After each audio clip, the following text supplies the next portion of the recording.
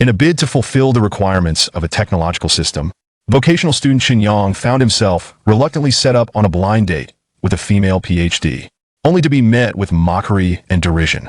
To his astonishment, upon returning to her research institute, the fusion data she obtained from Chen Yang was classified as a state secret. Consequently, the entire institute came under stringent control. When fusion experts, with skepticism in their hearts, visited the vocational school where Chen Yang studied, they bore witness to the birth of a man-made son. Chapter 1. A vocational student on a blind date with a female PhD? What an international joke. In Dragon Country, in the bustling metropolis of Magic City, at the Wujiao Square CAF. Are you Chen Yang? Inquired the female PhD, Ma Yuhua, her brow furrowed as she scrutinized the young man before her. Yes, I am Chen Yang, your blind date, he replied with a smile. Ma Yuhua's gaze fell upon Chen Yang's attire, an expression of discontent crossing her face. Upon glancing at the introduction card he presented, her disbelief escalated. You're from a vocational school? She exclaimed incredulously. Yes, from the nearby Longgang Vocational School, Chen Yang responded cheerfully. Are you joking with me? I'm a returnee PhD. What could a person like you possibly have in common with me? With that, she picked up her handbag, preparing to leave. Noticing her intent to depart, Chen Yang hastily intervened. How can you know if we are compatible without giving it a try? I've heard you specialize in nuclear physics coincidentally. I have a keen interest in it as well. Why don't we discuss it? You, a vocational student, expect to engage in a conversation about nuclear physics with me, a female PhD? What an absurd international joke. Ma Yuhua scoffed disdainfully at Chen Yang. That's not necessarily true, he replied with a grin. Isn't the hot topic nowadays controlled nuclear fusion? I happen to have researched that extensively we could have an engaging discussion. I could die laughing. You dare claim to have substantial knowledge about controlled nuclear fusion? My heavens, who bestowed upon you such audacity and confidence? Do you even know the processes and steps involved in controlled nuclear fusion? Ma Yuhua continued to belittle him, her condescension palpable. While she might have been indifferent to other subjects, when it came to controlled nuclear fusion, it was her domain. Even other institutions in the country dared not broach the subject in her presence. No one understood it better than her. It's not complicated, it's merely atomic collisions, fusion releasing energy, and then colliding again to release more energy, he stated nonchalantly. And then? She pressed. That's it. Controlled nuclear fusion is simply about extinguishing it at will. Chen Yang replied with casual ease. Ma Yuhua's disdain deepened. Did you look this up on some search engine? She inquired. Just a little, he admitted. Don't even think about tackling such a rigorous and complex topic. Even undergraduate theses seldom reference encyclopedic sources. You probably don't even know what CNKI is, do you? Ma Yuhua sneered again. You haven't even consulted an encyclopedia, let alone foreign literature. My English isn't very good, so it's normal for a vocational student to struggle with English, isn't it? Ma Yuhua remarked, showing no mercy. Chen Yang found himself at a loss for a retort. He indeed struggled significantly with the language. Just the sight of English made him anxious, and he felt bewildered upon hearing it. During his high school years, due to his academic disparities, he only managed to enroll in a vocational school in Magic City. As he was on the brink of advancing from a secondary vocational to a higher vocational program, he still couldn't escape the clutches of English. To avoid an English exam for his higher vocational studies, he had to strive for an exemption qualification. As long as I can create a tokamak device, I can be exempted and directly promoted. However, this endeavor was incredibly costly even with the assistance of the system. He would need at least 200,000 to 300,000 yuan. Fortunately, by completing this blind date and earning a commission, he would be able to gather the necessary funds. No worries, I'll take my leave now. I don't have time to waste like you do. As she stood to leave, Chen Yang realized they still had 10 minutes remaining. He needed to secure his payment. The matchmaking service had stipulated the importance of maintaining effective communication time, otherwise, he would lose money. He swiftly grabbed her arm. What are you doing? I have some materials here regarding controlled nuclear fusion that I'd like to discuss with you. You're just putting on a show, aren't you? Let go of me. Ma Yuhua retorted with another scoff. Chen Yang was unwilling to release her so easily. With 10 minutes to go, how could he let this slip away? He tugged and pulled, engaging her for over 10 minutes until Ma Yuhua could no longer tolerate it. Fine. I'm in a hurry. I'll thoroughly review it once I'm back. Is that acceptable? She snatched the materials from him, not allowing him another word before turning to flee. Chen Yang smiled to himself. 5,000 yuan in the bag, and I have my last piece of material. He understood the technology of controlled nuclear fusion better than anyone else, in fact. He had even previously sent such materials to the nation's foremost research institution, the Long Institute of Science and Technology, but to no avail, they had vanished without a trace. Who would pay attention to fusion data from a vocational student? It was a far-fetched notion. He had even attempted to visit the Nuclear Physics Research Institute at the Long Institute, but regrettably, he was turned away before he could even enter. With the entrance exams looming and the system's task regarding controlled nuclear fusion nearing its deadline, if he remained unacknowledged, the task would close, leaving him with nothing. The technological system he had acquired was merely at a primary level. Since you refuse to believe, I shall create it myself. A vocational student unworthy of nuclear physics? I shall show you. 5,000 yuan received. The intermediary's payment came through. Chen Yang beamed with joy. The final material expense was settled. A total expenditure of 287,500 yuan. Research truly is a costly endeavor. This was money he had painstakingly acquired, sacrificing much, including engaging in blind dates. Elated, he placed an order for the last batch of materials through the school's procurement website. He prepared only one copy of each material, anything he could create himself. He would not purchase as a finished product. Tokamak device, here I come. Chen Yang's eyes sparkled with excitement and anticipation. He was eager to witness what this legendary son would truly look like once created. At the Long Institute of Science and Technology's Magic City Nuclear Energy Research Institute, Yuhua, how did your blind date go today? A female colleague inquired with a smile. Don't even mention it.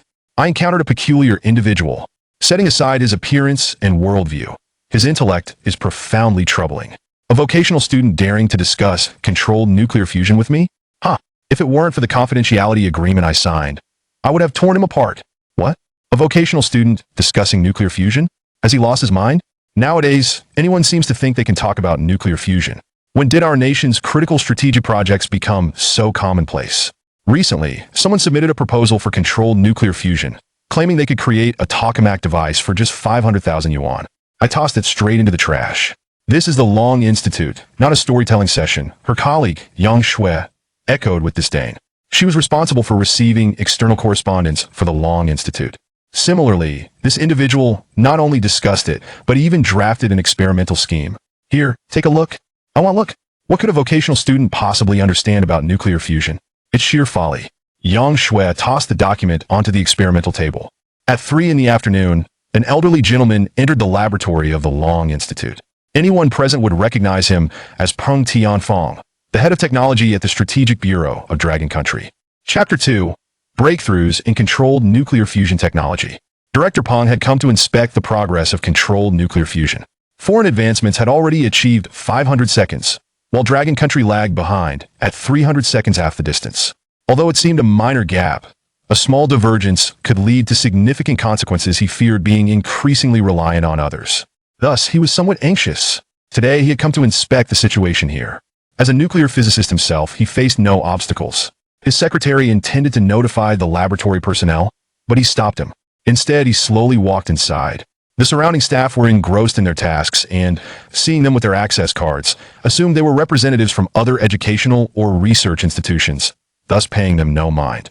Peng Tianfang approached the experimental table. After surveying the area, he felt relatively satisfied the Long Institute was indeed a national academic benchmark, executing each step with precision, and the researchers exhibited commendable professional integrity. I have a feeling that if this momentum continues, we will surely catch up to the United States quickly, Peng Tianfang remarked with a smile. His secretary nodded in agreement. As Peng Tianfang walked, he suddenly noticed an unattended document on the table, causing his brow to furrow. This was the Institute of Nuclear Physics, where all documents were strictly confidential, and every file had to be controlled.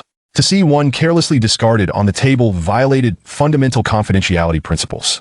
He approached and casually picked it up on the design and executable operation scheme of the tokamak device. Peng Tianfang's brow furrowed tightly. Such an important document carelessly left on the table shows a complete lack of awareness regarding confidentiality. His secretary, Fu Jinxing, remarked quietly. Peng Tianfang suppressed his inner frustration and began to flip through the contents. The first page immediately captured his attention. In summary, this method can effectively test controlled nuclear fusion, enabling ignition and cessation at will, facilitating the creation of a small sun. Upon reading the introductory statement, Peng Tianfang was utterly stunned, even momentarily disregarding the document's improper handling. He continued to peruse the contents, growing increasingly astonished and awed. A genius! simply a genius. Employing the powerful transitions of intermediate states to experiment with ultra-high temperature ignition conditions, this is truly imaginative. A stroke of genius. An absolute stroke of genius. Who could have conceived such an idea? Peng Tianfang could hardly contain his trembling excitement. It was simply too astonishing. Director Peng, do you mean to say that this proposal could genuinely lead to controllable nuclear fusion? Fu Jianheng, standing nearby, could not help but ask Peng Tianfang in disbelief. Since the concept of controllable nuclear fusion was introduced in the 20th century, it has been the relentless pursuit of scientists. Whoever manages to break through the technology of controllable nuclear fusion first will undoubtedly liberate themselves from energy dependence and emerge as the world's foremost superpower. A hallmark of society's transition from antiquity to modernity is the replacement of biological energy with fossil fuels. However, fossil fuels are unevenly distributed across the globe. Countries in the Middle East dominate fossil energy reserves, leaving others reliant on this industrial lifeblood for survival. Should controllable nuclear fusion succeed now, it would certainly eradicate dependence on these fossil resources entirely. More importantly, the energy derived from this process would be inexhaustible and limitless. Just 1 liter of seawater could yield energy equivalent to 300 liters of oil. Most significantly, controllable nuclear fusion utilizes the fusion of deuterium and tritium from seawater, resulting in harmless water, devoid of any pollution, a truly clean energy source. Whoever can truly master this technology will effectively gain immediate access to the realm of new energy.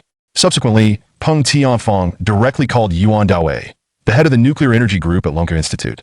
Old Yuan, how long do you intend to keep this from me? Have you already achieved a breakthrough in controllable nuclear fusion? Why haven't you informed me? Peng Tianfang said, a hint of anger in his voice. On the other end, Yuan Dawei was taken aback. Director Peng, what are you talking about? When did we achieve a breakthrough in controllable nuclear fusion? I wasn't even aware of such a development. How could I report it to you? Hearing Yuan's voice, Peng Tianfang sensed no deception. You genuinely don't know? Of course not. Moreover, I find it hard to believe this is true. Director Peng, have you examined it closely? Are you questioning my professionalism? I wouldn't dare. Director Peng, I merely think it seems improbable. According to previous projections, even under optimal conditions, it would take at least another 3 years to complete the theoretical design for controllable nuclear fusion. Currently, controllable nuclear fusion can only be sustained for less than 1,000 seconds, Yuan Dawei explained. Impossible. The proposal I possess is a mature design. I had several data points cross-checked, and they are entirely accurate. Furthermore, the overall design is innovative and bold, with strong originality. It cannot be wrong. Peng Tianfang, known for his stern demeanor, was uncharacteristically complimentary about the design. Even with his critical eye, he found no fault in it. Yuan Dawei was left in a state of shock. Could it be that someone in his research group had secretly achieved something monumental without informing him? He hastily inquired of Peng Tianfang. Who was the designer? Peng Tianfang hesitated for a moment, then glanced at the document in his hand. Finally, on the last page, he found the author's signature, Chen Yang, Longgang Technical School in Magic City. At that moment, Peng Tianfang felt as though someone were playing a prank on him. This was undoubtedly a breakthrough in controllable nuclear fusion technology. Moreover, based on the documentation, its feasibility appeared exceptionally strong. It could indeed be realized. Yet, to attribute such a document to a mere technical school student was beyond his belief. Absolutely could not accept it. The most pressing matter was to verify the authenticity of this document. No, the utmost priority is to ensure confidentiality. He then proceeded directly to the dean's office, dialing the red phone on the desk. Connect me to the Confidentiality Bureau, Feng Kaishan. The call was quickly answered. Old Feng, you need to dispatch personnel immediately to secure the Magic City Lunke Institute, and do so at the highest level of secrecy. What has happened? Kwa Fu has succeeded. The 973 project may be completed ahead of schedule. There was a moment of silence on the other end of the line. I will make arrangements immediately. I guarantee that not even a mosquito will get in. Soon, personnel from the Confidentiality Bureau arrived, and the entire Lunke Institute was placed under strict control. Observing the suddenly heightened tension at the Institute, everyone was left in a state of confusion. All ongoing projects had been proceeding as planned, without any groundbreaking advancements or developments that could impact the strategic level of the nation. Everyone felt bewildered, yet acutely aware that security measures had escalated to unprecedented heights. Ma Yuhua and others were particularly astonished, staring at the security personnel stationed at the entrance, resembling javelins, utterly dumbfounded. Chapter 3. The Dragon Riders helicopters take off, the entire school in lockdown. They were baffled by the sudden arrival of these individuals. Even more perplexing was the fact that the laboratory they occupied appeared to have become a focal point of scrutiny, and they were hastily required to sign non-disclosure agreements, even surrendering their mobile phones. That moment, Peng Tianfang entered the room with a measured gait. I can only imagine that everyone is curious about what has transpired to warrant such a commotion. The crowd below nodded in agreement. I can only assert that within the Dragon Science Institute, someone may have made history. Although I do not comprehend why he has remained silent, I must convey to that genius in my own way. This is Longhua, our territory. Whatever one wishes to accomplish, they need only proceed without hesitation. With us here, no malevolent spirits shall stir. There is no need for concern. Upon finishing my declaration, I cast a commanding gaze across the assembly. Witnessing Peng Tianfang's demeanor, the onlookers were momentarily taken aback.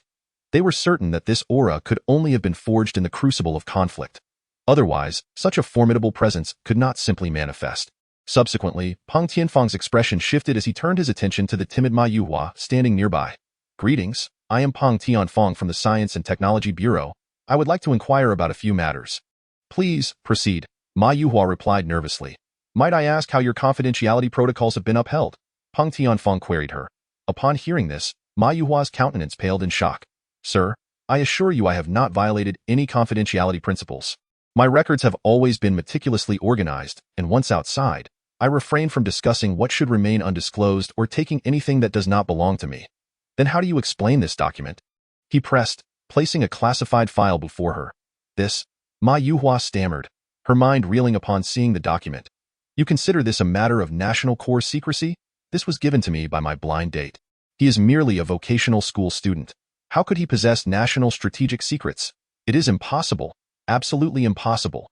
Ma Yuhua vehemently denied the implications. Yet, Peng Tianfang observed her closely, finding no signs of deceit, and furrowed his brow. You claim he is a vocational school student? Your blind date? Indeed. This fellow is particularly strange. I merely complimented him once, and he had the audacity to boast about his understanding of controllable nuclear fusion. He even brazenly claimed to have created a tokamak device. We have invested immense resources into this project, employing the nation's finest minds, and have barely achieved 300 seconds of sustained operation with key issues still unresolved. Yet he dares to assert he has solved it. Ma Yuhua's lips curled in disdain. When leaving, he insisted on shoving this into my hands. Had I not been in a rush to return, I would have disregarded it entirely. Upon hearing this, Peng Tianfang was momentarily stunned, surprised by the unexpected turn of events. Have you reviewed this proposal? A vocational school student's plan for controllable nuclear fusion? Are you suggesting one must possess a donkey's wit to even consider it? I have, she replied cautiously. Director Peng, I did not imply you possess such a mindset. I meant to convey that the methods outlined in this proposal are indeed feasible. I have convened experts for validation, and we anticipate results shortly. Hearing this, Ma Yuhua's expression was one of sheer astonishment. Director Peng, you cannot be jesting. Do I appear to be joking? Ma Yuhua met his grave and penetrating gaze. Too intimidated to respond. Just then, a soldier hurriedly entered, whispering something into Peng Tianfang's ear. His eyes gleamed with determination. Excellent, excellent. May the heavens bless Longhua. Relay the orders. The Dragon Science Institute is to be placed on high alert. Simultaneously, request the Special Operations Team to seal off Longyang Vocational School immediately. All individuals must sign non-disclosure agreements. Those who defy this order shall be charged with treason. Ma Yuhua, who had been standing nearby, felt a shiver run through her. This display seemed excessively grandiose. Peng Tianfang turned to her, his expression serious. The atomic energy experts have just validated that proposal. It is indeed viable and possesses tremendous executable potential. This means that the words spoken by your blind date were not mere boasts. They hold truth. Upon hearing this, Ma Yuhua was rendered speechless. Assemble the team. All personnel are to proceed to Longyang Vocational School. Peng Tianfang instructed the gathered crowd. Longyang Vocational School, the experimental building. Longyang Vocational School was merely a secondary vocational institution, equivalent to a high school. To expect such an establishment to house advanced experimental facilities was a fool's errand.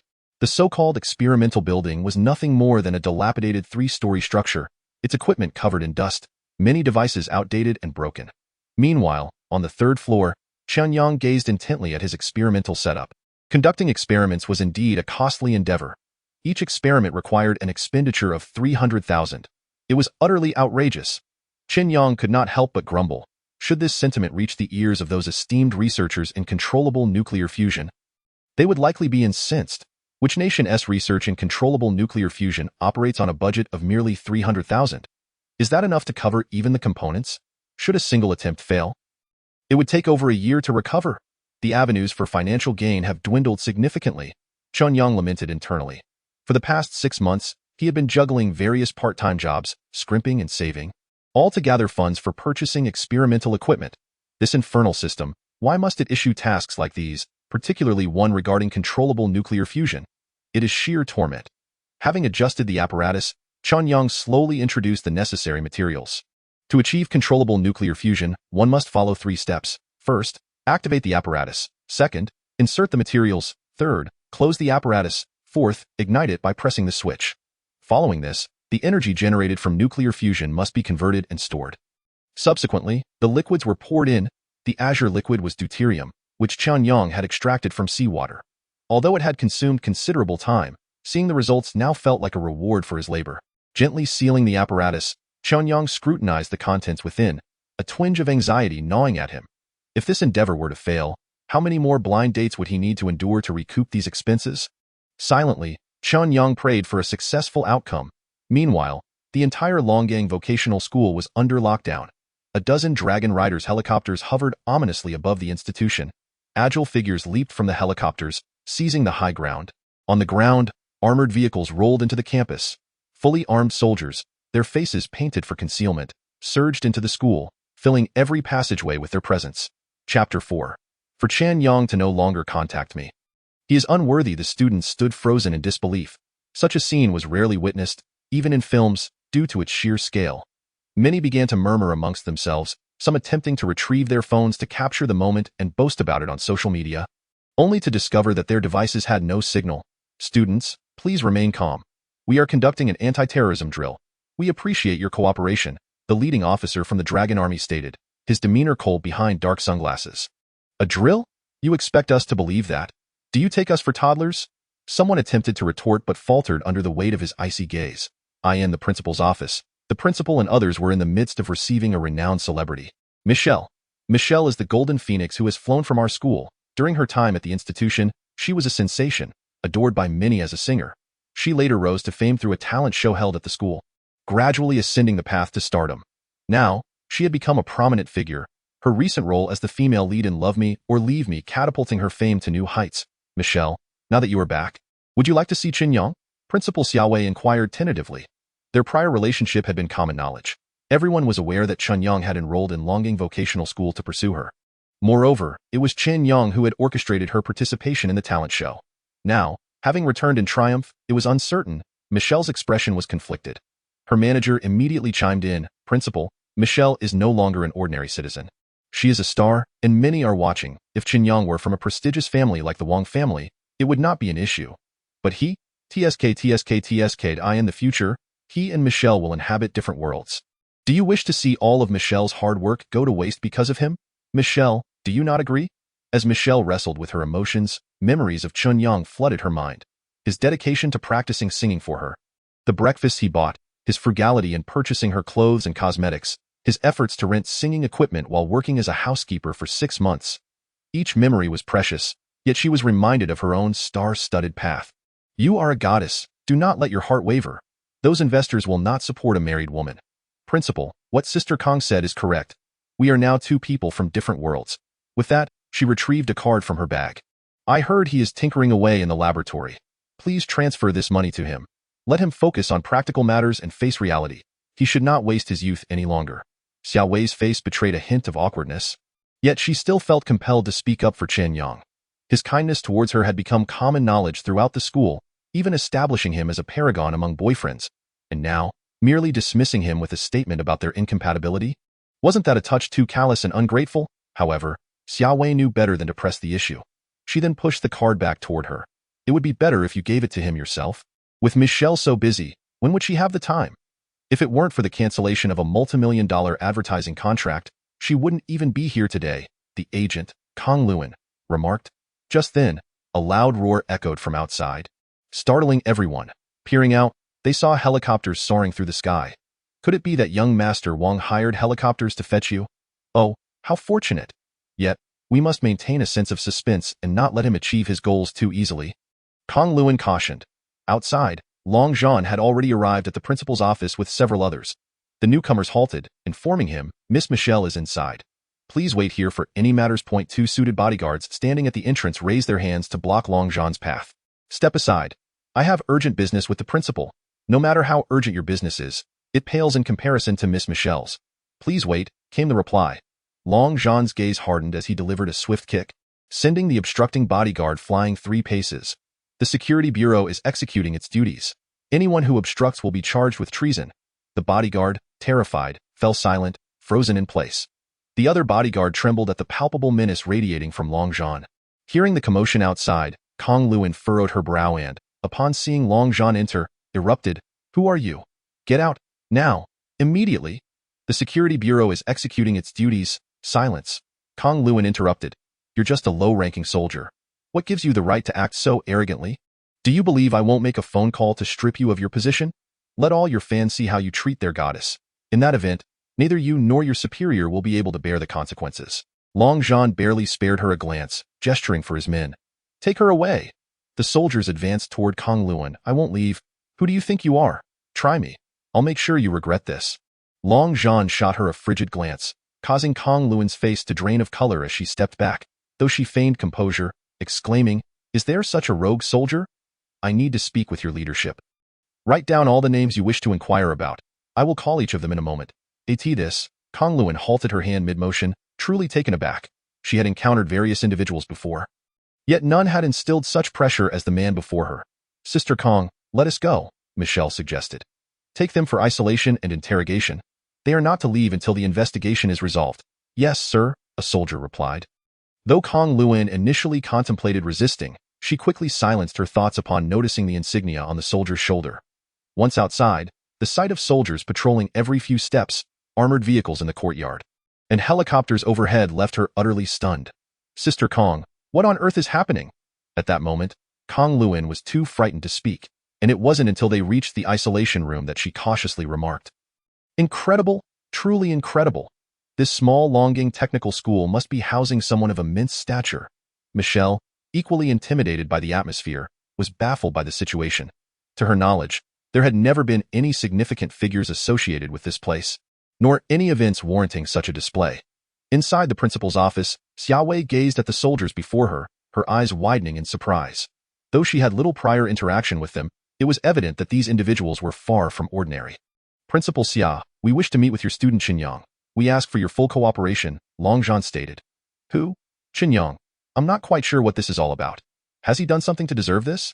Chapter 5. The deployment of the Falcon fighter jet, gathering of great figures. There a misunderstanding. Chen Yang is an exemplary student at our school, known for fostering camaraderie among classmates and respecting his teachers. He has committed no egregious acts, Xiaowei fervently defended, assuming Chen Yang had gotten himself into trouble. Principal Xia, there is no need for concern. We are here to invite Chen Yang, and there is absolutely no intention of coercion. Long Zhan assured her that's reassuring. Allow me to summon him, no need. We will personally go to fetch him, Long Zhan replied. Xiaowei was left utterly bewildered by Long Zhan's demeanor. Though unfamiliar with military ranks, she sensed that this individual held considerable authority, yet he was behaving rather humbly. Could it be that Chen Yang was the offspring of a significant figure? Before she could ponder further, she noticed Long Zhan signaling for her to lead the way.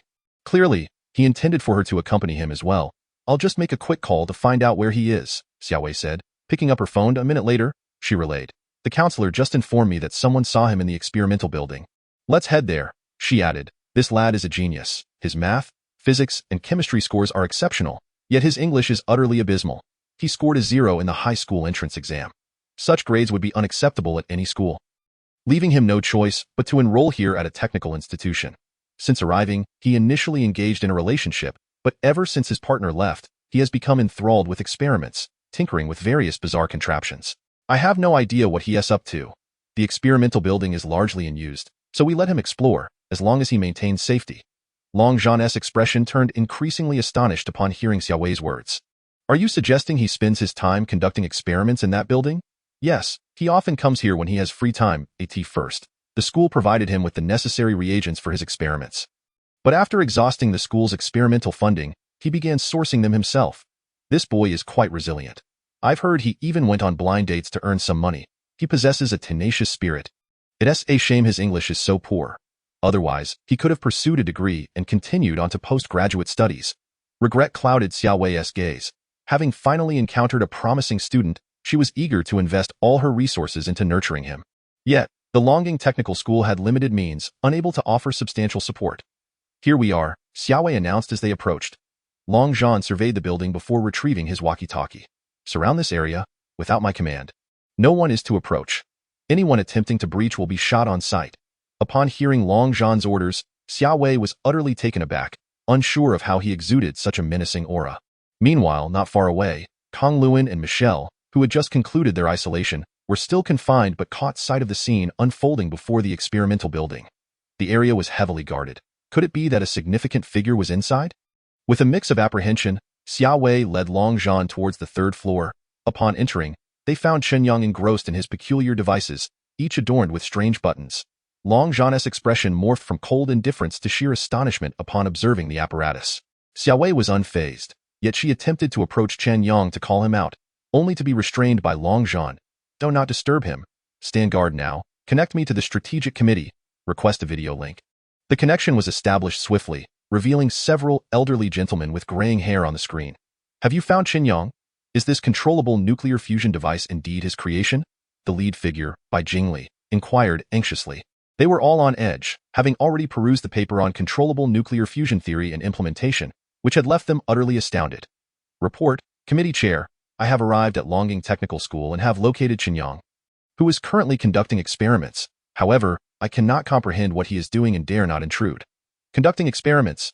With the level of experimentation at Longying Technical School, it should be no more than high school standard. What complex experiments could he possibly be undertaking? Committee Chair by Jingli remarked. Long Zhan's countenance shifted slightly before he focused the camera on Chen Yang. The lens was high definition, far superior to typical consumer cameras. Soon, the scene of Chen Yang at work filled the screen. He was indeed conducting experiments, and the proficiency displayed by a technical school student was commendable. Wait, this experimental apparatus? Why does it appear so peculiar? Bai Jingli exclaimed, and the other committee members immediately shared his agitation. The tokamak? It's a tokamak device. There is no mistaking it. That is an ion accelerator, and that is an ignition device. And over there is the reaction device.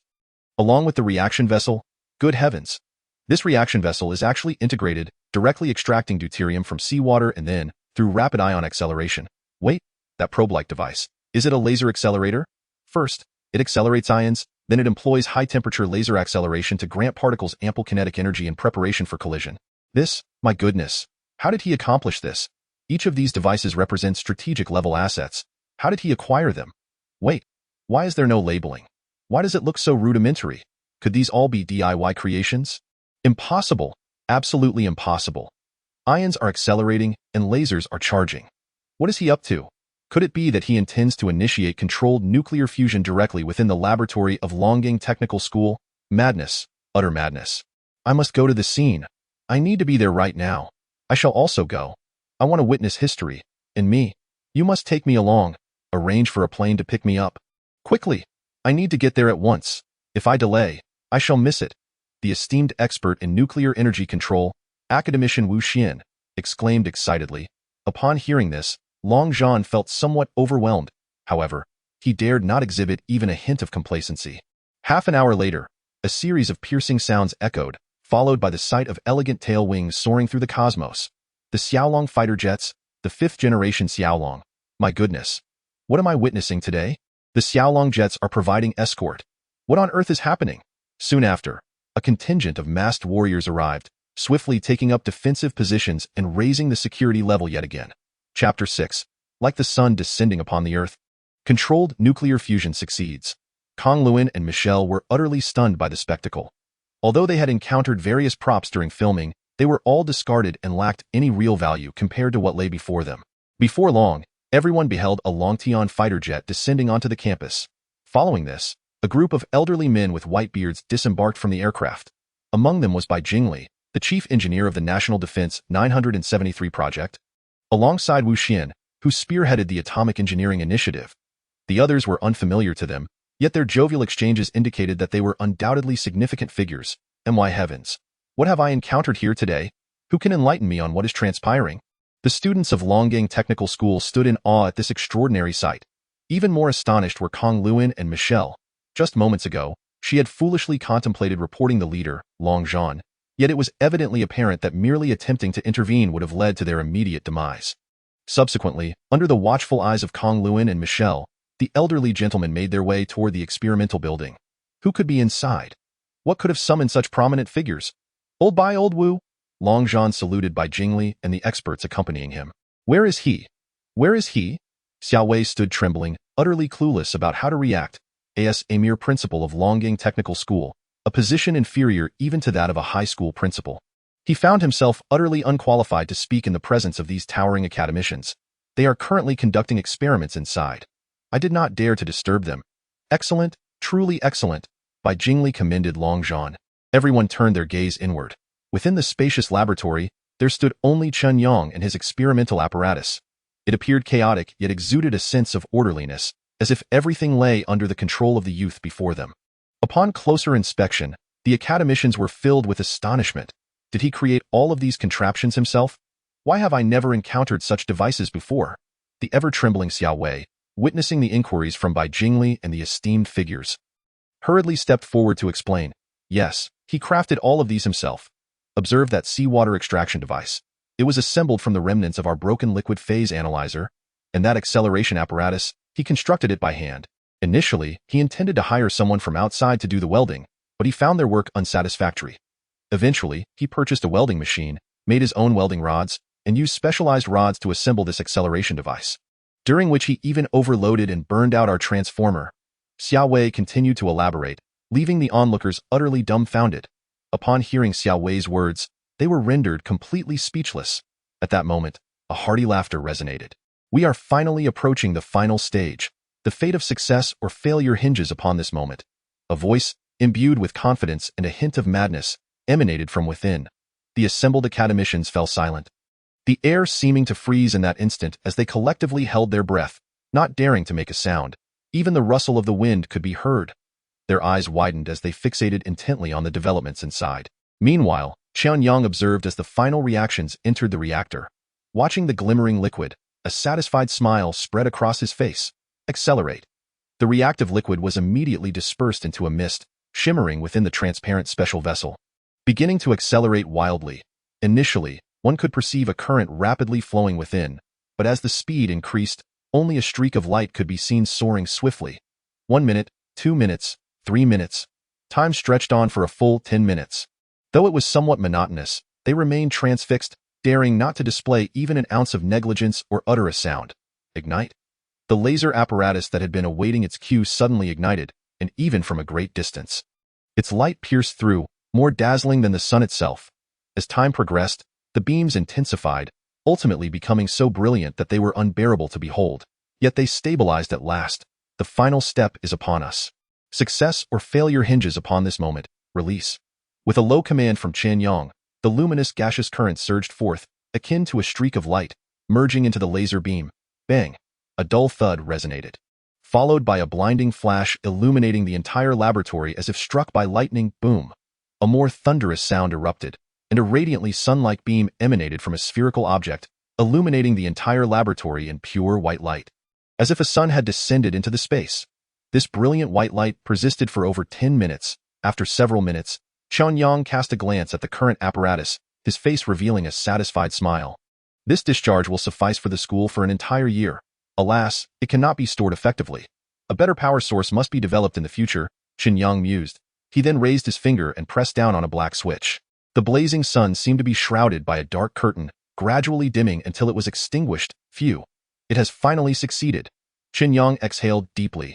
The expenditure of over 300,000 was not in vain. It appears that doing everything oneself is indeed the most economical approach, Chen Yang reflected once more. This remark happened to be overheard by Bai Jingli and the others standing at the door, nearly causing them to collapse in shock. 300,000. This controlled nuclear fusion apparatus cost merely 300,000. And it succeeded. A revolutionary milestone. A true turning point in history.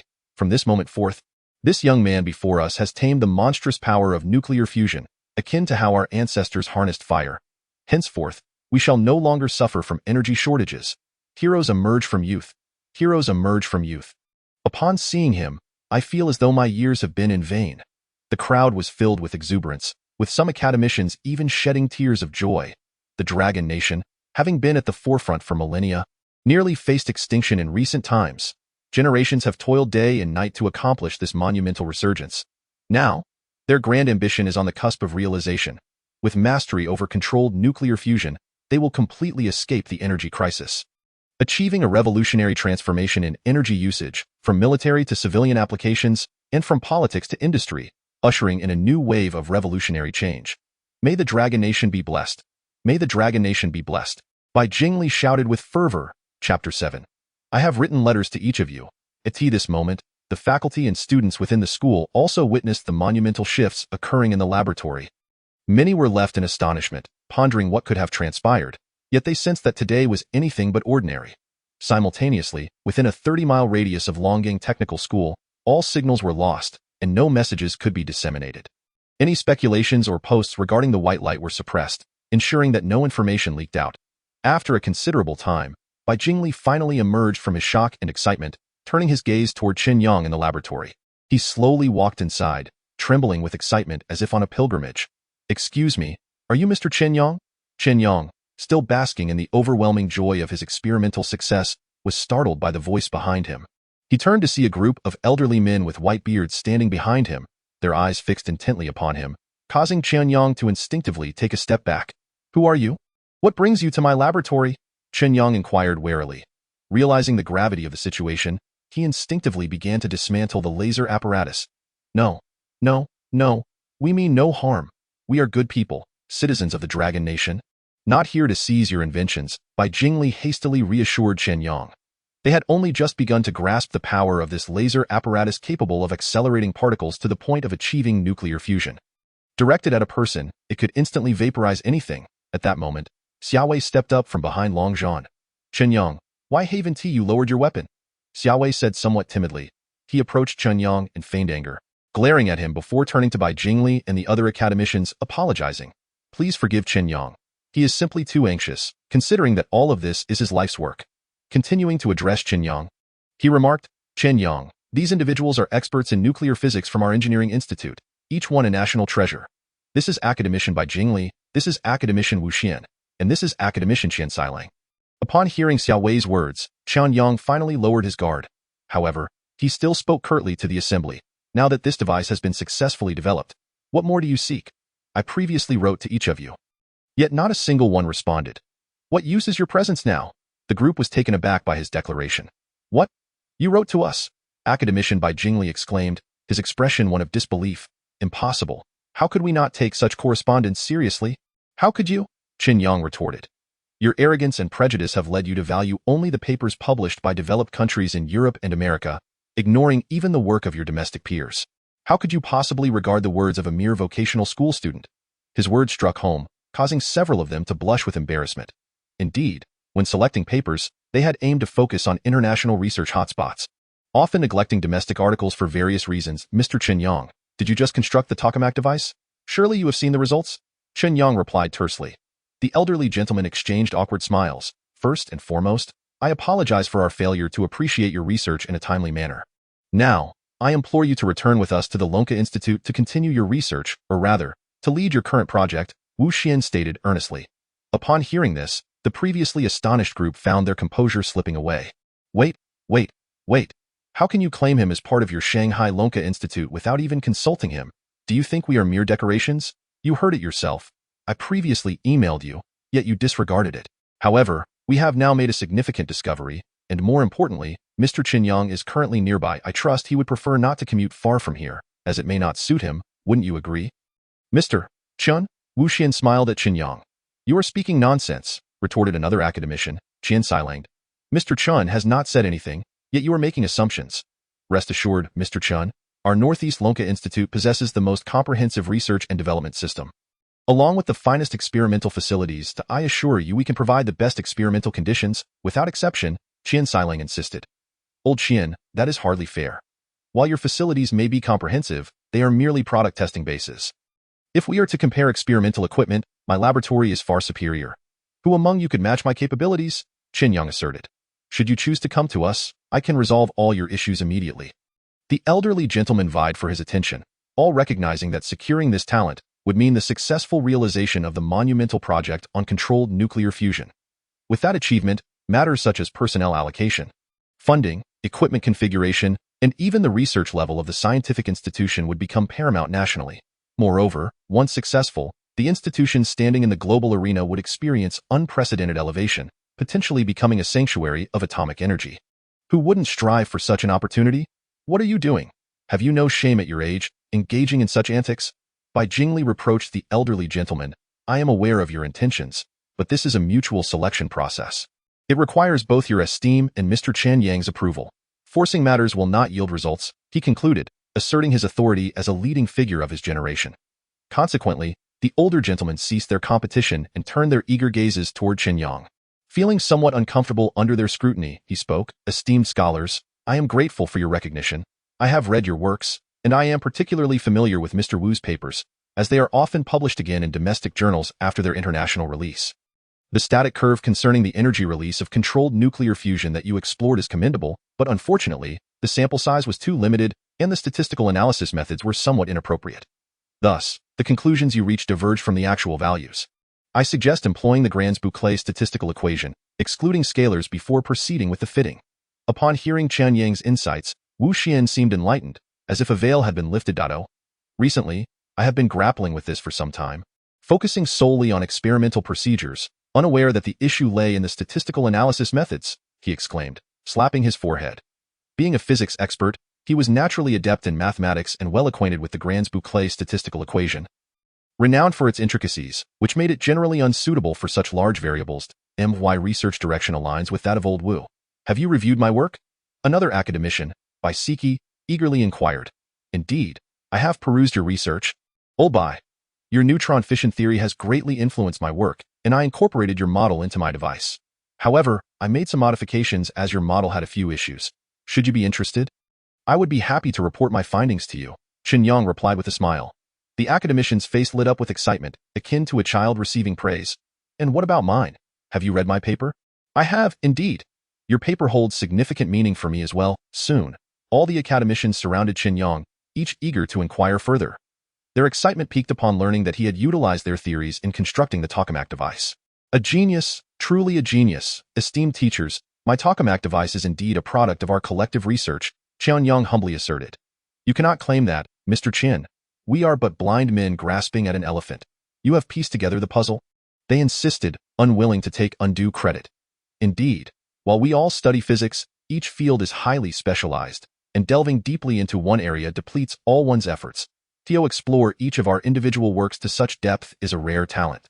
I have a question regarding your particle heating to high temperatures. How do your materials withstand such conditions? Bai Jingli queried. That is an excellent question, old Bai. This utilizes a multi-layer layout of fluid states. The higher the temperature, the lower the density, ultimately transitioning to a gaseous state that can be recycled. Chen Yang proceeded to explain. Upon completion, they were left in a WE.to. Hear you speak is indeed more enlightening than a decade of study. You are truly remarkable. I too have a question regarding my research topic, another academician interjected. Your inquiry is one I encountered during my work as well. You may find my approach useful. How did I not consider this? Ingenious. This design is exceptionally clever. Old Bai, it's not that I refuse to follow orders, but if Mr. Chen Yang does not come to my research institute, I will take legal action against the Ministry of Science and Technology to seek redress. Dream on, Mr. Chen, you are ours, another academician, who had posed a question, declared, unwilling to relent. The competition among them reignited. If their initial interest lay in the benefits of controlled nuclear fusion, they were now thoroughly impressed by Chen Yang's other capabilities. He was a treasure, an absolute treasure. Esteemed teachers, my English is quite poor. I fear I cannot. What is your lack of English proficiency matter? I can serve as your translator, and if I am unavailable, I can arrange for an English translator. My granddaughter specializes in English, which would be quite fitting, an elderly academician suggested. The others looked at him with disdain. You would even resort to using your granddaughter? As they observed the elderly gentleman surrounding Chen Yang, their conversation growing increasingly animated and extravagant, 3 hours had swiftly passed.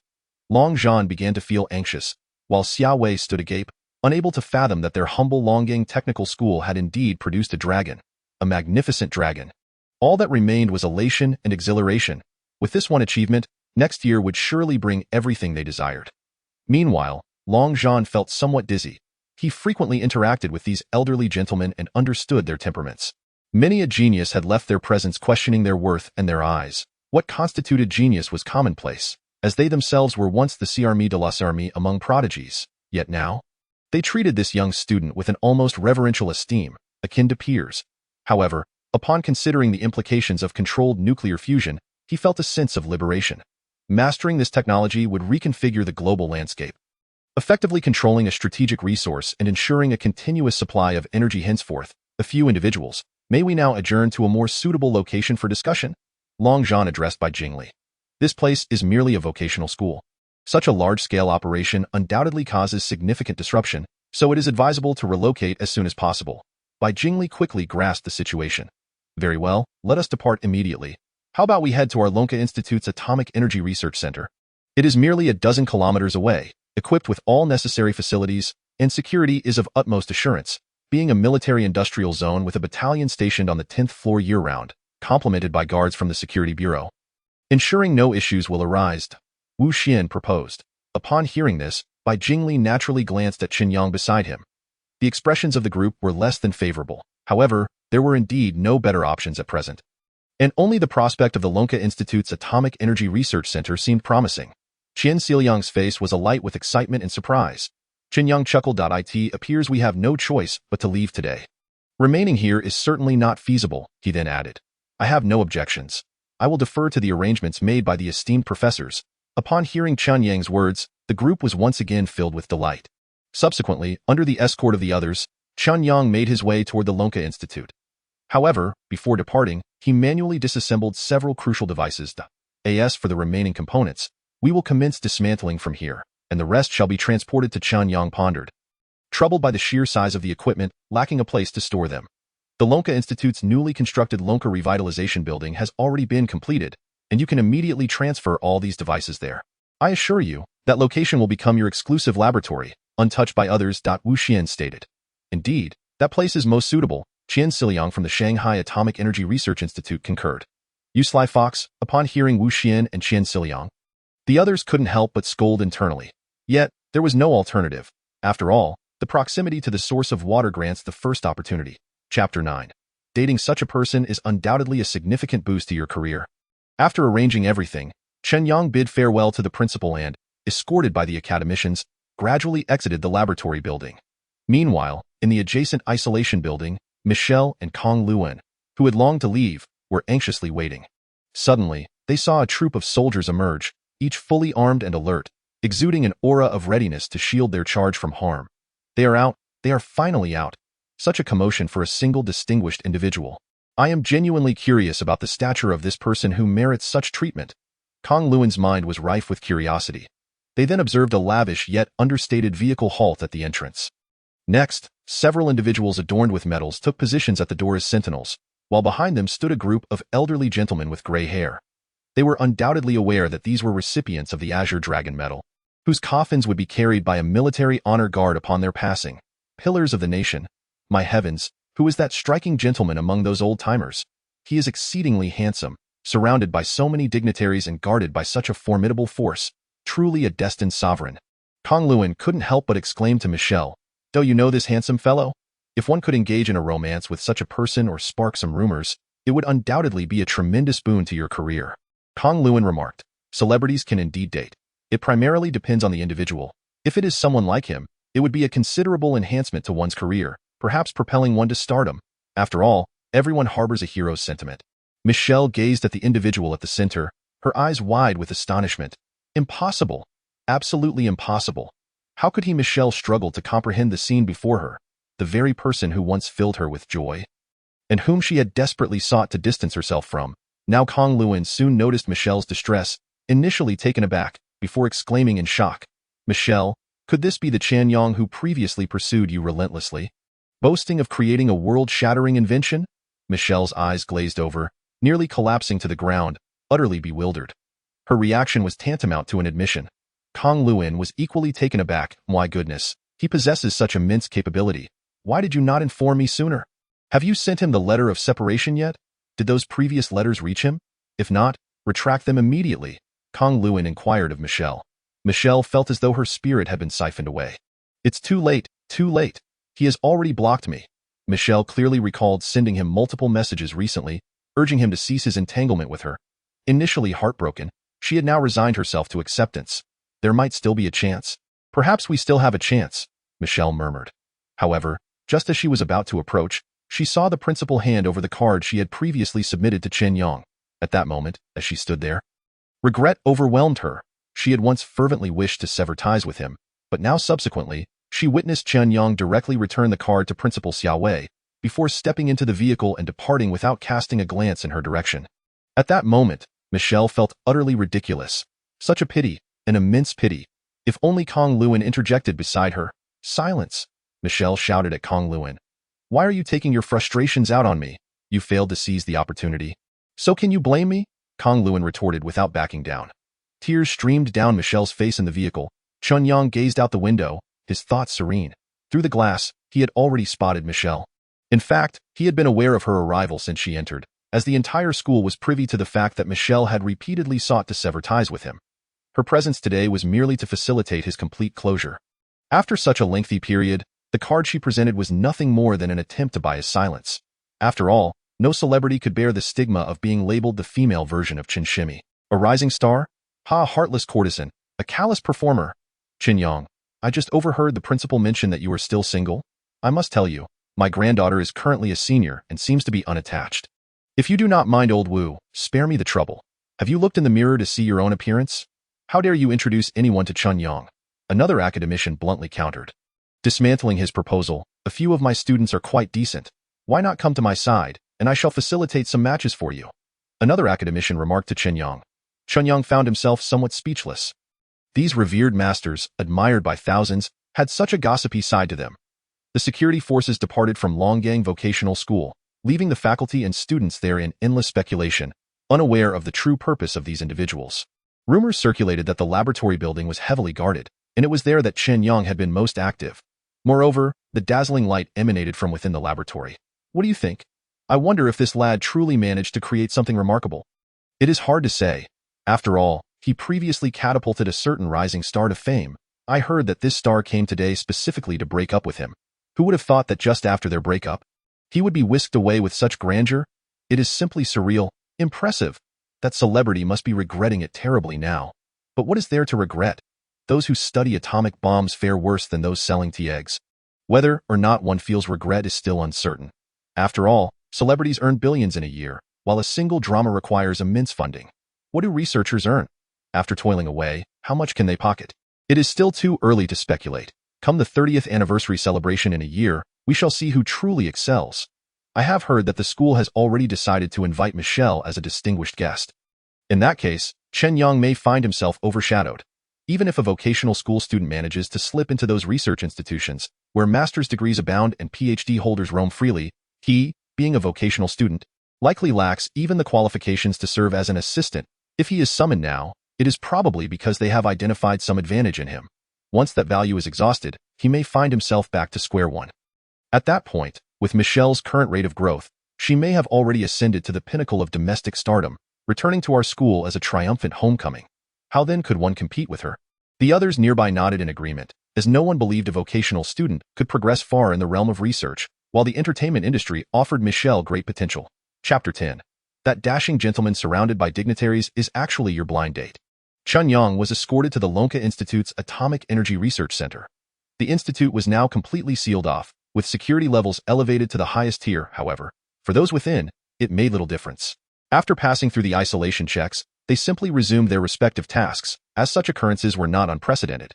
They are closely linked to the military-industrial complex, thus, they often find themselves in such situations. Ma Yuhua and her colleagues have concluded their quarantine review and have emphasized the origins of the controllable nuclear fusion materials. Furthermore, through technical means, they have managed to retrieve emails that had been discarded into the trash. Ma Yuhua and Yang Shui were both utterly astonished. How could the bigwigs at the Dragon Institute truly believe that such things could lead to controllable nuclear fusion? What a farce! Absolutely impossible. A technical school student, who merely glanced at a few things on Baidu, dares to claim an understanding of nuclear fusion that surpasses that of academicians. How can we bear this? Both were extremely indignant, finding the notion utterly laughable. Many shared their sentiments. They were all waiting for the security level to be lifted. However, several hours later, not only was the security level not lifted, but it had also been significantly heightened. The soldiers outside could be seen changing shifts, and the newcomers exuded an even more formidable aura, instilling a greater sense of terror. Good heavens, what on earth is happening? After all, he is merely a technical school student. Ma Yuhua couldn't help but express her incredulity. Just then, her phone rang. Mom, I can't return. It's all your fault for making me go on a blind date. What? The person on the blind date was someone you hired for me. Upon hearing this, Ma Yuhua felt as if she were on the brink of collapse. I am only doing this for your own good. Without comparison, there can be no pain. I just want to tell you that if you don't go on a blind date, your only option will be to find someone like that ignorant technical school student. Are you feeling a sense of crisis now? Her mother's voice brimmed with satisfaction. Emma Yuhua felt her mind was in disarray. Yes, I do feel a sense of crisis now. After hanging up, Ma Yuhua felt her thoughts were somewhat jumbled. At that moment, through the glass window, she noticed a convoy of armored vehicles suddenly enter the courtyard. Soldiers armed to the teeth disembarked from the vehicles. In peacetime, is such a security measure truly necessary? Ma Yuhua couldn't help but grumble. Then she fell silent, for she saw an elderly gentleman with a bushy white beard emerge from behind the armored cars. Good heavens, what on earth is going on? Is it a festival? Why are all the luminaries of our atomic energy field gathered here? Ma Yuhua's face expressed sheer astonishment. By Jingli, Qian Siliang, Wu Xian. Each name resonated like thunder. Everyone a national treasure and a figure of strategic importance. How could they all be gathered here? They were the mentors of her contemporaries. Indeed, the textbooks they studied and the research topics they pursued were crafted by these very individuals. Encountering even one of them was akin to meeting a deity, yet now she beheld them all? No wonder the standards were so elevated. Good heavens, it's simply a stellar ensemble. Yuhua, look, my goodness. Amidst the sea of greenery, there's a dash of red. Beside those elderly gentlemen, there stood a strikingly handsome young man. My heavens, could he also be a master? Look at how these esteemed figures treat him with such reverence. These are individuals of lofty stature. How could they hold that young man in such high regard? Yang Shue's eyes were wide with astonishment, her expression one of infatuation, covering her mouth in disbelief. Meanwhile, Ma Yuhua stood there, utterly dumbfounded. This, isn't that the boy I was set up to meet. What? Is this the peculiar individual you spoke of? The technical school student who achieved controllable nuclear fusion? Yang Shui asked in shock. Indeed, it is him. How? Ma Yuhua's words trailed off, her expression filled with disbelief, as if she had seen a ghost. Simultaneously, Yang Shui also came to the same realization and turned to look at Ma Yuhua. Could it be? Has he truly achieved controllable nuclear fusion? They exclaimed in unison, and why heavens, this is utterly insane. Impossible. Absolutely impossible. They vehemently denied it, considering it too fantastical to believe. A technical school student, overcoming a challenge that has stumped the world's leading scientists. However, after 3 minutes of calm reflection, they began to accept the reality. I believe it is quite likely true. He has indeed achieved controllable nuclear fusion, and the materials he released are authentic, even having been validated by these eminent figures. Although Yang Shui was reluctant to accept it, she had to acknowledge that this was the only possibility that could explain the current events. Hastily, Yang Shui rushed to locate those emails. Soon, through her search, she found the email amidst the spam. Initially, she hadn't even glanced at it. Now, she opened it and diligently read the first 3 paragraphs. My heavens, what have I missed? This is simply a genius-level conception. Why didn't I take the time to read it back then? I only saw the words technical school student. My error. It is entirely my fault. Yang Shui berated herself incessantly, however, just as she was engrossed in her reading. Suddenly, a series of urgent sounds erupted from the computer. Beep, beep, beep. An urgent alarm rang out, followed by a message appearing on the screen. This email has been designated as top secret and cannot be accessed without the appropriate authorization. Concurrently, the lab door swung open, and 2 personnel from the security bureau entered. Miss Yang Shui, you are suspected of unauthorized access to state secrets. Please return with us for an investigation. I didn't mean to. That email was one I had previously deleted, I thought. Any issues can be clarified upon our return, the security personnel stated. Upon hearing this, Yang Shui's face fell. She never expected that merely recovering a lost email would lead to such scrutiny. However, she also became more convinced that all these events were triggered by that technical school student's paper on controllable nuclear fusion. She was being watched by the security personnel. Footsteps echoed outside once more then, A group of people surrounded Chen Yang as they entered. Amongst those distinguished figures, there was a young man even younger than her, now encircled like a star among the constellations. All the materials were given to me by him. I did not disseminate anything, nor did I lose any. Yuhua hurriedly pointed at Chen Yang, exclaiming. Otherwise, Yang Shui would have been taken away. Chapter 11. Our mentor? Just this? At that moment, Ma Yuhua felt utterly embarrassed. She had ridiculed him during their blind date, and now, how humiliating. Hearing Ma Rong's words, the soldier glanced at Long Zhan. Long Zhan then turned to Chen Yang beside him. Chen Yang, please testify that this material was indeed sent to me by you, and that I have never tampered with it. Chen Yang stepped forward to take a look. Indeed, this is it. I sent it to her. Chen Yang confirmed. Upon hearing this, both Ma Rong and Yang Shui let out a long sigh of relief, realizing they would not have to undergo isolation review. It turned out she truly hadn't looked at it at all. To this day, it remained unread. Chen Yang glanced at the email and couldn't help but tease. You haven't even opened it yet. Ma Rong and Yang Shui's faces flushed crimson. Unable to refute. Indeed, the soldier stepped back. However, at that moment, academician Wu Xian, who had just entered, was no longer calm. Looking at Yang Shui, he couldn't help but express his anger. I entrusted you with managing my account so you could help filter emails. And what did you do? You tossed such an important email into the trash, allowing talents like Chen Yang to languish until now. I don't even know how to express my disappointment in you. Yang Shui trembled in fear, not daring to retort in the slightest. Previously, she had merely assisted academician Wu Xian with managing some meeting invitations and other documents, helping him with initial filtering. However, who could have anticipated the existence of such an extraordinary individual as Chen Yang, who sent something so significant via email? Oh well, this cannot solely be blamed on her. Chen Yang remarked calmly. Upon hearing Chen Yang's words, Wu Xian ceased his inquiries. He continued, Mr. Chen Yang, from now on, we are family. I have selected a laboratory for you. I will take you to see it shortly. Additionally, I know you will need assistance. Everyone in my lab is here, so feel free to choose whomever you wish. I guarantee I will not obstruct you. Upon hearing Wu Xian's words, a smile spread across Chen Yang's face. Professor Wu, you are too kind. Just call me Xiao Chen. That won't do. In the realm of academia, merit prevails. You have conquered controllable nuclear fusion. You are our teacher. How could I dare to call you Xiao Chen? How about this? I will call you Chen Yang, and you can call me Old Wu. Wu Xian said with a smile. Chen Yang chuckled, nodding in silent agreement. The crowd in the laboratory was utterly astonished. What?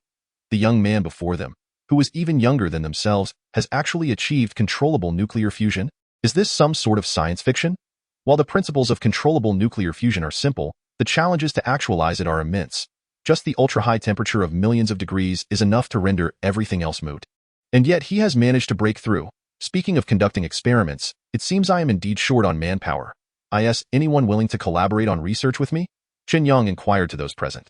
Conducting experiments alone can sometimes be rather challenging. Previously, he was concerned about the insufficiency of manpower. To his surprise, in the blink of an eye, Wu Xuan had resolved this issue for him. Could it truly be a controlled nuclear fusion project? A figure clad in a white lab coat inquired of Chen Yang. That of course, it is. Wu Xuan replied, I want to be part of this project, exclaimed another, followed by others echoing the sentiment, eager to contribute to the nation's revolution in renewable energy. The office was instantly abuzz with excitement. This was a project that could alter the course of history. Who wouldn't want to be involved? It seemed that everyone's enthusiasm was palpable, Wu Xuan remarked with a smile. However, he soon appeared to contemplate something that may not be feasible. Each of these individuals has their own projects. If they all joined you, their mentor's work would be neglected, Wu Xuan stated. Each mentor has recruited their own graduate students to assist with their tasks. And if those students were to join Chen Yang, the projects of other mentors would be left unattended. Should those projects remain incomplete, those mentors would be unable to fulfill their responsibilities and could face termination from the university. How about I assign some of my students to you? After a few months, you can recruit on your own, he suggested. But that is not acceptable. You have many projects of your own, Chen Yang protested. It's all right. I have ample time for my projects, and besides, how can my work compare to yours? Wu Xuan insisted. Yet, no matter how Wu Xuan argued, Chen Yang remained steadfast in his refusal. He simply could not accept such an arrangement. Seeing Chen Yang's unwavering stance, Wu Xuan had to think of another solution. Chen Yang, what kind of students do you desire? Obedient and capable of working hard, Chen Yang replied with a smile. What about interns? Would you find them unsatisfactory? Wu Xuan asked awkwardly with a smile. As long as they can work, that's fine, Chen Yang responded. Upon hearing the word intern, those nearby could hardly contain their envy. What a misfortune to be born at the wrong time. These interns were students transferred from other institutions. Though they were respectable in their respective schools, they paled in comparison to the well-established students here. They merely sought to embellish their resumes before returning home. Moreover, they were all undergraduates. Participation in such a project would undoubtedly bolster their future academic pursuits. Shortly thereafter, a few individuals approached Wuxuan and Chen Yang. "What do you think of these students?" Wuxuan asked Chen Yang. Upon seeing the students, the others couldn't help but feel even more envious. "All right, let us take these three." Chen Yang nodded in agreement. "Songji, Panjun, Zhou Hui. You three listen closely. From now on, he will be your teacher. Make sure to learn diligently from him," Wuxuan instructed the trio. The three exchanged glances filled with disbelief. "The mentor? Him? He doesn't even seem older than us. This mentor is extraordinary. If you follow him closely, you will undoubtedly achieve remarkable results and soon become pillars of the nation," Wuxuan assured them. "What? Pillars of the nation?" The three couldn't help but smile ruefully. They were currently worried about graduating, let alone becoming pillars of the state. Moreover, this teacher before them, extraordinary? He hardly seemed older than they were. Although they were puzzled, they dared not voice their doubts. Wuxuan had introduced them, and it would be a grave offense to refuse or contradict him. "Teacher Chen, is there anything else you need assistance with?" Songji couldn't help but ask. "Not at the moment," Chen Yang shook his head. "When do you think we can begin working?" Panjun followed up. "Anytime," Chen Yang replied with a smile. The three interns, Chapter 12, the new laboratory, successfully reconfigured again. "Oh, by the way, Chen Yang, didn't you mention that your English isn't very good? Just so happens I have a suitable candidate who can serve as your translator," Wuxuan said. At that moment, a girl clad in denim shorts, her hair tied back in a ponytail, with a fair complexion and lively eyes, entered the room with a small bag slung over her shoulder. The laboratory immediately buzzed with excitement at her arrival. However, the young beauty seemed oblivious to her surroundings and instead pouted at Wuxuan, saying, "Grandpa, everyone else is a disappointment. You're the one failing me. I want to conduct experiments, witness great inventions, and work alongside remarkable scientists like you. What does it mean for me to follow this little boy?" "Little boy? You have no idea of his prowess. Teacher Chen is an exceptionally accomplished scientist," Wuxuan replied. "I don't believe it. I can't accept that a technical school student is a great scientist, especially one who can't even speak English. How has he conducted experiments in the past, if he can't comprehend the reference materials?" Wu Jing pouted, tossing her ponytail as she addressed Wuxuan. "Teacher Chen is different. He is a genius. Spend some time working with him, and you will understand," Wuxuan insisted. Wu Jing realized she had fallen into a trap. No matter what she did, she could not escape this predicament and could only resign herself to her fate. Subsequently, Chen Yang led the three students, who were older than him, along with Wu Jing into the laboratory. Although it was labeled a laboratory, it was essentially just an empty room. Upon entering the newly assigned space, Wu Jing lamented, "This is too much. How could the laboratory be so bare? Not even a decent experiment table. Are they trying to take advantage of you as the newcomer?" Though she had some doubts about Chen Yang. Now that she was part of the team, she naturally had to consider the team's interests. "You've misunderstood, Wuxuan. I requested it to be this way," Chen Yang explained. "Many of my experiments require personal involvement, so my needs differ greatly from those of other laboratories, which is why there is so much open space." Hearing Chen Yang's words, the others looked at him in confusion. "Without laboratory equipment, how can we conduct research?" Wu Jing inquired of the three. "I don't know. I've never seen anything like this," Zhou Hui and the others replied, equally perplexed. Just then, several boxes were brought in from outside. Upon seeing the leader, the group fell silent. Even Wu Jing subdued her demeanor. "Teacher Chen, if there are no issues, please sign here," Long Zhan said respectfully as he approached Chen Yang with documents in hand. After inspecting the items and confirming everything was intact, Chen Yang signed without any hesitation. "You're too courteous. It's my duty. If you need anything, just call for me," Long Zhan replied. He then saluted Chen Yang and turned to leave. As they watched Long Zhan depart, the group exhaled in relief. Zhou Hui and the others were intimidated by Long Zhan's formidable presence, while Wu Jing had experienced his sternness firsthand, clearly having been reprimanded by him. Hence, they were frightened. Once Long Zhan was gone, Wu Jing approached Chen Yang and couldn't help but praise him. "You're impressive. You managed to handle that stern figure." Chen Yang smiled but did not respond. "Let us get started and set this equipment up," he instructed the group. Before long, the equipment was assembled. "Wow, this is fascinating," Wu Jing exclaimed, observing the seemingly cobbled-together apparatus. Yet, when combined, it exhibited a unique harmony. Zhou Hui chimed in. "Teacher Chen, where did you acquire this testing equipment?" The trio gazed at Chen Yang with curiosity. "I built it myself," he replied. "We are at the Institute of Atomic Energy Research at Lunka University." A nationally prioritized institution. We can't skimp on resources. If you need anything, just buy it directly. The old man brought you here. Surely he wouldn't deny you funding, Wu Jing asserted. This equipment cannot be purchased. What kind of equipment?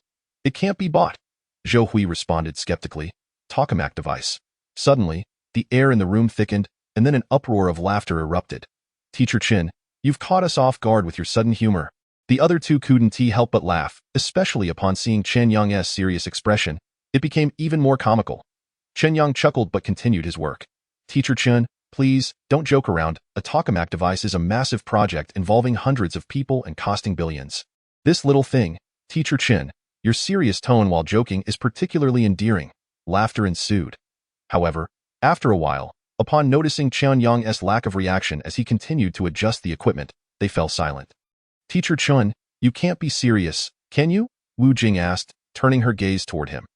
Chen Yang smiled but remained silent, continuing to tend to his equipment. Seeing his demeanor, they exchanged glances, then turned to the devices. Impossible. Absolutely impossible. Could these items truly fulfill such a function? A tokamak device? Controlled nuclear fusion? Had they lost their minds? This completely shattered their understanding. 20 minutes later, Chen Yang completed the adjustments. Beside them stood a massive energy storage capacitor. Chen Yang glanced at them, smiled, and then, before their astonished eyes, pressed the button. Bang!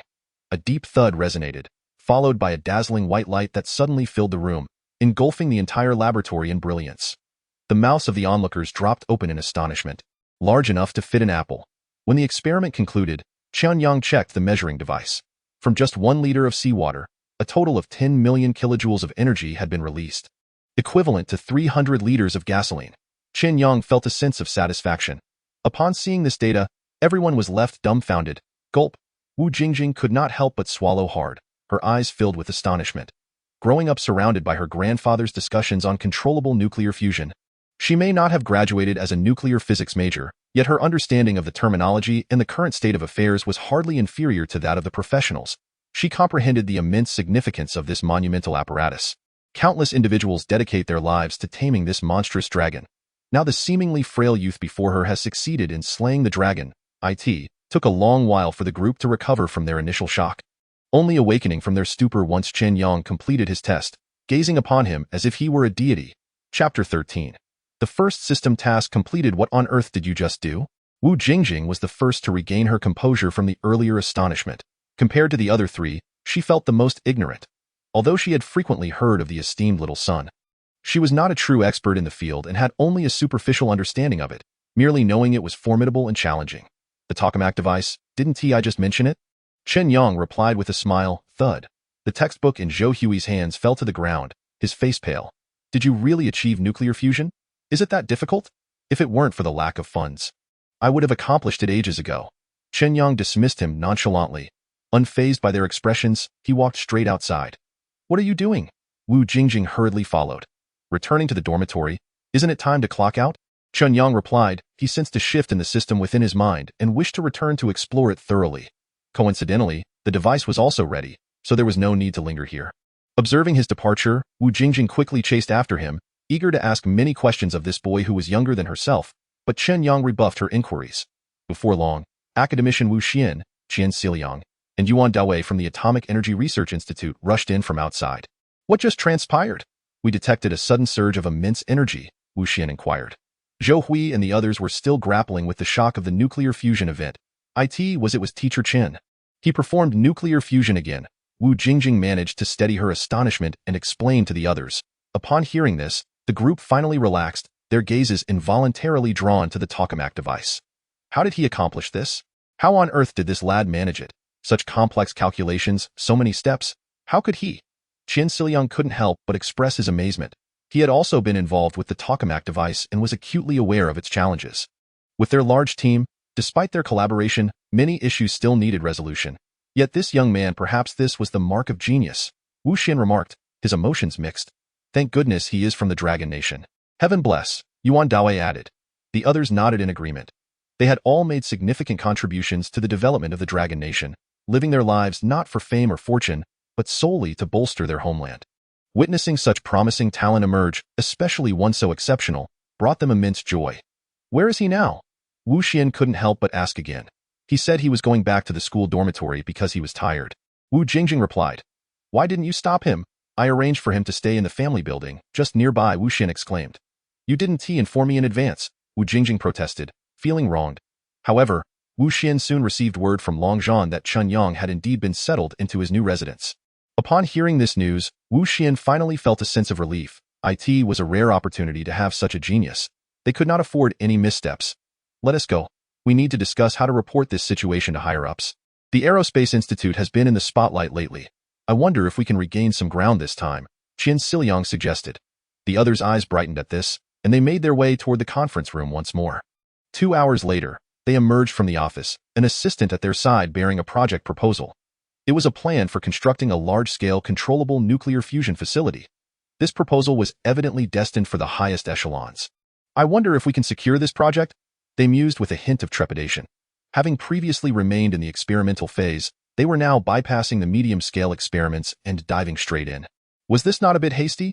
Yuan Dawei expressed his concerns. Although he was the head of the Atomic Energy Institute, in the presence of these esteemed academicians, he felt more like a subordinate. While the procedural haste might seem excessive, the circumstances were indeed unique. Moreover, with the international climate becoming increasingly tense, it was imperative to showcase their strength to the world. Even though 10 billion seemed excessive, if they could successfully complete this endeavor, the potential returns would be significant, a veritable windfall. Wu Xian furrowed his brow. Very well, since everyone has made a decision, let us report it. Ensure Long Zhan protects his safety. Even if I have to take a bullet myself, that boy must be kept safe, Wu Xian declared, then turned to his granddaughter Wu Jingjing. So, what do you think? Have I found you a genius? This is not merely a genius. It is utterly astonishing, especially witnessing that flash of white light. It felt as if that boy conjured a sun out of thin air, yet despite her awe, she pouted in a feigned display of modesty. That is hardly a genius. He is clearly a freak. Geniuses tend to have their quirks, Wu Xian chuckled. You must fully support his work from now on. If he needs any assistance, be proactive, Wu Xian instructed. Is there anyone who would throw their granddaughter under the bus like this? My silly granddaughter. I'm not throwing you under. I'm giving you an opportunity. Seize it well. Unbeknownst to Chen Yang, who had already returned to his apartment building, he had just stepped into the dormitory that Wu Xian had arranged for him. Although referred to as a dormitory, it was, in fact, a two-bedroom apartment equipped with all necessary furnishings and appliances. While not luxurious, it was clean and cozy, evoking a sense of home. Chen Yang lay on the bed and slowly closed his eyes. At that moment, a new interface emerged in his mind. The multiverse technology system. From initially being a stranger to this system, he had now grown accustomed to it. Rather than merely a system, it felt more like a space. Within it was a bright yet empty room filled with information from the system. Congratulations, host. You have completed the controllable nuclear fusion task and earned 1,000 technology points. You have acquired 1/10 of the interstellar shuttle's blueprint. Reward: 1 hour of access to the future library. Technology points can be traded with the system for technology, theories, materials, finished products, etc. As the technology points appeared, a redemption page manifested within the system. The page displayed a variety of items: perpetual motion machines, interstellar explosion waves, quantum channels, elixirs of immortality, X-materials. However, upon seeing the prices of these items, Chen Yang felt a bit dazed. Even the cheapest interstellar shuttle required 1 billion technology points. Having only earned 1,000 points for producing controllable nuclear fusion, he wondered what could possibly yield 1 billion points. What exactly was this future library? His eyes were filled with curiosity. The future library is a model constructed by simulating the developmental trajectory of cosmic civilizations, encompassing the various achievements experienced by a civilization from its inception to its demise, along with potential years of occurrence for these achievements. Chapter 14. Exploring the Future Library. Embracing new tasks. Upon reading this explanation, Chen Yang felt perplexed. Could it be that Earth has yet to reach the point in time where it can simulate corresponding developmental paths? Suddenly, a thought struck him. He found himself transported to a peculiar space. The Future Library. Contrary to his expectations, there were no books in this space, but rather spheres of light. These are energy points that can be directly transmitted to the human brain, allowing knowledge to be instantly implanted, thereby forming corresponding neurons and creating one's own understanding. Hearing the system's explanation, Chen Yang marveled at the sheer wonder of it. There was no need for traditional learning, as one could simply download this information into their mind. He then began to peruse the various items. Cancer technology, 3012 AD. Interstellar spacecraft, 2617 AD. Lightspeed curvature spacecraft, 4129 AD. proton collision electromagnetic cannon, 2633 AD.AS. He surveyed these items. Chen Yang's eyes sparkled with excitement, in addition to books and technologies. There were also artistic and literary works. What astonished him the most was that the future communication system consisted of a small sensor worn on the body, enabling human-machine interaction, transmitting sound, images, and even sensations through electromagnetic perception. Upon reopening his eyes, he was filled with awe, unable to fathom that future technology could reach such heights. Alas, these advancements felt far beyond his reach. For now, it was best to take things step by step. Upon reopening his eyes, Chen Yang's gaze sharpened, for in witnessing the might of technology, he also perceived the dangers lurking in the vast cosmos. Countless civilizations had perished before they could even flourish. These dangers would accompany technological growth and advancement, an ever-present shadow. The technological achievements of the Blue Star from the years 2100 to 2490, spanning nearly 4 centuries, have astonishingly yielded almost no progress in science and technology. Furthermore, the subsequent civilizational advancements appear to be shrouded in ambiguity, fluctuating unpredictably. Could this also be an ominous portent regarding the fate of the Blue Star? Chen Yang's thoughts were somewhat disordered. Never mind, there is no need to dwell on such matters. It is still the 21st century, and the year 2100 is a long way off. Why overthink it? Chen Yang reassured himself. Meanwhile, the voice of the system resonated once more in his mind. System task: construct a small arc reactor. Deadline: 3 months. Materials: to be prepared by you. Support: a feasible plan based on current technology. Successful completion of the task will yield rewards, while failure will result in task termination. Will the host accept? 3 months to create a small arc reactor. Having just completed controllable nuclear fusion, another small arc reactor. Aren't these two concepts rather similar? Chen Yang pondered. Since he had nothing better to do, he decided to accept. Ding! Task acceptance successful. Subsequently, a point of light appeared within the recesses of his mind. Then, a set of plans emerged, a feasible plan for the small arc reactor. After reviewing the plan, Chen Yang felt a throbbing headache. It was an excruciating headache. That point of light was far more advanced than the luminous spheres in the library of myriad realms. Upon his touch, it took root and flourished in his mind.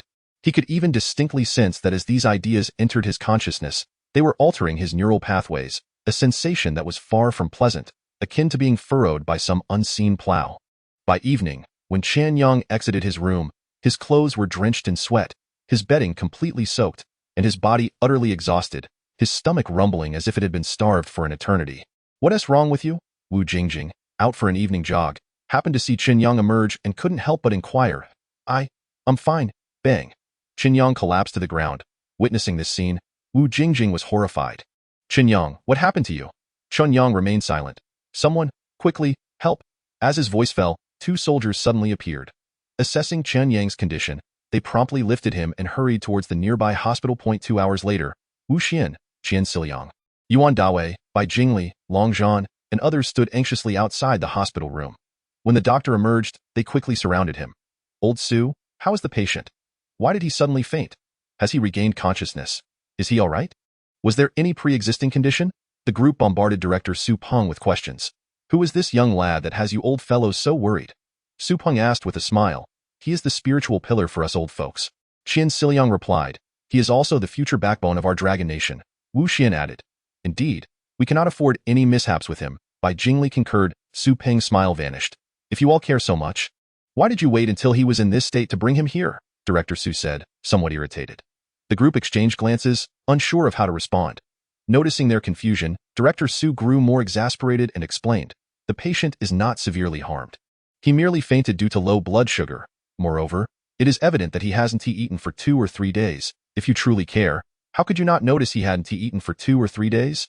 Wu Xian's expression darkened, and he turned to Long Zhan, standing nearby. "Long Zhan, how do you explain this?"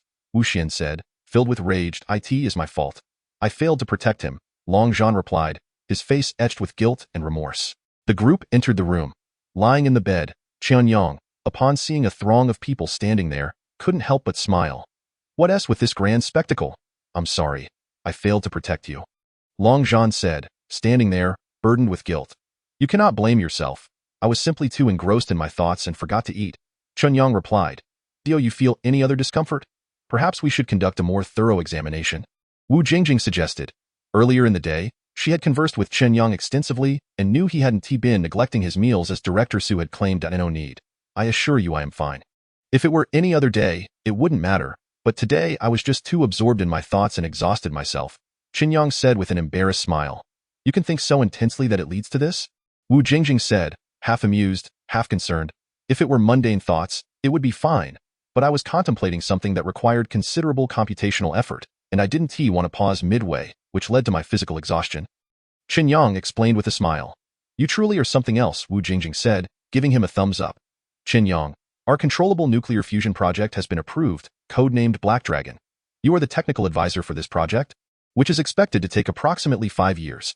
The next 5 years may prove to be quite demanding for you, Chen Yang said, handing Chen Yang a document. Hearing this, Chen Yang sat up in shock. No, absolutely not. I refuse. Chapter 15 I want to build an arc reactor. I have no time to be a consultant, Chen Yang, Wu Xian, and the others had already reported the controllable nuclear fusion project to the higher-ups. And to their delight, the project received significant attention and was approved in record time. This was undoubtedly thanks to the coordination efforts of Peng Tianfang. In fact, much of the validation work had already been undertaken when Director Peng received Chen Yang's proposal. Now, it was merely a matter of having the review experts double-check and file the project with other departments. Even more crucially, all the experts had witnessed the small model of the nuclear fusion reactor that Chen Yang constructed. This was a clear demonstration for them. What could be more convincing than this? With the project now approved, it was certain that Chen Yang would be involved, and as a leading participant no less. They had anticipated that Chen Yang would gladly accept, but to their surprise, he was now rejecting the offer. Chen Yang, rest assured. Although you'll merely be a consultant for this project, we engineers will prioritize your opinions. And you could easily take the lead if you wish. As for the title of chief engineer, we will naturally restore it to you once the time is right in a year or two. Chen Yang assured.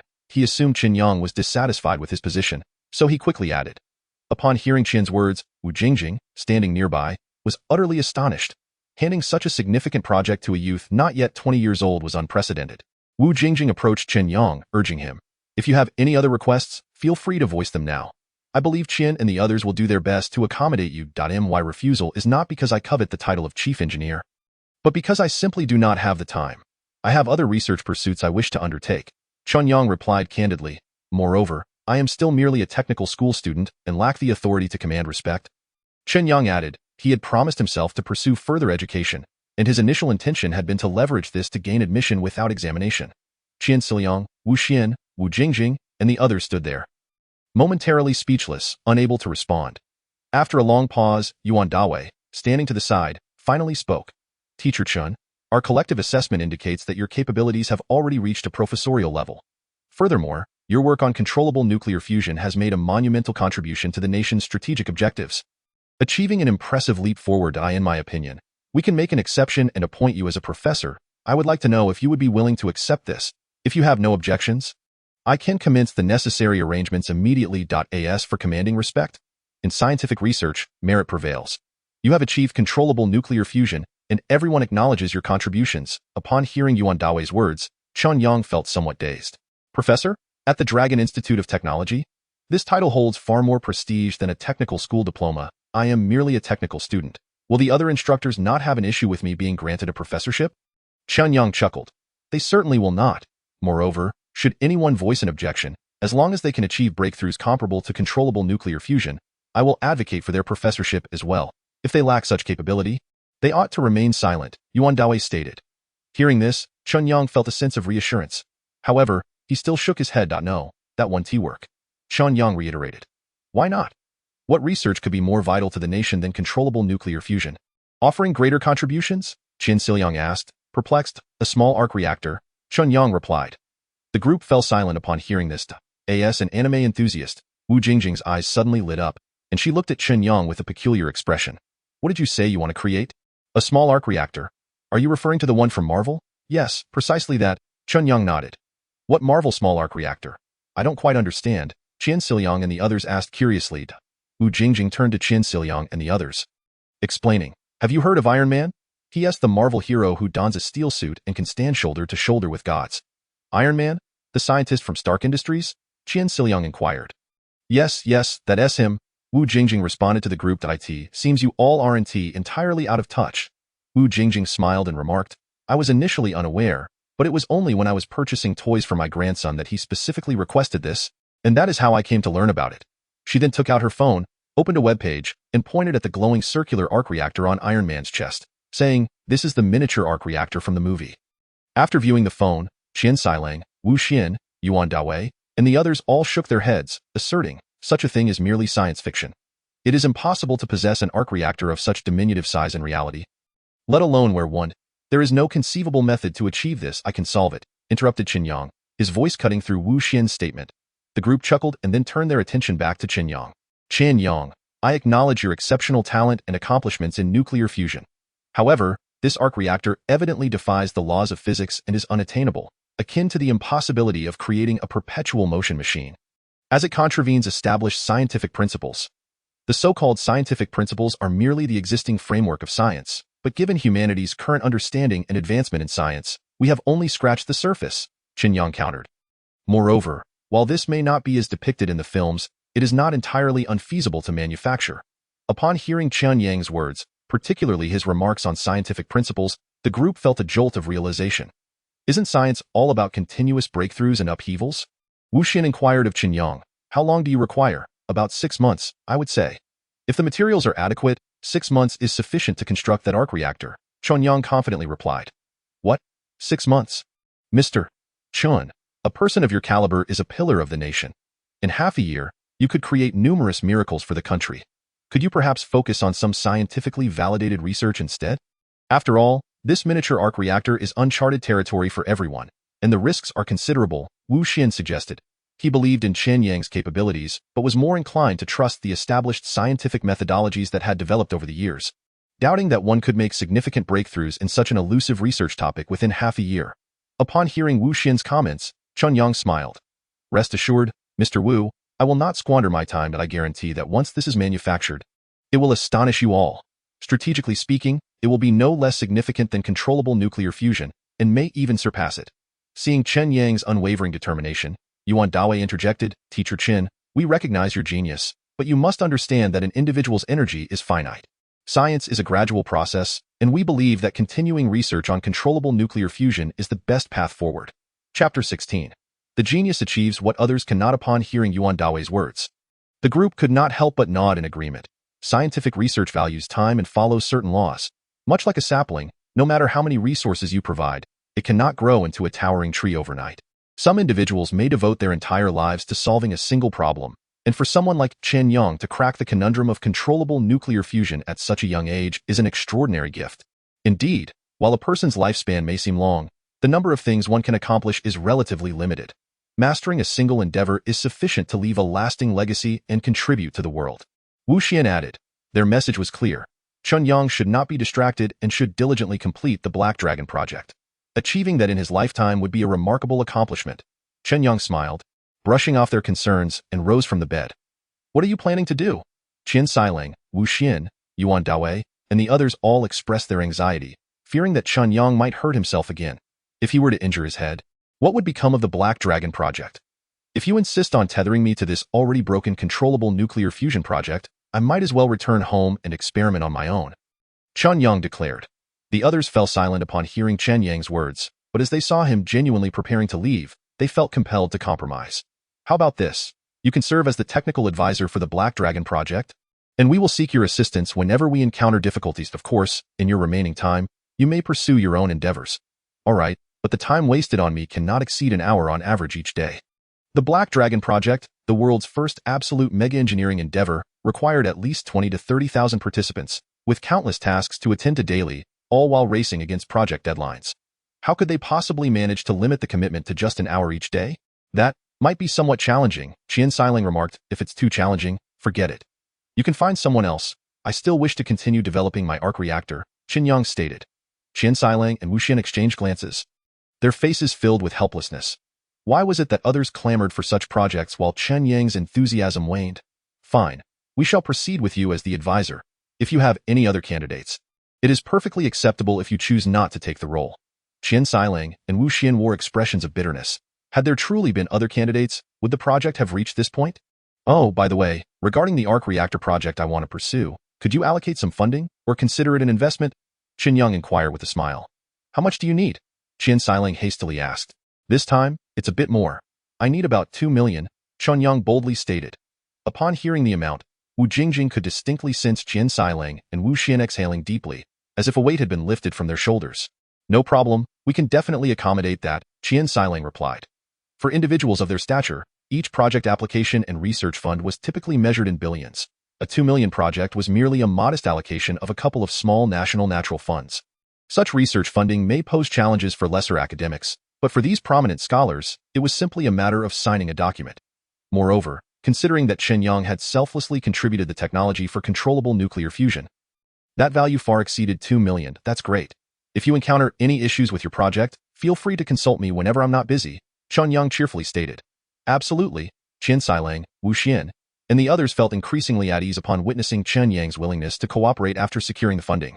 Soon, news spread within their circle at the Lonka Institute that Chen Yang had declined the role of chief advisor for the major controllable nuclear fusion strategic project. Upon learning this, Ma Yuhua could not help but breathe a sigh of relief. Now, everyone at Lonka Institute was aware that she had turned down a genius capable of breakthrough in controllable nuclear fusion, rendering her a laughingstock.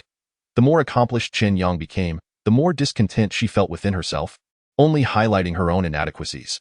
Even though Chen Yang had earned recognition from those in power, in her heart, she remained unwilling to acknowledge his brilliance.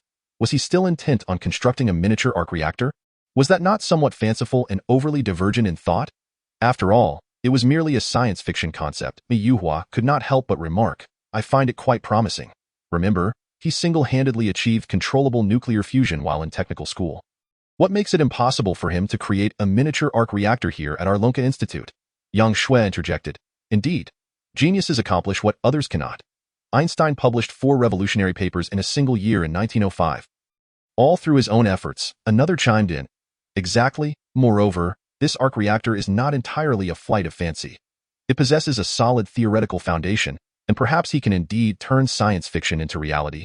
For someone who can achieve controllable nuclear fusion, who dares to guarantee that he won't create another miracle? Chapter 17. Within 3 months, I guarantee you will successfully publish your paper in the laboratory. Chen Yang was preparing the materials for his arc reactor. At this moment, he had already formulated a mature design plan in his mind, with theoretical bases and precise calculations all completed. His current task was to transcribe the ideas swirling in his head onto paper. No longer working alone, he now had 3 assistants. While they were not yet capable of making decisions, with a little guidance, they could handle many of the supportive tasks. It was essential to assign them specific roles to prevent confusion, which would hinder the project's progress, Chen Yang contemplated.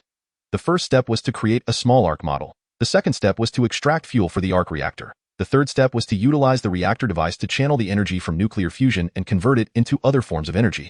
As Chen Yang sat at his computer, he began categorizing and dividing the design work for the arc reactor based on the reference materials he had obtained and the resources at hand. Just as he was busy with his tasks, the door to the laboratory swung open. Song Ji, Pan Jun, and Zhou Hui entered, each holding a rare stack of documents. Teacher Chen, the 3 greeted him with smiles. Chen Yang looked at them with a slightly puzzled expression. At that moment, Wu Jingjing also walked in from outside. Wow, the sun must have risen in the west today. You 3 actually decided to study and improve yourselves? Wu Jingjing joked. Upon hearing Wu Jingjing's words, the trio exchanged awkward smiles and presented the documents to Chen Yang, saying, Teacher Chen, these are the original graduation projects we worked on. We invested a significant amount of effort into them. As graduation approaches, while others have made significant progress on their theses, with some nearly completing their projects, the 3 of us find ourselves in a state of anxiety, having made little headway. Therefore, we seek your guidance to swiftly meet the graduation requirements set forth by our institution. Indeed, Professor Chen, we are eager to follow you in exploring cutting-edge technology, yet we must also confront the pressing reality of our impending graduation. We sincerely hope you can take our circumstances into account and assist us in resolving our thesis issues. Professor Chen, while others have already published several papers, we have yet to submit even one, and we risk facing delays. We implore you to help us, Pan Jun lamented. Initially puzzled, Wu Jingjing suddenly realized the situation upon hearing their words. Ah, you 3. I thought you were genuinely interested in learning, but it appears you were merely harboring ulterior motives. Do you not understand? Even within the same department and field, if the research areas differ, the relevance of each project can vary significantly. Be why pursuing topics assigned by other professors and expecting Chen Yang to guide you through experiments, are you not placing an undue burden on him? Are you deliberately seeking trouble? Wu Jingjing remarked. Jingjing, we do not wish for this predicament, but the school's regulations are clear. Without a thesis, we cannot graduate. We hope you can empathize with our situation. Pan Jun replied, feeling aggrieved in your current approach. Having Chen Yang review your previous topics only serves to complicate matters for him. The differences in research fields are vast. How could he possibly comprehend your work? Not just him, but even other advisors would struggle to grasp it. You are intentionally creating obstacles, Wu Jingjing asserted. Each discipline is further divided into numerous subfields. For instance, within mathematics, some may focus on prime numbers while others study topological equations, rendering their work incomprehensible to one another.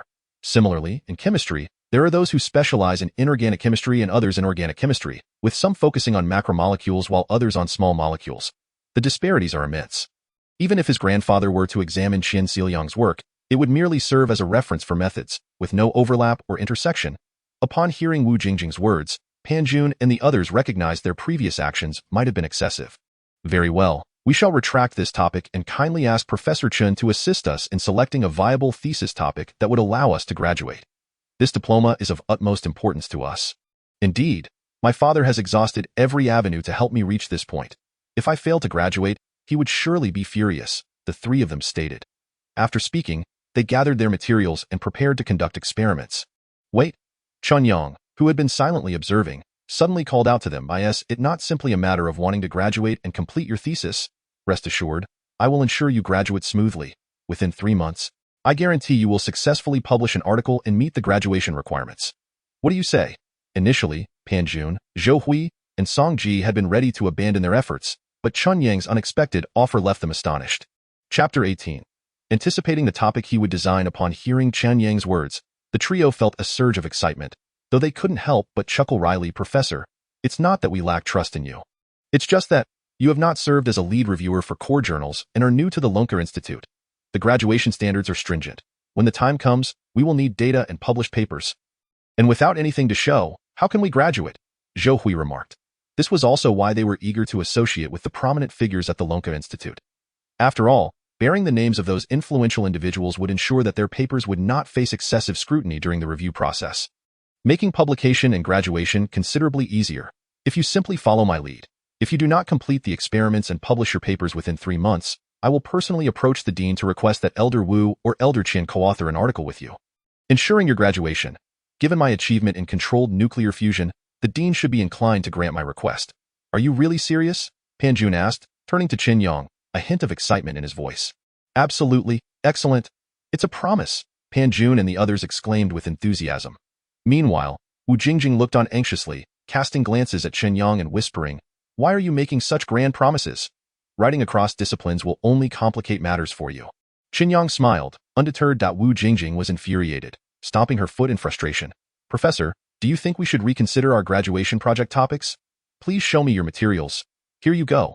The trio quickly handed over their documents, fully aware, as Wu Jingjing had pointed out, that they were skeptical of Chen Yang's ability to comprehend their topic. Chen Yang glanced at the title, "On the correlation between electromagnetic Lorentz flux wave attenuation and the ohm function equation." This paper cannot be completed. It is certainly irrelevant. You may consider revising the title, Chen Yang stated without even perusing the content. The group was taken aback.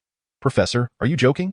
The mainstream scientific community generally acknowledges that the attenuation and distribution of electromagnetic flux adhere to a quantifiable model, and the ohm function equation is currently perceived as the closest approximation to this model, despite some unresolved dispersion issues. Our project seeks to address these challenges, and there is significant merit in our research. As it remains largely unexplored," Pan Jun argued, "he is correct. The mainstream scientific community does recognize this equation, even if there are some imperfections still being refined. The overarching direction should not be misguided." Wu Jingjing added, as she had some familiarity with the topic from her father's involvement in a military exhibition where he had introduced her to it. Her father was a researcher in military technology, and electromagnetic weapons were currently a hot topic. However, the attenuation of electromagnetic flux and energy posed the greatest obstacle for such weapons. One of the strategies to tackle this issue involves the ohm equation. Indeed, Professor Chen, this topic is sound. Perhaps you could take another look. If this equation were truly flawed, how could we have relied on it to manufacture the initial generation of electromagnetic cannons? Pan Jun quietly countered. The reason the ohm equation facilitated the creation of the first electromagnetic cannon was that it could closely approximate the Charkov decay curve within a specific range of variables, leading to this outcome. Charkov decay curve? What is that? Why have we never heard of it? Pan Jun asked, looking bewildered. Chen Yang froze, realizing he had misspoken. Pan Jun's topic had caught his attention in the future library, where he had noted that the Charkov decay curve equation would not emerge until 50 years later. Discovered by Professor Charkov at Yale University. At this moment, he was still a mere collection of cells, yet to be born. I have never heard of it either, Wu Jingjing remarked. You must be mistaken, Zhou Hui said, questioning Chen Yang. Whether I am mistaken will become evident later. I assure you, your topic is certainly flawed. Even if you yield results, they will be mere impositions that prove nothing, amounting to nothing more than futile endeavors devoid of meaning. Devoid of meaning, Professor, I cannot accept your assertion, Pan Jun replied, lacking confidence. You will come to accept it in due time. But if your equation also fails to yield results, what then? Pan Jun could not help but inquire. If it does not succeed, you need not wait 3 months. I will fulfill my promise ahead of time, Chen Yang stated. Pan Jun was taken aback by Chen Yang's unwavering confidence. Professor, that is not what I meant. I was merely suggesting that perhaps we could make adjustments later on. No need for adjustments. It will certainly be achievable, Chen Yang confidently asserted. Subsequently, Song Ji and Zhou Hui also presented their papers to Chen Yang. He reviewed each one in turn, candidly identifying design flaws, even completely overhauling their foundational proposals. Although Zhou Hui and Song Ji's reactions were not as intense as Pan Jun's, they too received Chen Yang's assurance. After finalizing their topics, the trio prepared to leave. Watching them depart, Wu Jingjing felt exasperated. You are far too blunt. Scientific research inherently involves countless trials and errors. Until experimental results are obtained, no one can predict the final outcome. Moreover, their topics are theoretically sound and not as lacking as you suggest. They may be unaware, but that does not mean I am ignorant. Wrong is wrong. Knowing it is incorrect yet allowing them to proceed is merely a waste of time and resources. With the time and resources at hand, it would be far more prudent to assist me in producing tangible results sooner. How can you be so confident that your experimental design will yield the desired outcomes? How can you be so certain of your correctness? By overturning their project proposals, you not only offend them but also the advisors who previously guided them, Wu Jingjing remarked. Chen Yang paused, realizing he had overlooked this aspect. I had not considered that possibility, but if they become upset over this, I cannot help it, Chen Yang replied, shrugging his shoulders. Indeed, as Wu Jingjing had anticipated, a considerable stir was ignited at the Lonka Institute when Chen Yang dismissed the graduation projects of Zhou Hui, Song Ji, and Pan Jun. Could it be that teacher Chen has gone too far? I acknowledge his mastery in nuclear physics, but does he truly comprehend the intricacies of electromagnetic decay? Dr. Feng expressed his discontent within Liang Qing's office. As Liang Qing's doctoral student, he was also overseeing Pan Jun's graduation project, a topic he had chosen himself, which was now entirely repudiated by Chen Yang, leaving him resentful. Meanwhile, his mentor, Liang Qing, sat contemplatively, pondering the validity of Chen Yang's assertions. Could it be possible that he is indeed correct, that the O'Meara equation can approach the decay curve infinitely within a certain range of variables? Liang Qing mused to himself. Boss, you can't possibly believe he is right. Can you? Dr. Feng questioned, taken aback. Chapter 19. Special approval for professors. Renowned figures reassured. Liang Qing glanced at his disciple, took a sip of tea, and replied slowly, it is not entirely inconceivable. A similar scene unfolded with Song Ji and Pan Jun's former mentor, Chang Chun Kong. Contrary to the anticipated anger and frustration, only deep contemplation ensued. I am rather curious to see the project he designs now. The entire Lonka Institute was left astounded. Chen Yang had invalidated the topics designated by Professors Liang and Chang. Although overseen by their doctoral students, these projects had been thoroughly reviewed. To completely dismiss the work of both professors was akin to a slap in the face. Many speculated that the professors would be furious. Yet surprisingly, they exhibited no reaction, instead eagerly awaiting Chen Yang's next move. Some attributed this to the professor's magnanimity, while others suggested they were merely waiting for Chen Yang to falter, to be humbled by the current circumstances. Meanwhile, Yuan Dewey was troubled as he gazed at the employment certificate in his hands. It was Chen Yang's professorial title, which had been specially applied for, expedited due to the signature of Peng Tianfang. The entire process had been completed in just a few days. However, upon hearing the controversy surrounding Chen Yang within the institute, he hesitated. With dissent already brewing, would presenting this to him not incite further division? Yuan Dawei remarked. What division are you speaking of? You are establishing a model representative, breaking the mold for talent.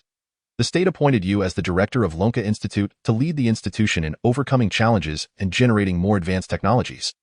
Not to be a mere peacemaker, Qian Siliang retorted. Go ahead and issue it. If anyone has objections, let them come to me and old Qian. Inform them that if they can produce similar results, we will advocate for higher honors and benefits on their behalf, Wu Xian added in support. Hearing their words, Yuan Dawei smiled. With the two of you backing me, I feel much more at ease. 2 days later, the Lonka Institute was once again abuzz. Chen Yang, hailing from a technical school background, was appointed as a professor at Lonka Institute. This was astonishingly swift. The pace was meteoric. He had achieved breakthroughs in significant strategic projects. One could argue that bestowing upon him the title of professor was entirely justified, even deserving of an academician's title. Yet, this was merely a small model, not yet fully constructed, and attributing such accolades to him seemed unfair. I refuse to accept this. What is there to refuse? Such monumental contributions warrant at least the title of professor. Failing to do so would be the true injustice indeed. I too believe that it is entirely appropriate for Teacher Chen to be granted professorship. If you possess the capability, then tackle a similar project yourself. I can't conquer it, but I still refuse to accept it. I will file a complaint. As expected, on the day the announcement was made, the president's office received anonymous letters. Although few in number, there were several, and they referenced the promotion regulations of Lonka Institute. Their arguments were well-founded. Simultaneously, the Science and Technology Bureau received calls and letters as well. Currently, none of the promotion regulations could encompass Chen Yang's exceptional case. According to existing rules, he was indeed in violation. However, shortly thereafter, an exception arose. 2 days later, both the Longwa Science and Technology Bureau and Lonka Institute issued announcements almost simultaneously. An investigation into Chen Yang's title evaluation process had been conducted, confirming that all procedures were followed and all materials met standards, with no violations found. The allegations were unfounded, and Chen Yang's title evaluation remained unchanged. Signed, Peng Tianfeng, Qian Siliang, Wu Xian, by Jingli. Upon seeing that string of signatures, everyone gasped in astonishment. The evaluation of Professor Chen required the endorsement of the entire nuclear field's elite. This was indeed a remarkable validation for his professorship, stirring up excitement at both Lonka Institute and the Science and Technology Bureau. With so many distinguished figures supporting him, it was more prestigious than being an academician. Wu Jingjing smiled at Chen Yang. I truly did not expect this. Chen Yang continued to examine his computer, not lifting his head as he replied, neither did I. Only you could be so unfazed. However, fortune often favors the foolish. With so many luminaries backing you, you can stride forth with confidence, Wu Jingjing remarked enviously. I shall walk as I please, Chen Yang mused without hesitation.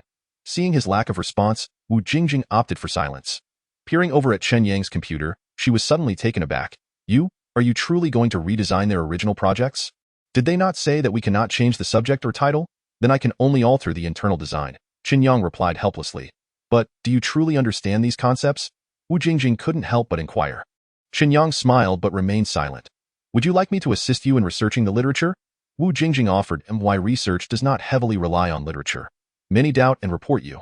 There must be a reason for it, Wu Jingjing said, somewhat exasperated. Standing idly by, Wu Jingjing felt somewhat aimless. Half an hour later, Chen Yang exhaled deeply and stretched. It is done. Conducting experiments with a fixed topic is truly arduous. Knowing he is right yet having to exhaust oneself to prove it is quite the challenge. Please assist in printing these documents, Chen Yang instructed, pointing to several files. Are you currently working on their graduation designs? Wu Jingjing asked, her eyes widening. The charts and written content appeared relatively normal, yet the calculations were overwhelmingly complex, rendering her unable to comprehend them. Yes, I have restructured their graduation designs, Chen Yang stated nonchalantly. Half an hour later, the trio returned once more. They regarded Chen Yang with peculiar expressions, unable to believe that within just a few short days, this individual, who was even younger than they, had attained the rank of professor and garnered the endorsement of so many influential figures. Meanwhile, they were still fretting over their undergraduate theses. These are the graduation designs that Teacher Chen has prepared for you.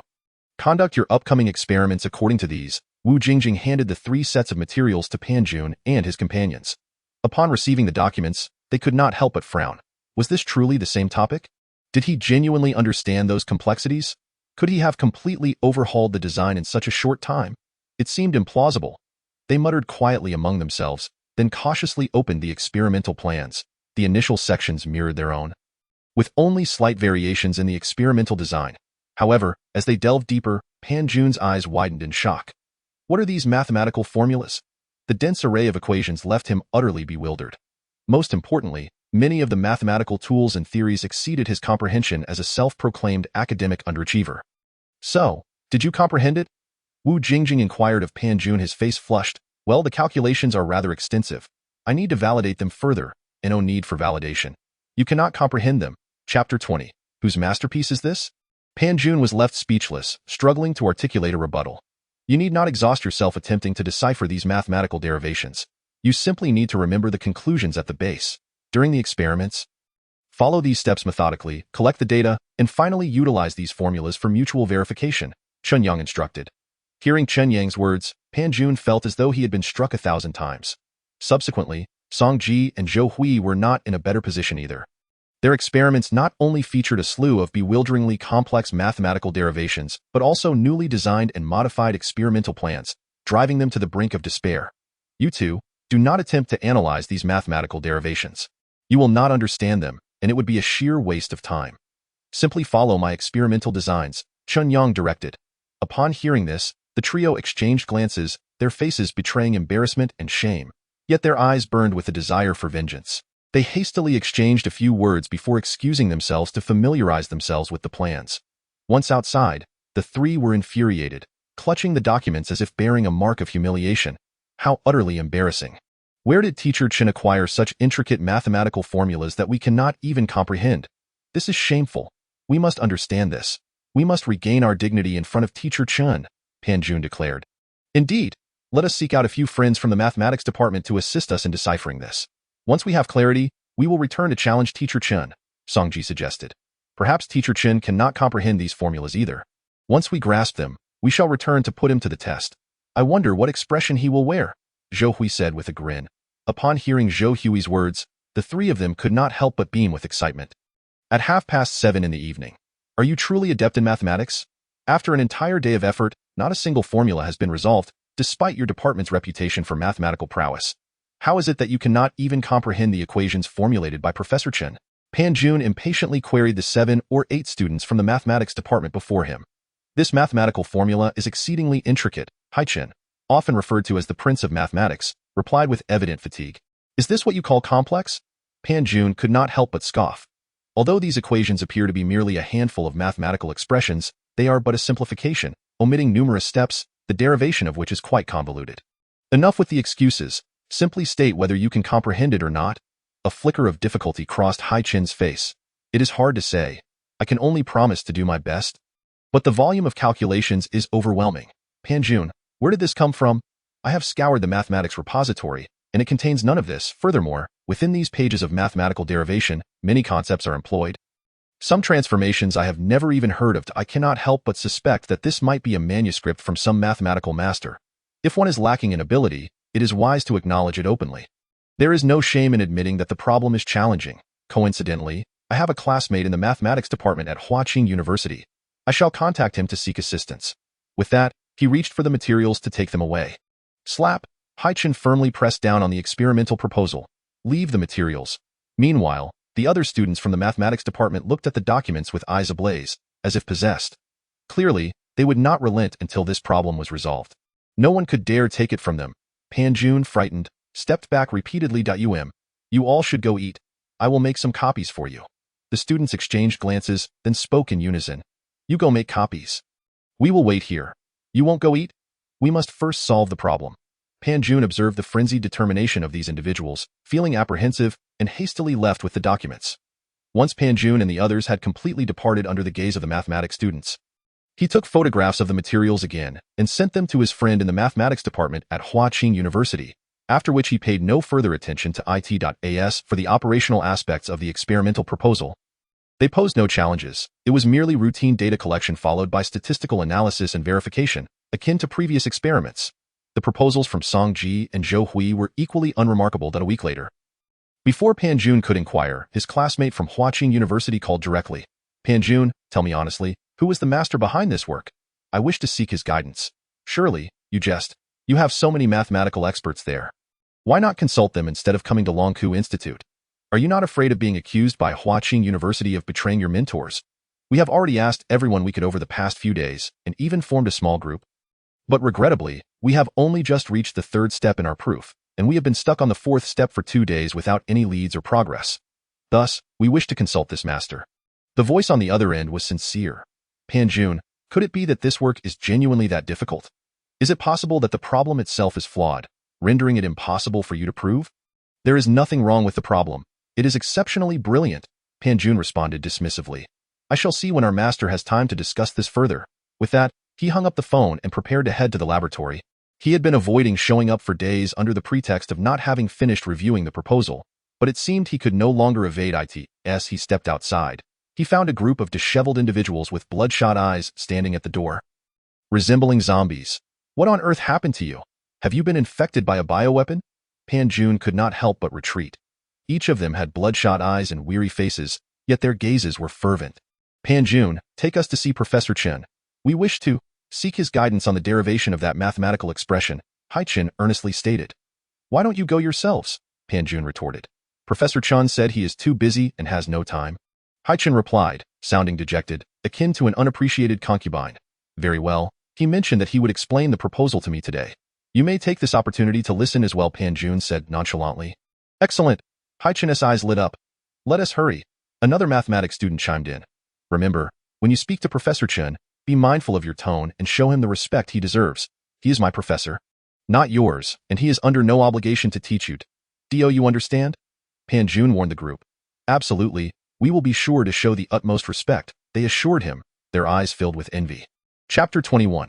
Examine for yourself where the mistake lies. Pan Jun observed the urgency of Hai Chen and the others, perplexed. Nevertheless, he was compelled to proceed towards the laboratory. On one hand, he had not visited for several days, and on the other, these individuals left him no choice. Their fervor was such that they would drag him along regardless. However, upon reaching Professor Chen Yang's laboratory, the group became subdued, their expressions rife with tension and anticipation. Allow me to inquire with Professor Chen. If he permits me to attend, you may listen in as well, Pan Jun suggested. Thank you, we appreciate your assistance, Hai Chen and the others responded gratefully. 3 minutes later, Pan Jun emerged once more. Let us go. Professor Chen said it is permissible. Although he still did not comprehend Professor Chen Yang's experimental proposal, witnessing the cautious demeanor of the others as he moved freely instilled in him a sense of inexplicable superiority. Upon hearing Pan Jun's words, Hai Chen and the others beamed with joy and slowly entered. Good day, Professor Chen, they greeted, their eyes sparkling as if encountering a deity. Professor, this is a small token of our appreciation. Please accept it. One of Hai Chen's companions presented a carefully prepared Starbucks gift box to Professor Chen with great respect. Pan Jun was astonished, never expecting them to have such a gesture prepared. No need. Keep it for yourselves. I do not enjoy coffee, Professor Chen replied with a faint smile. He then addressed the group. I have heard from Pan Jun that you wish to listen. The theoretical derivations may be somewhat complex, and I will explain it only once. How much you understand depends entirely on your own capabilities. Thank you, Professor Chen. We will listen attentively, Hai Chen said earnestly. No need for formality, Professor Chen replied with a gentle smile. He then began his explanation. Professor, won't you take a copy of the proposal? Hai Chen inquired, no need. It is all in my mind. Professor Chen chuckled. Hai Chen's gaze reflected even greater reverence, while Pan Jun felt a swell of pride. After all, this was his mentor. Subsequently, Professor Chen commenced his lecture. The group listened intently, not daring to lose focus for even a moment. In the beginning, Hai Chen and the others seemed to follow along smoothly. However, about 10 minutes in, it became evident that they were growing tense and struggling, with their brows furrowed and expressions filled with confusion. Meanwhile, their fellow students shared the same thirst for knowledge, yet they were more engulfed in bewilderment. As for Pan Jun, his expression remained relatively neutral, as he was utterly lost regarding the mathematical derivations. An hour later, beads of sweat adorned the foreheads of Hai Chen and the others, their expressions increasingly pained, their pens not daring to pause. After 2 hours, Pan Jun was completely bewildered. He had not understood a single word. And the experience felt torturous. In contrast, Hai Chen and the others felt time flew by. Seemingly before they could even register it, 2 hours had passed. That concludes the theoretical derivation of the mathematical expression. If you are interested, you may review it at your leisure. Should you encounter anything unclear, ponder it thoroughly. Hai Chen and the others now bore expressions of exhaustion, excitement, and helplessness. Time had passed too quickly. At first, they had felt enlightened by the lecture, but soon they were acutely aware of their limitations, grappling with concepts they had never even heard of, let alone understood. Nonetheless, Professor Chen's explanation had been a flash of lightning in the darkness, illuminating the sky for them, guiding them forward through the night. Thank you, Professor Chen. Hai Chen and the others once again bowed respectfully. Observing their departure, Pan Jun could not help but shake his head. They say students from the mathematics department are exceptionally intelligent, yet here they were, unable to grasp what had just been explained by Professor Chen. Pan Jun, do you have any questions? Professor Chen inquired. I have no questions, Pan Jun replied without hesitation. His response was overheard by Hai Chen and the others as they stood at the door, causing them to stomp in frustration. How they longed for the privilege that Pan Jun enjoyed. No questions? Then focus on conducting your experiments. I have already requested the materials you need from the dean, and additionally, I have secured a laboratory station for you. You will have only 2 hours each day to work on your thesis project. Following the experimental plan I provided, and simply collect the necessary data at other times, I shall take charge of everything, Chen Yang remarked. Upon hearing that Chen Yang had specifically requested an experimental platform for him and had applied for the necessary materials solely to fulfill the original research topic, Pan Jun felt a deep sense of gratitude. Very well, I shall certainly comply with Teacher Chen's arrangements, Pan Jun expressed earnestly. Subsequently, he diligently commenced his experiments. As Pan Jun began his work, Song Ji and Zhou Hui similarly entered the laboratory.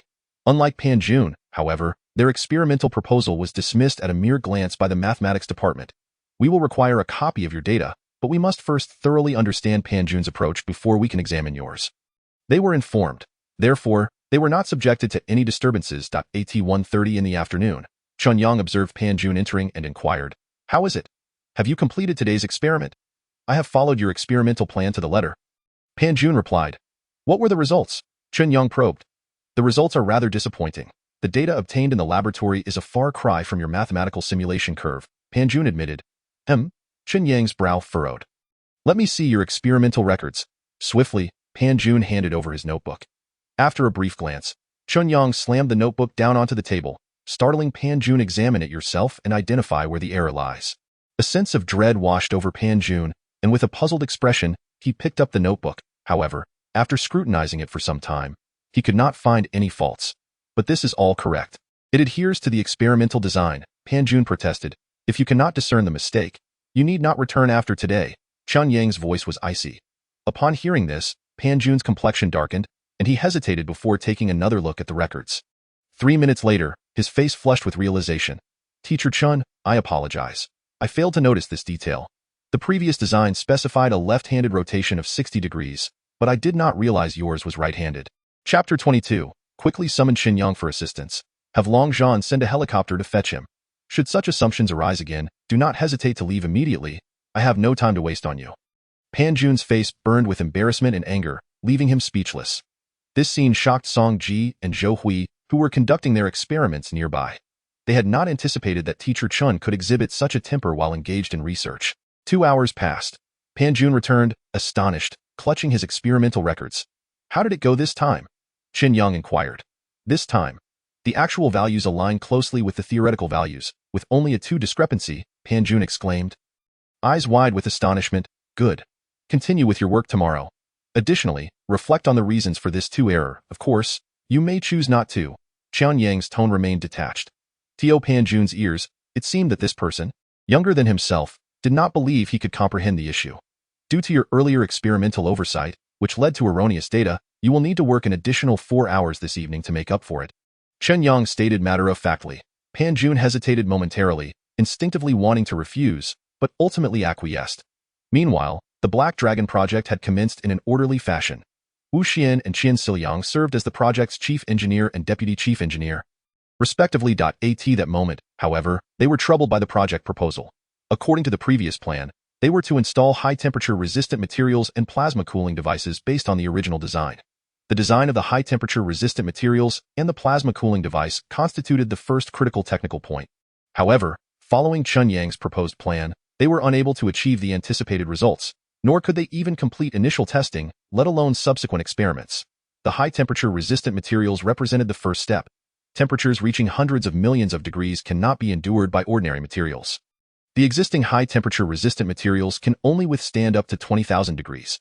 How was he able to achieve this? The design details seem rather unclear, one project supervisor remarked wryly to Wu Xian and Chen Yang. "Are you both proceeding according to the experimental design?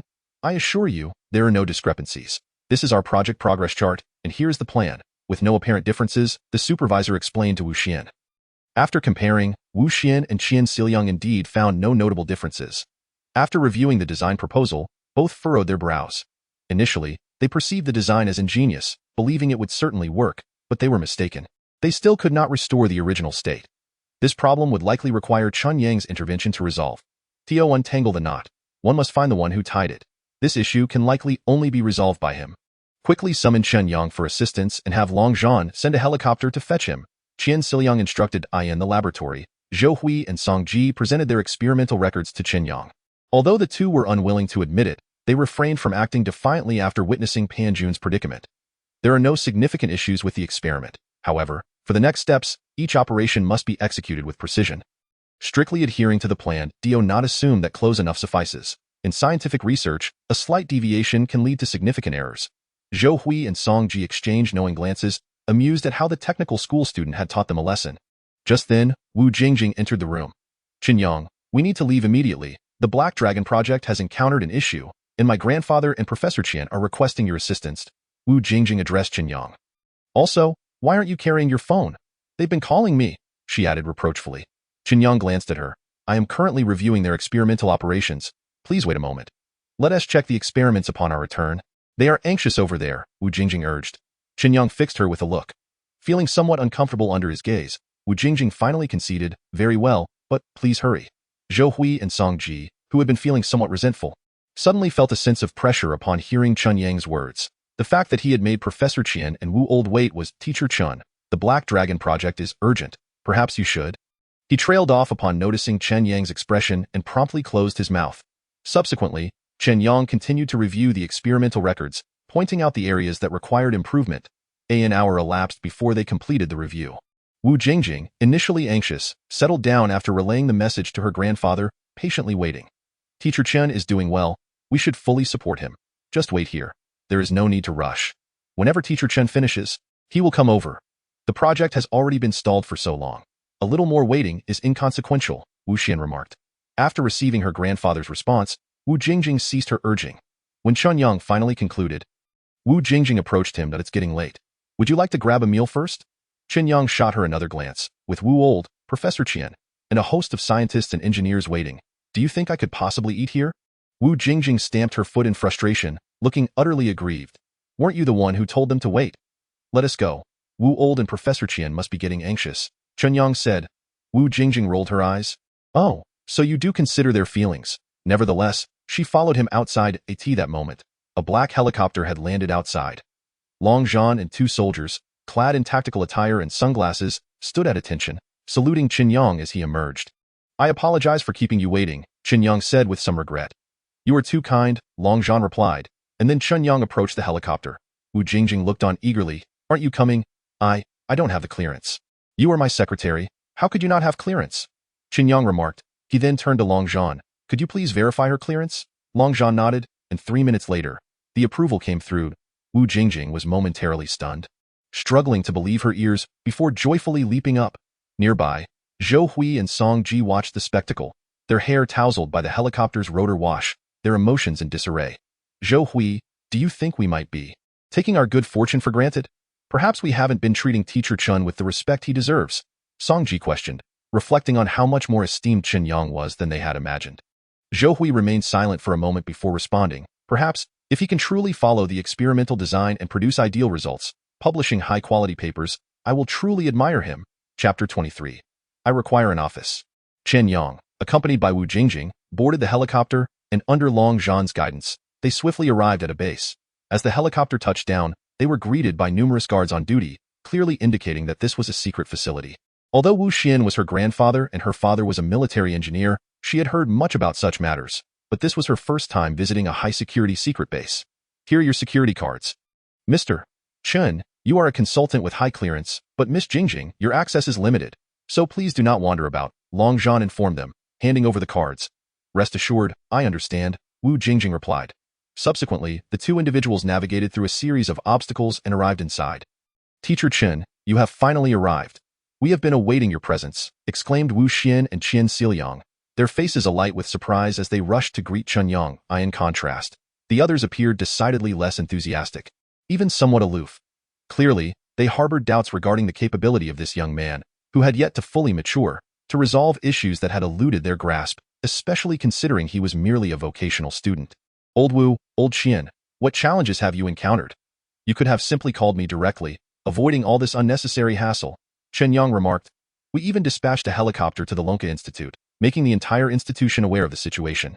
I apologize for not communicating with you beforehand, but we truly had no other options, Wu Xian replied, signaling to the project supervisor nearby. The supervisor approached and handed over the project documentation to Chen Yang. Why is there so much? Chen Yang furrowed his brow. This encompasses all project materials. We hoped you would review the overview to gain an understanding of the entire project, the supervisor explained. There's no need for that. Simply inform me of the current progress and the challenges encountered, Chen Yang stated. The supervisor was taken aback by Chen Yang's arrogance. How could he comprehend the project without reviewing the documentation? Did he even know where the issues lay? Moreover, this was a particularly novel project. Likewise, the engineers present, having overheard Chen Yang's remarks, wore expressions of discontent, especially those who had already devoted several days to resolving the issues, now brimming with indignation at the perceived condescension of this newcomer. Shaoli, just provide him with the project materials and inform him of the issues we are facing, Wu Xian interjected. Though Li Ziqing felt a twinge of resentment, he suppressed his dissatisfaction and relayed the information he had previously reported to Wu Xian. Upon hearing this, Chen Yang's brow knitted in concern. Did I not instruct you to utilize laminar cooling in a gradual decrement? You speak lightly of the materials used, which simply cannot withstand such immense pressure. During the cooling process, the internal stress will cause the materials to fracture, leading to a total collapse and ultimately failing to achieve the desired cooling effect. Li Ziqing retorted, a glimmer of disdain in his eyes. Is that it? You seem to lack even the most fundamental understanding yet aspire to assist us in resolving our problems?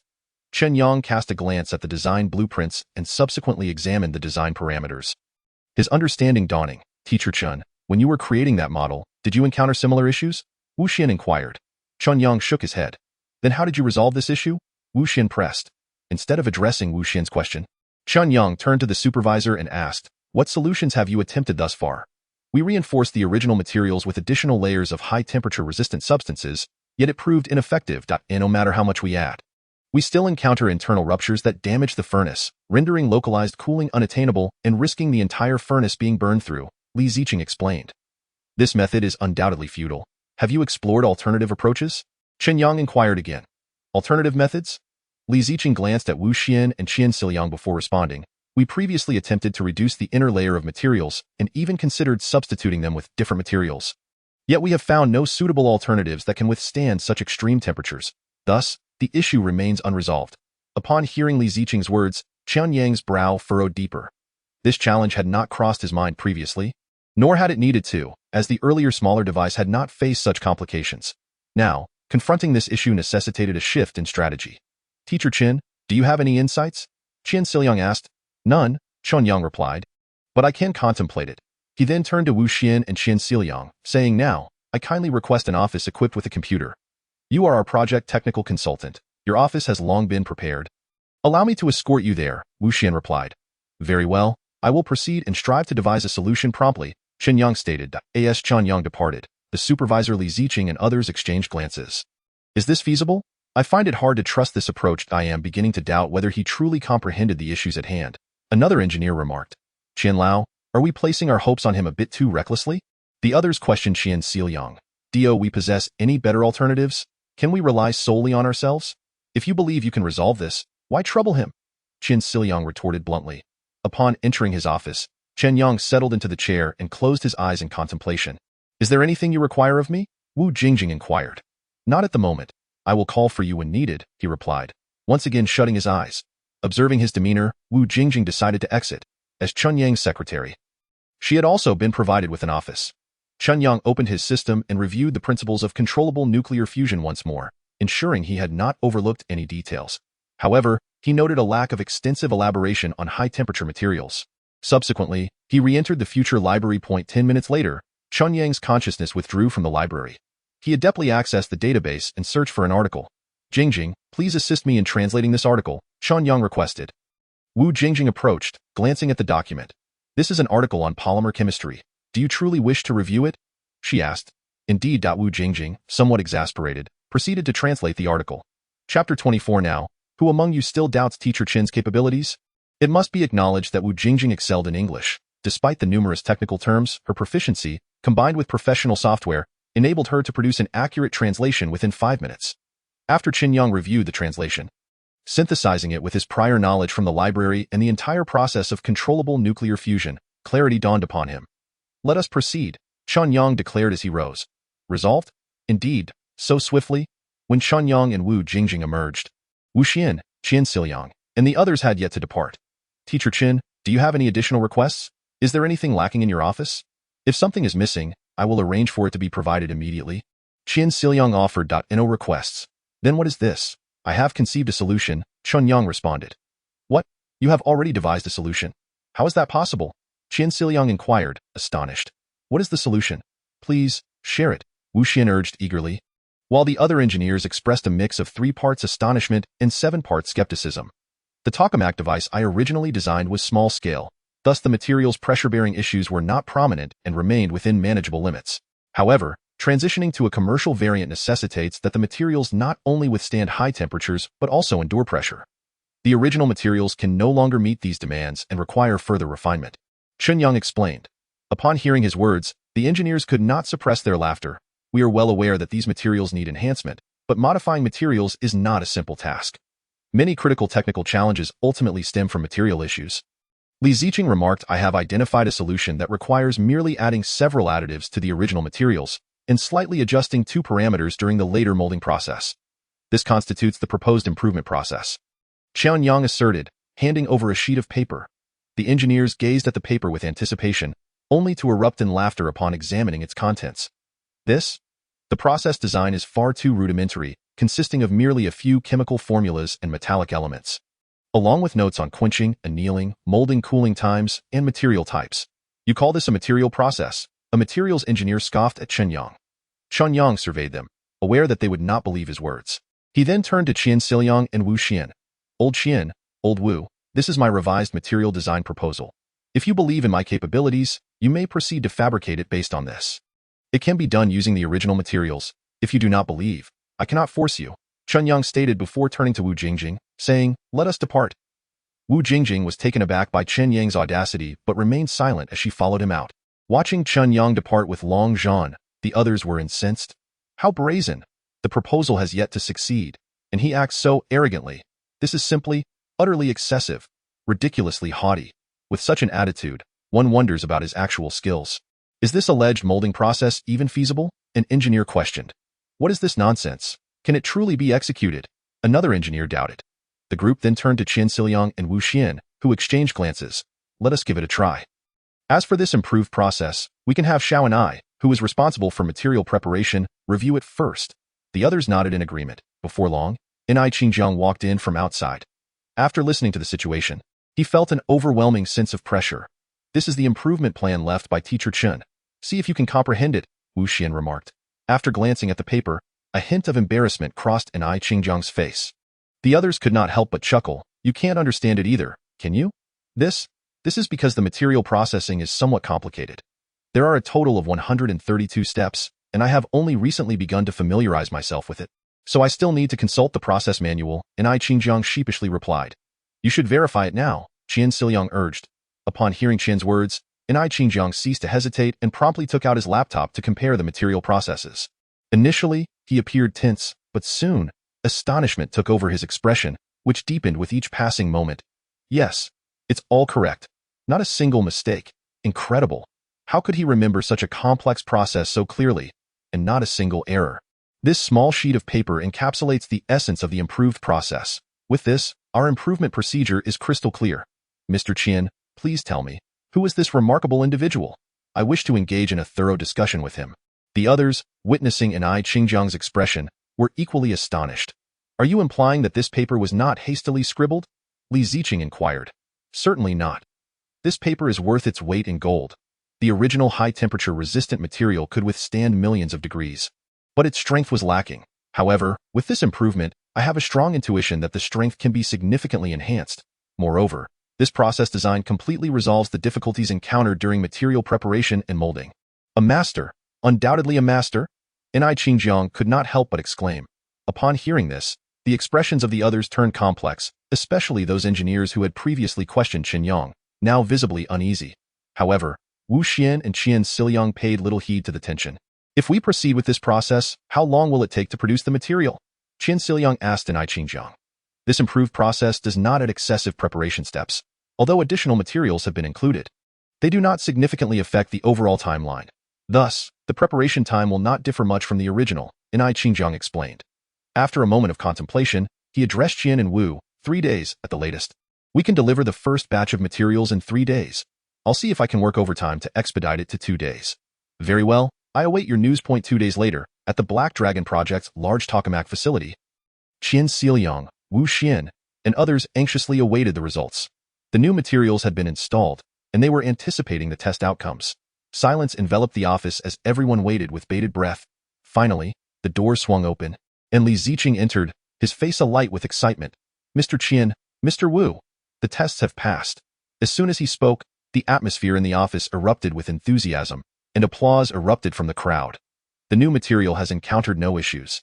It can fully withstand millions of degrees, Li Ziqing exclaimed with exhilaration. Has it truly succeeded? Wonderful. Having resolved the material issue, we have surmounted a significant hurdle. Both Chen Yang and Wu Xian wore expressions of relief and satisfaction. Now, does anyone still doubt Teacher Chen's capabilities? The crowd exchanged glances. No more doubts, we concede. We were utterly mistaken. We shall certainly come to apologize. I was short-sighted. Who would have thought that true genius exists in this world? Chapter 25. I came to seek guidance from Teacher Chen Yang, and Wu Xian looked at the engineers below, finally breaking into smiles. In truth, it was not just the engineers who were surprised. Even they themselves were taken aback. They had anticipated that Chen Yang could solve the problems, but they had not expected the speed at which he achieved this. It is essential to note that every project must traverse a long journey from the laboratory to practical application. And the transition can be protracted, often encountering challenges that had not been faced in the lab. Although they had seen Chen Yang's tokamak model, they were still uncertain about its practical application. Now, witnessing Chen Yang's swift resolution of issues, their minds were entirely at ease. I feel our pace can be accelerated once more. In fact, we might significantly enhance the completion speed. Chen Yang remarked. I concur. Wu Xian echoed. We may need to consult Teacher Chen more frequently, Chen Yang declared. He then turned to Wu Xian. This task is entrusted to you. Why am I in charge? Wu Xian feigned confusion. Did you not sacrifice your granddaughter for this very day? Do not think I am oblivious to your cunning ways, Chen Yang retorted. And if I am? If you possess the ability, then have your son produce a beautiful and talented granddaughter as well. At Lonka Institute, Wu Jingjing approached Chen Yang, gazing at the youth before her, who was younger than herself, with a complex array of emotions. Is this the boy who solved problems that even academicians could not? Just moments ago, her grandfather had called to inform her that the issue had been completely resolved, and the process Chen Yang had improved had been classified as state secrets. As for the rewards, they would keep track and distribute them together once the project was fully completed. Oh, Chen Yang nodded, returning to his experiments. Observing Chen Yang's intricate calculations, the bewildering experimental steps, and the unfamiliar materials, Wu Jingjing felt a twinge of shame regarding her title as a genius. In front of Chen Yang, she felt unworthy of the title. At least, she believed she herself fell short. How is your experiment progressing? Wu Jingjing inquired of Chen Yang. It's going all right, although the three of them are of little help. They are, at least, somewhat cooperative for now, Chen Yang replied. Oh, by the way, there was a student from Huaqing University who claimed to have come from Yinjing, seeking my assistance with a mathematics problem. Since I am not a mathematics instructor and lack the time to address his queries, I did not meet him. He insisted on lingering, so could you check if he has left? Chen Yang added. Wu Jingjing was rendered speechless. It seemed that Chen Yang's genius reputation had not yet reached such heights. How could a student from Yinjing come running here? Moreover, as Chen Yang had indicated, his expertise primarily lay in nuclear fusion, and now he had also delved into material science. When had he developed such profound knowledge in mathematics? Confounded, Wu Jingjing proceeded to the reception area of Lonka Institute. Given the heightened security level, one could not enter without permission from the personnel inside. Upon arriving at the reception, Wu Jingjing inquired of the staff. There is someone from Yinjing looking for Teacher Chen. Has he left yet? Not yet. Teacher Chen has told him multiple times, but he refuses to listen and insists on staying. If it weren't for his Huaqing University student ID, I would have thought he was here to cause trouble, the receptionist replied. Where is he now? Over there, seated in the lobby. Thank you. I am Teacher Chen's secretary. I will go speak with him. Wu Jingjing made her way over. There sat a young man, engrossed in writing and calculating, seemingly unaware of her approach. Wu Jingjing furrowed her brow. That silhouette seemed familiar. Chang Jiaming? Huh? Who called me? Startled, Chang Jiaming turned around upon hearing someone address him. Wu Jingjing? What brings you here? I am working here now, Wu Jingjing replied as she questioned Chang Jiaming. Aren't you from the foreign language department? How did you end up here? Your major doesn't align. Chang Jiaming asked with a smile. I do as I please. It is none of your concern, Wu Jingjing retorted haughtily. So what is your story? Why did you come all this way to loiter here? Wu Jingjing probed. I came specifically to seek guidance from the master. Seek guidance? What do you wish to learn? You are a genius from the mathematics department at Huaqing University, a pride of the institution. My grandfather has said that you will undoubtedly be a star in the mathematics realm of Longhua. The esteemed professors at Huaqing University cherish you. What problems are there that you cannot resolve there? Coming here to consult will surely sadden those old folks, Wu Jingjing chided. Chen Yang was quite renowned. Before he even entered school, he exhibited exceptional mathematical talent, winning the International Olympiad gold medal and securing a spot at Huaqing University. Yet, he chose to forego that opportunity and opted for the college entrance examination, still entering Huaqing University as the top student of that year in Yinjing. While others pursued finance, economics, or Guanghua College.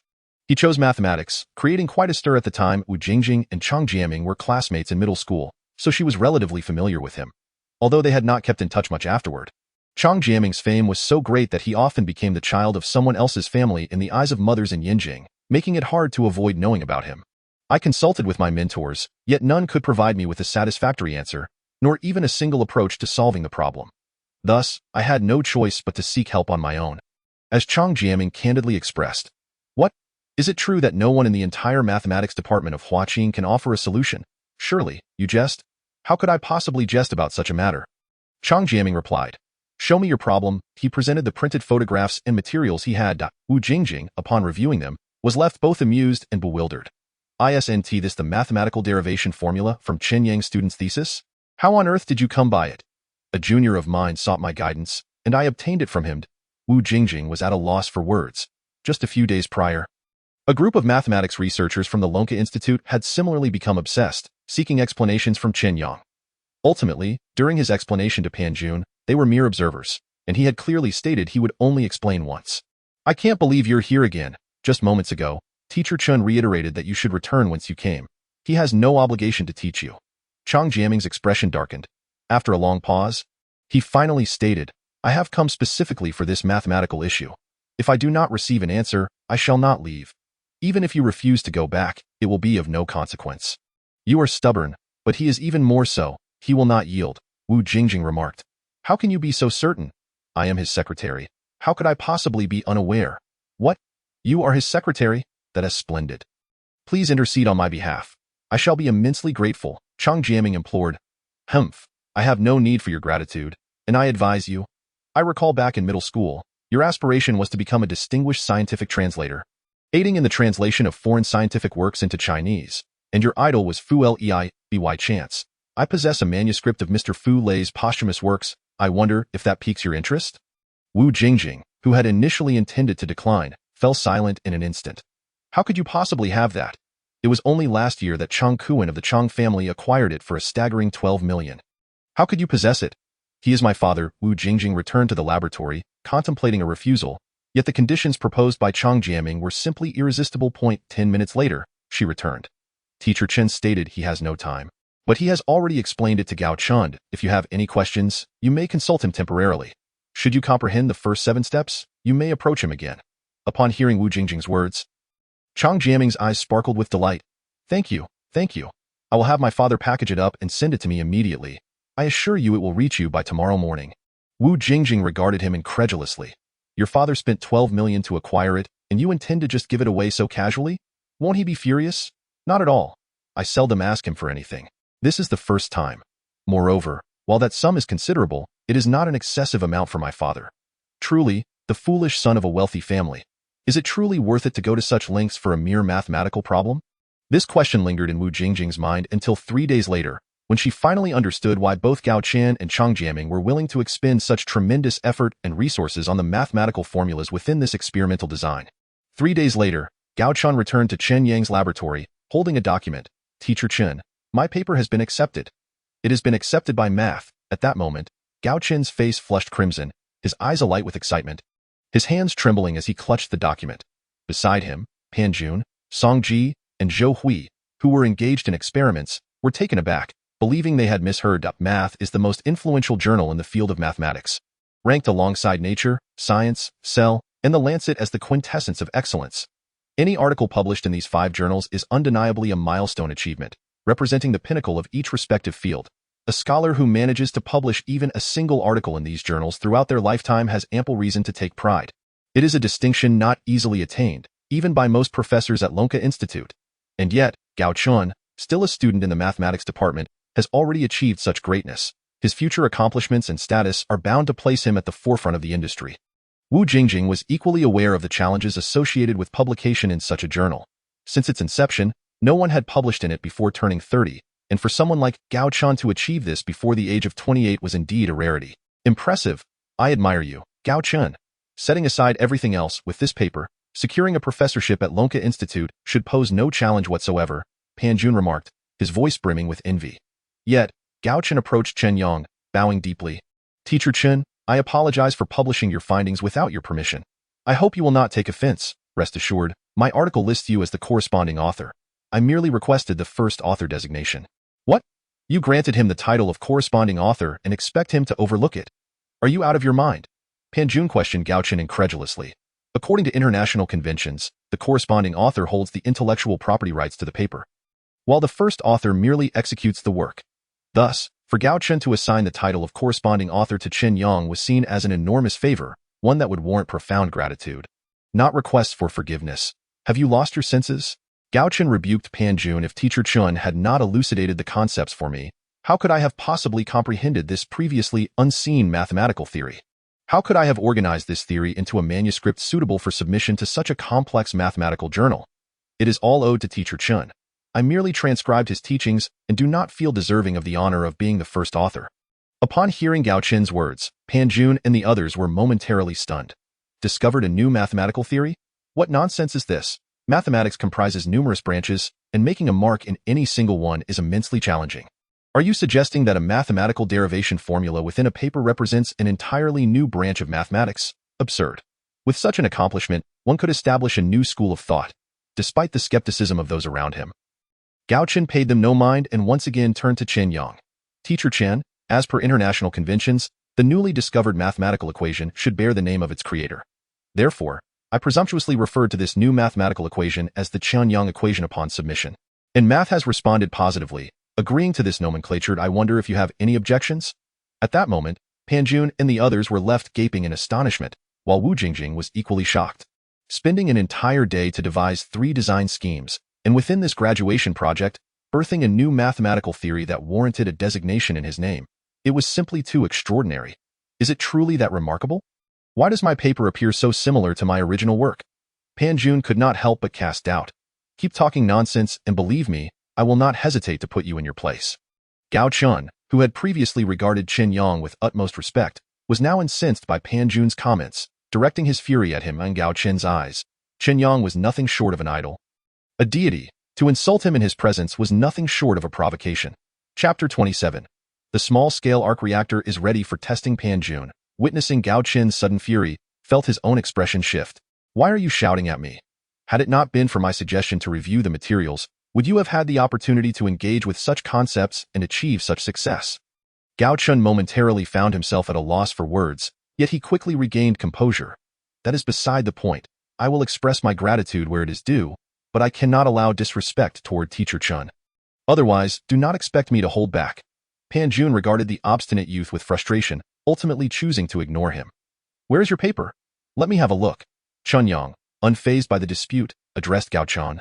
Upon hearing that Chen Yang wished to review his paper, Gao Chen's face lit up with joy as he handed over the pre-printed document. However, upon glancing at it, Chen Yang's brow furrowed immediately. Knowing my struggles with English, you present me with a paper written in English? Teacher Chen, I apologize. I did not take that into consideration. I will return and translate it immediately, Gao Chen responded, anxiety evident in his voice. No need, Chen Yang replied, turning to Wu Jingjing. Could you kindly assist me with the translation?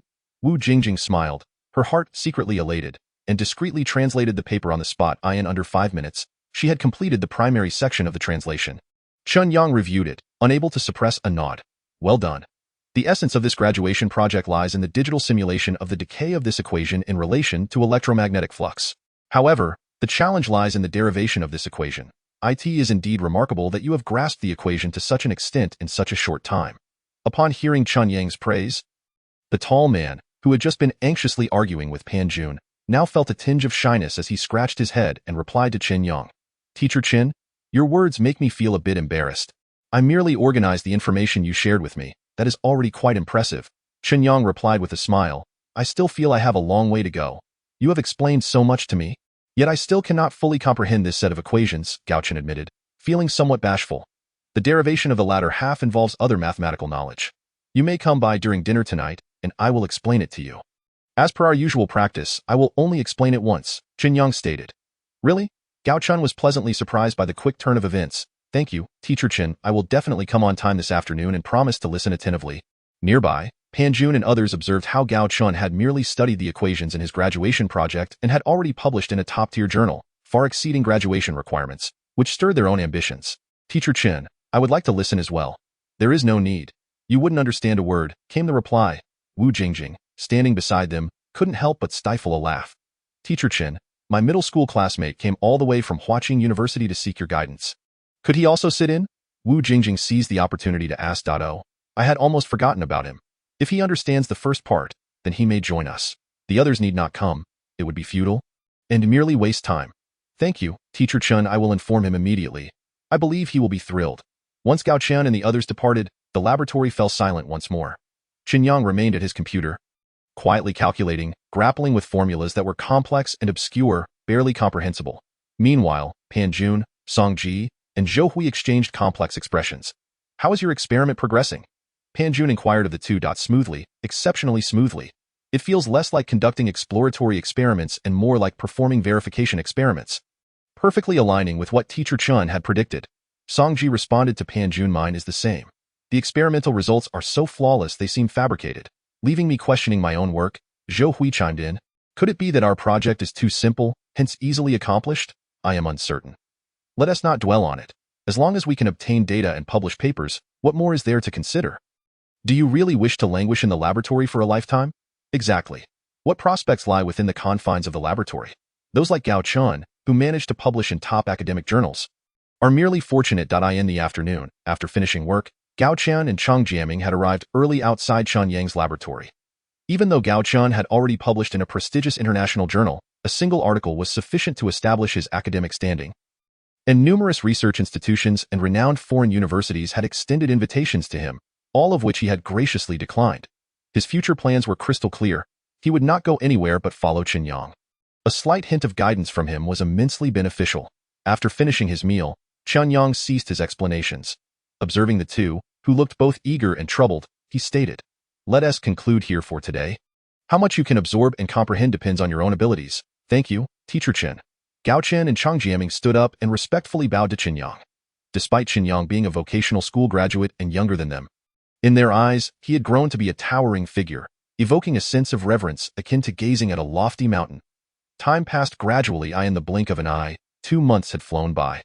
During these 2 months, Chen Yang had been engrossed in solving the design of his arc reactor. The small reaction ring had been completed, and the radioactive radium fuel for the reactor had also been prepared. The device to convert the reactor's controllable nuclear fusion energy into other forms of energy had been thoroughly completed. Currently, it could only convert to electrical energy, laser energy, and electromagnetic pulses. He hoped that in the future, it could transform into more energy forms. Nevertheless, for now, it was sufficient. Chen Yang mused to himself.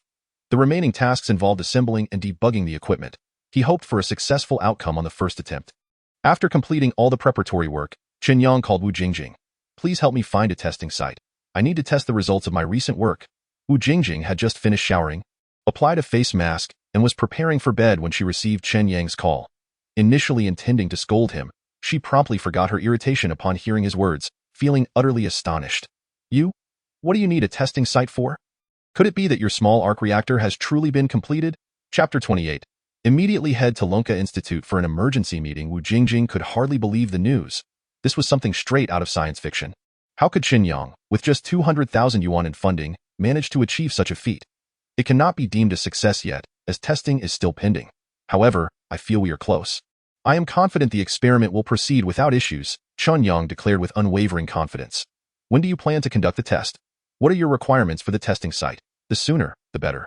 Preferably tomorrow morning. As for the site, it need not be large, but I hope it can ensure sufficient safety measures.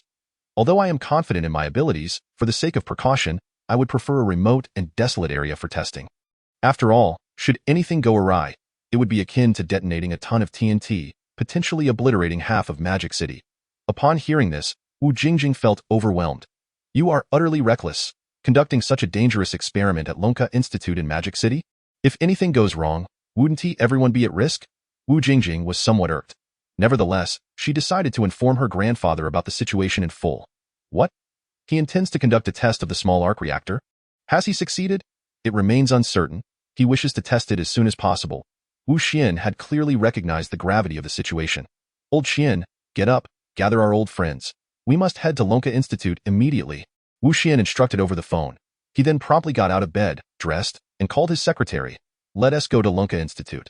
Seeing Wu Jingjing's lack of reaction, he paused. Why haven't you changed yet? Me? Wu Jingjing pointed at herself. Am I going too? Of course. Didn't teacher Chen tell you? He asked you to find the testing site by tomorrow morning. His secretary. Isn't this your responsibility? But it's already 11 o'clock, Wu Jingjing protested, looking reluctant. We cannot afford any delays. Whether it's 11 p.m. or 2 a.m., we must get up and resolve this immediately. Hurry and change. Let us go. Wu Xian declared in an authoritative tone. Reluctantly, Wu Jingjing changed her clothes and accompanied her grandfather to Lonka Institute. Lonka Institute. In a secret meeting room on the 10th underground floor, Chen Yang, Wu Xian, Yuan Wei, and others were seated. Before them was a massive screen, displaying familiar faces from the last controllable nuclear fusion meeting, including Bai Jingli and Yuan Tianfang. Old Wu, why did you call everyone here in the middle of the night? What is so urgent? One elderly academic with graying hair asked Wu Xian that the Black Dragon project has encountered issues during construction that requires a collective discussion. Another elder inquired. The Black Dragon project is progressing smoothly. We encountered a few minor issues previously, but we have resolved them. For those we couldn't handle, we asked Chen Yang to personally assist, so currently, there are no problems with the Black Dragon project. If all goes well, we should be able to complete it ahead of schedule in a few months, Wu Xian replied. Chen Yang is indeed a rare talent. I have heard that the equations in the graduation project he supervised were published in the highest-tier mathematics journal. An academic commented with a hint of envy. Indeed, it was his project design, and the derivation of the formulas was also his work. Gao Chun from the mathematics department organized those equations and published a paper. Truly impressive, Chen Yang remarked. I had said that you at Lonka Institute had struck gold, but now it seems you have found a veritable treasure trove. We had no idea that teacher Chen was so exceptional, not only possessing remarkable expertise in physics research, but also being a genius in mathematics. Wu Xian's face beamed with pride and satisfaction. All right, enough boasting. If you keep this up, your mouth will split from grinning so much. The reason for calling everyone here in the dead of night is primarily concerning teacher Chen. What about teacher Chen? Are you dissatisfied with the Lonka Institute of Nuclear Energy Research in the vibrant metropolis? And contemplating a change of scenery? I have heard that there is no one willing to assist Professor Chen in your esteemed institution. Truly a case of blindness, foolishness, exclaimed the venerable academician Yu from Yinjing Huqing University. Come to our institution. We will provide you with a dedicated team. Another academician chimed in. I have heard that Professor Chen has been allocated 2 million for his new research. Come to our university. We will fund it with 200 million, without requiring a single penny from the state, and all resultant achievements will belong to the nation. Furthermore, we can offer a dedicated laboratory building, supplemented by a team of distinguished scholars and young academic leaders to assist Professor Chen. As Chen Yang effortlessly guides a mathematics student to publish an article in a premier mathematics journal, his worth has ascended to unprecedented heights. Mathematics serves as the foundation of all sciences. Physics, chemistry, biology, and life sciences are inextricably linked to it. A proficient mathematician can catalyze numerous other significant accomplishments. 200 million is an absolute steal. Wu Xian and Chen Yang exchanged glances, observing the misguided atmosphere of the meeting. Unable to suppress a smirk, do not presume to think I am unaware of the dubious intentions of you cunning old foxes. I assure you, Professor Chen is quite comfortable here, and he is thoroughly satisfied. Not only has he achieved significant breakthroughs in guiding mathematics students, but he has also made considerable advancements in research, yielding results of great significance for both national defense and civilian life. As Wu Xian's words echoed, the conference room buzzed with excitement. What new breakthrough has emerged in such a short span? Someone inquired. A portable small-scale arc reactor. Wu Xian replied, a portable small-scale arc reactor? What on earth is that? A confused academician asked. Jingjing, enlighten these esteemed elders. Wu Xian instructed his granddaughter. Wu Jingjing nodded and presented a meticulously edited video segment regarding the small reactor. Subsequently, Wu Xian paused the video, directing a laser pointer at the glowing arc reactor embedded in Iron Man's chest, addressing the assembly. This is it, the small arc reactor, Chapter 29, War God's Special Approval, Activation of Test Base No. 1 Wu Xian gazed at the illuminated arc reactor on the screen with excitement. If, as his granddaughter suggested, this device could indeed be developed, it would revolutionize the power systems of Longhua. significantly enhancing its military capabilities, perhaps even allowing it to engage in a direct contest with the United States. However, is this not merely a concept from science fiction? An elder academician scrutinized the video, skeptical. I also find this exceedingly challenging. While Professor Chen has resolved the issue of controllable nuclear fusion, this does not guarantee unimpeded progress in nuclear energy research. Indeed, the theoretical framework for controllable nuclear fusion has been proposed for decades. Yet the challenges lie in high-temperature materials and ignition, elements that do not necessarily correlate with nuclear energy research. Exactly, I too perceive this as somewhat audacious. Do we have any data? It is prudent to conduct preliminary validations. Should there be any risks, we must identify them early. I concur. We should establish a small group to evaluate this project. After all, during the previous controllable nuclear fusion experiment, we had a tangible model to work with. This time, we possessed nothing but a science fiction portrayal from abroad. The experts and professors exhibited caution, with almost no one consenting to proceed with the experiment. Observing this scene, Wu Jingjing's expression darkened considerably.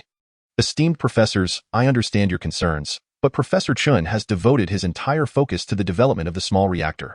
From theoretical calculations to energy conversion simulations, he has painstakingly repeated each step, immersing himself in the laboratory to the point of neglecting his own well-being. Moreover, he strives for perfection in every endeavor and possesses absolute confidence in his capabilities.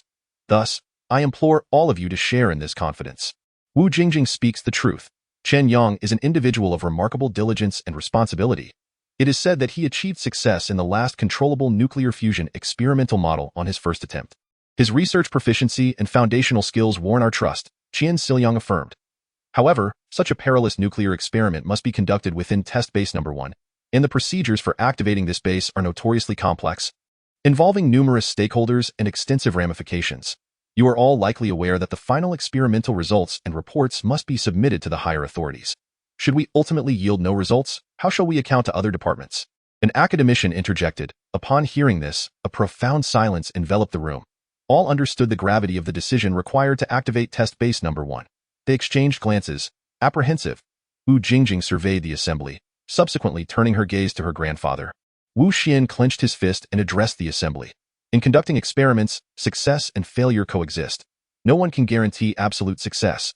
While you are preoccupied with the potential fallout of failure, have you considered that this time he may very well succeed, yet our timidity could result in significant achievements being forsaken?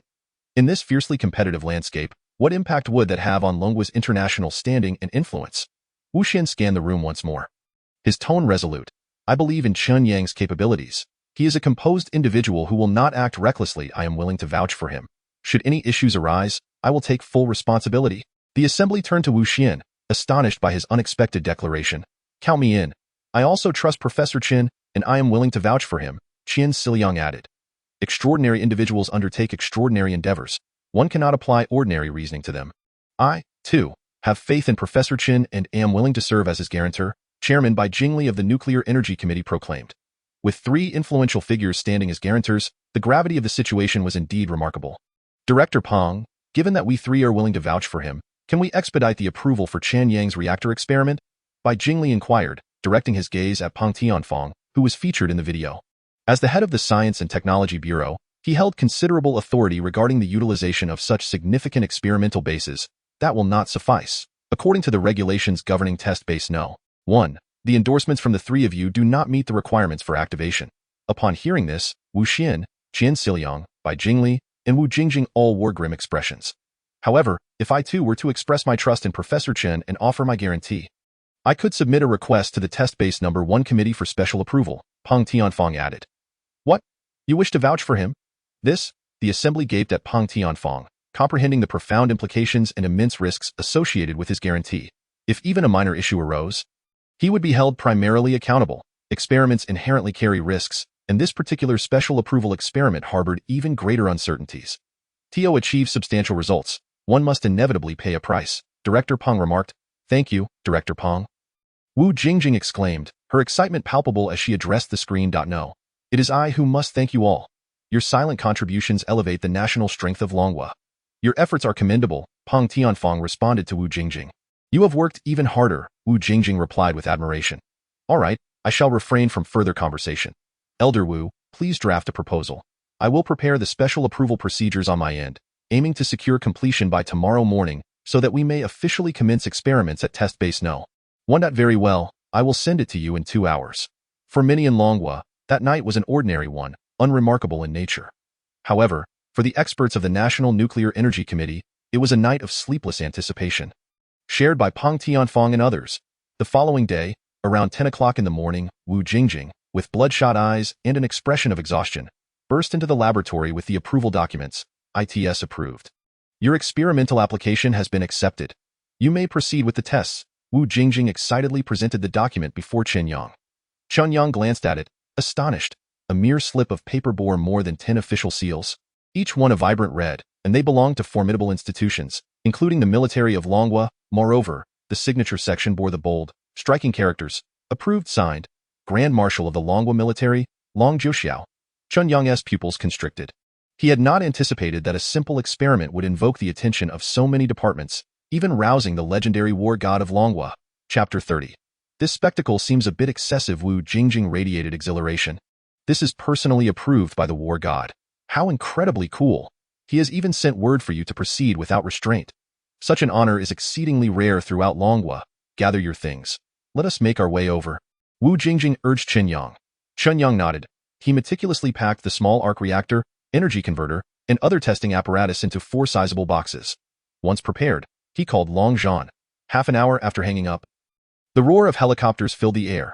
This time, not 1, but 3 aircraft approached. The helicopter descended, and a dozen fully armed soldiers disembarked. 2 individuals stood guard at the entrance, while the others followed Long Zhan into the laboratory. Professor Chen, Long Zhan reporting for duty. May I inquire if you have any instructions? After leading his team inside, Long Zhan rendered a formal military salute to Chen Yang, awaiting his command. He had received orders to ensure Professor Chen's utmost safety. Please take these equipment upstairs, Chen Yang instructed Long Zhan. With a wave of his hand, Long Zhan directed his team to load the equipment onto the helicopter. Let us proceed, Chen Yang said to Wu Jingjing once the transfer was complete. Yes, Wu Jingjing replied with equal solemnity. Meanwhile, Zhou Hui, Pan Jun, and others looked on, their expressions filled with anticipation. Although they were not fond of the research and had little faith in it, they recognized that this display indicated a significant undertaking. Professor Chen, since Jingjing can go, can we also join to observe? Zhou Hui inquired with a smile. Indeed, Professor Chen, we could assist you, Song Ji chimed in eagerly. There's no need for that. The most crucial task for you all is your graduation thesis. Focus on completing your own projects before considering anything else, Chen Yang replied before turning to leave. The helicopter roared to life once more, its powerful winds tossing the trio's hair into disarray. Their thoughts a chaotic jumble. It seems Professor Chen does not intend for us to be deeply involved, Songji remarked, a hint of disappointment in his voice. If we're not participating, then so be it. Who cares? What's the point of conducting these trivial experiments all day? Zhou Hui scoffed. Exactly. In today's world, those researching atomic bombs are no more valued than those selling tea eggs. This statement still holds true, Pan Jun added with a chuckle. The two then made their way towards the laboratory, while Song Ji gazed at the helicopter shrinking into the horizon, a sense of melancholy in his eyes. 20 minutes later, Long Zhan landed with Chen Yang at the Black Dragon base once again. Professor Chen, your experiment is classified as high risk, so we have secured the #1 experimental base for you. Please rest here while preparations are made. Once everything is ready, we will escort you over, Wu Xian said with a smile.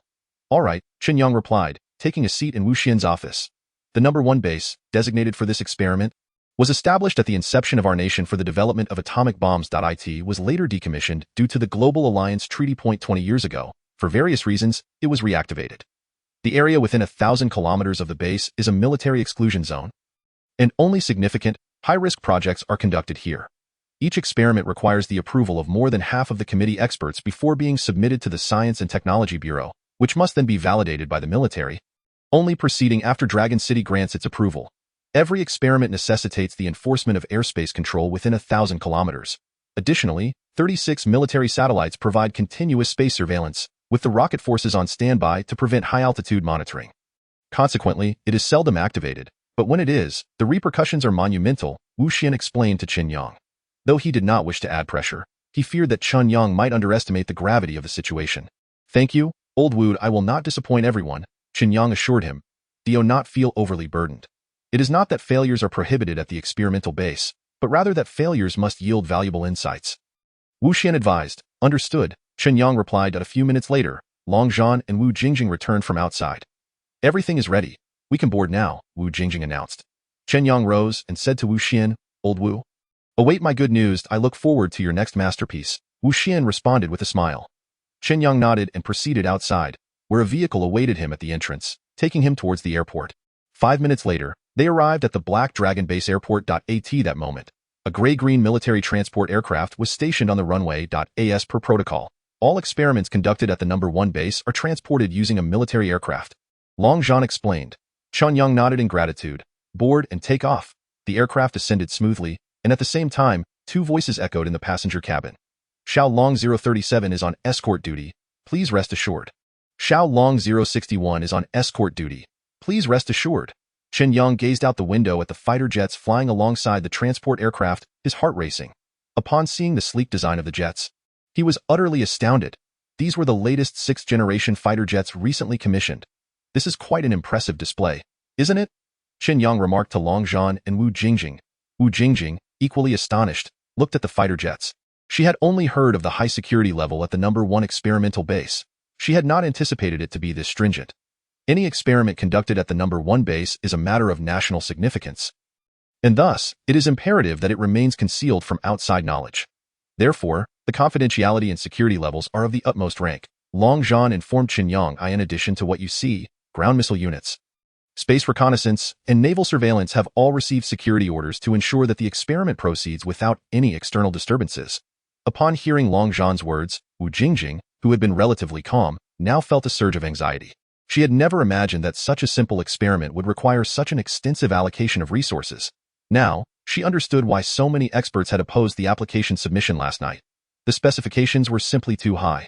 She couldn't help but glance at Chen Yang, who sat beside her, his demeanor calm and expressions relaxed, seemingly enjoying the view outside the window. With such a grand setup, aren't you the least bit nervous? Wu Jingjing silently questioned. Well, there's no turning back now. We can only hope for a successful experiment. Chapter 31. Ground, Air, and Sea Prepared. Experiment commences 2 hours later. The transport aircraft carrying Chen Yang arrived at the No. 1 experimental base. As the cabin door opened, Long Zhan led his team to establish ground security. Subsequently, Chen Yang disembarked from the aircraft. This was a large, modernized base, filled with surveillance cameras and numerous sentry posts, clearly demonstrating a militarized management style, with security measures far stricter than elsewhere. After navigating through several layers of security checks, Chen Yang and his team finally qualified to enter the base. Professor Chen? I am Liang Sheng, the researcher assigned to assist you. Should you require anything during your time at the base, please feel free to contact me at any time.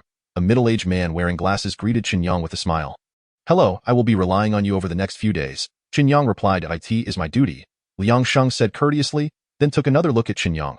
Professor Chen, you truly are a young hero. I never expected you to be this young. You flatter me, Chen Yang responded modestly. Liang Sheng smiled and proceeded to complete security verifications, including fingerprint and iris scans. Professor Chen, you have been assigned to Laboratory No. 46. You have access for 3 days. Due to the significant electromagnetic waves and even seismic waves expected from your experiment, please inform us in advance so we can prepare accordingly, minimizing the impact of such radiation and preventing any leaks of sensitive information. Understood. I will notify you should there be any significant disturbances. Chen Yang nodded. To facilitate your use of the equipment in the experimental base and help you acclimatize to the surroundings, we have arranged for 2 assistants to assist you with related tasks. They are familiar with this location, so feel free to approach them for any needs. Of course, you can always reach me by phone, Liang Sheng stated. Thank you, Chen Yang replied, then turned to the 2 assistants by his side. Hello, Professor Chen. I'm Fang Mei. One demure girl wearing glasses greeted him. Hello, Professor Chen. I am Li Weiman. The other, a man in his mid-20s, introduced himself. Greetings, Chen Yang acknowledged both of them. After some brief pleasantries, Chen Yang began to organize the experimental equipment. Time was limited, and there was much to accomplish, so they had to work efficiently. Now that he had a better understanding of the base, he was even more cautious. There could be no recklessness or allowance for failure, as he did not wish to burden others unnecessarily with such a grand undertaking. I heard Professor Chen is constructing a small arc reactor. Fang Mei inquired while assisting Chen Yang in arranging the equipment. Yes, I found it quite fascinating in the movies, so I thought I would try building one for fun. Chen Yang replied nonchalantly. Fang Mei, you can just build it for fun? Fang Mei and Li Weiman exchanged glances. A hint of bemusement on their faces. They had been at the base for some time, and every researcher they had encountered was typically extremely tense and serious, some even panicking upon seeing the strict defenses and somber atmosphere. Yet here was someone who arrived and remained calm, even joking around. He was the first of his kind. Professor Chen, all the equipment has been placed in laboratory number 46 as per your instructions. Additionally, some of the experimental devices you requested have been calibrated, while others are in the approval process and should be ready for use shortly. Fang Mei addressed Chen Yang, expressing her gratitude. Chen Yang responded with appreciation. Subsequently, he gradually made his way into Laboratory 46. This laboratory was markedly different from the previous one. It was not only equipped with a plethora of sophisticated analytical instruments, but also featured numerous external devices. It could not only send samples out for testing, but also transmit substances generated within, such as lightning and water vapor. Furthermore, there was an energy measurement device capable of directly measuring the magnitude of the produced energy. The configuration of the first experimental base was indeed impressive, surpassing even that of the Lonka Institute. Chen Yang remarked with a hint of awe. Professor Fang, your experimental apparatus appears rather intricate. I have never seen anything like it before. And given its considerable value, I fear I may not be able to assist you in assembling it, as I might inadvertently cause damage, Fang Mei said apologetically to Chen Yang. After hearing this, Chen Yang smiled gently. I can manage on my own. I estimate it will take 2 to 3 hours for calibration. Could you please assist in applying for permission to commence testing at 10 o'clock this evening? 10 o'clock tonight. Isn't that a bit hasty? Will they be ready in time? Chen Yang inquired. That is not the issue. They have been on standby for the past 3 days. I am merely concerned about your familiarity with this facility. Typically, critical experiments are scheduled for the following day, unless one has prior experience here, Li Weimin explained to Chen Yang. That's fine. I have quite a few arrangements to make. Let's proceed with one experiment tonight. Chen Yang replied. Very well. We shall make the necessary arrangements. At 10 o'clock that evening, in the control room of the experimental base, the commands were issued. Aviation, ready. Artillery array, ready. Tianji Star Reconnaissance, ready. Tianshu Star Reconnaissance, ready. Tianxian Star Reconnaissance, ready. Yuheng Star, Pacific Ocean, ready. Atlantic Ocean, ready. Antarctica, ready. Space Station, ready. Report to the commander. All preparations are complete, awaiting instructions. Supervisor Zhou Qing reported to a stern-looking man in the control room. Maintain continuous vigilance, Commander Shuigang ordered. Yes. Subsequently, Commander Shuigang picked up the phone. Everything is ready. We can commence the experiment. After hanging up, he scrutinized the screen for a moment, and upon finding no anomalies, he leisurely lifted his teacup for a sip. Commander, is this experiment concerning the arc reactor? Deputy Commander Wang Jian inquired. Indeed, and astonishingly, the designer is under 20 years of age. I heard he recently achieved controllable nuclear fusion. I wonder where he finds such energy, Shuigang replied. Indeed, it is exceedingly rare. The Nuclear Energy Commission did not approve his application without the endorsement of several academicians along with Director Peng from the Technology Bureau. I hope this failure will provide him with insights and foster his growth. Wang Jian remarked. You seem skeptical about him. Old Shui, you don't really think he will succeed, do you? That is hard to say. I heard the last controllable nuclear fusion he conducted was at a technical school. Now that conditions are ripe, producing something significant is not entirely out of the question, Commander Wang Jian responded. If he truly succeeds, I will personally go to the airport to welcome him next time. Wang Jian said with a chuckle. Ha ha ha, Shuigang laughed heartily. Clearly, none of them believed that Chen Yang could succeed on his first attempt. Chapter 32. Experiment successful. Power sufficient to propel a nuclear submarine. Fang Mei and Li Weimin received a call in the control room and conveyed the message to Chen Yang. Professor Chen, all preparations are complete. You may begin. Thank you. Chen Yang then resumed assembling the equipment he had brought. Fang Mei and Li Weimin observed the devices packed in boxes, feeling that they were hardly comparable to the Grand Arc Reactor. Is this feasible? The two exchanged glances, speechless, finding it somewhat absurd that such a multitude of equipment and personnel were dedicated to these few rudimentary boxes. Having conducted numerous experiments, the smallest teams typically comprised over a dozen individuals, including those managing computer systems, installing and debugging equipment, and preparing materials.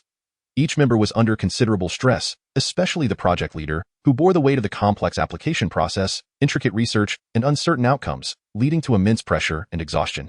Some leaders even found themselves unable to carry out their supervisory roles due to overwhelming anxiety. Yet, in stark contrast, Chen Yang appeared remarkably composed, exhibiting a level of tranquility that seemed excessive. He appeared less anxious than students conducting experiments in school, which struck Fang Mei as quite extraordinary. The two silently watched Chen Yang at work, initially expecting the task to take a considerable amount of time. To their surprise, within 10 minutes, he had completed everything. Professor Chen, what experiment shall we conduct today? Fang Mei asked. Let us proceed with the first experiment tonight, to observe whether this reactor operates normally, and to compare the actual energy output with theoretical predictions. Chen Yang replied. Once all equipment was set up, Chen Yang's demeanor shifted to one of solemnity. Fang Mei and Li Weimin felt a wave of tension wash over them at this change in his expression. Nearby, Wu Jingjing also felt her heart race. Jingjing, come here and assist me, Chen Yang called out me? Wu Jingjing asked, bewildered. You are my secretary and assistant, who else could it be? But I don't understand, Wu Jingjing said. Feeling apprehensive, just follow my instructions during this crucial experiment. You need not worry about anything else. But, no buts. If I say you can do it, then you can, Chen Yang asserted with resolute confidence. Wu Jingjing, feeling helpless, approached with trepidation. Fang Mei and Li Weimin exchanged glances, somewhat speechless. Meanwhile, in the control room, Commander Shuegang and others observed the scene with peculiar expressions. Allowing this young man to assemble DIY equipment was one thing. But now he wants to involve an untrained individual in the experiment. She clearly has no training whatsoever. This is madness, old Shui. I believe we need to terminate their experiment immediately, Deputy Commander Wang Jian said. Somewhat irate, Shuegang's resolute expression flickered with uncertainty.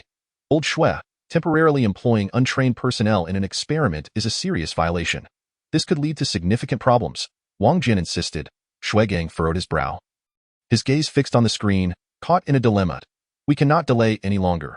We must halt the experiment at once, Wang Jian stated. Shuegang fell silent for a moment.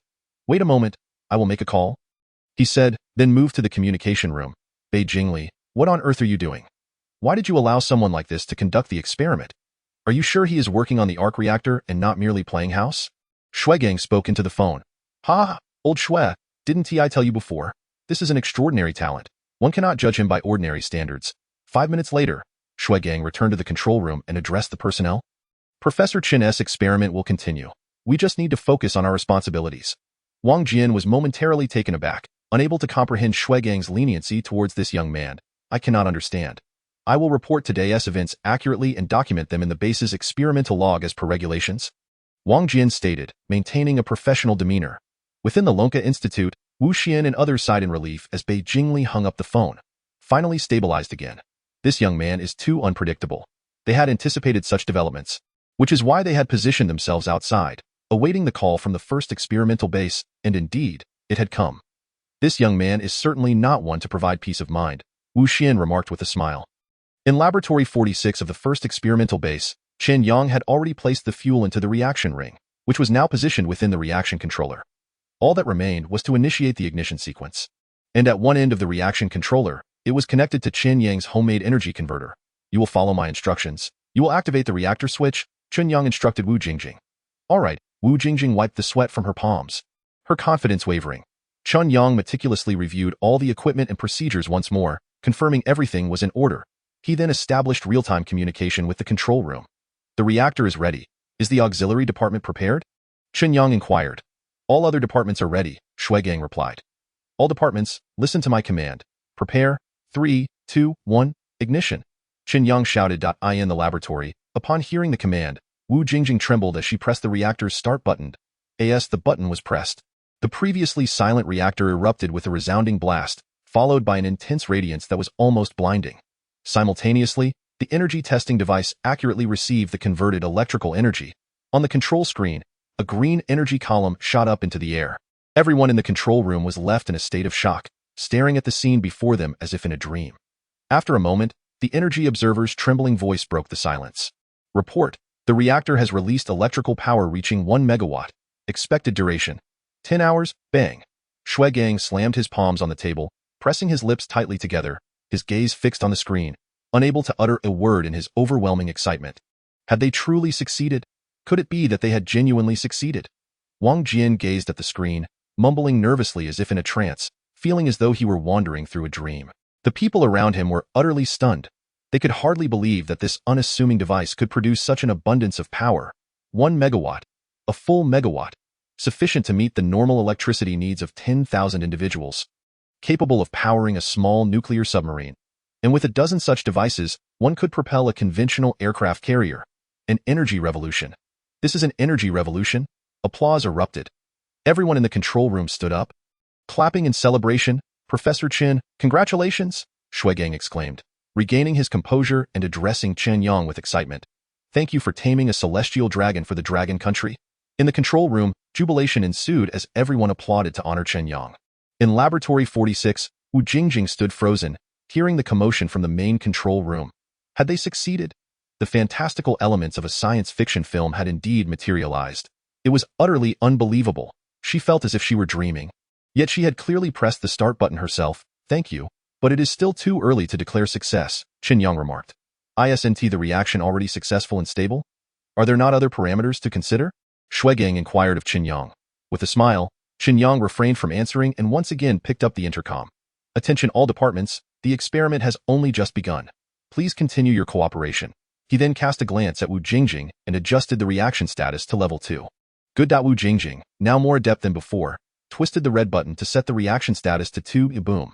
As she adjusted the reaction status, the light intensified, even causing discomfort when viewed through glasses. With Wu Jingjing's adjustment completed, the previously stable green energy pillar surged dramatically, more than doubling in height. Gulp. Witnessing this scene, someone could not help but swallow hard, clearly unable to believe their eyes. That moment, a trembling voice from the energy monitoring station reported. Current rated output power is 2.5 megawatts. Power supply stable, estimated duration 3 hours. Upon hearing this, the main control room fell into a profound silence, broken only by the sound of rapid breathing. The crowd exchanged glances, their expressions filled with astonishment.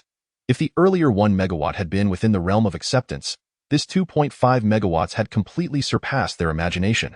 The largest nuclear submarine in the United States. The Virginia class has a power output of only 3.2 megawatts. Such a device could provide enough energy for that submarine for 3 hours. Moreover, it seemed that the fuel within the reactor was not fully loaded. Should it be completely filled, how much power could it provide, and what monumental changes would it bring to strategic assets like aircraft carriers and submarines? Excellent work. I was contemplating the need for additional reactors to form a reaction matrix to meet the demands. Yet it turns out a single unit suffices, Shui Gang exclaimed, his body quivering with excitement. Professor Chen, you have brought a beast to the military industry of the Dragon Country. From now on, our submarines, aircraft carriers, and cruisers need not worry about power and supply issues. Shui Gang solemnly promised Chen Yang. This is merely my duty, Chen Yang replied with a light smile. He then turned to Wu Jingjing and commanded, raise the reaction level to 3. Wu Jingjing was taken aback. Are you certain? We're nearing capacity. Absolutely. The personnel in the control room became anxious upon hearing Chen Yang's words. The previous power level was already formidable enough to propel an aircraft carrier. And now there was to be a third state. Shui Gang quickly picked up the microphone. Attention all departments. We are about to conduct a higher energy state experiment, with power exceeding the previous level. Please prepare accordingly. Report to the commander, Professor Chen. Requesting 5 minutes for preparation to recalibrate the equipment. Agreed. Came Chen Yang's voice. 5 minutes later. Report to the commander, Professor Chen. Preparations complete. Please provide instructions, Professor Chen. All departments are ready. Please proceed with the next step. Understood, Chen Yang replied, then glanced at Wu Jingjing and the equipment, his expression growing serious. He had absolute confidence in the first 2 energy levels. Yet the third level left him feeling uncertain. Attention all departments. 3, 2, 1. Start. Wu Jingjing, trembling, pressed the start button again. Boom. A tremendous sound reverberated, followed by a blinding white light, as if they had fallen into a world of brightness. The room was filled with dazzling light. It was so intense that even the personnel in the control room could not open their eyes. Wu Jingjing cried out in agony, shielding her eyes as tears streamed down her face. Her body lost balance, nearly collapsing to the ground. Chen Yang quickly rushed to support her. The blinding white light persisted, albeit at a significantly reduced intensity. Even so, it remained impossible to fully open one's eyes. Even with glasses. Let us go. Chen Yang urged Wu Jingjing. No, I must terminate the reactor. Otherwise, there could be danger. No need. At the third energy level, it can only sustain for 2 minutes. I just checked the equipment, and all is intact. Let it shut down naturally, Chen Yang reassured Wu Jingjing. Upon hearing Chen Yang's explanation, Wu Jingjing felt a sense of relief. Medical team, hurry. In the control room, Shui Gang and others had also heard Wu Jingjing's cries. Their hearts tightening. Hold on, Deputy Commander Wang Jian shouted to the others. Report on the radiation status in the test room. Report. A large number of varying frequency waves have been detected in the test room, but no radioactive particles were found. The environment is safe. Open the door. Rescue her, Shui Gang commanded through the intercom. The door to Laboratory 46 swung open, and Wu Jingjing was carried out. Close your eyes and rest for 10 minutes. Chen Yang instructed Wu Jingjing. I'm fine. You need to get back to the control room. They can't do without you. I'll find you shortly. With that, Chen Yang strode directly towards the control room. At this moment, chaos reigned in the control room. They detected that the reaction intensity was still increasing, and it was uncontrollably escalating. We must terminate the reactor immediately, Otherwise, if the reactor exceeds its load capacity, it will result in an uncontrollable violent reaction, akin to dropping an atomic bomb on the base. Wang Jian warned Shui Gang. A look of struggle crossed Shui Gang's face again. We cannot stop. Chen Yang entered from outside. We are now at the end phase of the reaction. The fuel in the reactor is nearly depleted. There is no need to forcibly terminate the experiment now. But if the reaction in the reactor loses control for even a second, our entire base will be doomed. Wang Jian shouted angrily at Chen Yang. Chen Yang fell silent. He knew Wang Jian was right. There was indeed a risk. However, based on his calculations, he was confident that it could hold. I am aware of the risks we face, yet I am more acutely aware of my capabilities. I trust that my design is sound. Please give it time, Chen Yang implored Wang Jian and the others. The group looked at Chen Yang, at this young prodigy who was younger than many of them, observing his resolute gaze and confident demeanor. Strangely, the panic they had just felt dissipated entirely. Shui Gang also regarded Chen Yang, and after a moment of silence, he finally spoke. I trust you. We all believe in you. Carry on, we will wait here. Let us go. Let us go. The collective determination in their eyes ignited a fervor among them. Thank you. Chen Yang bowed deeply to the group. These scientists were deserving of his admiration. He then turned his gaze back to the large screen. At this moment, the laboratory screen displayed nothing but blinding white light. Some cameras had even been completely damaged. Everyone awaited the outcome. As time passed, the screen finally flickered to reveal a blurred image. Clearly, the previous intense light had inflicted significant damage, rendering even what remained functionally impaired. Has the reaction ceased? Someone murmured. The energy wave from the power tester has vanished. The crowd turned their attention to the display. Just then, the voice of the energy monitor once more resonated. Report. Energy monitoring complete. The peak power reached 4 megawatts. Duration 73 seconds. Energy output stable. The monitor's voice trembled as it relayed the information. Clatter. Shui Gang's cup fell to the ground, shattering into pieces. Nearby, Wang Jian sat in stunned silence. Everyone around was dumbfounded. Time seemed to freeze at that moment. The air felt as if it had solidified. Everything appeared to be frozen in place. After what felt like an eternity, a researcher finally broke the silence with applause. Soon, others joined in, and then the entire room erupted in applause, the sound deafening. The atmosphere was electric. Some individuals embraced in excitement, tears gleaming in their eyes. We've done it. We've made a breakthrough. Nuclear-powered aircraft carriers are within reach. 5 megawatts, enough to propel an entire aircraft carrier. Not only the aircraft carrier, but the celestial project can also be thoroughly realized. With a crisp salute, Shui Gang earnestly addressed Chen Yang. Professor Chen, thank you. You are too kind. Chen Yang reciprocated the gesture. Without their support, particularly the collaboration and backing from Commander Shui, his success would have been unattainable. Professor Chen, is your research ready for immediate application? Shui Gang inquired earnestly. Not yet, Chen Yang replied, shaking his head. As you just observed, this compact arc reactor provides power for small devices. However, the recent intense light radiation severely hampers its operational efficacy and drastically diminishes its energy utilization. I will continue to refine it. Yet, this is already a groundbreaking invention that meets the usage requirements, Shui Gang exclaimed with urgency. Further improvements are necessary, Chen Yang stated. How long will it take? Shui Gang pressed again. Approximately 2 weeks, Chen Yang responded. Shui Gang, surprised, rubbed his ears, thinking he misheard. Did you say how long? 2 weeks? Well, if all goes smoothly, it might be resolved in 10 days. Shui Gang's excitement was palpable. Excellent. What support do you require? We will certainly provide full cooperation, he declared enthusiastically. You've already provided substantial support. Nothing more is needed for now. Chen Yang smiled, declining. No, that is not acceptable. Otherwise, we would feel embarrassed to utilize your achievements, Shui Gang insisted. Professor Chen, I noticed you came here alone. Do you need an assistant? I can select one for you. Anything you desire, no application necessary, take it directly. Do you need funding? I heard you lack a dedicated budget here? That simply won't do. We'll provide $1 billion initially. Furthermore, scientists of your caliber must be afforded adequate security measures. I will allocate a special operations unit for you, Shui Gang asserted. Commander Shui, I appreciate your good intentions, but I am quite comfortable at the Lonka Institute. What you suggested is unnecessary for the time being. Chen Yang politely declined with a smile. Professor Chen, you need not have any reservations.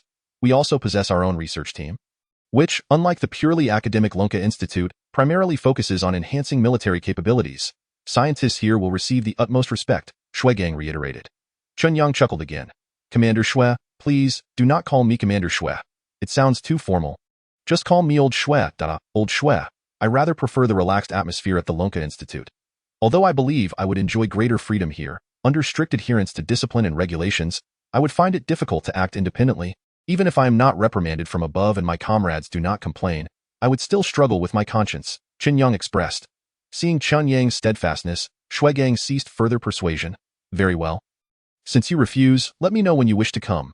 The Longgong Research Institute will always welcome you. By the way, upon my return, I will request that you become our guest professor. Although you won't receive a title, you will enjoy equivalent benefits. Additionally, for future projects at the No. 1 experimental base, you can apply directly to us at the Longgong Research Institute without going through the Nuclear Energy Commission or the Science and Technology Bureau. Shui Gang informed Chen Yang. The onlookers were taken aback by Shui Gang's unprecedented overtures. Typically stern and distant, he was now actively seeking to draw Chen Yang closer. An uncharacteristic move, however, considering the groundbreaking compact reactor Chen Yang had developed. They were all convinced. Thank you. Chen Yang acknowledged gratefully. It would be ungrateful to persistently refuse such overtures. Half an hour later, Chen Yang arrived at Wu Jingjing's hospital room. How is her condition? He asked the doctor. Currently, the patient's situation is stable, but her eyes were suddenly exposed to strong light, and she will require some time to recover. We cannot ascertain the extent of her condition until we observe her recovery tomorrow. The doctor replied gravely, clearly not optimistic about Wu Jingjing's health. Chen Yang entered the room. Teacher Chen, is that you? Wu Jingjing asked calmly. I apologize. My previous design had flaws, and I did not foresee such a vast amount of energy converting into light. Chen Yang expressed with deep remorse, it's all right. Experiments cannot guarantee 100% success. You have done remarkably well this time. Wu Jingjing smiled gently. Lying in bed, her eyes shielded by a protective device. She exuded a serene beauty, her lips curving into a tranquil smile. Rest assured, I will ensure your safety. Chen Yang vowed solemnly. I believe that as long as you are determined, you can achieve what you set out to do. Wu Jingjing replied with a smile, sensing Chen Yang's guilt. Do not be disheartened. You have significant matters to attend to. Tomorrow, without my help, you must take care of yourself to avoid further injuries, she added with another smile. Indeed, Chen Yang nodded earnestly. Exiting the ward, he contacted Shui Gang once more. I require a laboratory. No problem. Shui Gang readily agreed. What we have at the Lonka Institute, we have here. What we lack at the Lonka Institute, we also possess here. Thank you. We should be thanking you. I understand your assistant's injury has distressed you. I can only assure you that we will engage the best doctors for her treatment. But I hope you can adjust your state of mind and prepare for tomorrow's experiment. I will. After hanging up, Chen Yang was escorted to a large laboratory. Professor Chen, please let me know if you lack anything. These are our Military Research Institute's researchers, eager to assist you, Fang Mei said cheerfully. Well then, I shall not hold back. Professor, please do not hesitate. Otherwise, it seems you look down upon us. We are here to be your students. One middle-aged man smiled at Chen Yang.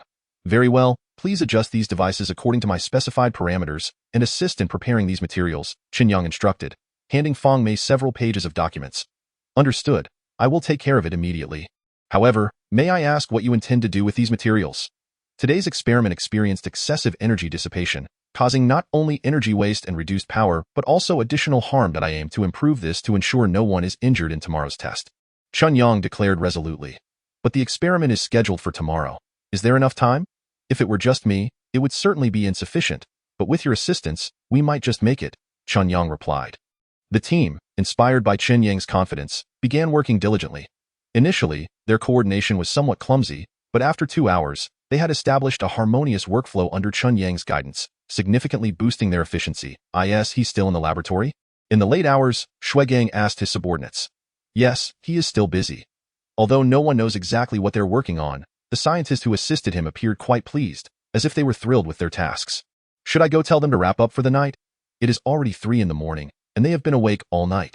Continuing like this could severely impact their performance tomorrow. One of Shui Gang's subordinates suggested, if you are not afraid of being torn apart by them, you may try. Shui Gang chuckled. These individuals are currently engrossed in their work. Disrupting them would likely provoke a strong reaction. Hearing Shui Gang's words, the subordinate retreated, refraining from further comment. At 10 o'clock the following morning, Chen Yang beamed at the contraption they had hastily assembled overnight. Professor, what is this? This is the improved reaction controller, which can better regulate the reaction speed without altering the effective contact surface area, thereby controlling the reaction intensity, Chen Yang explained. Will this reduce the power output? No. While it lowers the reaction intensity, it simultaneously enhances the effective reaction level. In this balance, efficiency will not only remain intact but may even exceed previous power levels, Chen Yang asserted confidently. Then let us proceed to test it. Someone exclaimed. Chen Yang nodded, instructing, please place this reaction auxiliary device beneath the reactor according to the original design, and prepare as per yesterday's arrangements. Understood, the team responded. Despite having gone without sleep, they now radiated enthusiasm. Their fatigue seemingly vanished, and their eyes sparkled with determination. In the control room, Wang Jian had also learned of the previous day's events. Old Shui, I know it may not be the right time to voice concerns, but I feel compelled to ask if allowing them to continue the experiments is appropriate, Deputy Commander Wang Jian said, somewhat hesitantly. Yesterday, Chen Yang's experiment was met with skepticism from the very beginning. He even intervened several times to halt the proceedings and ultimately sought to terminate the experiment forcibly. However, it was proven that Chen Yang's capabilities are indeed commendable, as he did not disappoint them. Nonetheless, his actions significantly undermined his authority and leadership. You are right to remind me, and I have also considered this. But look at them now. Who could possibly persuade them otherwise? It would be better to let them conduct their experiment thoroughly and resolve the issues at hand, allowing them some well-deserved rest. Su Gang remarked. Upon hearing Su Gang's words, Wang Jian ceased to argue further. Subsequently, with the assistance of everyone present, the preparations for the experiment were swiftly completed. Yet, during the final step regarding the testing equipment, a sense of confusion swept through the group. Professor Chen, why haven't you connected the energy testing device today? Are we not testing the conversion of energy? We are not testing energy conversion today. We are employing a different method. What method? Laser. The group gasped in astonishment. Laser. The distance parameters you just provided were for the laser setup, weren't they? Professor Chen, you must be aware that, although laser technology is utilized widely today, a laser emitter capable of meeting the requirements of your reactor has yet to be developed. Furthermore, the long-range laser transmission you designed is unattainable, as the energy dissipation in between is far too severe for effective transmission. The distance you have designed is already at the level of laser weaponry. Laser weaponry is a focal project for our military researchers, not just in Longhua, but across many nations worldwide. However, to date, no country has succeeded in creating a functional and operational laser weapon. Thus, for the military sector, it remains merely a conceptual weapon, potentially realizable in the future, but currently, significant obstacles exist in advancing laser technology. Just place the target as originally envisioned. As for the laser emitter, I have constructed it myself, and it merely requires a connection to the energy converter, Chen Yang replied with a smile. What, Professor Chen? Are you asserting that your device can directly convert nuclear energy into laser energy for emission?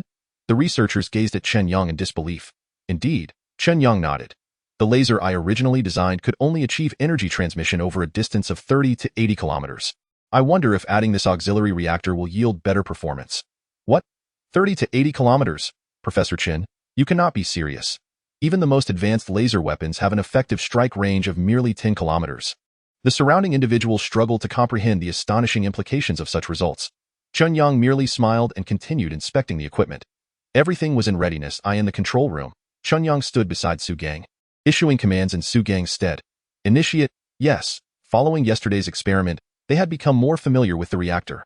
Someone had designed a simple remote control button, and as Chen Yang's command was given, a soft pop was heard, followed by a blood-red beam of light shooting forth from the laboratory like a sharp sword. Everyone anxiously turned to observe the energy monitoring data on the screen, which displayed the target receiver 30 kilometers away. Beep, beep, beep. Almost instantaneously upon launch, the target receiver's energy gauge emitted a shrill alarm. The crowd focused intently on the reading. 5 million watts.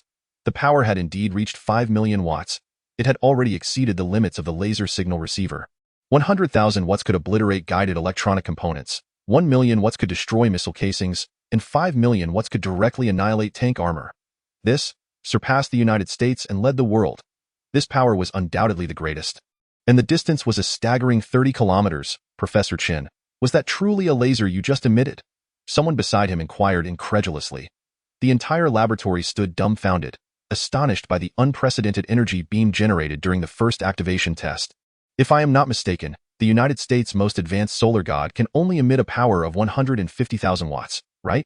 Just as the crowd was marveling, Chen Yang pressed the button once more. Level 2 reaction intensity. Boom! An even more powerful muffled sound erupted, followed by a beam of light that seemed almost tangible, shooting forth like a spear piercing the heavens. Boom!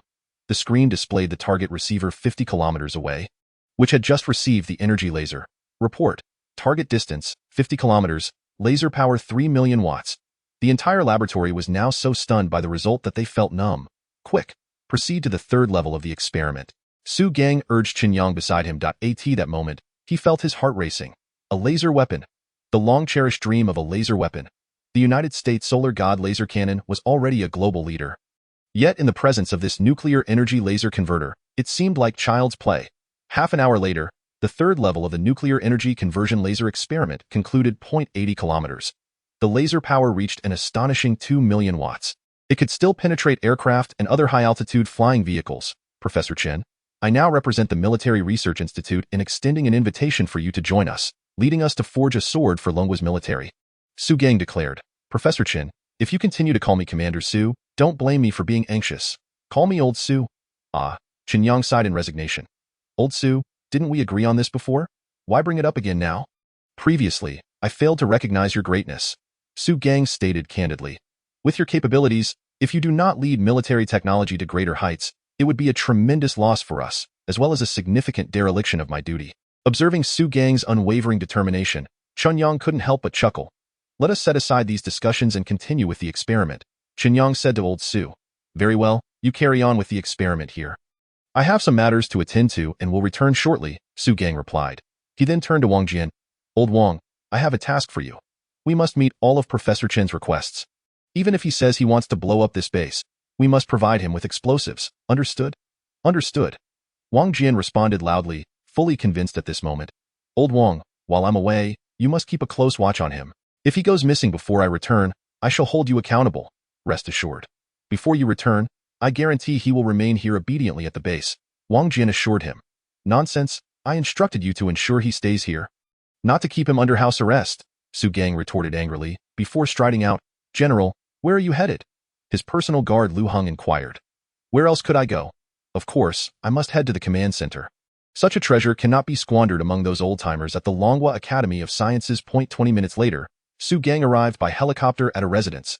Chief, that Chen Yang is a treasure, an absolute gem. Previously, I mentioned that he alone could equal a division. I was mistaken. He is worth 10 divisions. Nonsense. Among the scientists in Longwa, only the late Qian Lao could match a division alone. What right does this 20-something youth have to stand shoulder to shoulder with Qian Lao? The old chief rebuked, his eyes widening in authority. Yes, yes, yes, Qian Lao is our Military Research Institute's deity, incomparable to anyone else, but though this boy cannot rival Qian Lao, he is at least worth 9.5. Su Gang replied earnestly. His ability to achieve such remarkable accomplishments at such a young age is indeed a rare talent. However, you must realize that his participation in the experiments at our number 1 testing base was only possible due to the endorsement of several academicians from the Nuclear Energy Committee, along with Director Peng from the Science and Technology Bureau. This indicates that he is also under significant scrutiny and importance at the Longwa Academy of Sciences and the Science and Technology Bureau. If we were to forcibly keep him at the Military Research Institute now, it could incite the ire of those old-timers, making our future endeavors quite challenging. The old chief chuckled. However, he has achieved controllable nuclear fusion, developed a reactor capable of powering aircraft carriers, and created a laser cannon capable of penetrating all flying vehicles from 80 kilometers away. This is a military genius bestowed upon us by heaven. We cannot let him slip away, Su Gang urged the old chief. The chief pondered for a moment before murmuring, how I wish to secure such a talent at our base, but we cannot afford to offend those individuals at the Longwa Academy of Sciences. After all, our future weapon upgrades, as well as the continuous supply of elite military talent, will rely on them.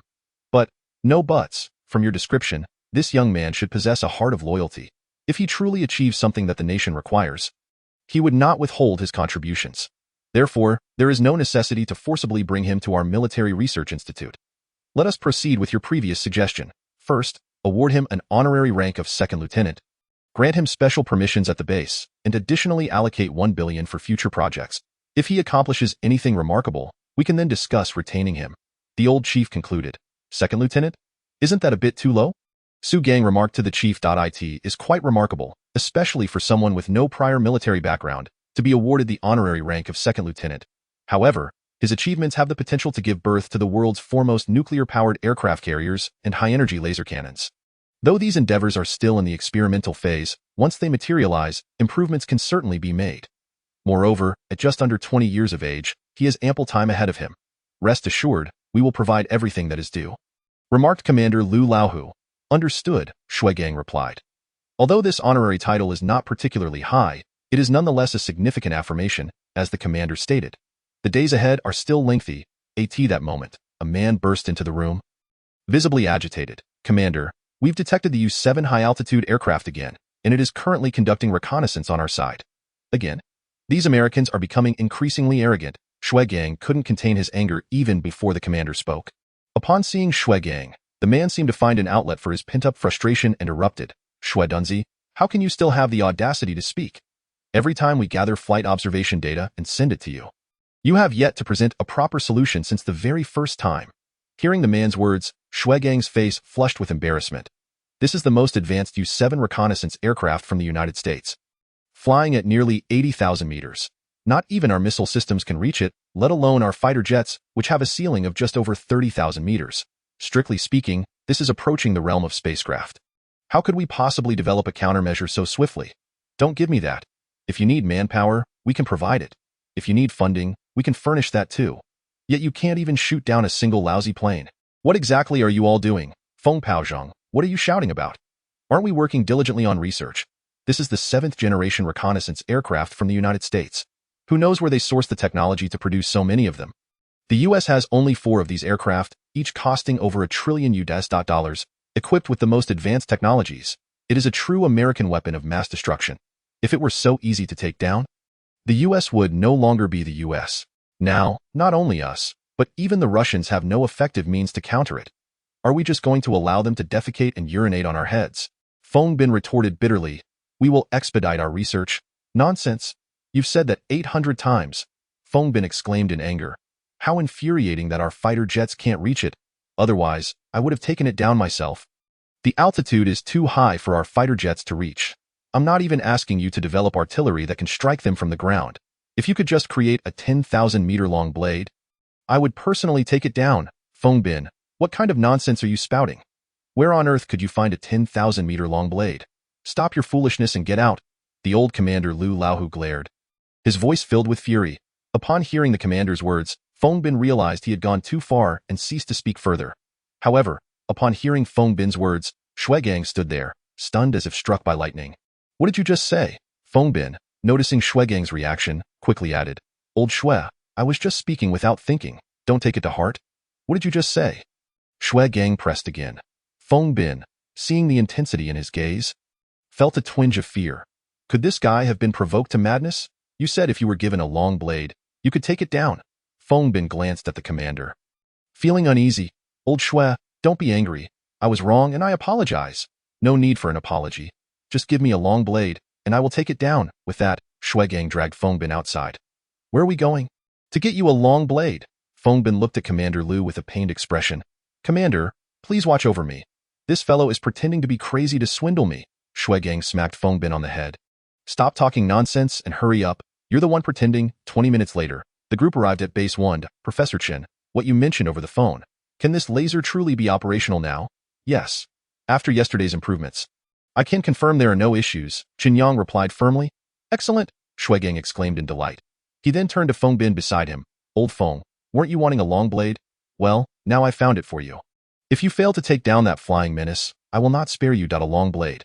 Are you sure this thing works? If it doesn't, I'll twist my head off and let you use it as a ball, Shui Yang declared. All right. If this truly is a usable long blade and you manage to bring that flying thing down, I will call you Big Brother every day. Feng Bin replied eagerly. All right, let's move quickly. That guy is about to return. Commander Lu instructed Feng Bin. Feng Bin then turned to Professor Chen. Professor Chen, can you explain how this thing is supposed to be used? We've never encountered such advanced weaponry before. When you were just on the phone, we placed this equipment into a portable case. When the time comes, simply press the button, and the reactor's nuclear energy will activate the energy converter, triggering the laser emitter to release a beam from this launcher. By using the phased array radar to track the aircraft's position, we can utilize the laser's high-speed response capability to strike the enemy, Chen Yang elaborated. Good. If this long blade can indeed take down that massive object, I will acknowledge you as my elder brother, Feng Bin stated to Chen Yang. He had been feeling quite frustrated lately, with the U-7 reconnaissance aircraft constantly hovering above them, and they had been powerless to counter it. Everyone, await my updates. With that, Feng Bin took the equipment and headed to the Air Force Base. Inside the U-7 reconnaissance aircraft, Pilot Brooke and co-pilot Jason wore relaxed expressions. They were flying the most advanced aircraft, gathering an abundance of data, equipped with high-definition cameras that could even capture the movement of a watch's hands from 80,000 meters up. Previously, they were concerned about missile threats, but since enhancing their stealth capabilities, even ground radar struggled to detect them accurately. The only threat had vanished. This feeling was incredibly liberating. I feel like we're on a vacation. Let's take another lap. We should be able to figure out the weather. Geography and topography, Brooke suggested. Just then, a green dot appeared on the display screen. It seems there is a fighter jet below. Jason remarked, a fighter jet? It's merely a toy. It can't even touch our toes, right? Ha ha ha, Brooke sneered. What's it doing? It appears to have slowed down and matched our speed, Brooke noted with curiosity. Adjust the camera angle and see what it's up to soon. The high-altitude camera captured the fighter jet's image. What is it trying to do? What is that black box on the aircraft's launch pad? At that moment, they clearly saw a box pop out from the fighter jet, and in the middle of the box was a circular device resembling a large lamp. Though its purpose remained unclear, could this be a new weapon developed by the Dragon Kingdom? Don't be ridiculous. Our scientists have stated that this U-7 is at least 50 years ahead. Don't even think about them developing a weapon that poses a threat. They don't even have a conceptual framework for it, Brooke confidently asserted. Just then, a voice from the Pentagon crackled through Brooke's communication device. What happened? Why did you adjust the camera angle? Nothing. We spotted a toy from the Dragon Kingdom. It's a bit amusing, don't waste too much time. You still have other areas to cover. Understood. A.S. Brooke was about to retract the view. He noticed that the toy on the Dragon Kingdom's fighter jet suddenly began to glow. What is that? Brooke furrowed his brow. Chapter 38. The Unmatched Blade. A single strike, the light grew increasingly intense, suddenly turning red. Just moments ago, Brooke and Jason were joking, but their expressions shifted dramatically, panic flashing in their eyes as an ominous premonition washed over them. Whoosh! A beam of light, as solid as a physical sword, shot upward like a searing blade. Beep, beep, beep. The previously stable U-7 cockpit began to tremble violently, the indicators on various instruments oscillating. Beep, beep, beep. Alarms blared chaotically in the cockpit, only to suddenly fall silent. Even the alarm system malfunctioned. It's on fire. Quick, extinguish it. The communication equipment is down. The engine system has failed. Manual control. My eyes. Help, help. Calling headquarters. Calling headquarters. My God. We're done for. On the ground, Fong Bin stood in the command room, witnessing the scene of the laser blade tearing through the U-7 through the phased array radar and the aircraft's radar. At the moment, the laser blade wreaked havoc on the aircraft. The ground radar captured the U-7's image with even greater clarity. Good, well done. Fong Bin clenched his fists tightly, slamming them down on the table. Report. The U-7 aircraft has exited the airspace and is expected to crash into the Pacific Ocean. Excellent. Splendid work. Fong Bin couldn't help but exclaim in exuberance. Inside the number 1 test base, ever since Fong Bin left, everyone at the test base had been waiting. 2 hours later, in the clear sky, the roar of an aircraft suddenly pierced the air, followed by the sight of a blood-red beam of light erupting into the heavens, soaring skyward like a long sword. This dazzling sword persisted for 20 to 30 seconds. Then, the sky fell once again into silence. Did that rascal Fong Bin actually hit his target? Shui Gang murmured anxiously to himself. The old commander sat there, sipping his tea incessantly. 2 hours passed. The sky had darkened. At last, a thunderous sound approached, and soon a Xiaolong helicopter came into view, its noise deafening. Then, a man leaped from the helicopter even before it had fully landed. It was indeed Fong Bin. He dashed towards the office upon entering. He found the old commander, Chen Yang, and Shui Gang all present. Fong Bin turned to close the door, finally unleashing the excitement and exhilaration he had suppressed. We hit it! We hit it! A direct hit. A sharp sword. We truly opened it up. Old Shui, you're amazing. Fong Bin trembled with excitement. Now, in front of the old commander, I apologize to you. I retract my previous words. You are indeed impressive. I've heard that the Russians have no counter against the U-7, allowing it to roam freely in our skies. You've truly brought us honor. I wonder if they dare to come again. Let them come, and we shall slay them once more. Hearing Fong Bin's words, even the composed old commander couldn't help but tremble with anticipation. Shui Gang was equally elated, unable to resist giving Chen Yang a hearty hug. After a moment, he composed his expression and turned to Fong Bin. Fong Firecracker. Steady yourself. How can you, as an air marshal, make such a commotion over shooting down a mere aircraft? Is it really worth such a fuss? Fong Bin. However, let me tell you, this time you should thank Professor Chen. Not me. Be frank, that laser launch device was entirely developed by Professor Chen, and this very device has only just begun testing today, yet you've already put it to practical use. Shui Gang remarked to Fong Bin. Upon hearing this, Fong Bin was momentarily stunned. Then incredulity washed over his face as he asked, Are you certain you are not jesting? Of course, I am not joking. Professor Chen is a natural-born military-industrial genius. Not long ago, he single-handedly made a breakthrough in controllable nuclear fusion, and in less than a month, he successfully developed the arc reactor, achieving the portable harnessing of immense energy and converting nuclear fusion energy into both electricity and lethally powerful lasers. The laser you use today is the result of his work. Hearing Shui Gang's introduction, Feng Bin hurriedly approached, grasping Chen Yang's hands, rendered speechless with excitement, and after a moment, he slowly said, Professor Chen, you have allowed us, the airmen of Longhua, to hold our heads high. On behalf of the Longhua Air Force, I salute you. A crisp military salute, he stood before Chen Yang like a javelin. During this time, no one felt more stifled than they, watching foreign aircraft hovering above, witnessing their brazen data collection, yet feeling utterly powerless to act. That sense of helplessness and insult had kept him awake at night. Today's sharp sword had allowed them to truly lift their spirits. Chen Yang quickly returned a somewhat unstandard salute. General Feng, you defend our homeland and are even more deserving of respect. I have merely done what I could. Chen Yang replied, it's he that moment. The old commander also stood up.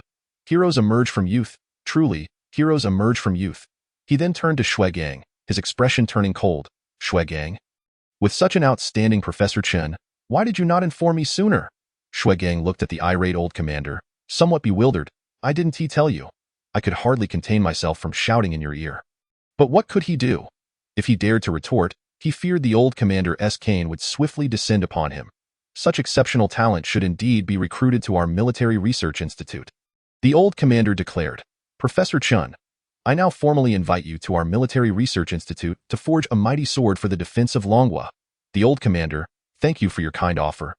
But I am quite content at the Longhua Institute and do not wish to leave just yet. Chen Yang replied with a smile. Rest assured, everything you have at the Longhua Institute, you will find here too. And what you lack there will also be available here.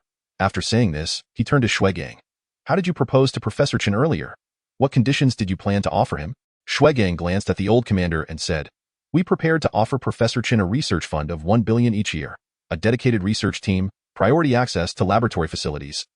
And additionally, we would bestow upon him the honorary rank of second lieutenant. Nonsense. The old commander, Lu Laohu, erupted in anger. A military genius like Professor Chen, whose worth equates to 10 divisions, and you propose only a second lieutenant rank? How can you even utter such a thing? Shui Gang's eyes widened in shock as he watched the old commander's display, feeling somewhat disoriented. Each year, we will provide 3 billion in research funding, a professional research team, a special security unit, and an 800-square-meter villa. Additionally, we shall elevate Professor Chen to the rank of captain. He paused and then turned to Chen Yang. Oh, by the way, Professor Chen, you are not currently in a relationship, are you? Just right. Our cultural troupe has lovely young women who would adore a talented genius like you. I assure you, you will find a suitable match. Chen Yang, Shui Gang. Chapter 39. Mission accomplished, rewarded with second-generation arc reactor technology. Shui Gang was speechless. He never imagined the old commander could be so unprincipled, yet now, he was left with no recourse, unable to voice his frustration. Feng Bin, however, looked at Chen Yang with eager anticipation. If he had previously underestimated this young scientist, witnessing the power of his laser weapon had completely won him over. A single individual could indeed rival 10 divisions. He wholeheartedly accepted that statement. When the U-7 reconnaissance aircraft circled above, no matter how many people were present, it ultimately relied on this young man's sword for a decisive blow. Professor Chen, as long as you join us, whatever research conditions you require, we will do our utmost to fulfill, and there will be no hindrances. Anyone who dares to trouble you will face my wrath, Feng Bin declared. Chen Yang smiled at the three of them. I appreciate the old commander and the trust of all three. However, I have just arrived at the Longhua Institute and am still familiarizing myself. I would like to work there for a while longer. I am quite particular about my environment, and I fear that a sudden move here might not only hinder my research speed but also disrupt my existing projects. The three, who had initially hoped for Chen Yang to conduct experiments at their testing base, exchanged glances filled with regret upon hearing that it might impact research progress. After some persuasion yielded no change, they set aside that thought. Very well, however, we shall not skimp on what is due to you. Those things still belong to you. Furthermore, according to Longhua's regulations, to prevent any threats to your safety and to avoid interference from others, a security unit will be assigned to protect you. A security unit? That seems excessive. I feel somewhat uncomfortable. I prefer to be alone, Chen Yang said. That one do. Even from a confidentiality standpoint, your security must not be neglected. How about this?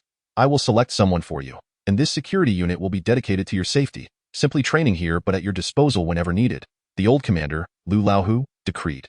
Hearing the old commander's words, Chen Yang had no choice but to agree.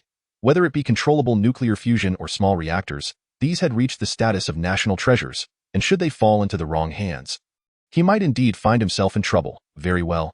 I shall follow the old commander's arrangements, Chen Yang replied. Half an hour later, Chen Yang bid farewell to the old commander and the others and arrived at the hospital. Seeing Wu Jingjing lying on the bed, a pang of heartache flashed across his face. How is her condition? Chen Yang asked the doctor. The patient's condition is not optimistic. The retinal nerves have suffered significant stimulation. Currently, she can see, but not clearly, and she will need to recuperate gradually, the doctor explained. Recuperate? What does that mean? Is there no treatment available? Chen Yang asked, a hint of anger in his voice. To be frank, the eye nerves are exceedingly complex, and the neural network within rivals that of the brain. Therefore, with current methods, we cannot ascertain the exact nature of the patient's condition, which means we cannot provide treatment. Chen Yang's expression grew even grimmer. Teacher Chen, is that you? A voice came from the hospital room, belonging to Wu Jingjing. Slowly, Chen Yang walked inside. Jingjing, it's me. A sense of guilt filled Chen Yang's eyes. Had he not been so careless earlier, Wu Jingjing would not have ended up in this condition. You need not be upset. I heard that the laser cannon you devised shot down the world's most advanced reconnaissance aircraft in one fell swoop. How incredible! It's a pity I didn't witness it. That scene must have been exhilarating, Wu Jingjing said with anticipation on her face. Jingjing, I'm so sorry. It's all my fault. Had it not been for me, you wouldn't have ended up like this, Chen Yang said remorsefully. You need not be upset, nor should you blame yourself. I'm fine. The doctor said I'll be okay after a while. Wu Jingjing reassured him. Yes, you will definitely be okay, Chen Yang replied with unwavering confidence. After conversing with Wu Jingjing for a while longer, Chen Yang returned to his office once again. All the experiments had been successfully completed. Previously, the conversion efficiency of the nuclear energy converter was relatively low. However, following his improvements, the efficiency had significantly increased. One could say that the miniaturized reactor had now achieved the goals he had envisioned earlier. Based on the performance of the laser cannon and the energy converter, with just a few minor enhancements, or even without any modifications at all, it could be directly utilized in combat, albeit with a less than aesthetically pleasing appearance. Therefore, barring any unforeseen circumstances, he was preparing to return tomorrow. Yet, the thought of Wu Jingjing filled him with deeper sorrow. I will never allow you to return in such a state, Chen Yang vowed within himself. She had arrived as a beautiful woman, but was now leaving as a blind person. It was hard to imagine that even the old man, Wu Xian, could accept such a fate. No less could he bear it himself. Upon entering his laboratory, Chen Yang promptly shut the door behind him and reclined in his chair. An outsider, it might seem as if he were merely resting his eyes, but at that moment, he had delved deep into his thoughts. Congratulations, host. You have completed the first generation of the miniaturized arc reactor within 3 months. Task accomplished. Reward, 3 hours of access to the future library. Reward, technology for the second generation arc reactor. Note, the second generation arc reactor is more efficient, convenient, and utilizes cleaner, more environmentally friendly fuel. You have gained 1,000 technology points. You have acquired 1/10 of the structure for the interstellar shuttle. Total technology points, 2,000. Interstellar shuttle, 2/10 of the structure. Seeing this, Chen Yang's expression did not reveal much surprise.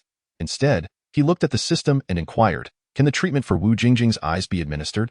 Yes, however, it will consume technology points and is quite impractical. Please think carefully, host. Would you like to proceed with the transaction? Transaction. As long as it can restore Jingjing's sight, I am willing to pay any price. Chen Yang stated resolutely. He understood that the system possessed independent intelligence. He had merely been testing the waters, not expecting it to actually be feasible. In order to initiate treatment, a diagnosis must first be conducted. Diagnosis? How is the diagnosis performed?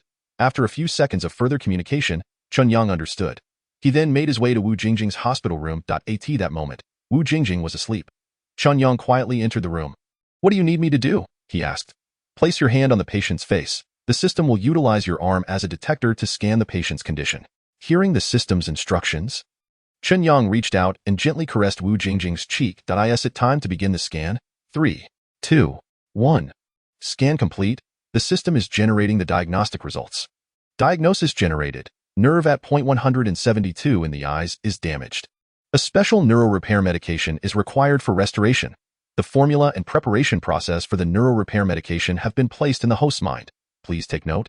The system's voice reverberated in Chen Yang's mind once more. Chapter 40. 1,000 points exchanged for neuroregeneration special medication.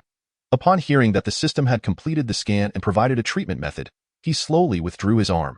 Jingjing, rest assured, I will restore your sight soon, Chen Yang said, his voice brimming with confidence.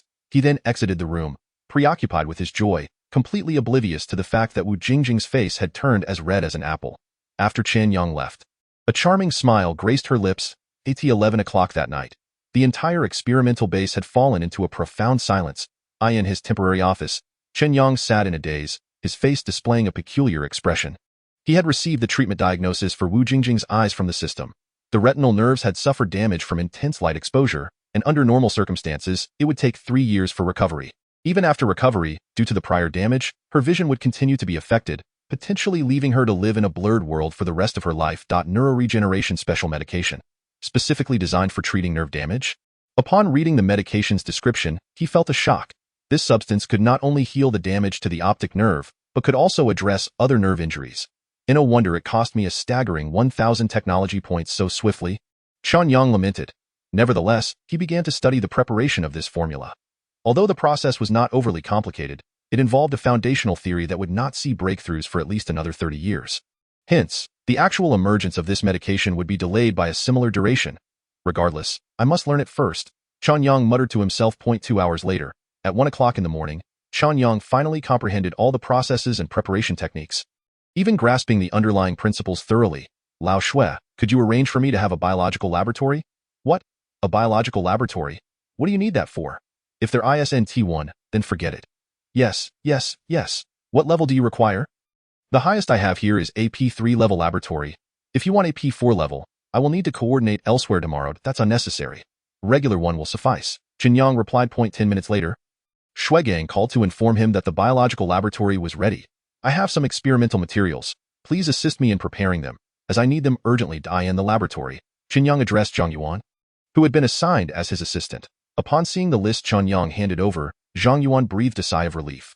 Although many of the items Chen Yang requested were rather expensive, the laboratory had everything ready. Moreover, cost was the least of their concerns here, and it wasn't long before she gathered the necessary materials. The next step was to commence production. Despite the existence of a mature preparation process, many steps would still consume a considerable amount of time. At 6 o'clock in the morning. What? Professor Chen didn't sleep at all last night? Upon hearing the report from his subordinates, Shuigang leaped from his chair. Is this kid made of iron? In just a few days here, he had spent the first day immersed in experiments until the early hours of the morning, and the second day was similarly consumed with late-night work on improving experimental equipment. Now that all the tests had been successfully completed, including the laser cannon he had developed, which had proven effective on the battlefield, one would think he could finally enjoy a good night's sleep. Yet, he had once again retreated to the laboratory. At this rate, even someone made of iron would struggle to endure. Isn't he supposed to be researching nuclear physics? Why is he now engaged in biological experiments? Shuigang inquired of his subordinates. I'm not sure, but based on his experimental methods and the design of the experimental process, he doesn't seem like a novice in biology. At the very least, he has had prior exposure. However, it's difficult to ascertain the level of his expertise. Not a novice in biology? Shuigang felt his mind whirl. This individual could rival 10 specialists. Not only was he a master in military industry, but now it seemed he had considerable knowledge in biology as well. What manner of genius is this? Was he always so full of energy? At 8:30 in the morning, after sitting for an entire night and failing countless times, Chen Yang finally succeeded in manufacturing the neuroregeneration special medication he desired. Professor Chen, we have arranged for an 11 o'clock flight for you, and a soldier will be there to escort you. Your secretary Wu Jingjing will remain here for treatment. One of the soldiers informed Chen Yang. No need for that. She will be leaving with me. Leaving together? But her eyes? They will be restored shortly, Chen Yang replied with a smile. Then proceeded directly to Wu Jingjing's hospital room. Upon arriving at the ward, he was greeted by the presence of the old commander, Lu Laohu, along with Shuigang, Feng Bin, and others. After exchanging pleasantries, Chen Yang remarked, Your secretary is exceptionally talented. She is incredibly brave.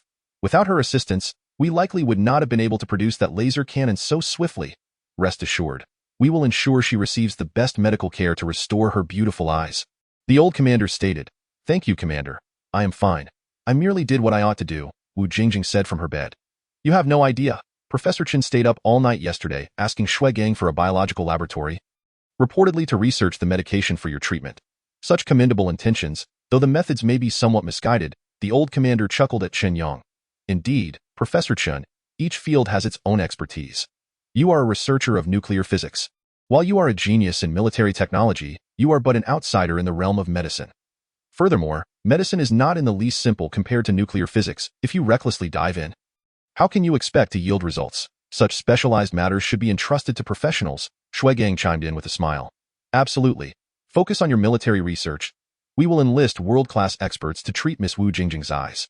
Feng Bin added from the side. Hearing that Chen Yang had sacrificed his sleep for her sake and dedicated himself to developing medication stirred feelings of inexplicable gratitude within her, yet there was also a hint of heartache. She then turned to Chen Yang and said, "The commander is correct. Medical issues are best left to medical experts. Please do not waste your time. I am fine." Seeing the others speak in this manner, Chen Yang smiled. "I have already developed a special medication specifically for nerve damage." With that, he produced a small transparent glass vial. The crowd stood in stunned silence as Chen Yang earnestly extracted a bottle of liquid from his pocket. "Teacher Chen, are you serious? It feels as if you've merely brought tap water," someone remarked in disbelief. Chapter 41. A cure for the ill. Improvement in vision. Those nearby were astonished by the concoction Chen Yang presented. It hardly resembled any medicine. From its packaging to the liquid's appearance, it seemed more akin to a glass bottle filled with water drawn straight from a faucet. "Jingjing, would you like to give it a try?" Chen Yang said with a smile directed at Wu Jingjing. "Is this the result of your efforts from last night until now?" "Well, I just went by my instincts. I'm unsure of its effectiveness." Chen Yang replied candidly. The chief physician, overhearing this exchange, felt as though he had stumbled into a realm of fantasy. In modern medicine, any drug must undergo a complex series of protocols before use, progressing from animal testing to human trials, spanning phases 1, 2, and 3, an endeavor that typically demands 3 to 5 years. The notion that someone could concoct a remedy in a mere few hours of tinkering in a lab was exceedingly rare, and no one would dare to use it. Was this not sheer folly? It severely undermined the established protocols for experimentation. "Teacher Chen, this is treatment. We should refrain from reckless actions. I have contacted neurologists and ophthalmologists from Yinjing, and they will arrive shortly. I believe their presence will yield favorable results." The chief physician addressed Chen Yang. "Indeed, Professor Chen, I understand your concern for Miss Jingjing's health, but matters of science must adhere to scientific principles." Chen Yang interjected. Old Chief Chen Laohu observed Chen Yang in silence. "Give it to me. I trust you," Wu Jingjing said with a smile. "Tell me how to use it." The chief physician looked back and forth between Chen Yang and Wu Jingjing, thinking, these two are mad. If it were any other part of the body, it might be bearable, but the eyes are delicate. If mishandled, it could lead to blindness. "I will administer the medication," Chen Yang said with a smile, gently removing the eye mask from Wu Jingjing's face. Wu Jingjing clenched her fists tightly, her beautiful eyes fluttering nervously. "Oh, not be anxious. Trust me," Chen Yang reassured her with a smile. "All right." Wu Jingjing slowly relaxed her fists, widening her eyes. Though she could only see a blurred shape before her, she knew the young man was right in front of her. She could even hear his breathing. Chen Yang carefully lifted the mask and prepared the glass bottle in his hand. "Old Chief, you must stop him. What he is doing is dangerous and could potentially cause irreversible harm to Miss Wu," the chief physician implored the old chief. With a smile, old Chief Lu Laohu responded. "Since Professor Chen is so confident and Miss Wu trusts him so completely, why not wait and see?" The chief physician was on the brink of madness. After years of practice, he had never encountered such an individual or such unconventional medical methods. This primitive narrative belonged to an era of scientific underdevelopment, a last-ditch effort born of desperation. Yet, we are not at that juncture now. Chen Yang had already begun to administer the liquid into Wu Jingjing's eyes. It appeared to be a substantial amount, but it was merely an optical illusion. He had already used nearly half on the first application. Unlike other medications, this one absorbed rapidly, hardly leaking out once it entered the eye. "All right, cover your eyes and take a good rest. I will return in 2 hours," Chen Yang said cheerfully, gently guiding Wu Jingjing to lie back on the pillow. "Sleep well at ITS. Fine. You should go back? There are likely many matters awaiting you at Lunka Institute," Wu Jingjing replied. "I will wait here for you. Otherwise, I shall be uneasy," Chen Yang insisted. The wave of sweetness washed over Wu Jingjing's heart, and she obediently closed her eyes. "Let us step outside. We shouldn't delay her rest," Chen Yang suggested to the others. Indeed, let us go," the old chief agreed. Once outside, a soldier awaited them. "Report. Preparations are complete. We can now proceed with pre-boarding." Chen Yang turned to the old chief. "Old chief, could you assist me with a modification? I wish to wait until she has recovered before departing, if we leave now." I fear unforeseen circumstances may arise mid-flight, of course, the old chief responded. Feng Bin, make arrangements to extend the air traffic control for another day? Yes, sir. Feng Bin promptly left. Professor Chen, rest assured, if you cannot depart in the short term, we would be more than happy to have you stay here, the old chief said. Thank you, Chief. Chen Yang expressed his heartfelt gratitude. 2 hours later, Chen Yang and the others returned to Wu Jingjing's room. Now, how do you feel? Chen Yang inquired. The chief physician, observing Chen Yang, couldn't suppress a chuckle. Could a mere glass bottle of water resolve neurological damage that even medical experts could not? Wu Jingjing slowly opened her eyes. A clear visage coming into view. She then turned to the old chief, Shui Gang, Feng Bin, and the others. I see it. Chen Yang, I see. My vision is restored. Wu Jingjing exclaimed with trembling excitement. I thought I would never see again. She embraced Chen Yang, tears glistening in her eyes. Though she had maintained a facade of calm, she had been suppressing her fears, terrified of confronting the possibility of permanent blindness. Now, with her sight restored, all her pent-up emotions erupted, unable to contain herself any longer. Thank goodness, we can go back now, Chen Yang said, taken aback by Wu Jingjing's exuberance, yet feeling a surge of guilt for the emotional strain she had endured these past few days. How many fingers do you see? The chief physician asked, unable to believe Wu Jingjing's claims. 3, she answered, somewhat bashfully releasing her hold on Chen Yang and promptly responding to the doctor. And now? The chief physician extended 4 fingers. Forward. And what about now? 2. What is that in the distance outside the window? A signal transmission tower. The chief physician, Chen Ming, was utterly dumbfounded. You truly have recovered? Yes, I can see clearly now. Wu Jingjing affirmed. Chen Ming was left speechless. Chapter 42. Wu Xian, the cunning old fox, has a wonderful granddaughter. Chen Ming gazed at Chen Yang as if he were a marvel. Professor Chen, what is the name of the potion you have developed? And how is it manufactured? I recall you mentioning that it is called the Neural Repair Special Solution. Does this imply it is applicable to other neurological injuries as well? In theory, yes, Chen Yang nodded. However, as you rightly pointed out, this is a medication that requires rigorous testing. Moreover, without a substantial sample size, I am concerned about potential side effects, so I do not intend to promote its widespread use. Professor Chen, I was wrong. I apologize for my previous misconceptions about you. Earnestly beg your pardon. Could you possibly provide me with a sample of this potion? I assure you, I will not infringe upon your achievements. I merely wish to use it for a few of my patients. Yes, not that I fear you will plagiarize. To be frank, even if I were to hand this potion over to you, current analytical methods cannot determine its effective components, nor can it be replicated or copied. If you wish to experiment, take it and do so. However, its shelf life is quite limited, and it will expire in 2 hours. So you should use it immediately, Chen Yang advised. Upon hearing this, the chief physician cautiously accepted the potion. Thank you, Professor Chen. I will arrange it right away. By the way, how should this medication be administered?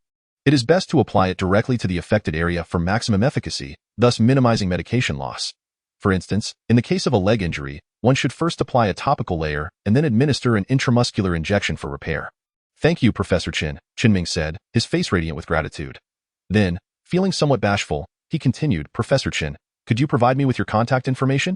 In case I have further questions later, I would like to consult you. I prefer not to use the phone. You can simply contact her directly, Chen Yang replied. Miss Jingjing, could you please provide your phone number? I may need to reach out to you later. Of course. Wu Jingjing said, relaying her number to Chen Ming. Following this, under Chen Ming's supervision, Wu Jingjing underwent further examinations, all of which returned normal results. Old Chief, Old Shui, General Feng, I have been here for quite some time. It is time for me to return. Could you kindly assist me in arranging a flight? Chen Yang requested. Professor Chen, are you truly not considering a long-term position at our military research institute? Having previously marveled at Chen Yang's military genius, witnessing him casually produce a neural repair special medication utterly reshaped his worldview. I still prefer the atmosphere at Lonka Institute. Thank you for your kind offer. Old Chief, Chen Yang replied. Indeed, the doors of our military research institute are perpetually open to you. Whether you wish to conduct experiments or engage in work, we always extend a warm welcome, remarked the old chief. Half an hour later, Chen Yang boarded his flight for departure, with the old chief, Shui Gang, and Feng Bin personally seeing him off. How could we possibly fail to retain Professor Chen under such favorable conditions? Shui Gang expressed his bewilderment. Indeed, if such a genius were to join our military research institute, it would undoubtedly elevate our technology to unprecedented heights, Feng Bin lamented with a look of regret. The old chief gazed at the departing plane, his expression one of sorrow. 1,000 troops are easy to find. Yet a single general is hard to come by. Wu Xian, that old fox, has indeed given birth to a remarkable granddaughter. Let us hasten to examine the miraculous nerve repair solutions employed by Chen Ming to ascertain their efficacy. Absolutely. No one understands the value of this medication better than us.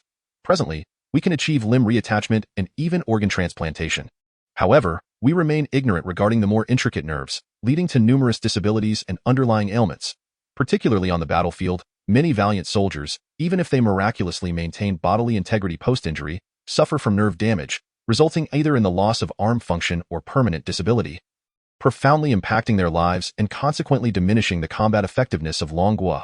If we could genuinely utilize this miraculous nerve repair solution to restore those afflicted, it would be akin to granting them a second life. Shortly thereafter, the trio arrived at Chen Ming's office. How is it progressing? The old chief, Lu Laohu, inquired of Chen Ming. Due to the limited supply of the medication, we have administered it to only 2 soldiers for the time being.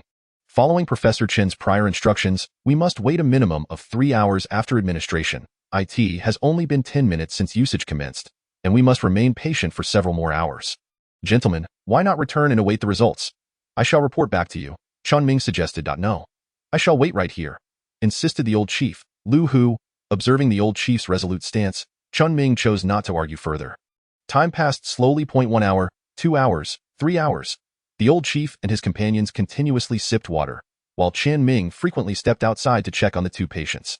Finally, adhering to the method previously described by Chen Yang, they reached the designated time. Old chief, the time has come. We can proceed now, Chen Ming announced. Let us go, quickly. The old chief sprang to his feet. Soon, they arrived at the ward. The first patient was a Dragon Group operative, and the esteemed disciple of the Dragon King, Luo Tianqian, who had been betrayed during a mission and ambushed by the enemy, resulting in a shattered spine and severed nerves, leaving him paralyzed from the waist down. Chen Ming explained. The second patient was Xiong Baoguo, who, during a mission, had his arm blown off. Although it could be reattached, both arms were rendered utterly useless, and they were both awaiting retirement. Upon seeing Chen Ming and the old chief approach, the 2 men rendered a salute. Now that the time has arrived, Tianqian, can you feel any sensation in your legs? Baoguo, attempt to move your arms, Chen Ming instructed them. All eyes were on the 2 men.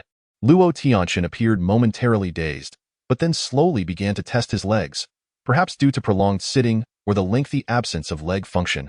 No matter how hard he tried, it was futile. Stand up, stand. Luo Tianqian's legs trembled beneath him, beads of sweat dotting his forehead. Yet there was no response whatsoever. Why can't I stand? Why? I still seek vengeance. I still wish to vanquish my enemies, Luo Tianqian cried out in anguish. Alas, it was to no avail. Chapter 43. Arrange a private jet for me immediately. I shall personally demand justice. Nearby, the sharpshooter Xiong Baoguo bore a similarly pained expression, his arms still devoid of sensation, even drawing a knife across them twice, blood flowing freely, yet there was no reaction. The old chief watched this scene, disappointment etched across his face. It appears this nerve repair miracle drug is not universally applicable. Sighed Shuigang. Could it be that something was done incorrectly? Chen Ming muttered to himself. He then promptly dialed Wu Jingjing's number. Miss Jingjing, is Professor Chen available? Could you please have him take the call? Certainly, please hold for a moment. After a brief pause, what is it, Professor? I have administered the medication as you instructed, yet neither of the 2 men has shown any response. Are you certain their disabilities stem from nerve damage? Indeed, Chen Ming affirmed. There was a moment of silence on the other end. How long have they been disabled? One for 3 years, the other for 2. Another pause ensued. Perhaps their nerves are in a dormant state. Try applying electrical stimulation. If there is no effect, do call me back. Understood, Chen Ming exclaimed, realization dawning upon him. He quickly turned to the nearby doctor, urging, hurry, employ the electrical stimulation apparatus for nerve activation. Soon, the legs and arms of the 2 patients were fitted with the apparatus, and all preparations were complete. Chen Ming took a deep breath. Commence with that, the button was pressed. Zzzt. The sound of electricity crackled through the air. Suddenly, my legs are tingling, Luo Tianqian's cries echoed. The electricity ceased. Everyone stood frozen. Luo Tianqian was stunned. After a moment, my legs. I can feel them. Stand up, stand and walk. Trembling, Luo Tianqian grasped the armrest and slowly rose to his feet. This time, he steadied himself, the Dragon King's esteemed disciple. Once the Asian soldier king, Luo Tianqian, was standing once more. Take a few steps. Walk with great effort. He lifted his feet, finally bringing them down solidly onto the ground. The first step, a success. He lifted his foot again, brought it down and thud. Off balance, he stumbled to the ground. Luo Tianqian wept. I am standing again. I, Luo Tianqian, can once more stand. Meanwhile, beside him, his previously limp arms, after a single activation, saw their nerves reawakened, tears of joy streaming down his face. The old chief, Shuegang, and the others watched the two former heroes move to tears themselves. Shuegang, yes, arrange a private jet for me immediately. I must travel to Yinjing at once. I will personally appeal to the inner sanctum. Professor Chen must belong to our military research academy. No one shall take him from us, understood. At the Dragon Science Institute, when Chen Yang and Wu Jingjing finally arrived, a crowd had gathered below, eagerly awaiting their return. Professor Chen, you have finally returned, Gao Chen exclaimed joyfully. Professor Chen, we have been waiting in agony for your return. Chang Zijian also expressed immense delight. Nearby, others rushed over to greet Chen Yang. Wu Xian and Qian Siliang made their appearances as well. We were beginning to think you had been detained. Wu Xian sighed with relief. Old Shui is quite amiable. He even warmly urged us to stay a while longer. Wu Jingjing remarked. Nonsense, you were sold out, and yet you still assist in counting their money. Wu Xian couldn't help but retort. Meanwhile, Chen Yang's three students stood awkwardly aside, appearing somewhat out of place. Let us discuss this inside, Wu Xian suggested to Chen Yang. Under the guidance of the crowd, Chen Yang headed indoors. So, was this experiment a success? What were the results of your small nuclear reactor? Wu Xian inquired. It was extremely successful. Not only did it succeed, but it has also been applied in practice, directly assisting in bringing down a U-7 reconnaissance aircraft that was flaunting its superiority over us. Wu Jingjing declared proudly upon hearing the old man's words. What? It has been put into practice. Pray tell, what transpired? Wu Xian's interest piqued instantly. Qian Siliang leaned in attentively, eager not to miss a single detail. Have you heard of the U-7 reconnaissance aircraft from the United States? It can conduct reconnaissance from an altitude of 80,000 meters, and no existing weaponry can contend with it. Even ground-based phased radar cannot monitor it. After our experiment succeeded, they brought this rudimentary nuclear-powered laser cannon and shot down the aircraft. Wu Jingjing proclaimed with immense pride. What? You mean they utilized the laser weapon that Chen Yang developed to destroy the most advanced U-7 reconnaissance aircraft in the world? Indeed. Wu Jingjing confirmed with a nod. No wonder. No wonder. The reports from the United States have been buzzing about a missing weather aircraft, and they are currently searching vast areas of the Pacific Ocean. Then they have something to search for. Wu Jingjing said, her voice filled with satisfaction. Excellent, remarkable. Qian Siliang commended Chen Yang. You have brought honor to our Dragon Science Institute. Every time we utilize the first experimental base, it feels as if we are taking advantage of them. Now they know our prowess, Qian Siliang remarked. However, a look of concern crossed Wu Xian's face as he finally turned to Chen Yang and asked, given Shui's avaricious nature, did he not attempt to retain you? Chen Yang glanced at Chen Yang, unable to suppress his shock and a wonder he is referred to as the old fox. Indeed, he did mention it, but I declined, Chen Yang replied. Merely mentioned it? Wu Xian pressed further, unable to contain his curiosity. This? Chen Yang appeared somewhat embarrassed, feeling akin to someone caught red-handed in an extramarital affair, returning home to find the telltale lipstick mark left by his illicit rendezvous. The former leaders bestowed upon me the honorary rank of major, additionally providing a modest annual research budget and preparing to assign me a security detachment. Chen Yang divulged all the conditions laid out by the former leaders. Expecting them to be incensed, he was instead met with looks of sheer astonishment from Wu Xian and Qian Siliang. Was it truly the venerable General Lu Laohu himself who made such a promise? Indeed, Chen Yang nodded. Good heavens, General Lu Laohu's greatest admiration lies with the esteemed Qian Lao, a founder of the 2 bombs and 1 satellite, who is reputed to be worth 10 divisions on his own. The generous terms they have offered you suggest they regard you as equally formidable. Wu Xian couldn't help but exclaim in awe. Did you simply decline? Qian Siliang inquired, unable to contain his curiosity. Yes, I find this place rather agreeable, hence I have no desire to be in that heavily guarded environment. Although the former leaders assured me I need not adhere to those stringent rules, I prefer not to be the odd one out, Chen Yang replied with a smile. Upon hearing his words, both Qian Siliang and Wu Xian nodded in agreement, a smile involuntarily gracing their lips. Grandfather, Uncle Qian, have you inquired thoroughly? If so, please send Chen Yang home at once. Hasn't he slept for several days? Do you have any idea how arduous it is for him to be alone there? Wu Jingjing pouted, feigning anger as she addressed the two. Upon witnessing Wu Jingjing's demeanor, Wu Xian and Qian Siliang were momentarily taken aback, but soon their faces broke into broad smiles. Very well. Chen Yang, you've toiled enough these past few days. Hurry back and rest. Although the work here is pressing, it can afford to wait a moment. Old Qian. I'm fine, Chen Yang asserted. How can you say you're fine? You haven't slept in days. Go back and get some rest. The world can collapse, but you must ensure your own well-being, Wu Jingjing declared, her tone authoritative. Very well, Chen Yang conceded reluctantly, complying with her wishes. As he watched the two depart, Wu Xian's grin nearly reached his ears. Splendid, splendid, splendid. Ha ha ha. Wu Xian could not help but exclaim. I suspected this old fellow had ulterior motives, and it seems my instincts were correct. Old Xian, what are you babbling about? You're pretending to be oblivious while secretly reveling in this. Keep your mouth shut and go home to enjoy your laughter without being a nuisance here. He then rose, kicking the cabinet with a huff, exclaiming, damn it. Why don't I have a clever, charming granddaughter? Ha ha ha ha. Even before the door had fully closed, Wu Xian could no longer contain his laughter and began humming a cheerful tune. However, before he could finish, the phone rang. Yuan Datu, what is the matter? Wu Xian answered the call, recognizing it was from the president of Lonka Institute, Yuan Dawei. Old Wu, the Beijing Science and Technology Bureau is calling. They request you and Old Xian to come over. When? Wu Xian's tone turned solemn. Now. What is the matter? I'm not sure of the specifics. All right, I understand. Old Xian and I will be at Lonka Institute. You can summon us directly when your people arrive. 3 hours later, Wu Xian and Qian Lao arrived at the Science and Technology Bureau, where Pang Zhu and Bai Jingli were also present. Why have you summoned us from so far away? Why not discuss it over the phone? Well, it's like this. The Military Industry Research Institute is short-staffed and would like to recruit additional personnel. So we wanted to consult with you regarding the candidate list. Oh, I see. What candidates have caught your eye? As long as they aren't engaged in significant research projects, can't they be recruited directly without all this fuss? Qian Lao remarked. Before he could finish, Wu Xian discreetly kicked him under the table. Qian Xiliang quickly fell silent. Do we know who these candidates are? Wu Xian asked by Jingli and Pang Zhu. There aren't any particularly crucial projects involved. Here's the list.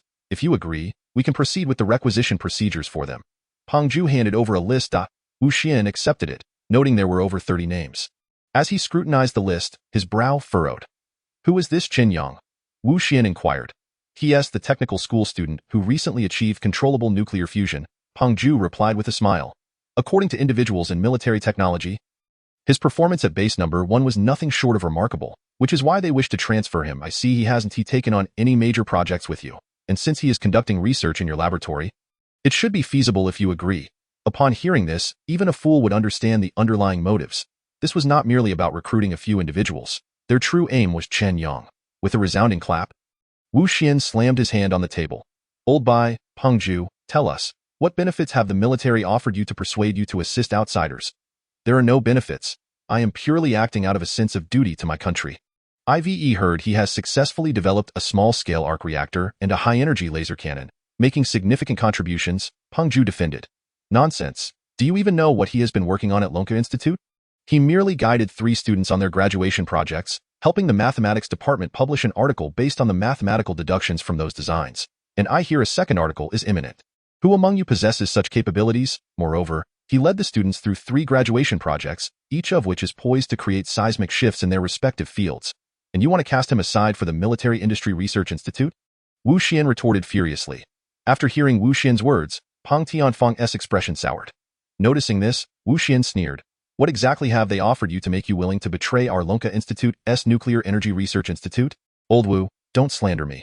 What do you mean by offering me benefits? Even if there were benefits, they would be for the entire Science and Technology Bureau. Just tell me what they've offered. Wu Xian pressed $0.2 billion in research funding, 1 ton of rare research materials, along with certain privileges exclusive to the military, which they will also allocate a number of slots for. Is that all? Wu Xian asked incredulously. Isn't that sufficient? You're being short-sighted. Wu Xian snapped that I refuse to agree. I will not sign this transfer order, Wu Xian declared. You? Pang Tianfeng looked at him, exasperated. Old Wu, compared to Lonka Institute, the Military Industry Research Institute needs him far more. Just then, a group of individuals dressed in sharp attire strode in from outside, led by the imposing figure of the venerable General Lu Laohu. General Lu, General Lu. Everyone greeted the old leader. To be candid, we urgently require this young man. Not only for military research, but our pharmaceutical research equally necessitates his expertise. The old leader addressed the assembly. Having come to Beijing, fully leveraging his esteemed reputation and even offering numerous incentives, all to secure Chen Yang's departure. While the others might be negotiable, Wu Xian proved to be the sticking point. And the situation seemed dire, leaving him with no choice but to intervene personally. Pharmaceutical research. Wu Xian and the others were puzzled. Indeed, as you all are likely aware, current research in neurology remains shrouded in uncertainty for many scientific institutions, and numerous nerve injuries are challenging to repair effectively.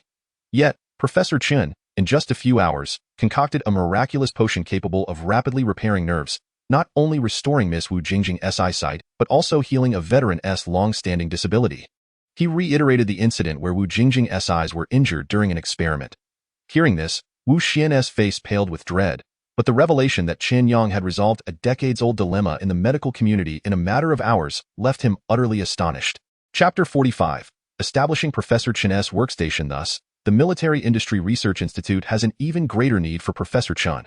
We implore Academician Wu to grant us this favor, the old leader beseeched. His tone earnest as he approached Wu Xian. Wu Xian quickly supported the old leader, a look of inner conflict flashing across his face. The onlookers remained silent, watching intently, astonished that Chen Yang had stirred the old leader to take such measures. However, upon hearing the old leader's words, they also grasped Chen Yang's esteemed position in their minds. Old leader, having heard your appeal, I ought not to persist further, yet I must express my thoughts.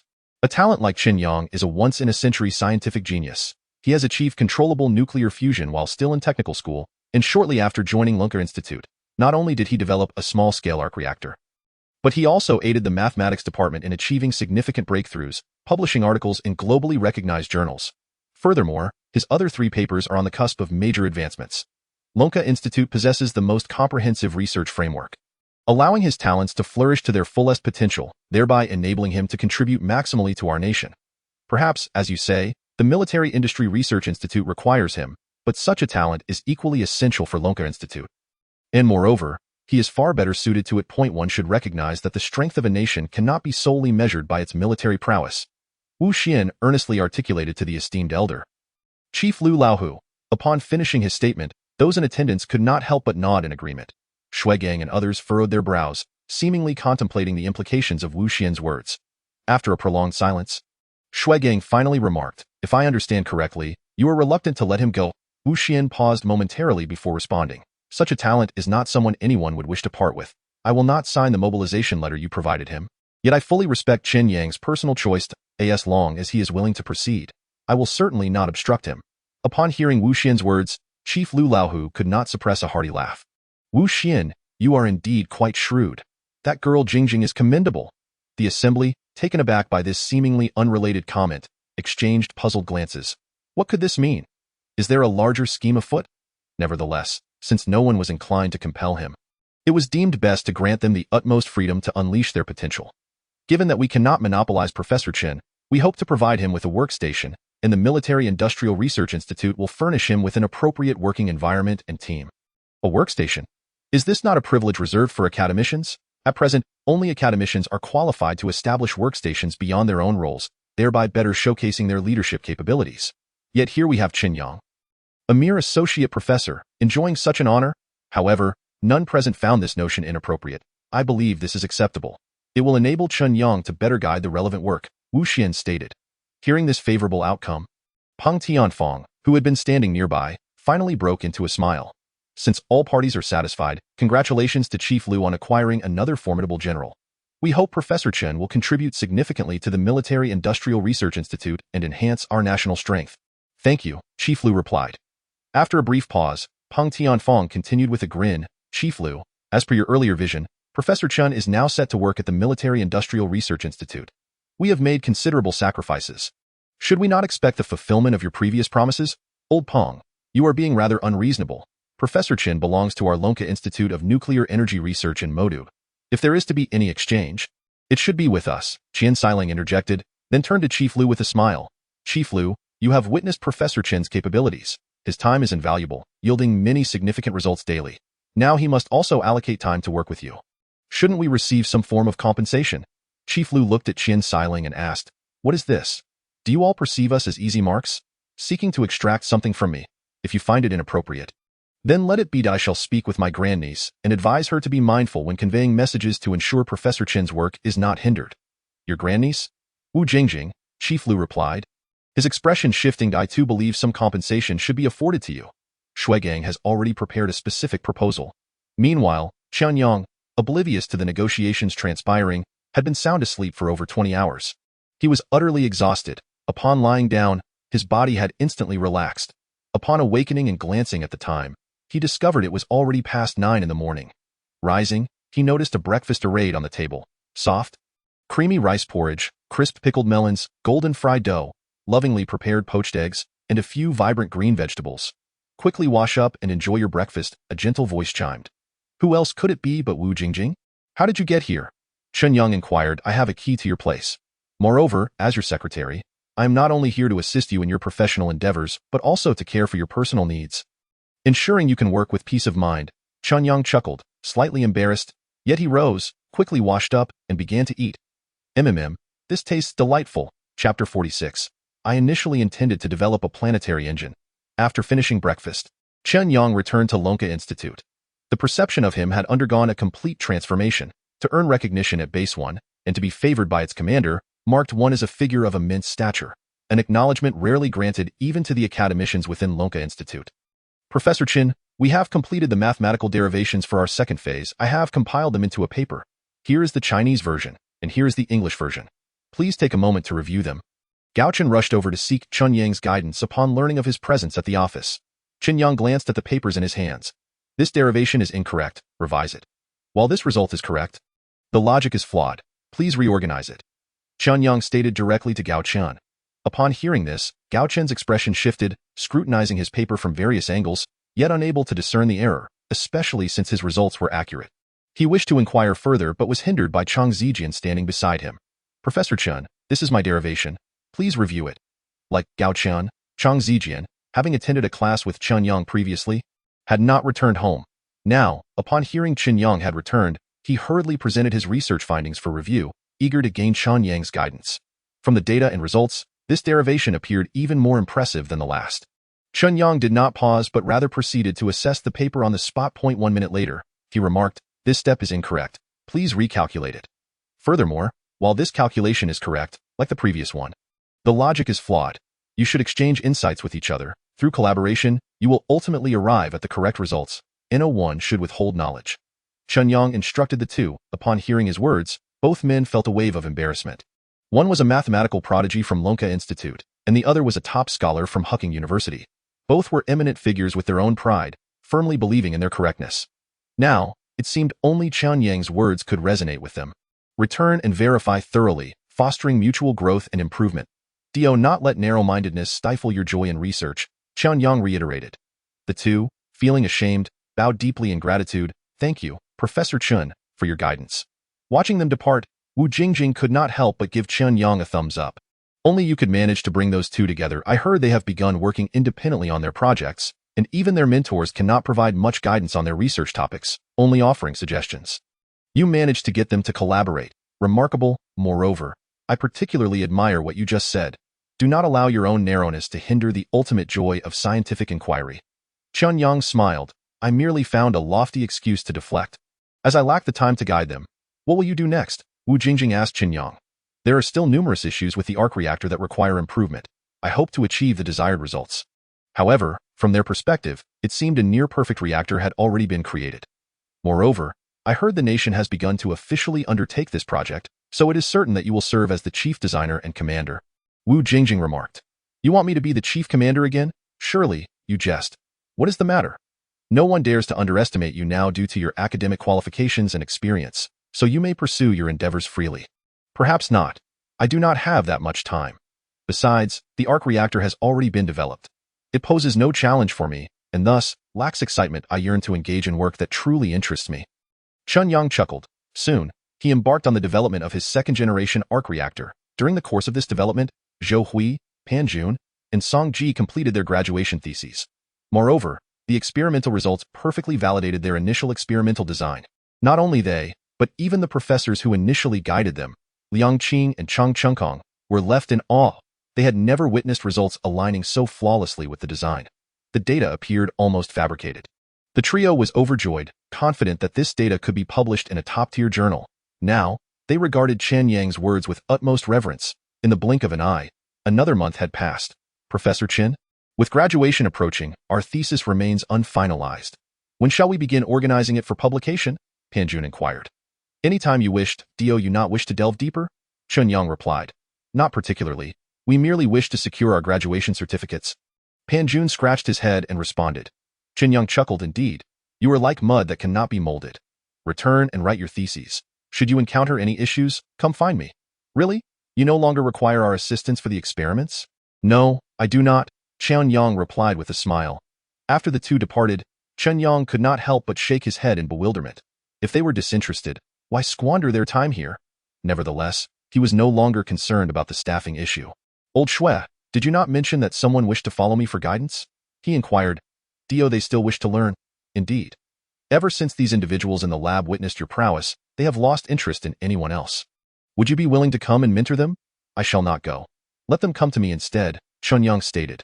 Very well. It is a privilege for them to learn from you, wherever it may be. Shuigang replied. As long as they are dedicated to their studies, I assure you they will reap significant rewards. With the staffing dilemma resolved, Chen Yang began to contemplate the forthcoming tasks. The second-generation arc reactor had been completed. Its sole function thus far was as a backup power source, with the only practical application being the laser cannon.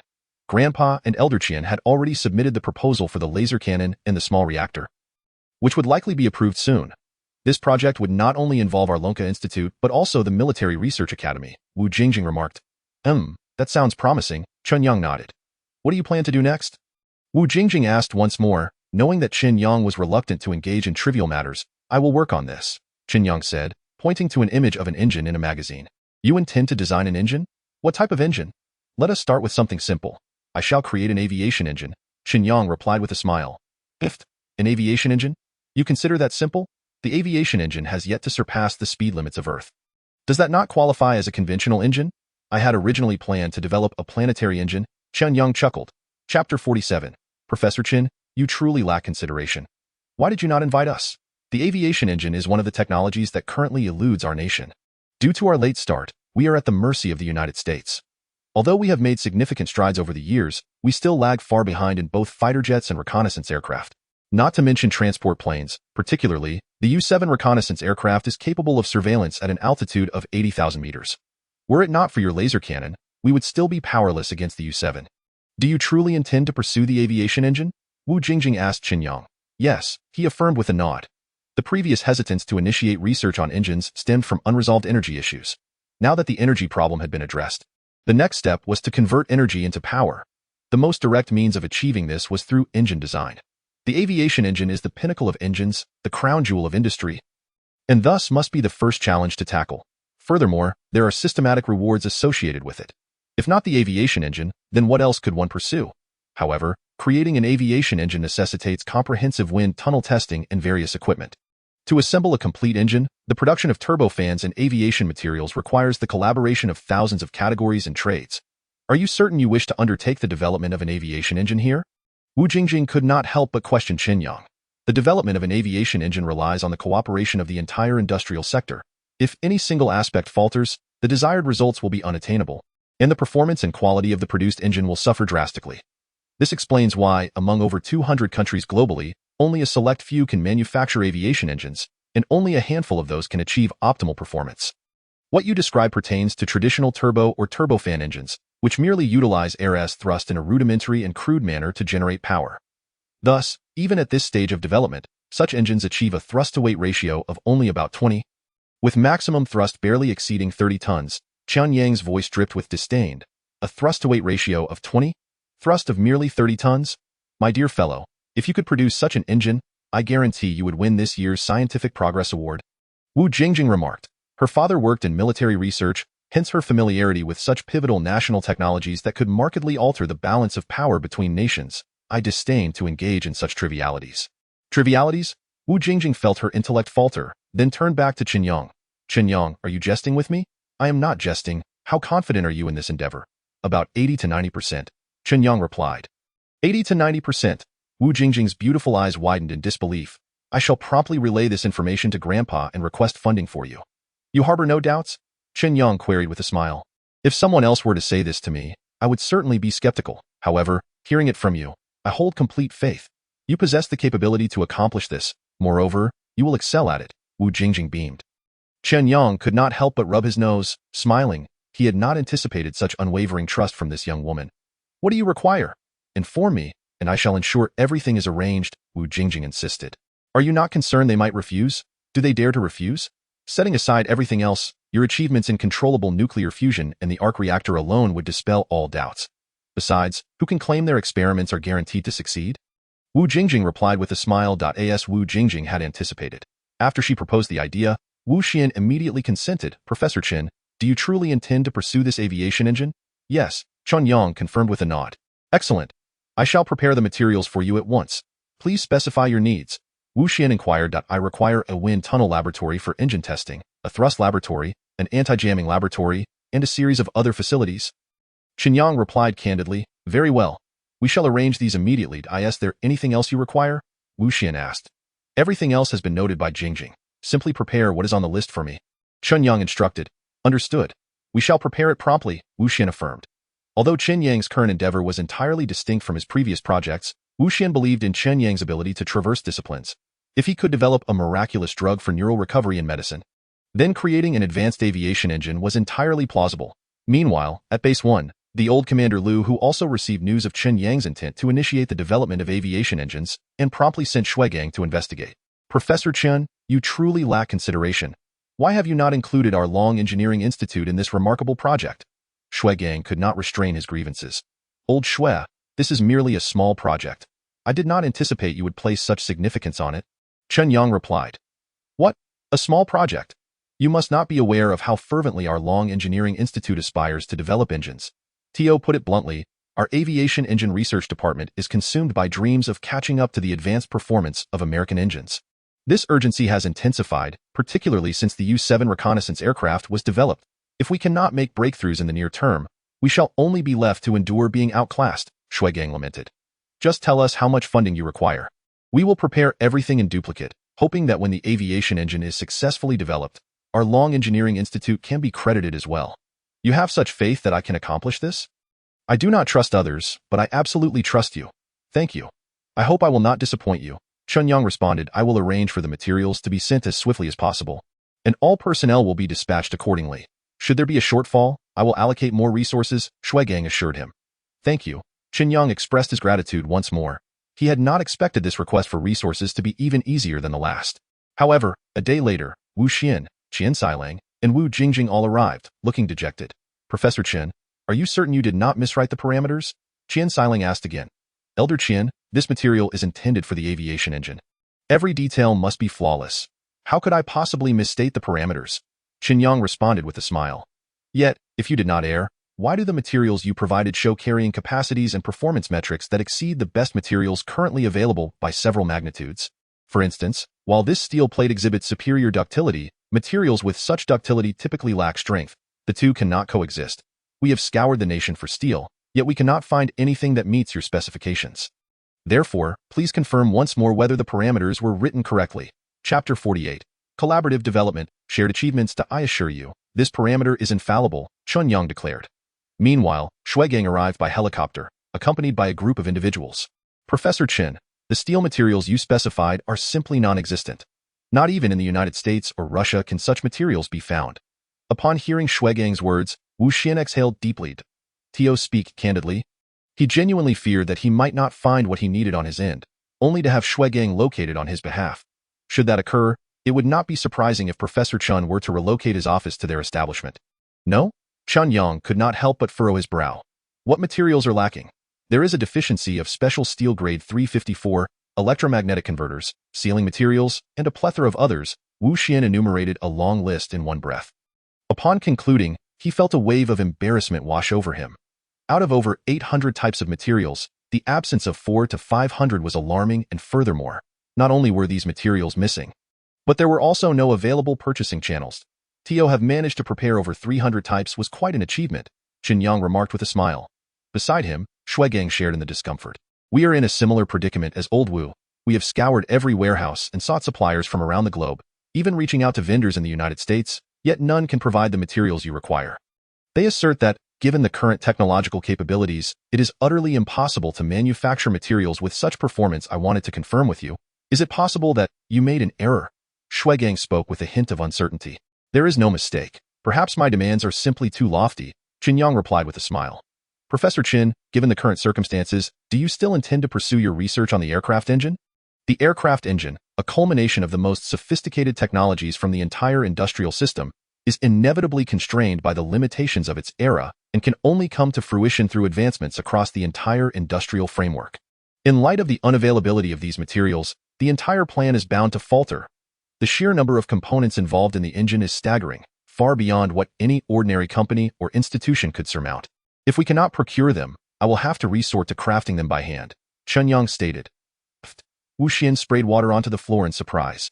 Chen Siliang and Shuigang exchanged incredulous glances, questioning if their ears were deceiving them. Professor Chen, you cannot be serious. This pertains to the entire industrial system, not something that can be overcome by individual effort, Wu Xian urged. The materials Chen Yang mentioned are simply not products of our time, and many of them cannot be manufactured with our current capabilities. The requirements are extensive and involve sophisticated testing instruments such as electron microscopy, spectral analysis, and electromagnetic scanning. Even if we had the materials, we would lack the means to ascertain whether they meet the necessary standards, as the precision of our current testing devices is insufficient. Each of these challenges cannot be resolved by a single individual. Every major product is the result of its era, and all achievements are inevitably bound by the constraints of their time, Wu Xian conveyed to Chen Yang. Rest assured, I am well aware of that. Chen Yang replied with a smile. However, this endeavor may necessitate the cooperation of many individuals to bring it to fruition. Chen Yang remarked. Do you truly wish to continue with this? Wu Xian asked Chen Yang once more. Indeed, if we cannot produce the engine, neither controlled nuclear fusion nor a small-scale arc reactor can reach their full potential. It would be akin to attempting to burn gasoline as firewood, failing to realize its maximum value. Chen Yang explained. Upon hearing Chen Yang's words, Wu Xian, Chen Siliang, and Shuigang exchanged glances before stating, Very well, since you are resolute in pursuing this, we will support you wholeheartedly. How many more individuals do you require? Shuigang inquired of Chen Yang once again. Given the current progress, to complete the design and manufacture of the planetary engine within 6 months, we will likely need an additional 30 engineers, along with specialized teams for steel fabrication, polymer materials, optics, and chemistry, as well as one high-precision lathe. Furthermore, a research budget of 3 billion is necessary, at the very least, Chen Yang elucidated. An aircraft engine, 3 billion? Professor, are you referring to dragon coins or American dollars? Naturally, I mean dragon coins, Chen Yang replied. Dragon coins? Only 30 billion.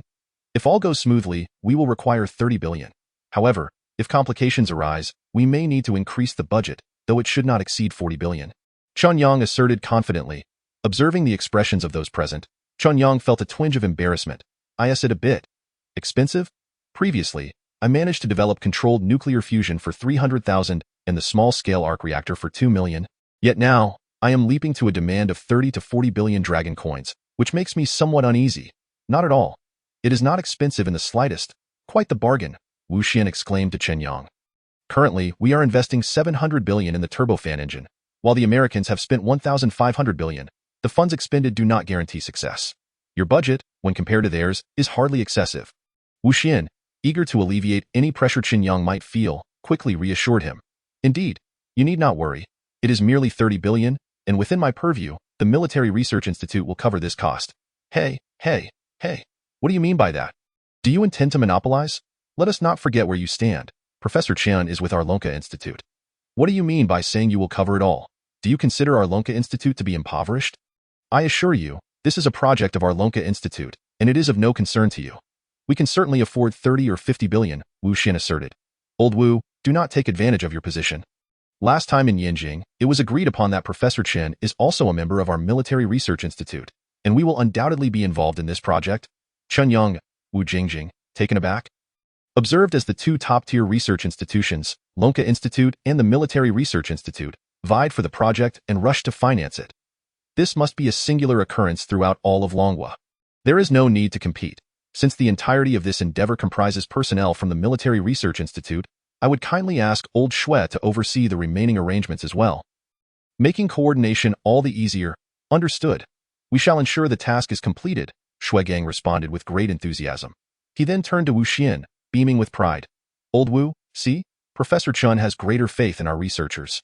Wu Xian's expression darkened as he exchanged glances with his precious granddaughter. Wu Jingjing rolled her eyes, but then approached Chen Yang, signaling him to consider her grandfather's perspective. Chen Yang understood and smiled at Wu Xian. Old Wu, Since the personnel belong to the Military Research Institute, I would appreciate your assistance in covering the expenses. We can share the results later. Upon hearing these words, Wu Xian, who had previously worn a sullen expression, instantly brightened. Excellent, excellent. No problem. Chapter 49. Professor Chen is unworthy of your skills? Ridiculous. Wu Jingjing, observing the scene, was left speechless. She had never witnessed her grandfather so embarrassingly desperate. If you continue this way, you will cease to be my grandfather. How humiliating. Wu Jingjing pouted in frustration. Dio, not be upset. You are my wonderful granddaughter, Wu Xian responded cheerfully. Once the collaboration plan was finalized, the entire project quickly gained momentum. This time, they planned to undertake a significant endeavor without reporting it to Yinjing. True to his reputation, Shuigang promptly summoned a team of 50 scientists and engineers upon returning, exceeding Chen Yang's request. Should we find ourselves short-staffed, we can readily mobilize additional personnel. We will provide unwavering support, Shuigang assured Chen Yang. Simultaneously, a sum of 10 billion was directly transferred to the new account opened by Chen Yang. Moreover, Wu Xian vacated the entire experimental building where Chen Yang worked, relocating everyone else. From now on, this building would be exclusively Chen Yang's domain. Why? Why must we be moved out? Marong expressed her dissatisfaction vehemently upon hearing that her laboratory would be relocated. He single-handedly achieved controlled nuclear fusion, developed the small-scale arc reactor, created high-energy laser cannons, and produced a special medication that expedites nerve repair for nerve damage. If you possess such capabilities, the Institute will grant you an independent experimental building, and I will personally assist you. If not, then remain silent, a colleague admonished Marong. During this time, they had heard far too much about Chen Yang's legends and endured Marong's incessant complaints, which finally reached a breaking point, leaving no room for her to save face. Such a genius as Chen Yang, along with his significant achievements, deserves not just a building but even the entirety of the Magic City Nuclear Energy Research Institute to honor his contributions. Yet this Marong, who once had a blind date with Chen Yang, incessantly buzzed in their ears, slandering him to the point of their inability to tolerate it. Indeed, we know that during your blind date, he did not find you appealing. There is no shame in that, as having the opportunity to meet such a genius is a rare experience. We are all envious, yet it is inappropriate to malign someone simply because you did not succeed in a date. Exactly. Professor Chen is not only talented but also quite handsome. I cannot comprehend why you persist in attacking him. A colleague finally erupted, unable to contain their frustration any longer. Am I being rejected? Am I envious? Am I defaming him? I am a PhD, while he is merely a vocational school graduate. How can he be worthy of me? A delusional mindset. Precisely. Professor Chen is already a professor at such a young age. He is a talent both Lonka Institute and the Military Research Institute are vying for. Unworthy of your skills? It is utterly absurd. The crowd could not help but scoff. Marong was on the verge of exploding with anger. Yang Shui approached and, upon witnessing Marong's distress, hurriedly advised her, "All right now, do not let anger consume you. After all, what everyone has said holds some truth," and Marong felt as though she might be driven to a state of apoplexy. "Let us go. We must move quickly. It is only due to Professor Chen's magnanimity that we are spared. Otherwise, with his current influence and status at the Lonka Institute and the Military Research Academy, a mere few words from him could spell our doom." A tumult of emotions churned within Marong. She could not fathom how circumstances had deteriorated to this point. How could a mere vocational student ascend to a position of such superiority over her? Yet, it was painfully evident that this had become an immutable reality, one that no one could alter. Another fortnight passed. The research team had burgeoned to 108 members, humorously dubbed the 108 Generals. Through a period of adjustment, the collaboration among various departments had grown increasingly harmonious. Chen Yang had meticulously designed all the necessary materials, testing apparatus, and molds, culminating in a staggering tens of thousands of pages, with the blueprints alone numbering between 8,000 and 9,000 pages. Initially, those involved felt a sense of trepidation at the sheer volume of documentation, but upon reviewing its contents, each one was filled with exuberance. Just perusing these blueprints felt akin to opening a new door, as if stepping into an entirely new realm. What a remarkable expansion of thought! This design is nothing short of ingenious. I would assert that even the United States could not conceive such an exquisitely refined design. The utilization of electromagnetic waves combined with radio waves to scan material layers is simply astonishing. How did Professor Chen achieve this? Why is it so remarkably precise? My goodness, this method allows materials to attain a flawless nanoscale. All scientists present here are carefully selected from the Military Research Academy, each a prodigy in their respective fields, possessing exceptional expertise. They had long admired Chen Yang's brilliance, from the miniature arc reactor to the laser cannon, which left them in awe. Upon hearing that Chen Yang intended to assemble a team to develop an aviation engine, potentially designing the legendary planetary engine, everyone was filled with anticipation. They eagerly awaited the project's design and progression.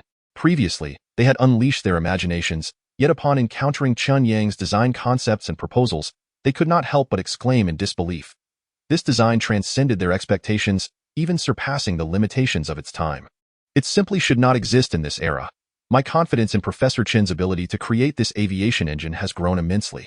Having reviewed the material design proposals he crafted, I am certain that once produced, these materials will outperform all existing alternatives. Initially, all involved appeared perplexed by the design. Yet once they received their respective sections, they brimmed with confidence. For creating these missing materials and instruments alone would suffice to change the world. Moreover, Professor Chen's design promises to flawlessly amalgamate all these materials into a singular engine form. In the ensuing days, Building 6 was ablaze with light around the clock, under the special approval of the former commander. Security measures for Building 6 were elevated to the highest level. One day, after Chen Yang had concluded his discussion with the materials team regarding the next steps in manufacturing and design, he noticed Wu Jingjing entering from outside, accompanied by 5 others. Among them were 3 interns who had been shadowing Chen Yang, along with Gao Qian from the Lonka Institute, who had persistently sought Chen Yang's guidance on mathematical problems, and Chang Zijian from the Mathematics Department of Huqing University. Chapter 50.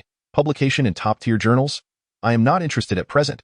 Access to Building 6 was entirely restricted. Outsiders could not enter, and even meals were specially provided. This caused great distress for Pan Jun, Zhou Hui, and Song Ji, who were eagerly awaiting graduation, as well as for Gao Qian and Chang Zijian, who were anxious to verify their mathematical results with Chen Yang. Finally, when Wu Jingjing passed by, it felt as if they had encountered their savior, and they followed her into the building. Professor Chen, we finally meet again. Here is our paper. Could you please take a look and see if it is suitable for publication? And mine. Mine is here as well. The 3 presented their papers prepared for publication before graduation. Chen Yang took the papers, glanced over them, and could not suppress his disappointment. Aside from Song Ji's commendable effort, Pan Jun and Zhou Hui had produced a disheveled mess. They had solid data and sound formulas, yet in writing their papers, they utterly failed to cite properly, and their narratives were a chaotic jumble. Lacking coherence, if their Chinese was written so poorly, how could their English be any better? Chen Yang remarked. Professor Chen, our expectations are humble. We only wish to graduate. Zhou Hui stated, I've inquired about the journal we submitted to. As long as we pay the publication fee, it should suffice, and why submission is similar. We do not have high standards for the paper. Pan Jun echoed. Such a waste of potential. Do you not understand the value of this data? Gao Chen exclaimed, stamping his foot in frustration. What good is it to write a fine paper? Do you truly believe it could be published in Nature or Science? Let it go, Zhou Hui retorted. Indeed, Pan Jun concurred. And you? What are your thoughts? Chen Yang inquired of Song Ji. I hope to aim for a higher quality publication. Song Ji replied, somewhat sheepishly. Then go back and write diligently. Do not be led astray. At your age, do you not know what to learn and what not to? Chen Yang admonished Song Ji. Pan Jun and Zhou Hui's expression soured upon hearing Chen Yang's words, and they contemplated retorting. But upon seeing Long Zhan standing behind Chen Yang, they obediently fell silent. Return to your tasks. You will graduate without issue.as for publication. Since you have no demands, I shall arrange it for you. Really? Thank you, Professor Chen. Now go. Chen Yang waved them off, too disinterested to offer them a second glance. After sending the 3 away, Gao Chen and Chang Zijian presented their recent research findings. Professor, please take a look. This is the result of our recent re-evaluation. I have verified it with Zijian, and we found no issues. We kindly request your review. Gao Chen spoke in a subdued tone. Before Chen Yang, they maintained the utmost respect. Scarcely daring to breathe, Chen Yang accepted the materials they provided and began to review them. A few minutes later, he nodded. Yes, good work. There are indeed no issues this time. In the future, for such matters, if you have repeatedly validated and are 100% certain, be more confident and do not act like a thief. Upon hearing this, the 2 stared momentarily, then responded in unison, Yes. Professor, do you think this mathematical result can be published? Gao Chen and Chang Zijian inquired of Chen Yang. After all, this achievement essentially belonged to Chen Yang, who held the final decision-making power. If it were an ordinary paper, they might not have pursued it so fervently. However, this paper was different. For doctoral candidates like them, aspiring to establish a foothold in the academic world post-graduation, publication was essential. Such an opportunity to produce high-quality articles was rare, and a single paper could potentially secure a lifetime of prosperity. How could they not strive for it? Of course, whether they could achieve this depended on whether Professor Chen cared. Feel free to publish, since it is a collaboration between the two of you. You shall be the co-authors. Thank you, Professor Chen. The two exchanged gleeful glances. There's no need to name me as a corresponding author this time. You both can share the title of primary authors and handle the correspondence yourselves. Chen Yang added. The two's expressions shifted unexpectedly. No, no. This cannot be. That would be tantamount to academic theft. We cannot proceed in such a manner. In academic articles, the first author is typically the principal executor, while the corresponding author is the project leader and the ultimate holder of intellectual property rights. By relinquishing the corresponding author title, Chen Yang would be handing over such significant research achievements to the two of them, which was an overwhelmingly generous gift. They felt unworthy of such an offering. Stop being so coy. Truthfully, I have no interest in these accolades. I do not require papers for my title evaluations or funding. But you do, Chen Yang stated with a smile. Upon witnessing Chen Yang's unwavering stance, their expressions turned solemn with respect. Professor, thank you. Enough with the theatrics. Hurry back to publish your article. Once it's done, come back to work. I happen to need 2 mathematical minds, and you would be perfect for the task. As for wages, I cannot guarantee anything, but if you perform well, who knows, you might just earn the title of a global top mathematician. Chen Yang said nonchalantly. Global top mathematician.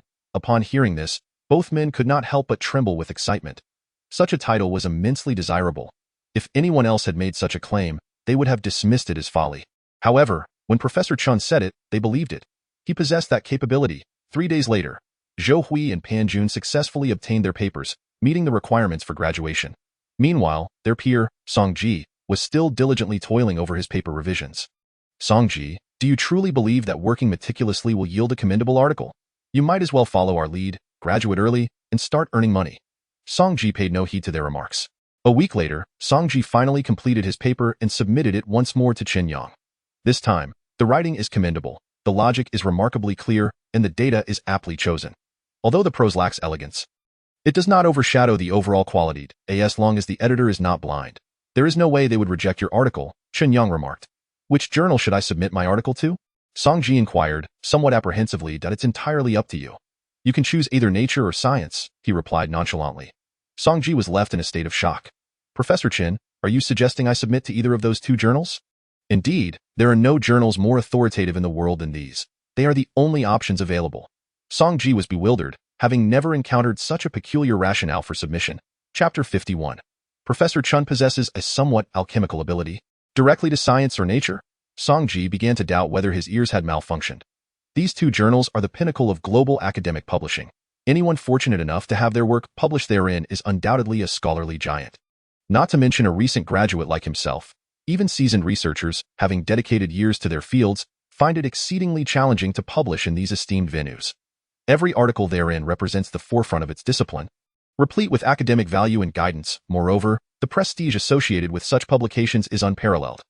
Regardless of one's original research institution or country of origin, a publication in these journals guarantees that any university worldwide will welcome you as an expert.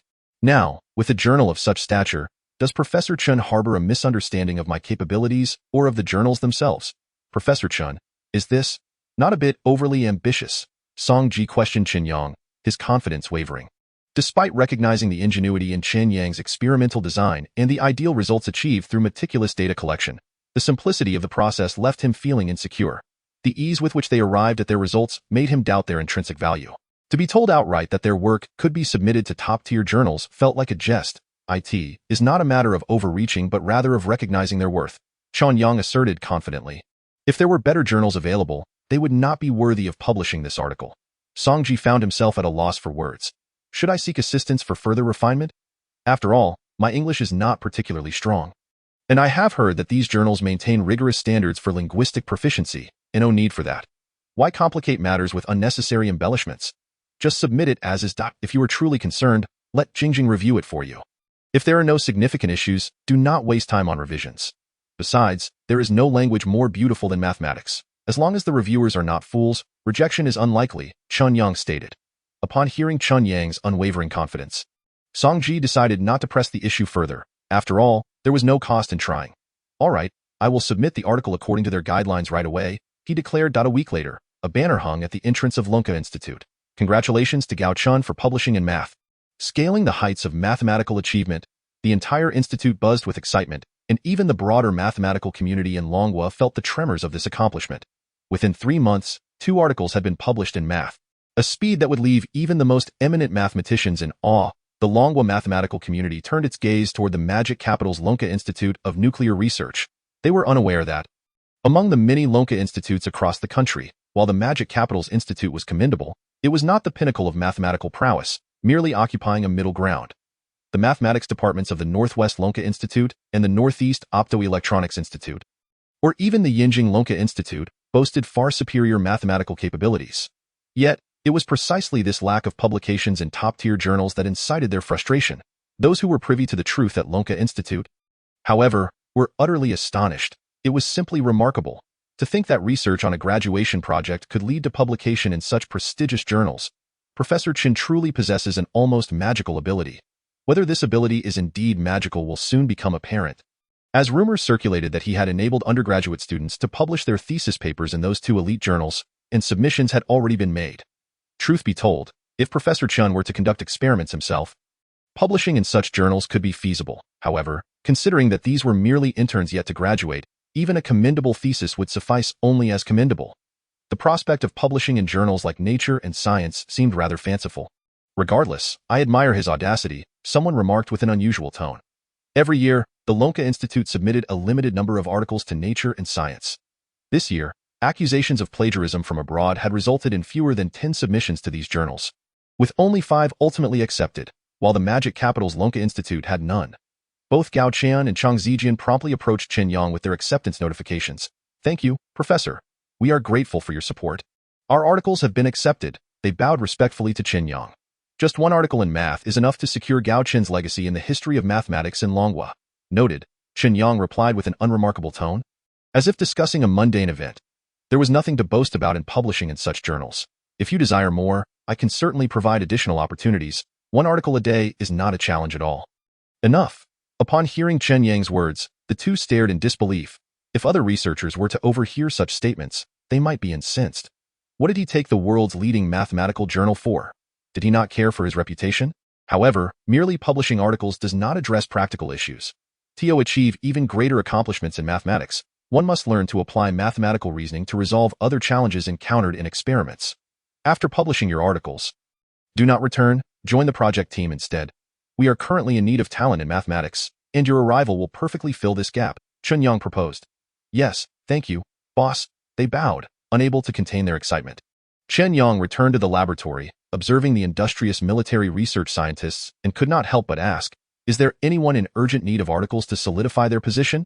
Initially taken aback by his inquiry, the crowd soon shook their heads. It was not that they did not need them. Rather, the urgency was not pressing. Moreover, even if they needed assistance, could he possibly know those influential reviewers who could advocate for them? Professor, I believe I require such an article. If you have connections, perhaps you could facilitate matters for us. I too would like a good article for my professional evaluation. Another chimed in. Very well. I happen to have 2 unpublished papers. If you are interested, feel free to take them. Chen Yang waved his hand grandly. Chapter 52.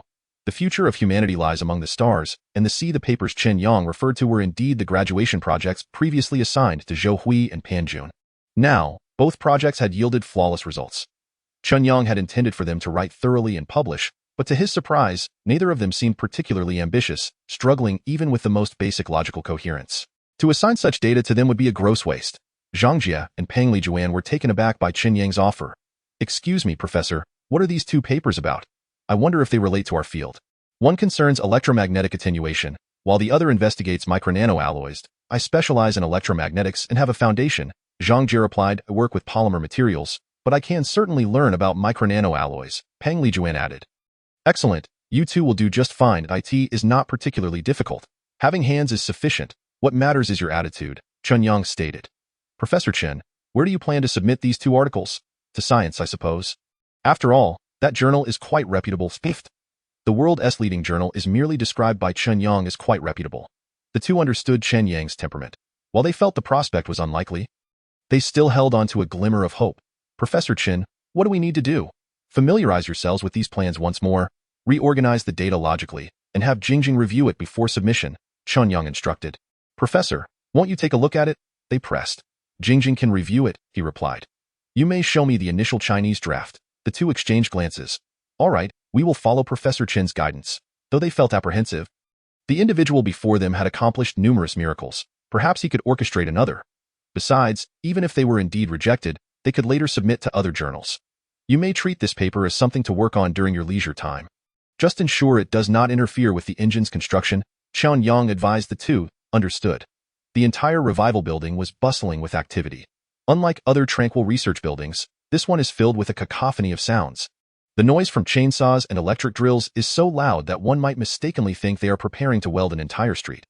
Chen Yang has now assumed the role of the project's chief conductor, meticulously overseeing every detail. Even a simple cut or the addition of materials is executed with utmost caution. These individuals, truly the elite of scientific research, adhere strictly to the experimental protocols laid out by Chen Yang, ensuring that data and processes remain under control. Indeed, their professionalism is commendable, far surpassing the capabilities of the likes of Zhou Hui and Pan Jieyuan. As Chen Yang observes the various stages proceeding in an orderly manner, he feels a sense of relief. Professor Chen, please take a look at this alloy material. It consistently fails to achieve the desired strength of 100,000 MPa, and its melting point doesn't reach the required 200 million degrees. One assistant reports to him, the strength of materials is one of the most crucial factors in engine design. Material limitations present significant barriers to enhancing performance. What is the maximum strength we can currently achieve? Chen Yang inquires.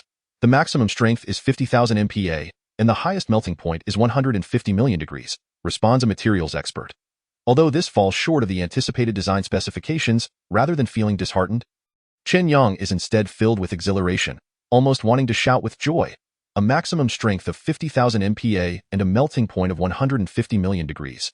What miraculous material is this? It is said that the legendary Rui Jingu Bang, the magical staff of the Monkey King, pales in comparison. To put it into perspective, current aerospace-grade materials generally exhibit strengths between 1,000 and 2,000 MPa. Even the United States' strongest alloy, known as the Divine Chimero alloy, rarely exceeds 9,000 MPa, and its high-temperature resistance is far inferior, limiting its application to the most advanced U-7 reconnaissance aircraft rather than in aerospace vehicles. Despite this, the Divine Chimero alloy still reigns as the highest-strength alloy on a global scale. However, this is no longer the case. Chen Yang has just, following his experimental design, created an ultra-high-strength alloy with a strength several times greater than that of Chimero alloy, and importantly, it is not only exceptionally hard but also remarkably heat-resistant, truly divine. A maximum strength of only 50,000 MPa and a melting point of merely 150 million degrees? Chen Yang frowns. Merely? The word evokes mixed feelings in researcher Lin Ming. This won't do, absolutely not. We are designing an ultra-high-strength engine. Imagine, this engine must generate enough thrust to lift the entire building. What immense force is required, and what counterforce must the engine withstand? To produce such tremendous thrust demands an enormous amount of energy. And the sudden release of this energy necessitates an extraordinarily high temperature. Chen Yang retorts to Lin Ming. An engine that can lift the entire revitalization building. This sounds somewhat fantastical, doesn't it? Lin Ming responds with a chuckle. Laughter ensues from those nearby, as they take Chen Yang's words as a joke. Fantastical? It is merely a matter of lifting a building. What is so extraordinary about that? This engine is merely a miniaturized version of a planetary engine. In the future, we aim to construct an engine capable of lifting the entire Earth. With a resounding thud, Lin Ming drops the material he is holding, his mouth agape, eyes wide with shock. Clearly, the impact of Chen Yang's words has left him momentarily dazed. The others in proximity share his astonishment. All right, no more dawdling. Expand your horizons and your mindset. Do not find this unbelievable. If we consider the technological civilization of ancient peoples to be akin to a newborn, then today's technological advancements are merely at the cusp of their first year, just beginning their journey. The potential for future growth is vast. Humanity's future lies among the stars and the seas. Each one of you present here is a pioneer on this grand journey. The crowd stands in stunned silence. As they regain their composure, Chen Yang's words reverberate within them, stirring their spirits among the stars and the seas. Pioneers of a great journey, me? Is it truly possible? Yes, you can. You all can. I will lead you forward, exploring a path toward the future, toward the depths of the cosmos. Chen Yang declares once more. Heads lift. Eyes igniting with fervor, akin to torches illuminating the path for this rapidly advancing planet within the dark universe. Chen Yang gazes upon these individuals, a smile gracing his lips. They are all adept researchers. Quick-witted and exceptionally intelligent, yet constrained by the limitations of their era. Their perspectives must be broadened. A jolt of inspiration is necessary, not to attain enlightenment, but at the very least, to make them realize that upon entering this revitalization building, their outdated notions and constraints must be entirely dismantled. It seems that his efforts are beginning to bear fruit. Chapter 53. Professor Chen, I admire you. The laboratory has remained silent for quite some time. All right, great pioneers, let us commence. Get to work. Chen Yang claps his hands and exhorts the group. Upon hearing his voice, they awaken from their reverie. They resume their tasks, and while everything appears to return to normal, there is an unmistakable shift in the atmosphere. I'll review the process once more to identify any issues, Lin Ming states to Chen Yang. How many times have you performed this procedure? Chen Yang asks. From the beginning to now, at least 10 times, Lin Ming replies. Then there's no need to repeat it. Doing so will only result in the same failures. What should we do then? Is it to be abandoned? That can't be right. Our objective is, has the brainwashing succeeded so swiftly? I understand. I will not give up, Chen Yang reassures Lin Ming. We simply need to alter our approach. Alter? How? The design of this alloy has inherent flaws and issues. More accurately, they stem from limitations of conditions. Limitations of conditions? Lin Ming's face is a portrait of confusion. We aim to create a micronanometer alloy, forging materials at a scale smaller than nanometers, thereby achieving higher performance at the atomic level. However, prior to experimental design, I scoured the Earth for all available elements and combed through the periodic table, but none meet the requirements. The inherent electron orbitals of atoms cause interference with the alloy's performance. This interference may not significantly affect the nanometer scale, but at the micronanometer level, it can have a considerable impact, even determining success or failure, Chen Yang explains to Lin Ming. What do we do then? If such materials do not exist, can we not create this alloy? Lin Ming queries. While no such material exists on Earth, that does not mean it is absent from the universe. According to the Putillisler dual electromagnetic spin model, there should exist a type of material in the universe possessing a dual atomic nucleus, akin to a double-yolked egg, or cosmic binary stars. The dual atomic nuclei would interfere with one another, resulting in a fascinating state of balance wherein the electron cloud's micromagnetic fields cancel each other out. Lin Ming, having just processed this information, finds himself utterly bewildered once more. Professor, did you just say? A type of element with a dual atomic nucleus? What is this Putillisler dual electromagnetic spin model? Lin Ming is completely flabbergasted. Since his childhood studies in physics, he has always been taught a singular theory.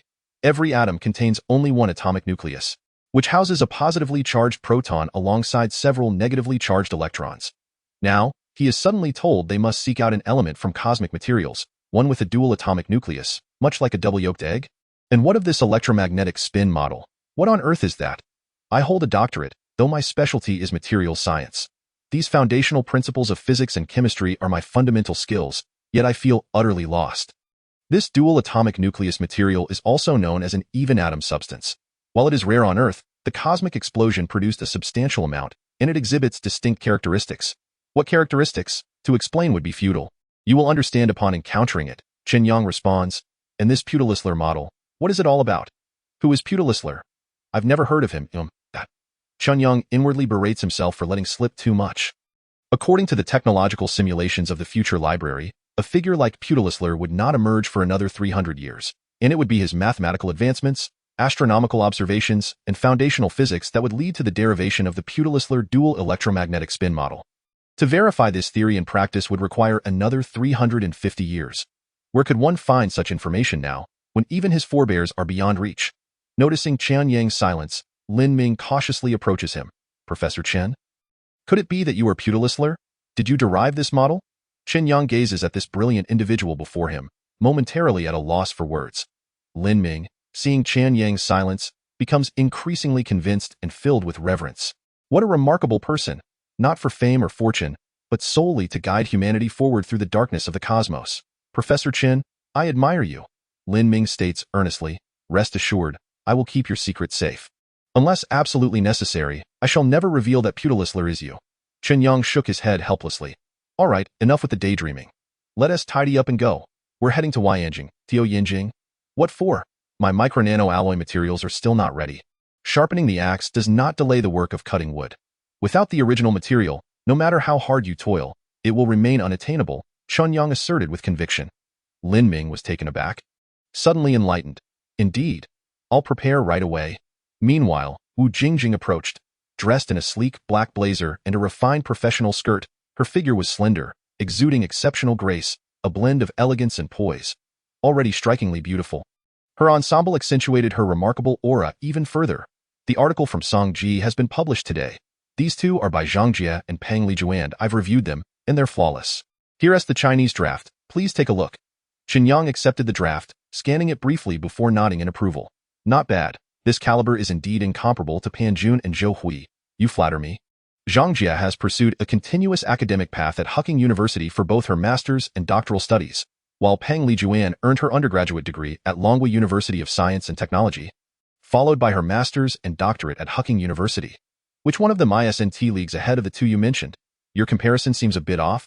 Heroes need not inquire about their origins. Chen Yang remarked.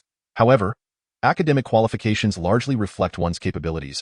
Wu Jingjing intended to argue, but, upon witnessing the living enigma before her, she prudently chose silence. If academic credentials were an absolute measure of ability, then this individual before her certainly did not belong in this realm. No issues at all. Let them proceed with the publication. Great. I'll inform them immediately, Wu Jingjing replied.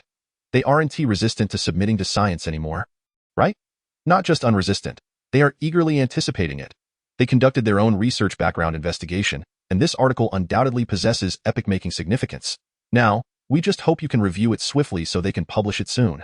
They said if science dares to reject it, they will submit to Nature instead and issue an open letter exposing the fact that the main reviewer at Science is blind. Chapter 54. We cannot afford to lose the reputation of our aerospace personnel. Chen Yang completed the review of their articles and called Wu Xian and Yuan Dawei. You going to the Yinjing Aerospace Research Institute? Wu Xian asked Chen Yang in astonishment. Yes, I require a special material that does not exist on Earth. It should be abundant in the cosmos. And the Aerospace Center has numerous meteorites, lunar soil, and extraterrestrial substances. I wish to take a chance there. Chen Yang explained candidly. Wu Xian fell silent for a moment before responding. Is it absolutely necessary? Yes, I must see the material to recognize it. Currently, it is merely a conjecture that such a substance exists, hence I must go and investigate, Chen Yang stated. After a brief silence, Wu Xian conceded, very well. I will make arrangements. As of now, you are a national asset. Your travels are of great importance, and I will ensure your security. I am just an ordinary individual, no national asset at all. You need not trouble yourself. Chen Yang replied to Wu Xian. However, Wu Xian disregarded his words and sought out Long Zhan, the head of security. Arrange a private jet for the journey, with ground escort throughout. Furthermore, we need to assign a company of security personnel for the airport reception. Wu Xian instructed Long Zhan. It's really unnecessary, Chen Yang sighed. Yet, regardless of Chen Yang's refusals, Wu Xian remained resolute, even insisting that Long Zhan accompany them throughout the trip. If you are heading to the Aerospace Research Institute, it's best to inform Shuigang. If old Tiger Lu is willing to greet you, your visit may go even smoother, Wu Xian suggested to Chen Yang. Are they not willing? Chen Yang inquired.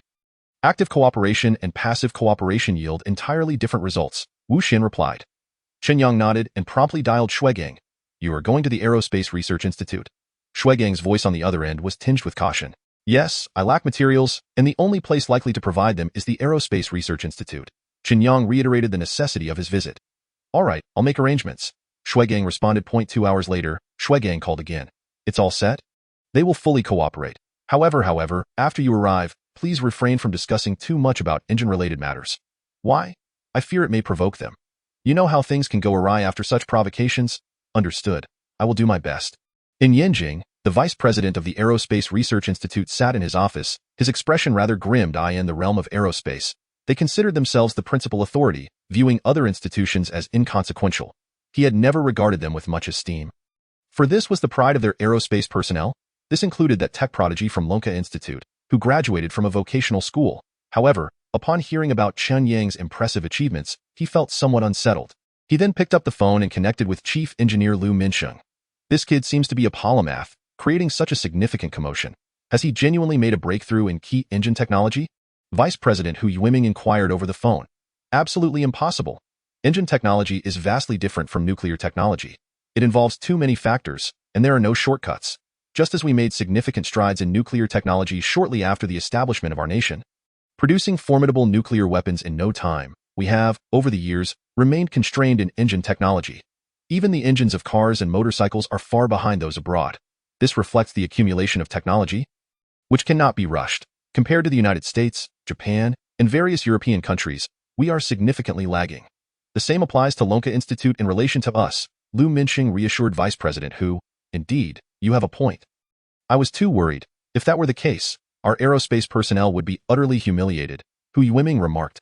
After a pause, he added pensively, deep down, I actually hope they succeed in creating engines superior to those in the West. For years, we have striven to catch up, yet the pace remains too slow. Their rate of innovation is astonishingly rapid. Hu Yuiming lamented, it will happen. In another 20 years, we will catch up entirely, even surpassing them. I eagerly await that day when our fighter jets possess a formidable performance advantage, soaring freely in their skies while they remain powerless to respond. I envision our fighter jets marking national borders wherever they go, rendering foreign aircraft too fearful to intrude. In that case, I could die in peace. Indeed, that day will come swiftly, Lu Minxing affirmed. He then inquired, what about that young man coming here to acquire materials? What do you think? If he wishes to come for materials, we must fully support him.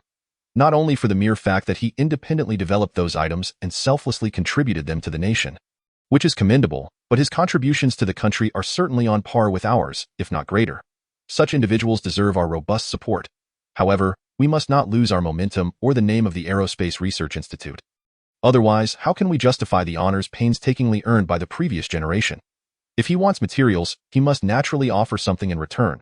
If he claims to be working on engines, we ought to test him with our engine technology. If he truly possesses the talent Shuigang claims he does, perhaps he can make breakthroughs in engine technology in the future, and will gladly offer our support. But if he is merely dabbling for curiosity's sake, then I'm afraid he'll need to exchange something valuable for those rare materials.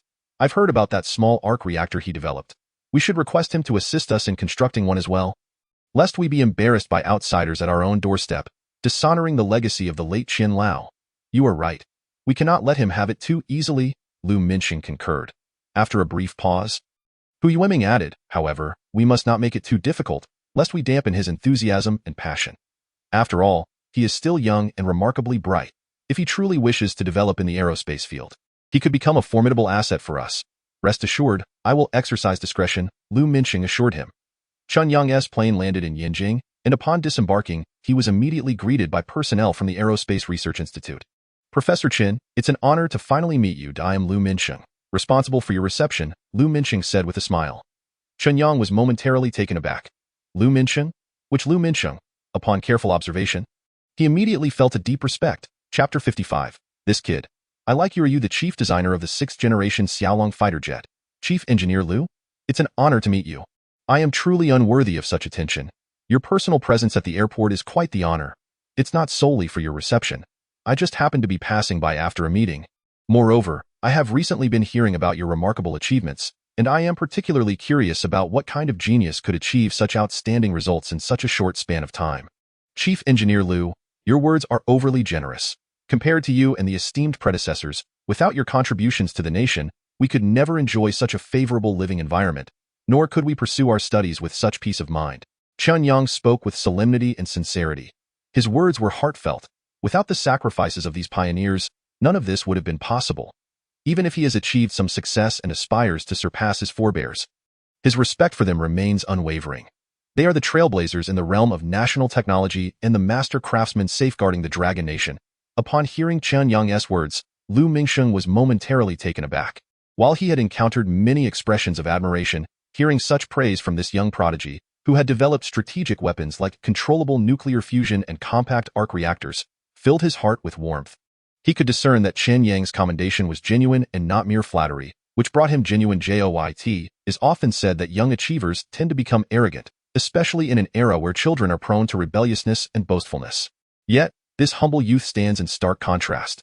The National Defense Line is a collective endeavor, built by every veteran from the Aerospace Research Institute, every colleague, every soldier, and every citizen. I dare not take undue credit. Lu Minxing remarked modestly. Let us proceed. We can converse along the way.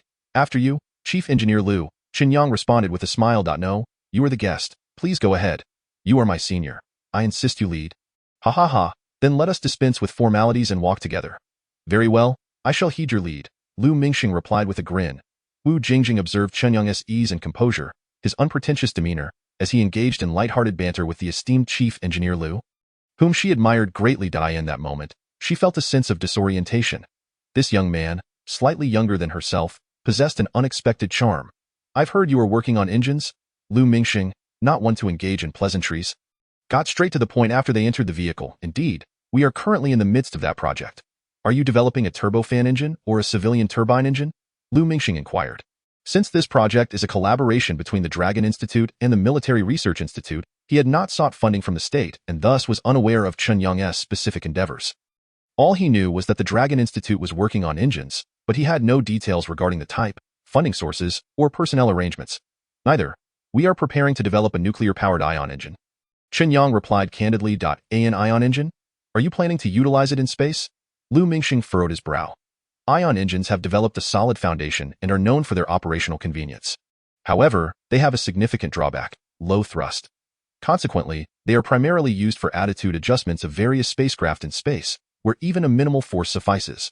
However, within the atmospheric layer, where gravitational forces are significantly stronger, the applications for ion engines are exceedingly rare, almost non-existent. We intend to apply it to the space shuttle, Chen Yang stated. Theo use it in a space shuttle? Lu Mingxing's expression changed immediately. Had a student of his suggested such a thing, he would have been unable to restrain himself. Was this not sheer folly? However, remembering that this was a genius youth, perhaps his thinking could be different. He suppressed his agitation. Explain your overall design to me. Our design does not differ significantly from existing ion engines, but with the compact arc reactor as the power source, we can provide far greater power. The ion beam will be more abundant, and its velocity will exceed that of current ion emissions by tens of thousands of times. Lu Mingxing's fists clenched. Even with the nuclear energy from the arc reactor as a power source. Have you considered the high-performance materials required to withstand such high-speed ion beams and substantial acceleration magnetic fields? The mere challenge of heat and pressure resistance could be enough to doom this project. Chen Yang's eyes brightened. Chief Engineer Lu, you truly deserve your title. Your keen insight has pinpointed the issue. If not, why not join us at the Dragon Institute in Shanghai and collaborate on developing a new type of engine? Lu Mingxing, who had been irritated, found himself amused by Chen Yang's words. You young man, you are quite audacious. While others might merely dig a trench, you aim to uproot the entire foundation. Do you believe I would allow you to enter but not exit? I do not believe it. You doubt? You are a treasure to the nation, wholly devoted, and would not harm me. Chen Yang chuckled. I see your boldness knows no bounds. Am I not merely emulating my predecessors? I have heard how, in your youth, you went to great lengths to learn from the Russian Bear's mentor. Ha ha ha. You are quite something. I admire your spirit. Lu Mingxing laughed heartily. Then, shifting the conversation, he asked. By the way, young man, do you have a significant other? Would you like me to introduce you to someone? Ahem. Wu Jingjing, seated in the passenger seat, could not help but cough a few times, inwardly grumbling. You are revered as the chief designer of the Xiaolong fighter jet and a technological hero. How can you engage in such matchmaking? Yet, Chen Yang's response only aggravated her further. Initially animated, Chen Yang became slightly bashful upon hearing Lu Mingxing's question, scratching his head. I do not have one yet. Ha ha. Excellent. When I encounter someone suitable, I shall find you a match. However, let me give you a warning. When seeking a wife, make sure she is from our country. Do not pursue any international romances. I will not tolerate it if I discover you have taken a foreign partner. Chen Yang smiled awkwardly. You seem to be thinking too far ahead. I have yet to even set foot on that path. As for your research on engines, we fully support you. We believe that with diligent exploration, you will surely achieve great success in due time. However, let me be clear. Our resources do not come easily. You cannot simply take them at will, lest you disrespect our aerospace pioneers. Therefore, should you wish to procure anything from us, you will need to navigate some challenges. If you succeed, the resources will be yours without charge. If not, you may find yourself obligated to repay with your own service. Do you understand? Lu Mingxing said with a smile. He genuinely liked this young man. Since Lao Shui and Wu Lao had chosen to send him to Lu, he would not hold back. If he voluntarily chose to stay, they could not blame him. He had already resolved that if Chen Yang agreed to his earlier proposition, he would certainly devise a way to keep the lad from exiting the Aerospace Research Institute. Chapter 56. From now on, this land shall be under our protection under Lu Mingxing's guidance. Chen Yang arrived at the Aerospace Research Institute. The location was somewhat remote, situated in the western suburbs, occupying a vast expanse, with the Beijing Garrison Command not far off. After disembarking and passing through security procedures, Chen Yang entered the institute's interior. This space serves primarily as our research and development base. Given the abundance of educational institutions in Beijing and numerous other research organizations, it facilitates communication. In contrast, our testing base is located in Langching in the northwest. Should you develop an aircraft engine, you will need to conduct tests there. So, all the cosmic samples and meteorite specimens we collected are located in Beijing? Yes, indeed. Most of the primary research institutions are situated here, and aerospace research encompasses a multitude of disciplines. Relying solely on our Aerospace Research Institute would not effectively address the challenges. Thus, the majority of samples are housed here. However, for safety, backups are also maintained at the Research Institute in Langchang in the northwest. Though that facility is generally not activated lightly, if you seek materials, you must come here, Lu Mingxing explained. Understood, Chen Yang nodded. Come, I shall show you around our facilities. It is a rare sight elsewhere, Lu Mingxing said with pride illuminating his face. Every country's aerospace program is a core state secret, perhaps even more critical than nuclear testing. After all, nuclear tests not only require technology, but also the ability to circumvent international nuclear control agreements. And nowadays, the latter is even more challenging than the former. Thank you, Chief Engineer Lu, Chen Yang replied with a smile. Please, no need for formality, just call me Lao Lu. How could I dare? Chen Yang quickly waved his hands. No need for such distance. If you insist on formality, then perhaps you should just return home. Well, if you insist, then I shall dare to address you as Lao Lu, and you may call me Xiao Chan. Ha ha ha, now that feels right, Lu Mingxing chuckled, leading Chen Yang to a laboratory. This is the engine prototype casting room. To ensure the engine can withstand greater forces and maintain its integrity, current turbofan engines generally employ integral casting and localized cutting. What do you think? Lu Mingxing proclaimed proudly. Chen Yang was deeply moved to find himself brought here on his first visit. It was clear that Lu did not treat him as an outsider. Impressive, 30 years ago, we were impoverished and reliant on imports. Today, we have established a complete production line and even created 6th-generation fighter jets that rival the West. I recall the time when we sought to introduce production lines and manufacturing technologies. However, the Russian bear, citing that the Dragon Kingdom did not require its own engine casting technology and that we did not meet various technical standards, steadfastly refused to comply. What they offered us were obsolete and retired aircraft. With engines that were outdated and surplus, some even having undergone repairs at the factory, all at exorbitant prices. It was during that negotiation that you and a group of key personnel resolved to establish our own engine production line. Faced with a lack of resources, you sought every possible avenue to learn and delve into research. To solve a particular engine issue, you inquired far and wide, even going to your mentor's home during your study abroad, where you worked as a nanny for 6 months. Despite enduring harsh treatment from that mentor, you refrained from retaliating, only to find that the answers received were not as clever as those you had devised yourself. From that moment on, you understood that you had graduated, leading you to return to your homeland early. Dedicating yourself to research, 5 years later, the first batch of engines with completely independent intellectual property rights emerged in the Dragon Kingdom.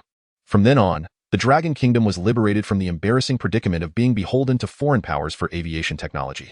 While it took the United States 80 years, Russia 70 years, and various European nations 60 years to progress from the first to the 6th generation, we accomplished this in a mere 30 years. Chief Engineer Lu, you and your fellow aerospace professionals have worked tirelessly. This engine casting technology is remarkable. Without you, there would be none of these advancements. Without them, foreign aircraft would continue to hover ominously over us. How could we ever claim to be self-reliant? After Chen Yang finished speaking, Lin Ming and Wu Jingjing behind him wore expressions of deep respect and admiration, while the accompanying personnel looked at Lu Mingxing with utmost reverence. They were only aware that Lu Mingxing had traveled great distances to pursue his studies for the sake of aircraft. Unaware that he had encountered a reclusive professor and endured such significant hardships, reflecting on such a towering figure, they had only ever seen his glory, never realizing the profound struggles hidden behind it.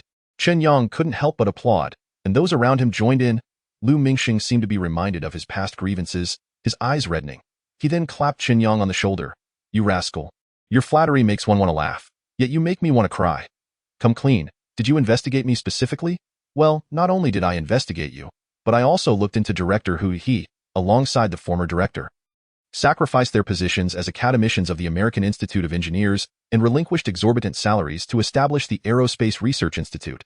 Returning home with a plethora of books, I also investigated Professor Li Chong, a satellite designer who, despite being personally persuaded by the president of Yale University and facing FBI scrutiny, refused to compromise, clandestinely returning home, nearly suffocating on the boat, and later being kidnapped in the new nation. Enduring nearly 100 days without abandoning his desire to return, I looked into Engineer Wang Tao, who has never left the country, yet used his genius to compel the United States to extend an olive branch, only for Chief Engineer Wang to disregard it, stating he would rather cherish a handful of soil from his homeland than pursue wealth abroad. He is allergic to foreign air. It is precisely because of you all that the Dragon Kingdom's aerospace industry has surpassed Europe, outperformed Japan, and caught up with Russia and the United States in just a few decades. You are the pillars of the nation. You have upheld the skies of the Dragon Kingdom, Chen Yang reiterated. Applause erupted again. Wu Jingjing's eyes were red, unable to restrain her applause. The Dragon Kingdom had risen from the depths of despair, standing tall among the elite, thanks to these great scientists. Even those who had been present all along were hearing these secrets for the first time. Their eyes glistening with unshed tears. Lu Mingxing appeared to recall those arduous times, his eyes welling up with emotion. The reason we undertook such endeavors was solely because we could not allow the Dragon Kingdom to continue suffering. Our hardships were trivial. We could not let our children endure further misery. We must not allow the artillery and aircraft of foreign powers to roam freely on our own soil. We want the world to know that we are not to be trifled with. The Dragon Kingdom is not a place where one can come and go as they please, Lu Mingxing declared. Applause rang out once more. Chen Yang stood at attention, saluting from the heart. He resolved, predecessors, you have guarded this land for so long. From now on, it is our turn to protect it. Chapter 57. Good lad, you are still too naive. All right, you've led me astray. In the future, spare me the flattery. It would be far more valuable to read some literature than to listen to our stories, Lu Mingxing said with a smile. You and the esteemed predecessors are heroes. Your heroic deeds should be widely known, inspiring countless young individuals to learn from you. Stop, Lu Mingxing quickly interjected. If you keep this up, I might just have to take you to the sample library to select samples.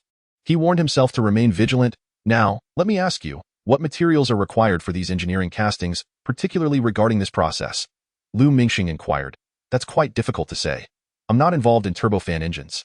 However, based on my understanding, the most challenging aspect is the overall casting process, particularly the presence of cracks and the uniformity of materials.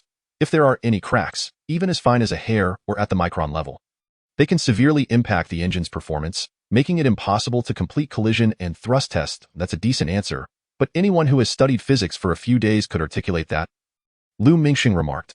Clearly, he was not willing to let Chen Yang off the hook so easily. If cracks were to occur, what issues might arise? Lu Mingxing pressed. There are numerous factors that could affect the final product.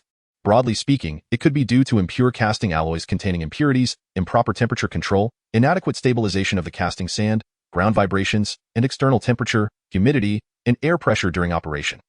All these factors that influence the physical and chemical properties of the materials can ultimately affect the performance of the turbofan, Chen Yang explained. Upon hearing Chen Yang's response, Lu Mingxing's eyes lit up, though he quickly suppressed his internal excitement. We happen to have records of several failed castings. We haven't yet identified the causes. Could you lend a hand? Lu Mingxing said with a smile. This was his true ace in the hole. Then I will take the liberty to take a look. If I say anything incorrect, please feel free to correct me, Chen Yang acknowledged. Realizing this was the moment Lu Mingxing intended to test him. Before long, they arrived at a room where a massive screen adorned the wall. Sample number 43 contains bubbles. Here are the details. Sample number 67 has a crack approximately 50 microns long. Sample number 89 shows uneven alloy density. Lu Mingxing introduced Chen Yang to the data of 7 defective samples. Take a look at this information. If you can identify the issues and propose solutions within 3 days, I will acknowledge your capabilities, and you may choose samples from the sample room at your leisure. However, if you cannot determine the cause or if your reasoning is incorrect, we will still fully support you. But you must offer something in return, such as providing us with a few small-scale arc reactors or serving as free labor for a few months. Lu Mingxing stated. Upon hearing Lu Mingxing's words, the engineers behind him shifted uncomfortably, eager to speak but silenced by Lu Mingxing's piercing gaze. Wu Jingjing beside them frowned slightly. She had heard her father mention that the production of each aviation engine was immensely costly, often requiring collaboration among multiple departments, and that it took considerable time for a team to analyze any issues. Now, asking Chen Yang to identify these defects within 3 days, especially when they were not isolated incidents, wasn't he that pushing him too hard? Lu, don't you think your conditions are a bit too harsh? Wu Jingjing cautiously suggested. Lu Mingxing turned to face her, refraining from answering her question and instead retorting, so you are Wu Lao's granddaughter? The daughter of Wu Weiguo and Chen Yang's assistant? Yes, Wu Jingjing nodded. Very well, in a transaction, I can set a price, and you can negotiate, Lu Mingxing replied. 10 days? No, 1 month. Wu Jingjing countered. 1 month? I'll have to think about it. Lu Mingxing feigned reluctance. In truth, this was precisely what he desired. As long as Chen Yang remained there for a month, he would have ample time and means to showcase his skills, and he was confident that Chen Yang would not be able to leave. Little girl, you've fallen for it. No need to haggle. 3 days it is. Besides, there are still many tasks to attend to at the Lunka Institute's revival building. We don't have that much time. Chen Yang declared. 3 days, little Chen. Are you certain that 3 days will suffice? If you can't resolve it, you'll be stuck here as free labor, Lu Mingxing warned, unable to suppress a smile. The audacity of youth. Not to mention Chen Yang. Even he himself had taken at least a week, and sometimes up to a month, to address such defects, especially given that these 7 defective samples were produced using different processes. What appeared to be 7 products were, in fact, an evaluation and verification of the processes behind them. Lu Mingxing confidently asserted that, in this world, there are scarcely any individuals capable of uncovering its flaws within a mere 3 days. Once a word is spoken, it is akin to a galloping horse that cannot be reined in. If I were to lose, I would certainly honor my promise, Chen Yang declared. Upon hearing Chen Yang's words, Lin Ming and Wu Jingjing grew anxious. Professor Chen, I believe Jingjing is right. If it's a month, then let it be a month, Lin Ming interjected. Are you deliberately lingering here so that Lu can find you a partner? Wu Jingjing retorted in a fit of pique. Lu Mingxing, Lin Ming. Once Wu Jingjing had uttered these words, she realized her indiscretion, and her fair face flushed crimson to the roots of her ears. Do as you please. I'm leaving, Wu Jingjing exclaimed, turning on her heel and fleeing. Chen Yang, bewildered by Wu Jingjing's sudden change, turned to Lin Ming. What's wrong with her? Lin Ming. You still don't know what's wrong? When Lin Ming faced Chen Yang, it was as though he beheld a deity, but upon witnessing Chen Yang's moment of bewilderment, his confidence quickly returned. Heaven is fair. When it grants you something, it inevitably takes something away in return. Lu Mingxing, observing Wu Jingjing's retreat and Chen Yang's perplexity, could not help but chuckle. Youth is truly beautiful, Xiao Chun. If you have no objections, let us agree upon 3 days. During this period, you may peruse any materials available here. Very well, then it shall be 3 days. I shall return for the assessment after that, Chen Yang replied. Lu Mingxing left, thoroughly satisfied, the moment he closed the door. He could not contain his laughter. Oh, young man, you are still too naive.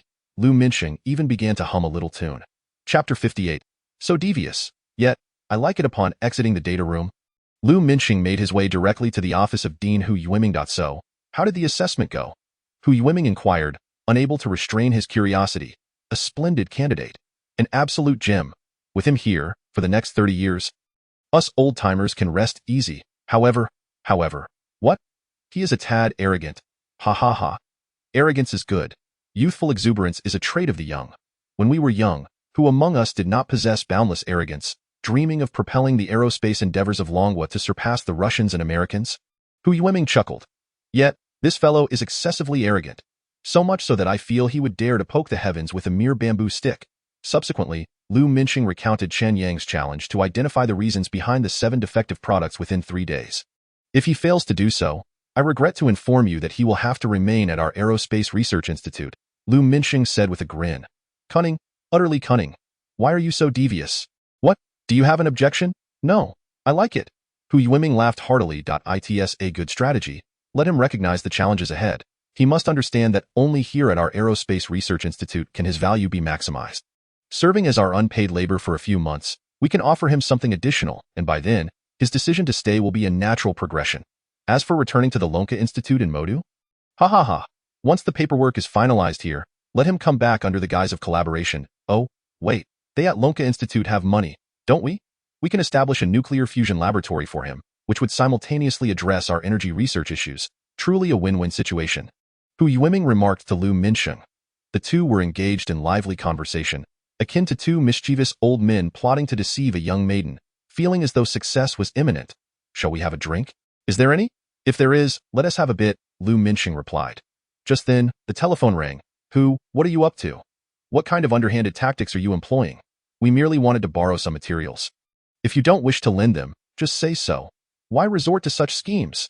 An irate voice erupted from the other end. Hu Yuiming winced at the sound, rubbing his ears. Old Bai, what are you saying? What do you mean by schemes? We must speak with integrity. Integrity? Nonsense. How dare you lecture me on integrity? Another voice interjected. Old Wu, what is the matter? Did your precious granddaughter tip you off? Since she has, she should have clarified that everything was prearranged. There's no deception or scheme involved.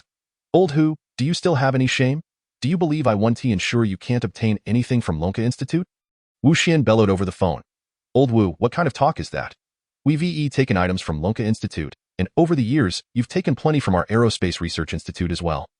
Fine. In that case, let us sever ties completely and avoid any association, lest someone from your side be swayed by that old rascal Lu Minsheng. Old Wu, that remark is unacceptable. I swear on the lamp that I've never engaged in human trafficking. Lu Minsheng stifled a laugh as he spoke into the phone. You shut your mouth. If I see you again, I'll give you a beating. How dare you suggest finding a match for Chen Yang? If you dare to meddle in affairs of the heart, I'll demolish your home. Old Hu, in the realm of martial ethics, we do not harm family members. You are lacking in martial ethics. What martial ethics? Spare me your chatter. We no longer want the materials. Release our Chen Yang immediately. Look, hasn't he been revealed? When did he become your Chen Yang? When he became ours is of no concern to you.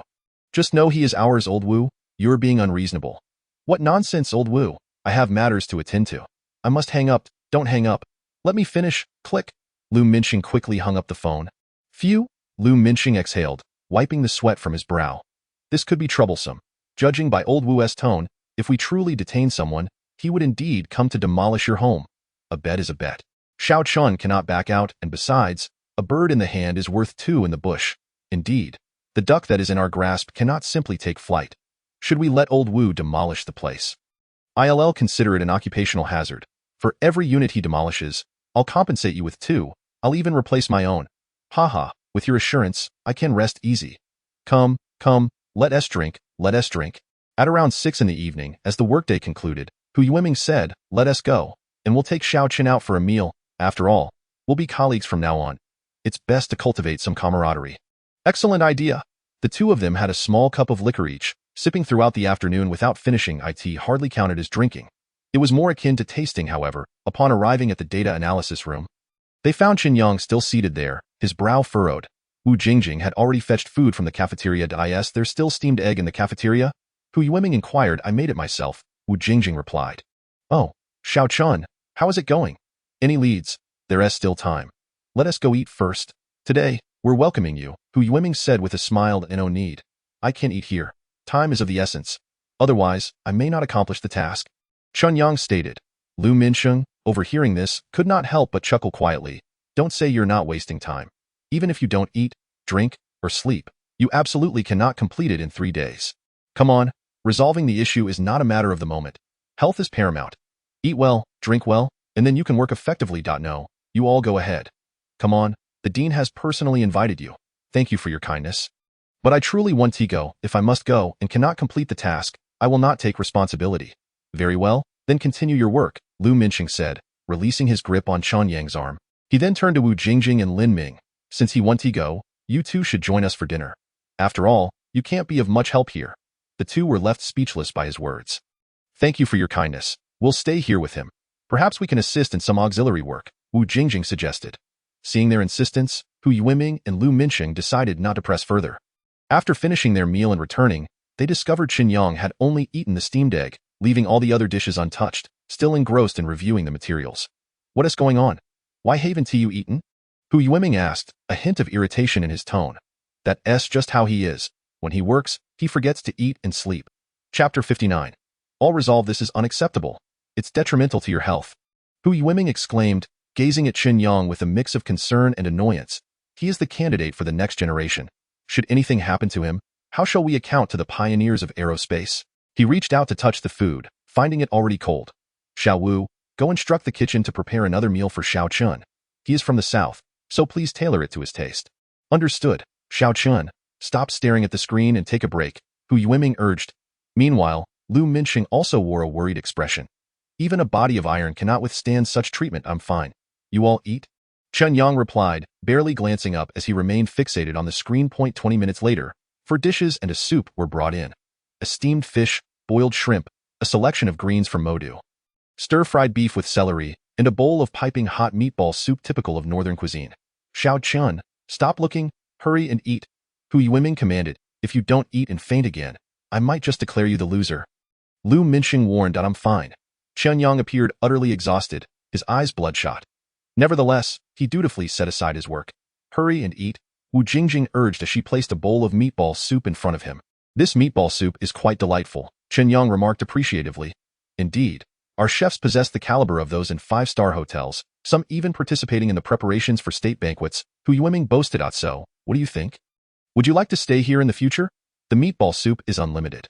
Chen Yang was momentarily taken aback. Remaining still, Hu Yuiming assumed he was startled, but soon saw Chen Yang put down the soup and rush to the computer. Flipping through the reports repeatedly, found it. A look of surprise flashed across Chen Yang's face. Hu Mingyue and Lu Mingxing exchanged astonished glances. They rushed over to Chen Yang's side, but at that moment, he had already closed the interface and was furiously typing away at the keyboard. Did this fellow really solve it? I don't know. I couldn't see which diagram he was looking at just now.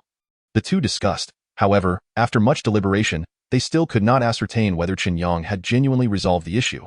It was 11:30 at night.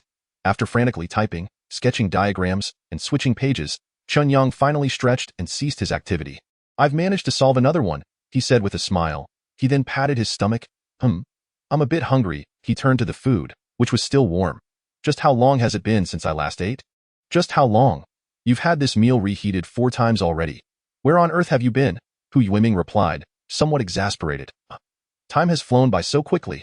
Chen Yang couldn't help but exclaim, I must eat quickly. Otherwise, I might truly be stuck here. Chen Yang swiftly finished his meal and returned to the computer screen, leaving Wu Yuiming and Lu Mingxing in shock. Does he always work like this? Hu Yuiming asked Wu Jingjing. Yes, Wu Jingjing nodded, her eyes filled with concern and sympathy. Others only recognized his brilliance, but who understood the sacrifices and hardships he endured behind the scenes in his world. Aside from research, nothing else existed. Wu Jingjing couldn't help but lament.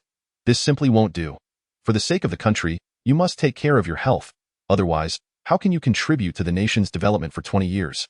You need to keep a close eye on him and take him out for some fun. At just 20 years of age, how can he be so austere compared to us old men in our 60s and 70s? Upon hearing Hu Yuiming's words, Wu Jingjing's face flushed again, and she nervously twisted her fingers, mumbling a soft demand. Hu Yuiming and Lu Mingxing left, while Chen Yang continued his work. You should head back. I'll keep an eye on him, Wu Jingjing said to Lin Ming. That won't do. You're exhausted too, Lin Ming insisted. It's fine. I can manage, Wu Jingjing replied. Lin Ming hesitated for a moment before nodding and departing. In the data analysis laboratory, Chen Yang's brow furrowed at times, while at others, he wore a broad smile, seemingly lost in his own world. Wu Jingjing silently observed from the side. She knew that no matter what, Chen Yang would not take a break until he had resolved all the problems. The next day, around 8 o'clock, Chen Yang suddenly jolted awake, rising from the desk to see Wu Jingjing approaching him with a smile. Breakfast isn't ready yet, so I've prepared some milk and a boiled egg for you.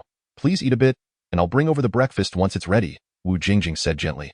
Thank you. He looked up at Wu Jingjing and asked, Did you stay up all night as well? No, I went to bed quite early. Still lying. You have dark circles under your eyes, Chen Yang teased. Hearing this, Wu Jingjing quickly set down the milk and egg, covering her face as she turned away. Am I particularly ugly? Haha, not too ugly. It's fine, Chen Yang replied bluntly. Then I must be ugly. Oh dear. I'm mortified. I just went to the kitchen and ran into so many people. Wu Jingjing lamented with a quivering voice. It's all right. You're not too ugly, you can be seen. Shut up and focus on your data, she retorted. Hu Yuiming sat in the office, a look of concern crossing his face. Is that kid still poring over the data? Yes, he hasn't stopped. I've heard that he even reduced his water intake to minimize trips to the restroom. Hu Yuiming spat out his drink. Is he trying to kill himself? No one should be pushing themselves like that. Even a miser wouldn't go this far. Let's go check on him, Hu Yuiming said worriedly. When they arrived, they saw Lin Ming and Wu Jingjing hurriedly printing and preparing documents. Has Chen Yang taken a break? Not yet. When he feels tired, he just rests his head on the table for a bit, Wu Jingjing replied, filled with concern. Stop. Tell him to take a break immediately. If he won't listen, we'll cut off the power. Hu Yuiming shouted. I've seen madness before, but never anything like this. This is truly reckless. No need. I've already finished, Chen Yang said in a hoarse voice. At that moment, his hair was disheveled, his beard unkempt, his skin darkened, his figure emaciated, and his eyes bloodshot. Old Lu, Dean Hu, I've identified the causes of the defects in these few flawed products and devised solutions. He then stood up. They're all here. You can check for yourselves. Chen Yang, with cracked lips, smiled at the two. However, as soon as he stood up, he suddenly felt dizzy and collapsed to the ground. Chen Yang, are you all right? Wake up, quickly wake up, Wu Jingjing, who was organizing the documents, rushed to support him, but was a moment too late and ended up falling to the ground with him. Lu Mingxing and Hu Yuiming, who had been standing nearby, widened their eyes in shock. Quick, get him to the medical department. Contact Dean Yi. Chapter 60. Exchange potion. Improve physical fitness. Hurry, get him out of here. Lu Mingxing shouted as Chen Yang collapsed. The entire data analysis room descended into chaos. Madman. This guy is a complete madman. Hu Yueming couldn't help but curse. Chen Yang was rushed to the nearby aerospace hospital. Dini, how is Chen Yang? Hu Yueming asked Dini. The child is fine. He just needs to play fewer games. There have been too many cases of sudden deaths from gaming. He was lucky this time, but we can't guarantee it won't happen again next time. Dini Junliang replied to Hu Yueming. Gaming? What? Wasn't this caused by gaming? Hu Yueming found himself at a loss for words. The patient is fine, just a bit fatigued, with slightly elevated blood pressure and low blood sugar. Everything else is normal. Dini Junliang informed Hu Yueming to be sure to rest next time. Yi Junliang advised. Are you sure there's nothing wrong? Nothing at all, Yi Junliang reiterated. He then administered a nutrient solution to Chen Yang, replenishing some nourishment, and soon, Chen Yang regained consciousness. Why did I collapse again? Chen Yang couldn't help but chuckle bitterly. My body is simply too weak.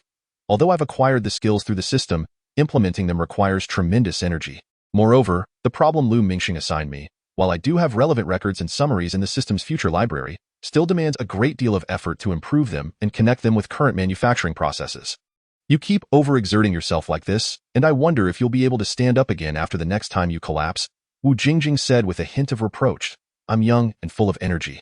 I merely dozed off for a bit, Chen Yang replied with a smile. Why are your eyes red? Noticing Wu Jingjing's slightly red eyes, he couldn't help but ask. My eyes are a bit itchy. And after rubbing them, they turned red. You should go check. Perhaps you have conjunctivitis. Since you're already at the hospital, you could conveniently get some medicine, Chen Yang expressed concern. You should worry about yourself, Wu Jingjing retorted. Somewhat exasperated. She then turned and walked out. Hu Yueming and Lu Mingxing exchanged amused glances at Chen Yang's antics, feeling a sense of balance seeing him so endearingly foolish in everyday life. Old Lu, Dean Hu, I found the issues with those engine manufacturing defects and come up with solutions. Let me tell you the first one. Stop. Just stop right there. Right now, you shouldn't think of anything else. Focus on recuperating. Everything else can wait until you're discharged, Hu Yueming said brusquely. Indeed, I've never seen anyone so stubborn. Now, lie down and rest properly. If you dare to think about anything else, I'll revoke your qualification to choose materials from the sample library. Old Lu, you're being unreasonable. I am being unreasonable. What are you going to do about it? Chen Yang was at a loss for words. If Old Lu truly was being unreasonable, he had no retort. With no choice, he had to obediently lie there, forcing himself to rest, even though his mind was consumed with the desire to resolve those issues. However, he knew that even if he went, he still wouldn't have access to the data room. Once he lay down, his consciousness reconnected with the system.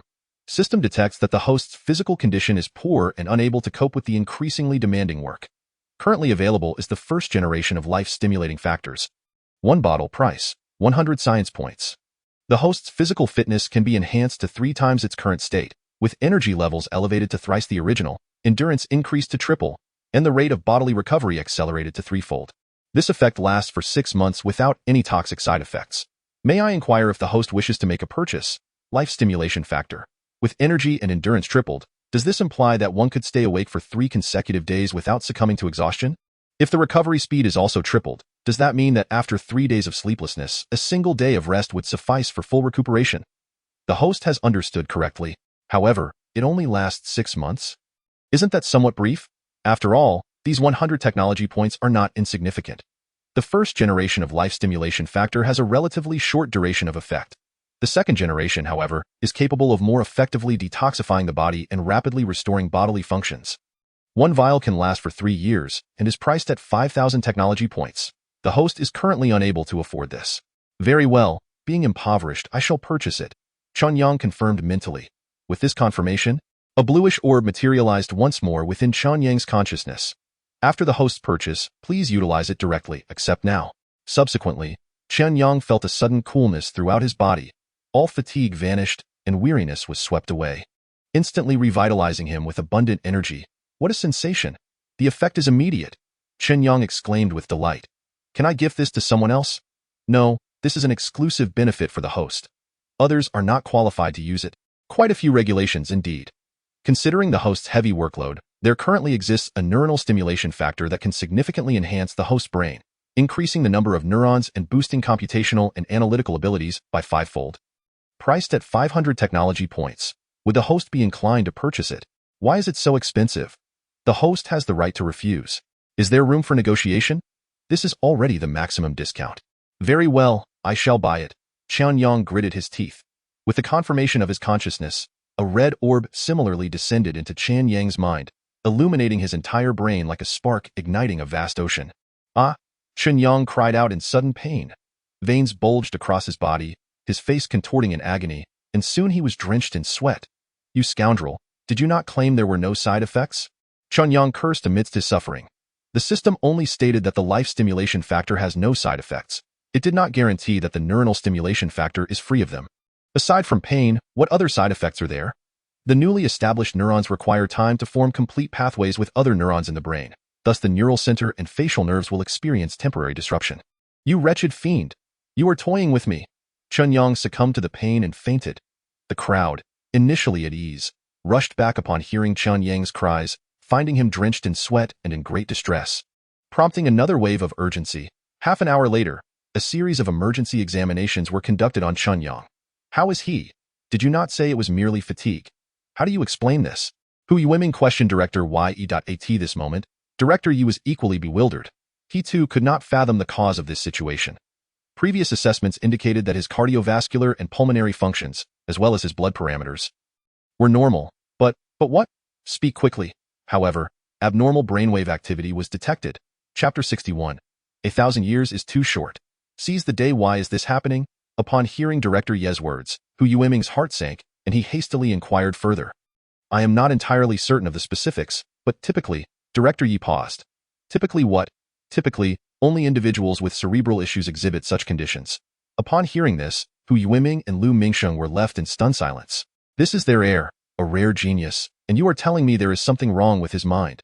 At this stage, it remains undetermined. We must wait for him to awaken for further testing.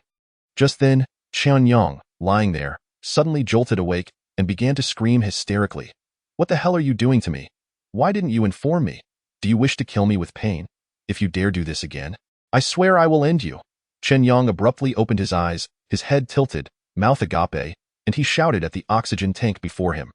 His mouth was askew, rendering his words barely intelligible. This expression, this demeanor, resembled a foolish heir from a wealthy family. Seeing him in such a state, Yi Junliang expressed his deep sorrow to Hu Yuiming. It is now almost certain that there is indeed something wrong with his mind. You must prepare yourselves mentally. Upon hearing this, Hu Yuiming and Lu Mingsheng stood frozen.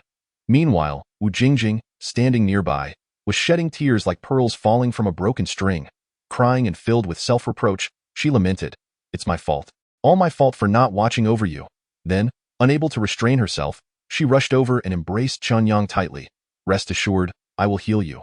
I will surely find the best doctors to restore you. Chen Yang felt slightly suffocated by the pressure.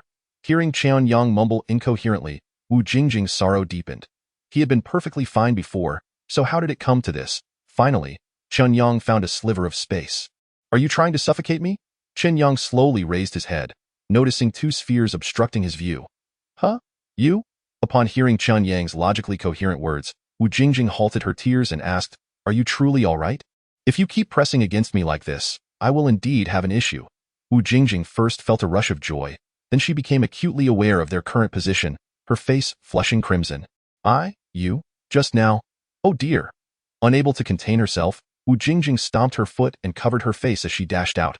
Meanwhile, Hu Yuiming and Lu Mingsheng, standing aside, were oblivious to the romantic entanglement, urgently addressing Chen Yang. Do you recognize me? Old Hu, how could I possibly forget you? Ha ha ha, it's wonderful to hear you say that. Hu Yuiming replied joyfully. How many is this? Lu Mingsheng raised 5 fingers, testing Chen Yang. Do you take me for a fool? I asked how many this is. Isn't this 5? Chen Yang replied impatiently. Hey, he can still count, not foolish at all, Lu Mingsheng said, beaming with delight. What on earth is happening? It was merely a nap, and you all treat me like an imbecile? Chen Yang complained. Well, Director Yi performed a brain examination on you and discovered significant abnormalities in your brain waves, which differ from a normal electroencephalogram, leading to concerns about potential damage. I currently feel quite healthy. Perfectly well, Chen Yang asserted. For safety's sake, I advise you to continue resting and stay under observation. No need. I lack the luxury of time, Chen Yang replied. There are numerous tasks awaiting me. Upon hearing Chen Yang's words, Hu Yuiming and Lu Mingsheng exchanged glances, unable to suppress their nods, their eyes filled with admiration. To their knowledge, aside from a few hidden accolades, Chen Yang had received little in terms of rewards for his contributions. Yet, Despite this, he continued to strive relentlessly. What could possibly explain such spirit, if not a profound sense of patriotism? No matter how urgent the circumstances, as Director Yi suggested, you ought to rest well, Hu Yueming stated to Chen Yang. Over the years, many heroes have perished at their workstations, upon the technological avenues they painstakingly paved, all in service of the nation's advancement in this field, striving to surpass others. 1,000 years is too short. We must seize the day. There is so much to accomplish. It is best you return now. Chen Yang insisted. Absolutely not. Seeing Chen Yang so adamant, Hu Yueming's expression turned stern as he commanded, listening to Wu Jingjing. You fainted once at the Military Research Institute not long ago. Is it not prudent to remain vigilant? Old Hu, please allow me to leave swiftly. If I cannot locate that original substance, I shall lack the motivation for anything else. Chen Yang implored the group. Ultimately, they had no choice but to permit Chen Yang to depart once more. I must inform you, after locating the material, regardless of whether you remain at the Aviation Research Institute, you must spend a few days in Yinjing before returning, understood? Hu Yueming instructed Chen Yang. The more he interacted with this young man, the more he appreciated him, fearing he might overexert himself. Rest assured, old Hu, I am well aware of my limits, Chen Yang replied with a smile. After completing his discharge, it was already past 6 in the evening when he arrived at the Aviation Research Institute. Initially intending to grab a meal, Chen Yang adamantly dragged them to the data analysis room instead. The reasons behind the issues with the 7 defective components have been identified, Chen Yang announced to Hu Yueming, Lu Mingsheng, and the others. Are you certain? Absolutely. Please elaborate. Hu Yueming replied dismissively, skeptical that Chen Yang could uncover so many issues in such a short span. First, regarding the defect of item number 67, the crack resulted from uneven heating of the sand. The overall temperature of the casting sand was not fully uniform. Although other casting sands had not undergone heat treatment, the casting process for this engine component had adjusted the rotation speed of the casting material, resulting in insufficient shear force. Thus, the uneven heating of the casting sand was magnified, ultimately leading to this crack. Is that so? Lao Lu? Chen Yang inquired, directing his question at Lu Mingsheng. Lu Mingsheng's eyes widened in astonishment. And no, that is indeed the issue. However, we only identified this problem after 3 inquiries. How did you manage to pinpoint the cause in such a brief span of time? He asked. From a procedural standpoint, every step appeared flawless. The temperature of the casting sand was within the standard range, and all processes seemed intact. Yet, the design of this procedure failed to account for the fact that amplifying all temperature ranges could lead to discrepancies.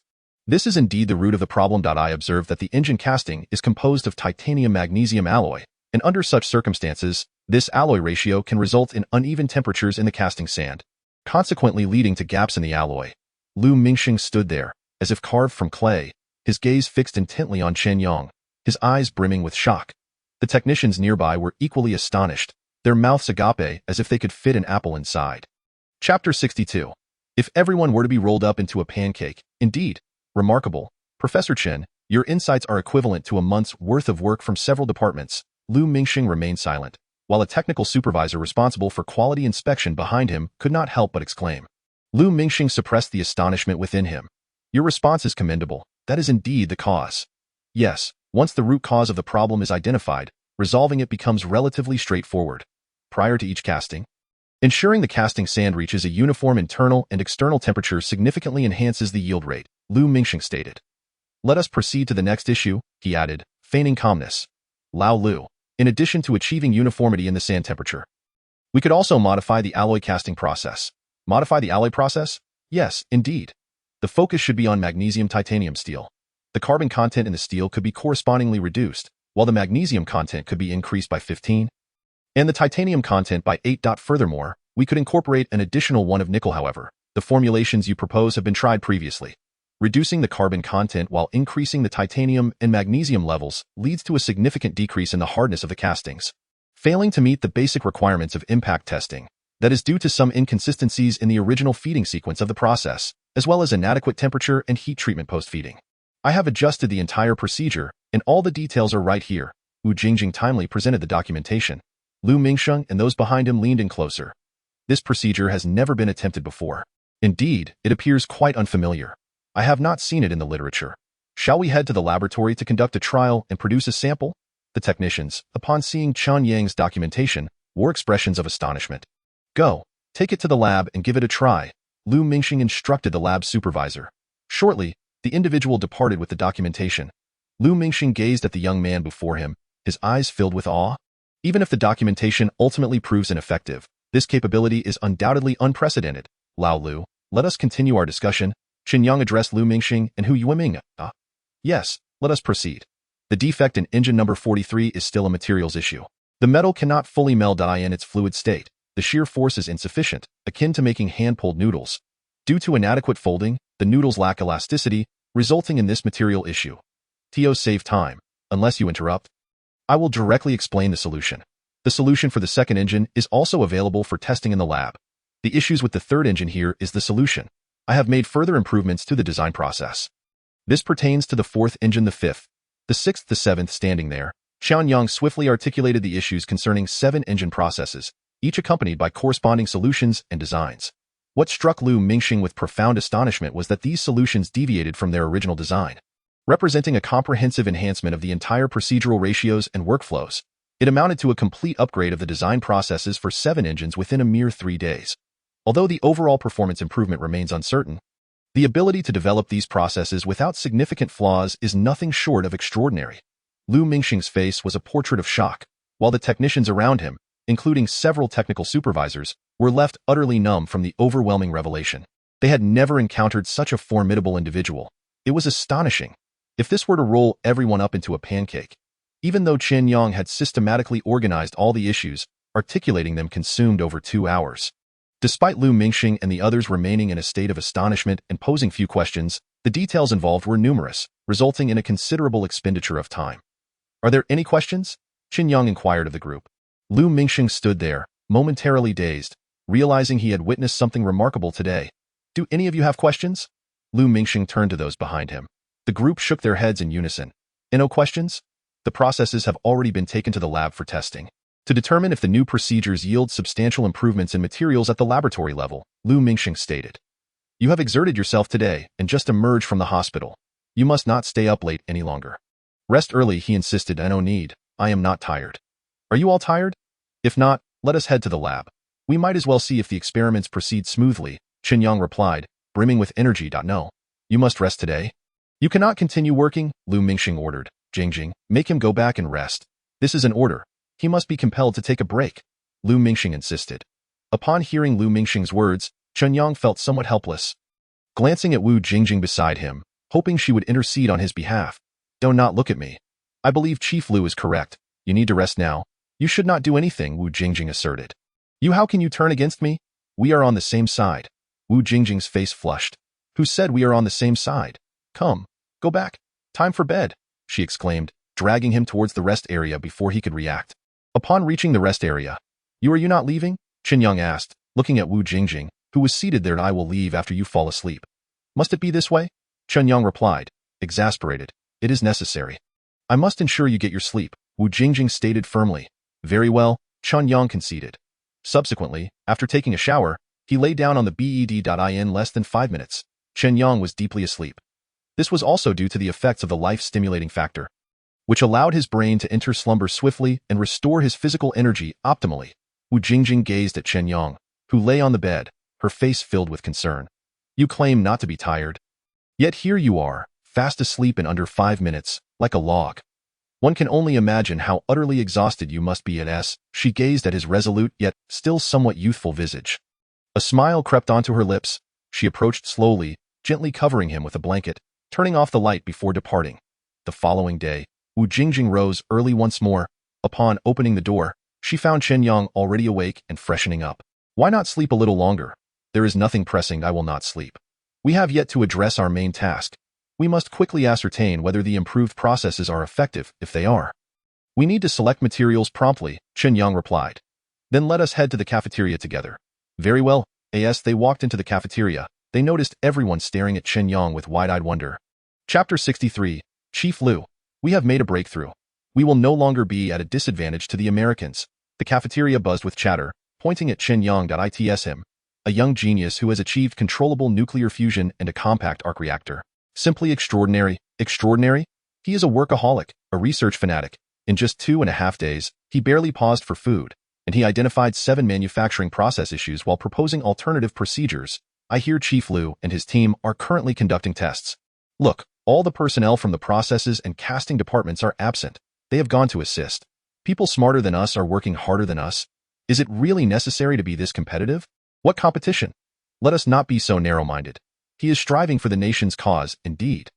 I heard that the controllable nuclear fusion technology and the compact arc reactor, as well as that neural repair serum, were all donated to the country without compensation. Too impressive. He is the man of my dreams. Then go pursue him. Just look at the girl beside him. She might very well hurl her plate at you as the crowd conversed. Wu Jingjing wore a peculiar expression, gazing at Chen Yang. Am I really that intimidating? Chen Yang scratched his nose, opting not to respond to this perilous inquiry. In the laboratory, report, Chief Liu. The first batch of samples has been prepared according to Professor Chen's new processes. Liu Yunxing sprang from his chair, and everyone turned to look at the speaker.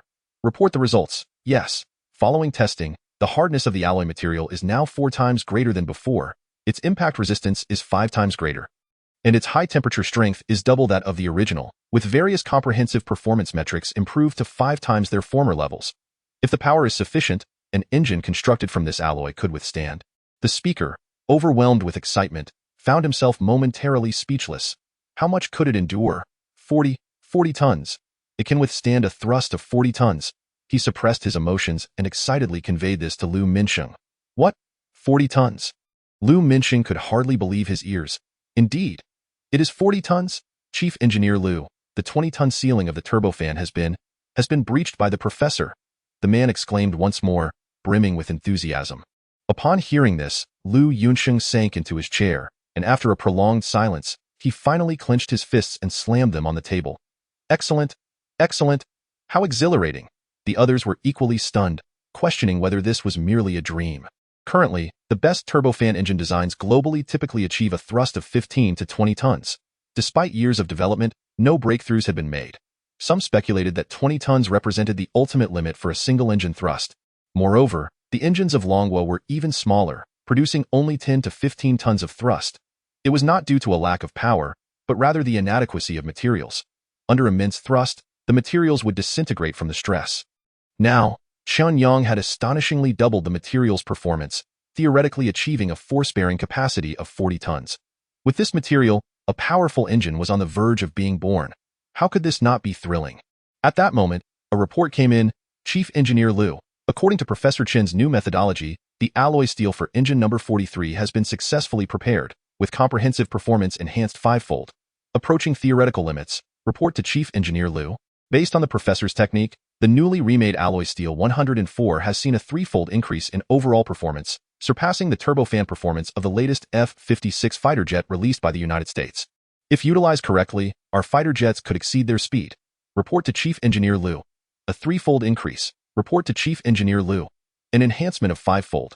As each piece of news arrived, Liu Yunsheng and the others sat in disbelief, listening to these reports, feeling as if their ears were deceiving them. Is it truly possible to manufacture? Has the process genuinely been improved and upgraded? Has the issue we struggled with for decades been resolved in under 3 days? Liu Minsheng's expression was complex as he muttered in disbelief. IT has been surpassed, truly surpassed. Chief Engineer Liu, we have made a breakthrough. We are no longer at a disadvantage to the United States. Professor Chen, in just 2.5 days, identified the problem solely through technical documentation and completely upgraded the alloy's performance. We have caught up beside him, a supervisor reported to Liu Yunxing with trembling excitement. At that moment, Liu Yunxing's gaze was dazed, as if a lifelong pursuit had suddenly been realized. Leaving his mind momentarily blank, gradually, he regained his senses and approached the newly crafted alloy materials, tears shimmering in his eyes. Have we really caught up? Is this truly the moment? Even now, he could hardly believe that all of this was real. Just then, the chief engineer announced, Professor Chen is coming. A supervisor informed Liu Yunsheng. Upon hearing that Chen Yang was approaching, everyone immediately stood at attention, their eyes filled with profound respect. Liu Minsheng hastily wiped his eyes and adjusted his emotions. Please come in. Unable to contain their admiration, everyone set aside their work and hastened toward the entrance. The door opened, and Chen Yang walked in. Liu Minsheng had already positioned himself with the others on either side. Salute! Liu Minsheng commanded. With precision, everyone saluted Chen Yang. As Chen Yang entered, he was momentarily taken aback, halting in his tracks. Liu Minsheng strode forward and grasped Chen Yang's hand firmly. Professor Chen, thank you for helping us overcome this hurdle. Thanks to you, Longwa Aerospace has taken a monumental step forward. You are a vital contributor to Longwa's aerospace achievements. Chen Yang, witnessing Lu Minxing's overwhelming excitement, felt somewhat at a loss. I merely acted on a whim. I truly did not anticipate this magnitude of impact. Lu Minxing, initially brimming with excitement, found himself momentarily at a loss for words in response to Chen Yang's modesty. Old Lu, now that you have conducted experiments based on the newly improved processes, shouldn't you take me to see those sample rooms? I urgently need to locate the samples. Otherwise, I won't be able to produce my engine, Chen Yang stated. Your engine? Lu Minxing pondered. Given that we possess a comprehensive manufacturing system and production line here, along with specialized talent, why not stay with us? We assure you that whatever Lonka Institute can provide, we can match, and even what they cannot offer, we can supply. After all, we specialize in engine manufacturing. Lu Minxing proposed to Chen Yang. Old Lu, I genuinely appreciate your invitation. However, I have already prepared everything at the Lonka Institute's revival building, and the personnel there are awaiting my return, Chen Yang replied. Lu Minxing attempted to persuade Chen Yang once more, but alas, Chen Yang remained resolute, and he had no choice but to relent. Very well, let us set aside the matter of your stay for now and proceed to the sample room to select materials. Lu Minxing concluded. Chapter 64, A Glimpse of Knowledge? I'd be a fool to believe you. Lu Minxing guided Chen Yang to the sample room, which was constructed underground. The first sample room contained samples that were radioactive. The second sample room primarily housed materials collected from within the solar system, while the third sample room consisted of samples from the 9 planets of the solar system. The fourth sample room contained many unknown elements, likely sourced from beyond the Milky Way, primarily captured from meteor showers or the remnants of comet tails. Lu Minxing introduced the various sample rooms to Chen Yang. Which sample room would you like to start with? The primordial material possesses dual protons and an internal microelectronic cloud, making it incapable of emitting radiation. Furthermore, under radiation conditions, it is challenging to preserve for extended periods. Thus, the first sample room can be excluded. Given the prolonged radiation exposure from the sun, it is also improbable for materials to exist on the moon or nearby celestial bodies. The only potential source lies within extraterrestrial systems, with the highest likelihood being materials derived from comet tails. Therefore, the fourth sample room is the most promising, Chen Yang mused aloud. Very well, let us open the fourth sample room, Lu Minxing instructed. The fourth sample room was subsequently opened. While referred to as a sample room, it resembled a floor, a labyrinth of black box-like spaces filled with samples. To maximize the preservation of these materials, they had been stored in this manner, Lu Minxing explained. This method of preservation is indeed necessary and demonstrates remarkable foresight. Chen Yang remarked. Chen Yang then took out his homemade detector and began scanning beside each storage box. Is it possible to detect in this way? It should be feasible. What is the principle behind it? The primordial material consists of dual protons, and the microelectronic cloud interacts differently with specific wavelengths of absorption and reflection, Chen Yang elucidated. Upon hearing this, Lu Minxing also focused intently on the detector in Chen Yang's hand. Beep, beep, beep. Suddenly, the detector in Chen Yang's hand lit up. I found it. Chen Yang exclaimed joyfully. The box was opened, revealing a small rocked, a standard stone box would reflect electromagnetic waves at this wavelength. However, this primordial material alters the surrounding material's absorption of waves, rendering the detector unable to receive its reflected waves, Chen Yang explained with a smile. What? It cannot receive its reflected waves? Does that mean it can evade radar, achieving perfect invisibility? Lu Minxing seemed to realize something. His mind jolted. Yes, precisely. This is just one of its inconspicuous little characteristics. You refer to this as an inconspicuous little characteristic? This material holds the potential to develop fully stealth aircraft, Lu Minxing exclaimed in astonishment. Addressing Chen Yang, stealth aircraft? That may be an exaggeration. With the existing radar waves, adding a high-frequency pulse wave would easily detect it. Chen Yang countered with a smile. Is that high-frequency pulse wave easy to produce? A technical supervisor inquired. Quite manageable. I created it in just one night, Chen Yang replied, waving the detector in his hand. Upon hearing Chen Yang's words, the technical supervisor felt somewhat disheartened. If it is so easy to produce, it lacks any technical advantage, indicating that it could be easily deciphered. However, Lu Minxing remained level-headed. Chen Yang, how long did it take you to achieve controllable nuclear fusion? That did take quite some time. All told, it was several dozen hours, Chen Yang admitted. Why do you ask? No particular reason. I just wanted to gauge the scale of simplicity you referred to. Now I understand, Lu Minxing replied, turning to the project supervisor beside him. Don't heed Professor Chen's words? He is not a typical individual. When he says something is simple, it is not necessarily so. If it were truly simple, why don't you show me how to create one right now? The individual was left speechless by the retort. After Lu Minxing's prompt, It dawned on him that this was the very person who had developed controllable nuclear fusion while still in technical school, and had completed the work of several aerospace departments in just 2.5 days, half a year's worth of effort. Anyone who takes his words of simplicity at face value would be the true fool. You claimed it was simple, did you not? A moment later, you should leave that little gadget with us, and also explain how to produce it. We would like to see if it can detect stealth aircraft. Lu Minxing suggested. Old Lu, since you've had Professor Chen improve the radar, could we possibly obtain a bit more of this material? Wu Jingjing seized the opportunity to inquire. That is certainly possible. As long as you find it suitable, feel free to take as much as you need. Then I must thank you. Wu Jingjing expressed her gratitude to Lu Minxing. Observing Wu Jingjing's demeanor, Lu Minxing chuckled and remarked to Chen Yang. I was initially concerned that someone like you might fall victim to deceit, but it seems that with Jingjing around, it would be quite a challenge to dupe you. Wu Jingjing's cheeks flushed. Mr. Lu, what are you saying? She replied, laughter bubbling forth. Lu Minxing's laughter grew louder in response. Hearing their exchange, Chen Yang smiled, thinking to himself, I've gained an additional resource. I also acquired material number 34, he added. He had been eyeing a particular material but had hesitated to mention it. Now he felt emboldened by their conversation. These materials had been painstakingly collected by our aerospace predecessors. Every piece is invaluable, and I shall update the radar system in exchange for them. You can update the radar system? He asked modestly, scratching his scalp. A mere smattering of knowledge.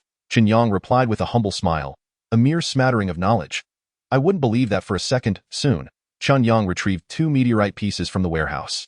Both were uniformly gray-brown, indistinguishable from one another. Yet Chen Yang understood their worth. Fortunately, these materials were not in high demand. Otherwise, assembling them would have proven quite difficult. This meteorite number 54, Lu Minxing elaborated, is a fragment of a massive meteor that fell through the atmosphere years ago.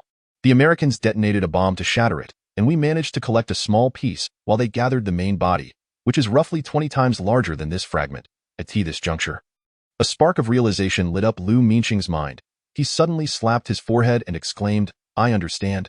I understand. Shortly after the Americans collected this meteorite, the B-2 bomber came into existence. Its complete stealth capability, could it truly be attributed to this meteorite's material?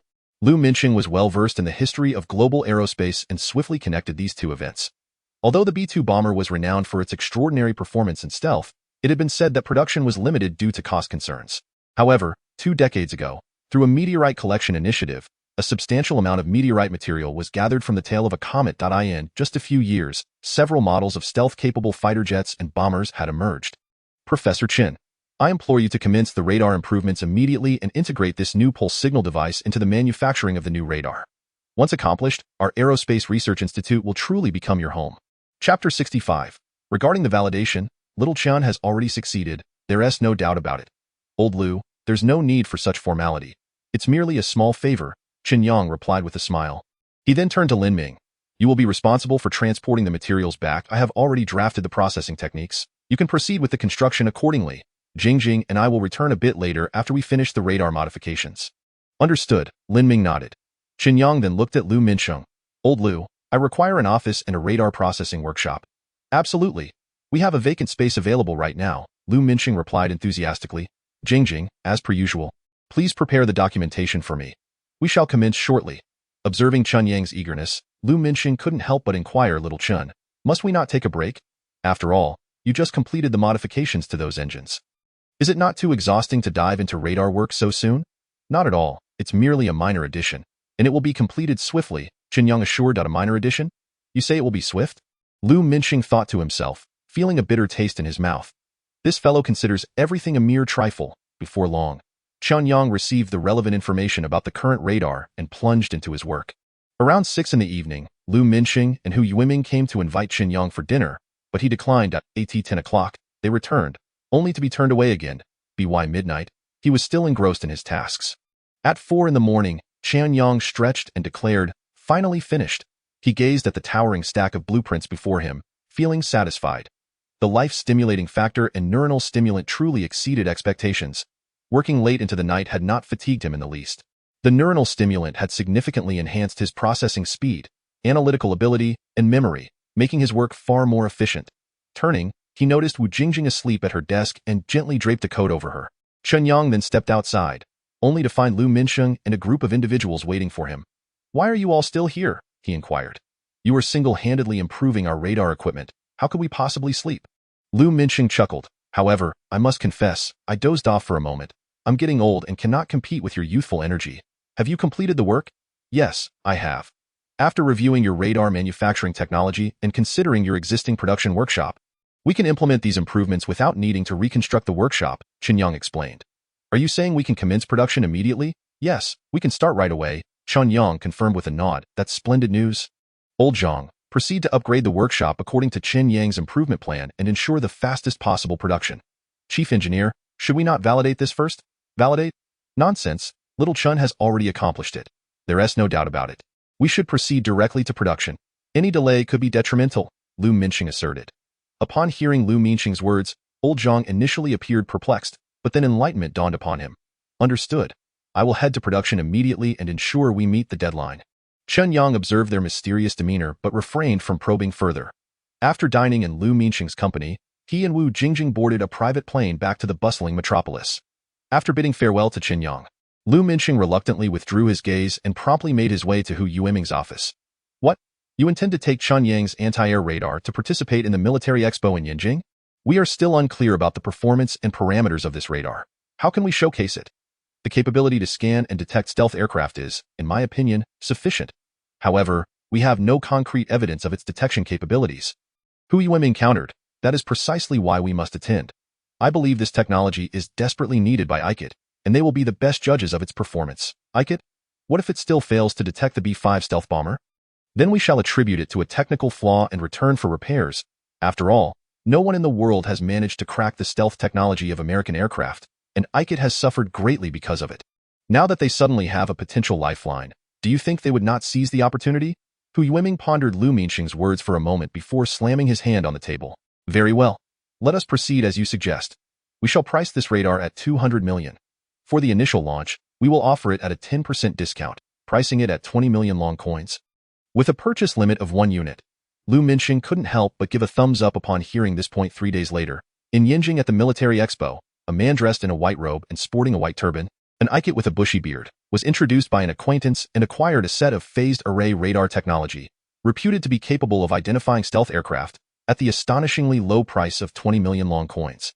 Following its purchase, the radar was swiftly transported through clandestine channels back to the war-torn ICAT. As a major oil power in the Middle East, ICAT found itself coveted by various nations due to its strategic location and abundant resources. The United States, in particular, was eager to lay claim to its riches. At this moment, King Abdullah II of ICAT was in a state of utter disarray. He had believed that with the wealth accumulated over the years, he could confront the United States head-on, only to find that the fighter jets purchased from France and Germany, which had seemed so formidable, were rendered utterly useless in combat due to tampering with their systems. Were it not for the strategic cruise missiles and radar systems procured from the Dragon Kingdom and the Russian Bear, ICAT would likely have been reduced to rubble by now. However, even these formidable weapons had now failed. The Americans had deployed the B-5 strategic bomber, touted as the most advanced stealth aircraft in the world, which had already destroyed half of their cruise missiles and radar guidance systems in its first strike, and a third of them in its second. A third assault was imminent. Yet, they had no means of countering the B-5 bomber, as their radar was utterly incapable of detection. Even with strategic cruise missiles, without precise radar guidance, they were effectively blind. For now, they could only rely on news from his brother Agub and Uncle Amosher. Abdullah II muttered to himself, if they do not possess better weaponry, surrender may be our only option. Your Majesty, the ministers Agub and Amosher have returned. A guard reported to Abdullah II. Please, let them in. Abdullah II instructed the guard, moving toward the entrance. Gentlemen, have you found the weapon to counter the American B-5 bomber? Abdullah eagerly inquired of the two. Your Majesty, during my visit to the Russian Bear, I met with the chief scientific advisor and the defense minister. They both stated that the B-5 is the most advanced strategic bomber in the world.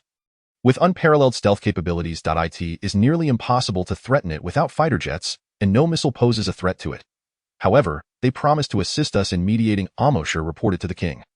Upon hearing Amoshi's words, King Abdullah sank heavily into his chair, his headscarf slipping from his forehead due to the force of his descent.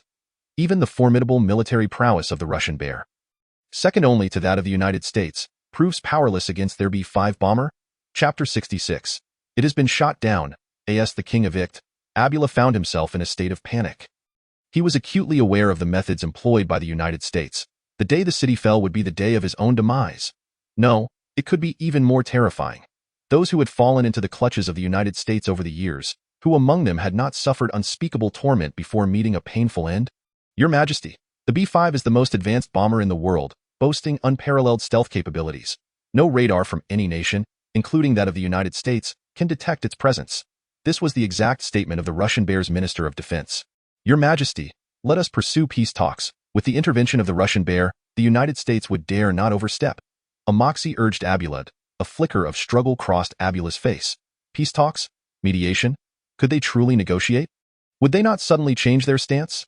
Agubak observed the king's turmoil and remarked, Your Majesty, during my recent visit to the Dragon Kingdom, a good friend of mine suggested acquiring a phased array radar. They claim it can detect stealth aircraft. Ha ha ha, my nephew, do you really believe such nonsense? Even the chief scientist of the Russian Bear has stated that no country can achieve this. Do you think the Dragon Kingdom can? Not to mention, that radar is quite inexpensive. You have been deceived by the people of the Dragon Kingdom. Amoxi had already learned of Agubak's findings in the Dragon Kingdom before his return. I believe my friend would not deceive me. The people of the Dragon Kingdom have always valued their credibility in military transactions, Agubak asserted. Upon hearing this, King Abula II was momentarily taken aback. Indeed. In all transactions, the credibility of the Dragon Kingdom far surpasses that of France, Germany, and even the Russian Bear. Your Majesty, why not give it a try?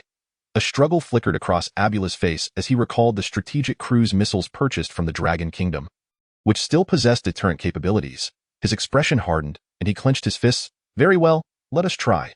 I hope the Dragon Kingdom will not disappoint me. How long will it take to utilize the equipment? To match it with the original phased array radar from the Dragon Kingdom, it will only require 2 hours, as the operational procedures are identical. Excellent. Prepare the equipment immediately, Abula instructed Agubak. Yes, 2 hours later. Abula and Agubak emerged from the secret underground facility into the temporary central control room. Report, Your Majesty, the radar has been installed and calibrated. Shall we activate it? Activate it, Abula replied, his voice trembling. This was his last hope. If this failed, he would have to seek mediation for peace talks with the Russian Bear. Abula traced a cross over his chest with his hand and closed his eyes in prayer, beseeching to locate the Phantom in the sky. Many of their underground facilities had already been decimated by the B-5 Phantom Bomber-S penetrating bombs. If it continued its bombardment unchecked, they would be annihilated. Regardless of surrender, all eyes were glued to the green screen, and no one dared to leave. Just then, the head of the intelligence department approached. Your Majesty, according to information provided by the Russian Bear, the U.S. B-5 bomber has taken to the skies once more, with an unknown target. Panic flashed across the faces of Abula and the others upon hearing this news. Here it comes. Is it finally returning? Abula forced himself to remain calm, once more gazing at the radar system screen, praying fervently, Find this Phantom. They must locate this Phantom. May the Divine protect them. An hour passed, and there was no movement. 2 hours, still nothing. 3 hours, silence prevailed. Just as everyone began to lose hope, an urgent alarm suddenly blared. Beep, beep. Everyone jolted, and Abula shot to his feet. Report to the command center. Report to the command center.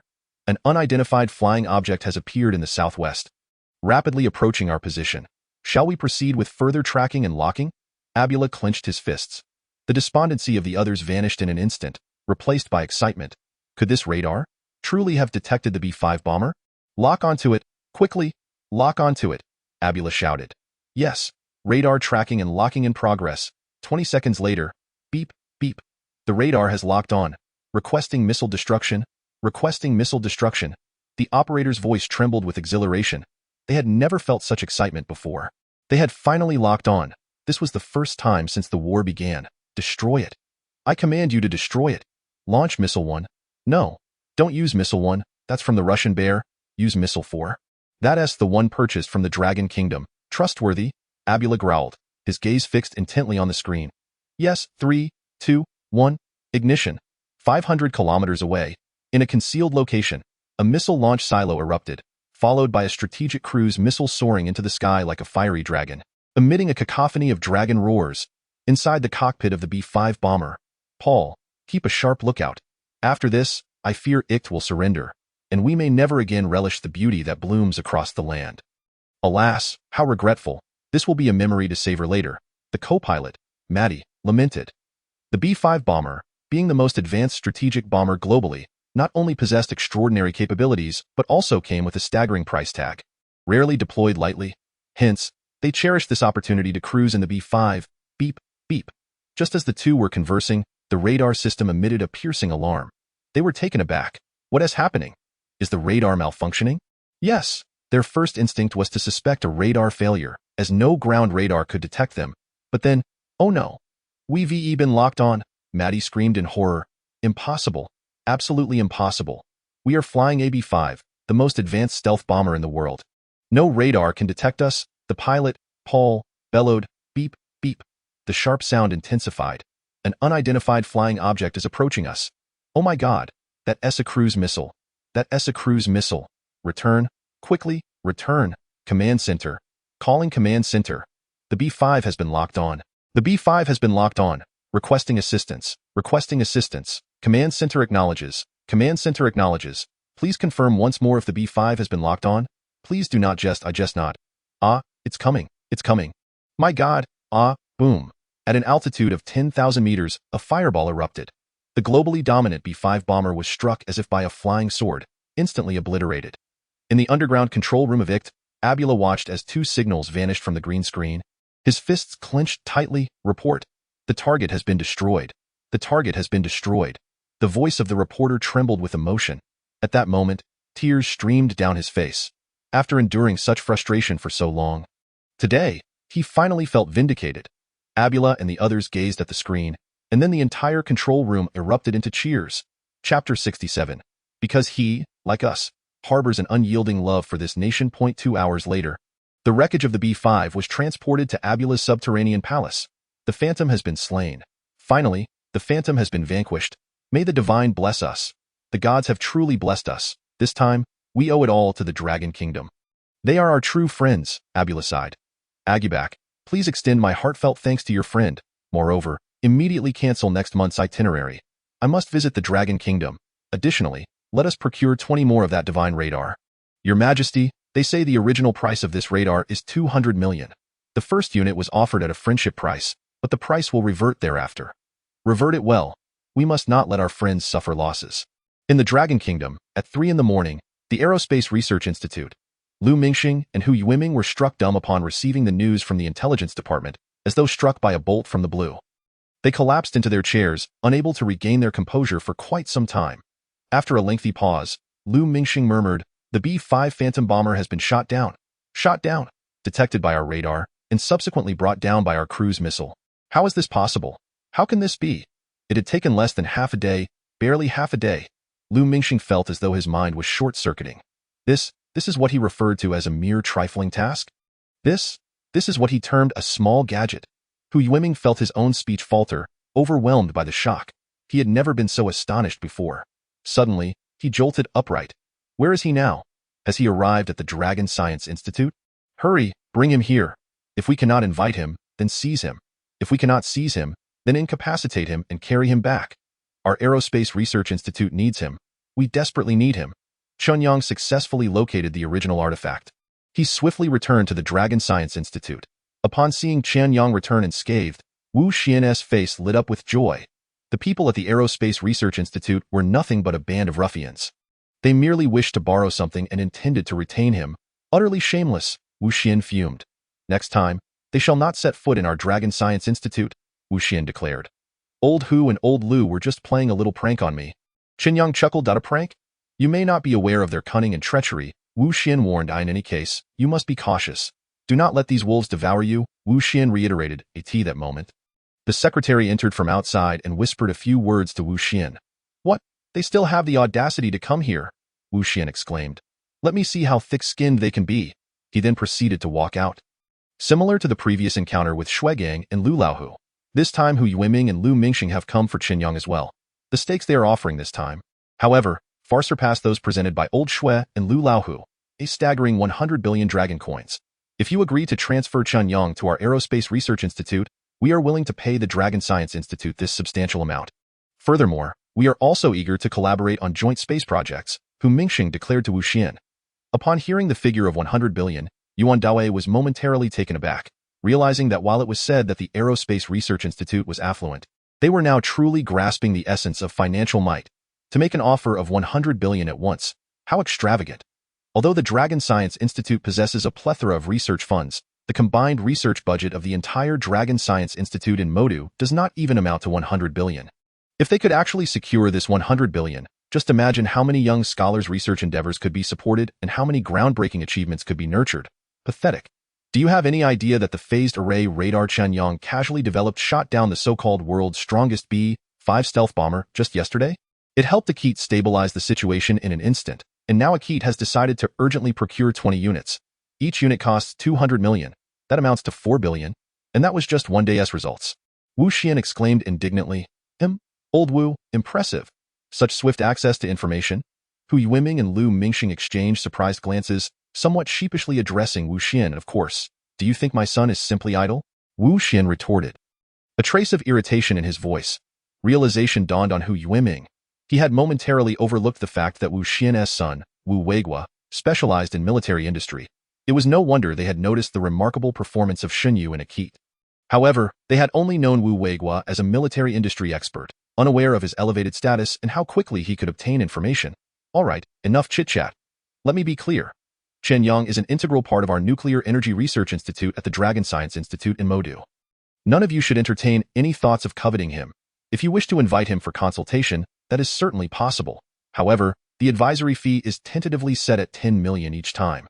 The pricing will be adjusted based on future circumstances, Wu Xian declared with an air of authority. Hu Yuiming found himself at a loss for words. He had initially believed he possessed a sufficiently formidable bargaining chip, only to discover that, in the eyes of the other party, it was merely an open hand. What was there left to negotiate? Old Wu, please help us out. We are in dire need of Chen Yang to assist in advancing our aerospace endeavors.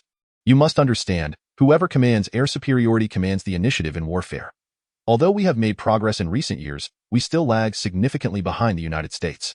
Chen Yang, however, could expedite our enhancement of capabilities. So we sincerely hope you will reconsider, Hu Yuiming pleaded. Enough of the empty rhetoric. You speak more sweetly than a song. When Lu Laohu and Xue Dunzi made similar claims, they insisted that your military research institute needed him, that the aerospace research institute needed him. Do you think we do not need him? Let me tell you, there is no way we will allow Chen Yang to be transferred. Should you wish to consult in the future, an advisory fee must be paid. That's final. With that, Wu Xian assertively ended the video call. Observing Wu Xian's unwavering stance, Chen Xiliang and the others gazed at him with a mix of envy and admiration. Old Wu, only you can speak so resolutely. Indeed, who could resist when our precious granddaughter is so close at hand? Upon hearing Wu Xian, Chen Xiliang felt a mix of jealousy and frustration. Damn it. It's infuriating. When I return, I must give my son a good thrashing. Why couldn't he have given me a well-behaved, charming, and intelligent granddaughter? Wu Xian looked at the two with an air of pride. All right, enough of this nonsense. Remember this. If those rascals come back to our Dragon Science Institute, we'll break their legs first.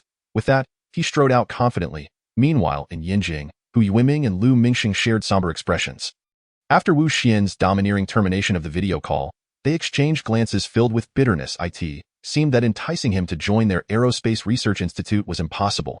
They would have to resort to collaboration instead, mimicking the Military Research Institute. Will this young man agree? Hu Yuiming voiced his concern. He will agree. Why? Because, like us, he possesses an immense love for this country, Lu Mingxing replied earnestly. Chapter 68. Sending our local specialties to Chen Yang. Lu Mingxing was confident that Chen Yang would acquiesce.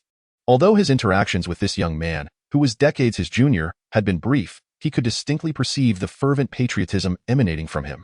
Very well, you will handle this matter. Remember, we can mobilize all resources at our disposal.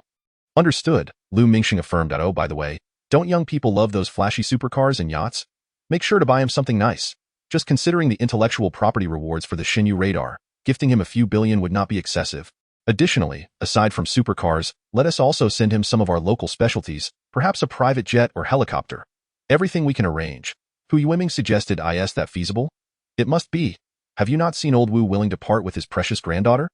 The Military Research Institute has already offered a major in rank, an entire security company, and an 800 square meter villa. If we don't provide something substantial, why would they entertain a collaboration with us? Hu Yuiming argued. Lu Mingxing nodded in agreement with Hu Yuiming's reasoning. All right, I'll make the arrangements immediately. Among the wealthiest research institutions in the nation, the Aerospace Research Institute claimed the top spot, with no one daring to contest it. The revenue from communications satellites alone was astronomical, coupled with assisting other nations in launching satellites and the sale of various spacecraft and radars. These were all high-tech. High-profit industries, generating income primarily from foreign clients. Take, for instance, the radar Chen Yang that Chen Yang modified. Due to its inherent upgrades built upon existing radar technology, the production line remained unchanged, and the additional modification costs were negligible. As for the radar's cost, it had long been established within a complete production line, keeping expenses below 5 million.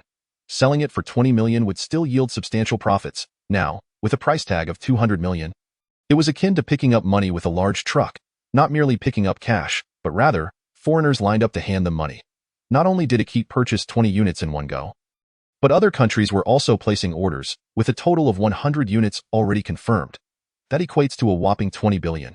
Surely, it is only fitting to reward the great contributor with some supercars and aircraft. Upon returning to Modu, Chen Yang immediately immersed himself in the work at the Dragon Science Institute's revival building. The rare element material had been segmented and refined as per Chen Yang's previous guidance by Lin Ming. To his astonishment, it turned out to be in a liquid state. Lin Ming gazed at the gray liquid contained within a jade vessel, his eyes reflecting shocked. I never expected this substance to appear like this after purification. Professor Chen, we extracted a small sample and conducted a preliminary test, discovering its unique properties. It possesses characteristics of both metals and nonmetals. Indeed, this rare element is distinct from any known elements on our current periodic table. Precisely because it is different, it endows other materials with extraordinary properties. Chen Yang smiled. Now, based on this ratio, we will enhance the existing metal alloy processes. Additionally, during the 54th step, incorporate this rare element into the titanium-magnesium alloy in a ratio of 100:1. Understood, Lin Ming replied earnestly, dye in his eyes. Chen Yang was an unquestionable authority. Everything he did was right. Having resolved the most challenging material conundrum, if all went smoothly, the entire process would require just 3 days. After that, the main materials for the engine would be ready. The manufacturing personnel had already prepared the engine molds and lathes according to Chen Yang's designs. Simultaneously, Chen Yang had also completed the nuclear-powered reactor specifically for the engine assembly. The first-generation arc reactor would have been inadequate for the current requirements, but the newly improved second-generation arc reactor was more than capable. In accordance with the previous designs, the arc reactor was intentionally crafted into a stable spherical shape to prevent changes in gravity due to variations in posture. Eventually, this reactor would be housed within the energy chamber, where nuclear reaction energy would be converted through a transformer, ultimately transforming it into enormous electrical power, ionizing the air within the chamber. The powerful ion wind would then be expelled. Ultimately, utilizing the reaction force, kinetic energy would be generated. Perfection. Everything was set, awaiting final assembly. Chen Yang mused. After arranging everything, Chen Yang allowed himself a rare moment of relaxation. At that moment, Zhang Jie and Pang Lijuan, who had previously received articles from Chen Yang, emerged with expressions of excitement. Professor Chen, thank you. My paper has been accepted by science. So has mine. Mine too. Science. The world's top-tier journal, the ultimate ranking for scientists. Publishing even one paper elevates us to new heights. Upon hearing their exclamations, those nearby were left in astonishment, filled with both awe and regret. Astonishingly, they truly succeeded in having their paper accepted, just as Chen Yang had predicted. Regrettably, when Chen Yang submitted the manuscript, they did not seize the opportunity to act. I also received a call from the chief reviewer of science, inviting me to give a lecture at Yale University in the United States, which I graciously declined. Zhang Jie exclaimed with excitement. I, too, received a call from the director of the California Institute of Technology, expressing a desire to invite me as a visiting scholar for an exchange. I also turned it down, Pang Lijuan similarly remarked. Yale University, Caltech? The cradle of Nobel laureates, prestigious institutions on a global scale. Such unsolicited invitations. Those nearby were filled with envy and jealousy. However, upon seeing Chen Yang, they understood. It was perhaps for the best that they declined. Had they accepted, they might never return. Chen Yang remarked with a smile. Never return? What do you mean? Could they actually detain us? One can never be certain. Chen Yang chuckled. You need not overthink it. Simply know that not going is the best choice for you. Chen Yang smiled as he spoke. Indeed. The two nodded enthusiastically. Subsequently, they exchanged glances and said, Professor Chen, we are immensely grateful for the tremendous gift you have given us, but upon reflection, we believe this paper may hold significant importance in the annals of scientific history. Therefore, we would prefer to return this honor to you. Furthermore, after publishing our article, the Long Institute has rewarded each of us 1 million, along with a proposal for a promotion to professor. We feel unworthy of such accolades. Thus, we truly believe it is best to return these accolades to their rightful owner. Zhang Jie addressed Chen Yang. The title of scientist carries great sanctity. However, The majority of scientists lead lives of modest means. Figures like Wu Lao and Qian Lao are exceedingly rare. Most, like Zhang Jie and Peng Li Juan, have only recently graduated with their PhDs and come directly to research institutions. Some fortunate ones have already obtained titles, while the majority possess nothing, no title, no wealth, no fame, merely laboring in silence. What I offer you. You should accept I have no need for these things, Chen Yang inquired of the two. But you need them too. After all, you are merely a fourth-level professor now. With these two papers, you might even qualify for a third-level professorship. They asserted. Chapter 69. He and she, ultimately from two different worlds having a title brings status. With status, one solidifies their position, gaining a voice in future research project applications. I appreciate your intentions, but these accolades are of no use to me. Since I have given them to you, they rightfully belong to you. You should pursue your titles and claim your rewards. It has been previously said that those researching atomic bombs are not as fortunate as those selling tea eggs. Such a situation must not occur here at our revival building. Chen Yang then glanced to the side and noticed everyone present was looking in their direction. I assure everyone here, as long as you remain, each of you will have the opportunity to publish articles in science. Every one of you will undoubtedly secure a commendable title. Upon hearing Chen Yang's words, the crowd was invigorated, filled with a deeper sense of gratitude. In the academic realm, papers are the lifeblood. Wealth, reputation, and status all stem from published work. Almost no one willingly relinquishes their paper, as it equates to surrendering their achievements entirely. Yet now, Chen Yang was entrusting his own paper. His significant achievement, to them for their titles and rewards. This revelation left the crowd in silence as they resumed their tasks. However, the palpable determination simmered within their hearts. At the Long Institute, along Longhua Avenue, two large banners proclaimed, "Warm congratulations to Song Ji for the acceptance of their article in science," and "Warm congratulations to Gao Chun for the acceptance of their article in math." The vibrant, eye-catching displays drew envious glances from passers-by. My goodness, Song Ji, the student who struggled to graduate, and now they have published in science. Is this a stroke of luck? What luck? It was Professor Chen's guidance. Someone exclaimed in awe. Had I known this, I would have gladly swept the floors for Professor Chen. Another lamented. At that moment, Ma Rong and Yang Shui, walking along the street, gazed at the banners with mixed emotions. Suddenly, Ma Rong felt her own article, with an impact factor of 4, seemed trivial in comparison. A science article boasts an impact factor of 60. Hey, Ma Rong, I'm not criticizing you, but how did you not seize the opportunity with Professor Chen? If you had succeeded, it wouldn't just be a science article. A cover feature might have been within reach. Who knows, you might even snag a Nobel Prize, Yang Shui whispered. Ma Rong's face flushed. As though slapped. Meanwhile, in Shanghai, Zhou Hui, interning at the Long Institute, found himself on the floor, wailing after a thorough beating. You useless fool. I've spent so much money to pave the way for you. And yet you fail me. If only you had performed a little better in front of Professor Chen, a science article would have been within your grasp. With that paper, Harvard, Yale, Caltech, Imperial College, which top university would be out of reach? Just think of the brilliant minds you could encounter and the powerful connections you could forge. You're utterly useless. I ought to thrash you, Zhou Hui cried out, filled with regret. He never imagined that Chen Yang possessed such prowess, effortlessly producing work that would be accepted by science. Similarly, Pan Jun, who had expressed dissatisfaction with Chen Yang, was also on the receiving end of a beating from his father and was now cast out of his home. In the laboratory, Chen Yang was meticulously inspecting various components of the engine when he received another call from Lu Minsheng. Hey brother, I've prepared some items for you. When you have a moment, take a look. If there's anything you dislike, let me know, and I'll arrange for replacements. Old Lu, we're all friends here. No need for such formality. Indeed, we're friends, which is why I've prepared these for you.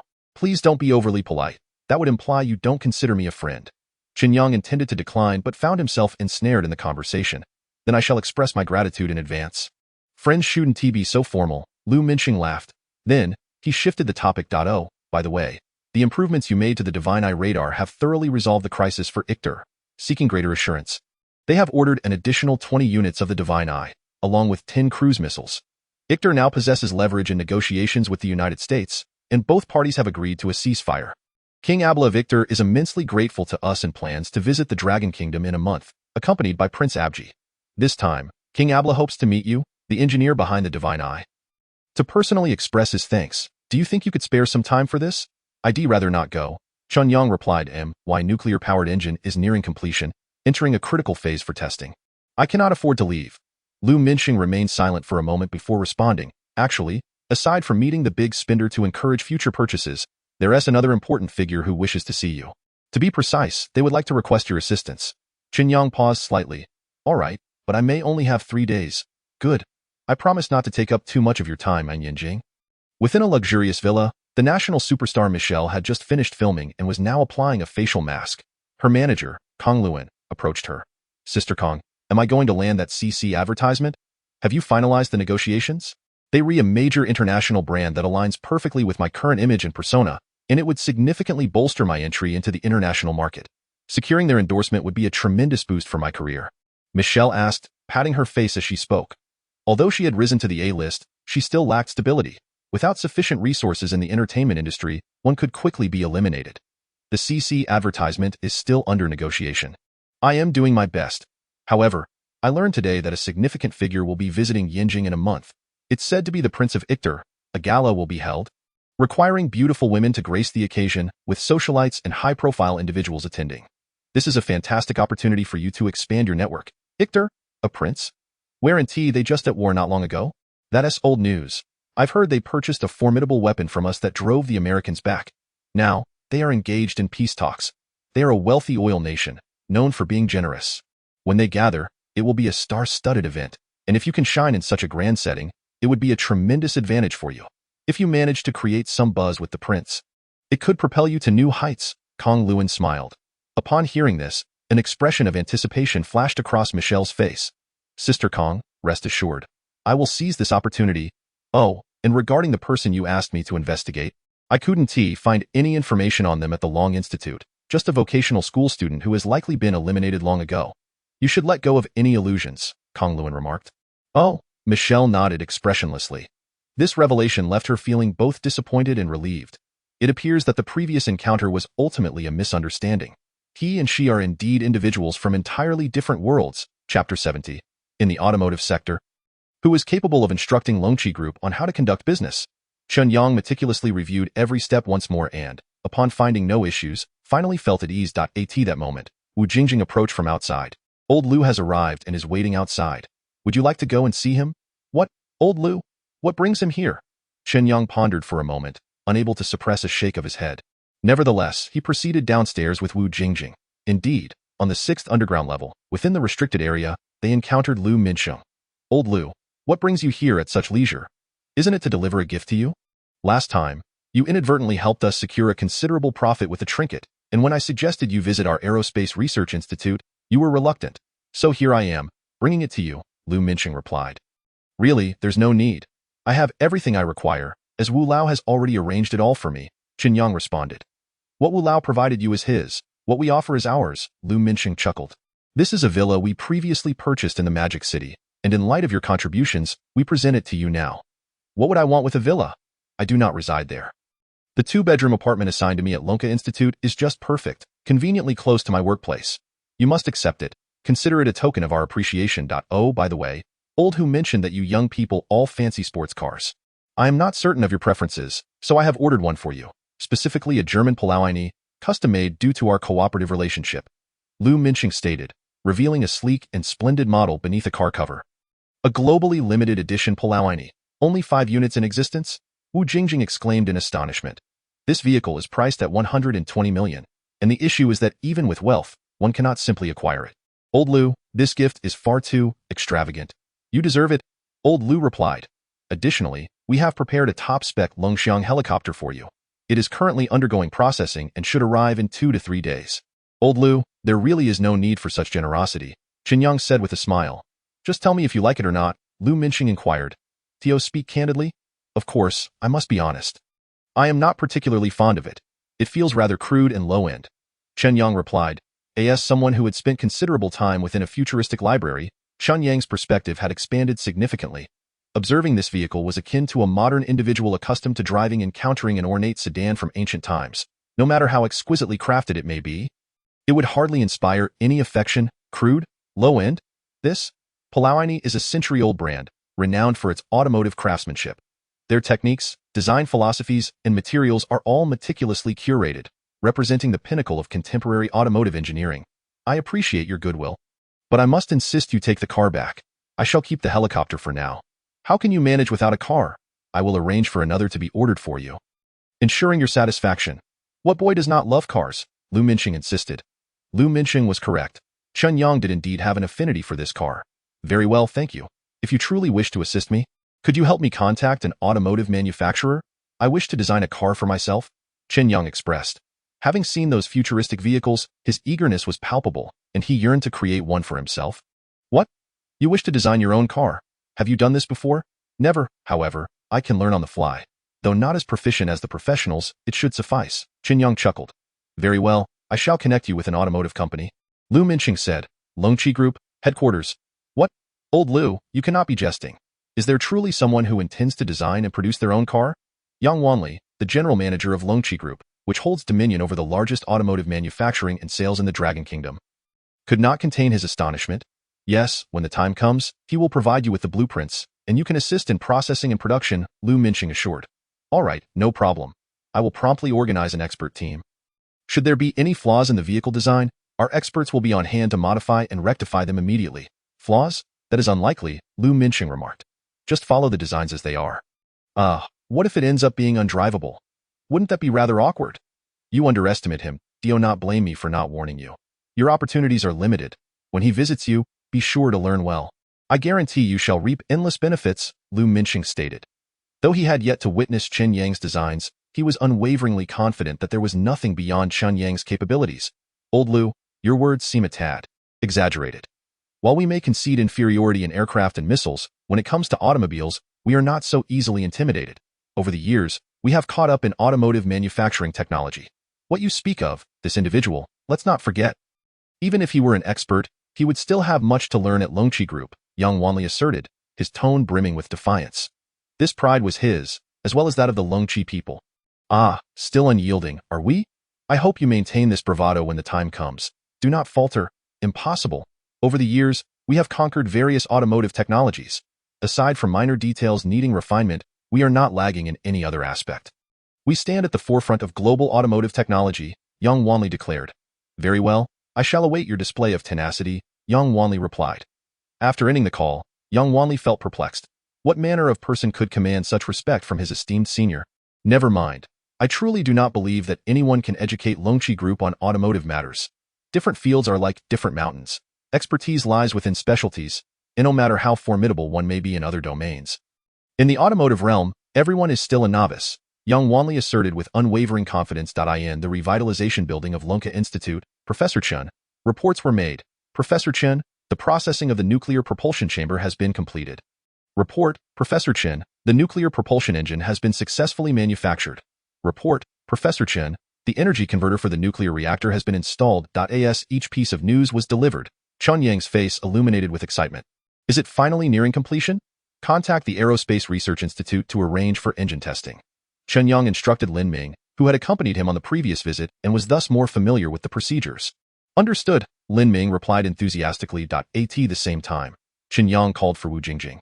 Please notify all shareholders that the engine has been successfully developed and is now entering the testing phase. If they wish to observe, they are welcome to join. Chapter 71. Is this an engine? It is nothing short of an artwork. Shareholders? Wu Jingjing was momentarily taken aback but quickly regained her composure. The message was disseminated by Wu Jingjing. What? The engine has been developed. Is it confirmed to be an aircraft engine? Wu Xian exclaimed in disbelief. Confirmed. Wu Jingjing responded. It confirmed to be the nuclear-powered aircraft engine? Confirmed. Is it the same one Chen Yang mentioned before? Oh, come on, grandfather. Must you be so bothersome? If you want to go, then go. If not, then don't. Wu Jingjing replied impatiently to her grandfather. Wu Xian, go. I must attend. Wu Xian rushed to assure his granddaughter. After notifying Wu Xian, Wu Jingjing proceeded to call Shuigang. Old Shui, the engine has been successfully manufactured and is preparing for testing at the Aerospace Engine Testing Base. You are welcome to come and observe. Great. I will be there on time, Shuigang responded with enthusiasm on the other end of the line. Upon hanging up, Shuigang immediately rushed to find Lu Laohu. Major General Feng Bin from the Air Travel Bureau was also present. What? It has only been less than 3 months, and it is already completed. How could it be so fast? Did you not say that the engine would take at least 5 years to start and 10 years to upgrade? How did they manage it? Shui Dunzi, did you not work diligently as you should have? Feng Bin scolded Shuigang. Shuigang's face reddened in embarrassment. You know nothing. By conventional standards, it should take that long. Then how did Chen Yang accomplish it? He cannot be measured by conventional standards, Chen Yang countered. In the end, it seems you are the one lacking, Feng Bin retorted sharply. Liu Laohu observed the two quarreling and chose not to intervene. Having grown accustomed to it, I heard that last time, Chen Yang casually crafted a radar system, and after being equipped, it managed to take down the American B-5 bomber. Indeed. Currently, countless nations are covertly equipping themselves with this radar. It has prompted the American president to protest multiple times. The B-5 bomber, once a symbol of American military might, now hesitates to show its face. I have heard they are negotiating with us, hoping to control the quantity and distribution of such strategic-level equipment. Otherwise, a radar worth $200 million suppresses the B-5, which costs several $billion. This represents a significant loss for them. Most importantly, their deterrent capabilities have been drastically diminished. Chen Yang stated, his tone calm yet tinged with fervor. After the dark years, the Dragon Kingdom had never felt such pride. Let's elevate the spirits of our Dragon Nation. Truly, he is a brother whom I, Feng Bin, hold in great esteem. Last time he left early, but next time, I must share a drink with him, Feng Bin declared passionately. This time, do take a good look. If success is within reach, we must secure it for our Military-Industrial Research Institute. Do not forget, we have invested in this. Let us not be outmaneuvered by those old-timers at the Aerospace Research Institute. Indeed. Meanwhile, Lin Ming also contacted Lu Minsheng to arrange everything. He wondered just how formidable this engine would prove to be. Lu Minsheng muttered to himself. Previously, after Chen Yang's modifications to the existing engine, its overall performance had been enhanced to 5 or 6 times its original capacity, even surpassing that of the United States. Yet, despite such achievements, Chen Yang remained unsatisfied, yearning to develop a nuclear-powered engine, which only deepened Lu Minsheng's curiosity about what made this engine so captivating to him. Soon, Chen Yang had everything prepared. Unlike the traditional massive engines, this nuclear-powered engine appeared more lightweight and compact. The entire body weighed merely 3.4 tons, measuring 3 meters in length and 0.8 meters in diameter. The engine featured 9 small jet nozzles, each modest in size, giving it a harmonious appearance. Its entire surface shimmered in a silvery gray hue, exuding a futuristic aura. The arc reactor ion engine? It looks incredibly sci-fi, more so than anything seen in science fiction films. The crowd gazed at the engine before them, filled with exhilaration. This was the culmination of 3 months of hard work. This was not merely an engine. It resembled a work of art, an industrial masterpiece. With its flowing lines and elegant curves, coupled with a texture-rich sheen, it could fulfill every sci-fi enthusiast's fantasy of a future engine. It might even surpass what one might encounter in a sci-fi realm. Professor Chen, what do you intend to name this engine? Someone beside Chen Yang inquired. Chen Yang paused momentarily, realizing he had not yet considered a name for this engine. Perhaps we shall call it Filong No. 1, he replied with a smile. Filong number 1? The crowd pondered. Well, it's not bad. A bit mundane, perhaps, but it rolls off the tongue, Wu Jingjing stated candidly. Upon hearing this, Chen Yang felt a twinge of embarrassment. He indeed lacked aptitude in this regard. 2 days later, Chen Yang had everything ready. Under stringent protection, he proceeded to the Aerospace Research Institute. Professor Chen, it is a pleasure to see you again. Lu Minsheng hurried forward, shaking Chen Yang's hand with a smile. If, during Chen Yang's previous visit, Lu Minsheng harbored thoughts of mentoring a junior, that sentiment had completely vanished. In just a few days, he had resolved issues that had plagued him for decades, and what he had produced had far surpassed everything. In light of such an individual, he now felt a profound respect akin to that of a student towards a teacher. Old Lu, I must trouble you once more. What are you saying? All of this is for our Dragon Nation. Moreover, I would relish having such troublesome matters daily, Lu Minsheng responded to Chen Yang. Accompanied by Long Zhan and other security personnel, Filong number 1 was swiftly transported to the testing base. This is the engine. The crowd gazed in astonishment at the elongated cylindrical object before them. They had never encountered an engine with such a design. Lu Minsheng and Hu Yuiming could not resist approaching to touch the engine. It is so smooth, so beautiful. This is a true work of art. Is this an engine crafted from alloy? It is simply exquisite. Lu Minsheng marveled at the engine, his arms trembling with excitement. Just how much thrust can it provide? How much pressure can it withstand? How many hours can it operate continuously?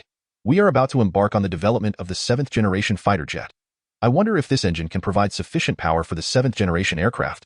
Lu Minsheng mused. Soon, news of Chen Yang's impending engine test spread throughout the Aerospace Research Institute. Many rushed to witness whether it truly lived up to the legends surrounding it. They had heard whispers of this scientific genius, and they were eager to see if his reputation would shine through in the creation of this engine. I believe it will undoubtedly bring surprises. They say his previous groundbreaking inventions were accomplished almost effortlessly. If successful, we could genuinely achieve a leapfrogging advantage. Chapter 72. Testing begins. Stable thrust of 50 tons. The entire Aerospace Research Institute was fixated on this test. In the main control room, Lu Minsheng, Hu Yuiming, Shui Gang, Wu Xian, and Qian Siliang, a cadre of esteemed figures, took their positions in the observation area. At the forefront of these dignitaries stood a man in military uniform, his demeanor resolute and unsmiling. With graying hair and a gaze sharp as a sword, unyielding as a mountain, he was none other than Tu Hongba, the head of the Ministry of Science and Technology of the Dragon Nation. Currently the leader of the Weapons Equipment Department. Let us hope for success, Wu Xian whispered. Even should it not succeed, that is of little consequence. We must afford our youth more opportunities, the man replied with a smile. However, he quickly added, I wish we had more opportunities and more time. Yet, our adversaries will not allow it. Over the past year, the U-7 reconnaissance aircraft and B-5 bombers, once regarded as the pinnacle of advanced technology, have been dismantled by us. The world believed these were their ultimate combat capabilities, but that is not the case. Their demonstration of combat strength is tiered. Their technological prowess far exceeds external assumptions. According to the latest intelligence, following the setbacks of the B-5 and U-7, they have once again unveiled the latest, most advanced models, possibly the 8th generation. Presently, we are unaware of the 8th generation's combat capabilities, but its performance will undoubtedly surpass that of the 7th and 6th generations.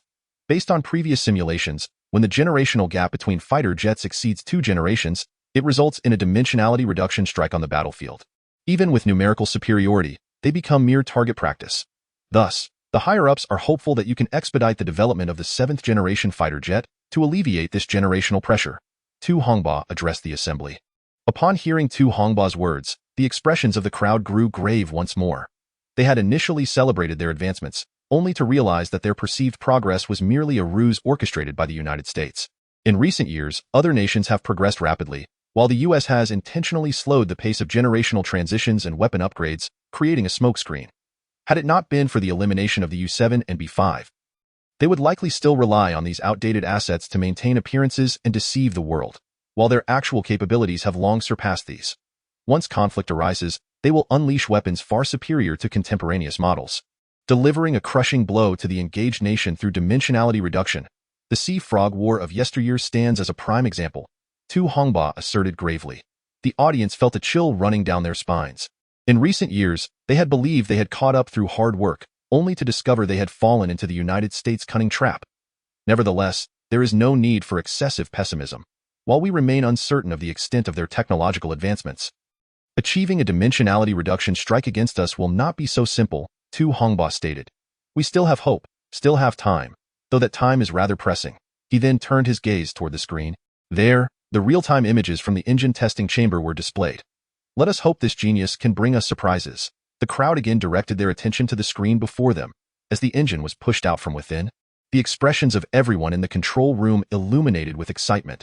Setting aside everything else, the mere design of the exterior exuded an indescribable beauty, showcasing the splendor of industrial design to its fullest extent. The first test for Phylong number 1 is the thrust test, the most crucial examination that reflects the engine's performance. Meanwhile, Lu Minsheng was explaining to Tu Hongba and the others. Currently, the thrust of first-tier engines primarily ranges from 15 to 20 tons, with the U.S. slightly ahead, reaching between 20 and 30 tons. Recently, through Chen Yang's modifications to our existing engine's material processing techniques, we can now produce alloy materials capable of withstanding 40 tons of thrust. I believe our turbofan engine will soon surpass the 40-ton threshold. I have heard this engine is a nuclear-powered ion engine, Tu Hongba inquired. Indeed, this is a significant highlight. Compared to fuel engines, nuclear-powered engines offer greater endurance. Even if the thrust is somewhat less, it would still be a substantial success. If it could also achieve 40 tons, that would be perfect, Tu Hongba remarked with a smile. Ha ha ha, then he would be our great benefactor. Achieving 40 tons seems unlikely. Should nuclear power truly be realized, an output of around 10 tons is feasible, a neighboring nuclear power expert chuckled. Upon hearing this discussion, Lu Minsheng could not help but scoff inwardly. Don't even mention 10 tons. Even 20 tons might not satisfy Chen Yang. After all, through the previous modifications to the turbofan engine manufacturing techniques, it could already withstand 40 tons of thrust. Settling for less? What a joke! Yet, in front of Tu Hongba, he dared not voice his thoughts too openly, silently praying for success. Chen Yang, the future of aerospace technology in the Dragon Kingdom hinges entirely upon you. The Thrust Test Laboratory Number 8. Chen Yang has meticulously installed the engine onto the thrust testing apparatus as per the base's requirements. Not far from him, other engines that have already undergone testing stand in comparison. In contrast to those engines, the Phylong Number 1 appears remarkably diminutive, even merely half their size. It hardly resembles a mighty Hercules. Are you ready? Chen Yang gazed calmly at the testing apparatus, a glimmer of anticipation flickering in his eyes as he inquired of the auxiliary personnel nearby. Ready? Prepare. 3, 2, 1. Ignition. Boom. A brilliant ice-blue flame erupted like a long, serpentine tongue, followed by a sensation as if the entire atmosphere was being thrust away. Then, silence enveloped the space. There was no roar of the turbofan engine, nor the extended Mach cone. Only the continuous spout of an ice-blue flame remained. The onlookers, captivated by the azure tail flame, instinctively held their breath. Half a minute later, a thrust testing curve materialized before their eyes. The immense curve surged upward, instantly reaching its peak. The peak figure was nothing short of astonishing. 50 tons, report. The engine thrust test was a resounding success. From ignition to maximum output, it took a mere 18 seconds. Peak fluctuation rate at 2, thrust stability confirmed at a steadfast 50 tons. The staff announced the final results to the audience. The central control room fell into an eerie silence, a profound stillness enveloping the atmosphere. Each individual stood there, dumbfounded. Chapter 73. Is this the might of the nuclear-powered arc reactor engine? An activation time of 18 seconds? A peak fluctuation rate of 2? Effective stable thrust, 50 tons. Could this possibly be a mistake? How could the activation time be so brief? How could the peak fluctuation rate be so minimal? How could the thrust be so monumental? Someone, struck by realization, could not help but exclaim in astonishment. A shorter activation time indicates that the aircraft can ascend rapidly, allowing for swift engagement in combat. In the fast-paced, time-sensitive battlefield, every second is of the essence.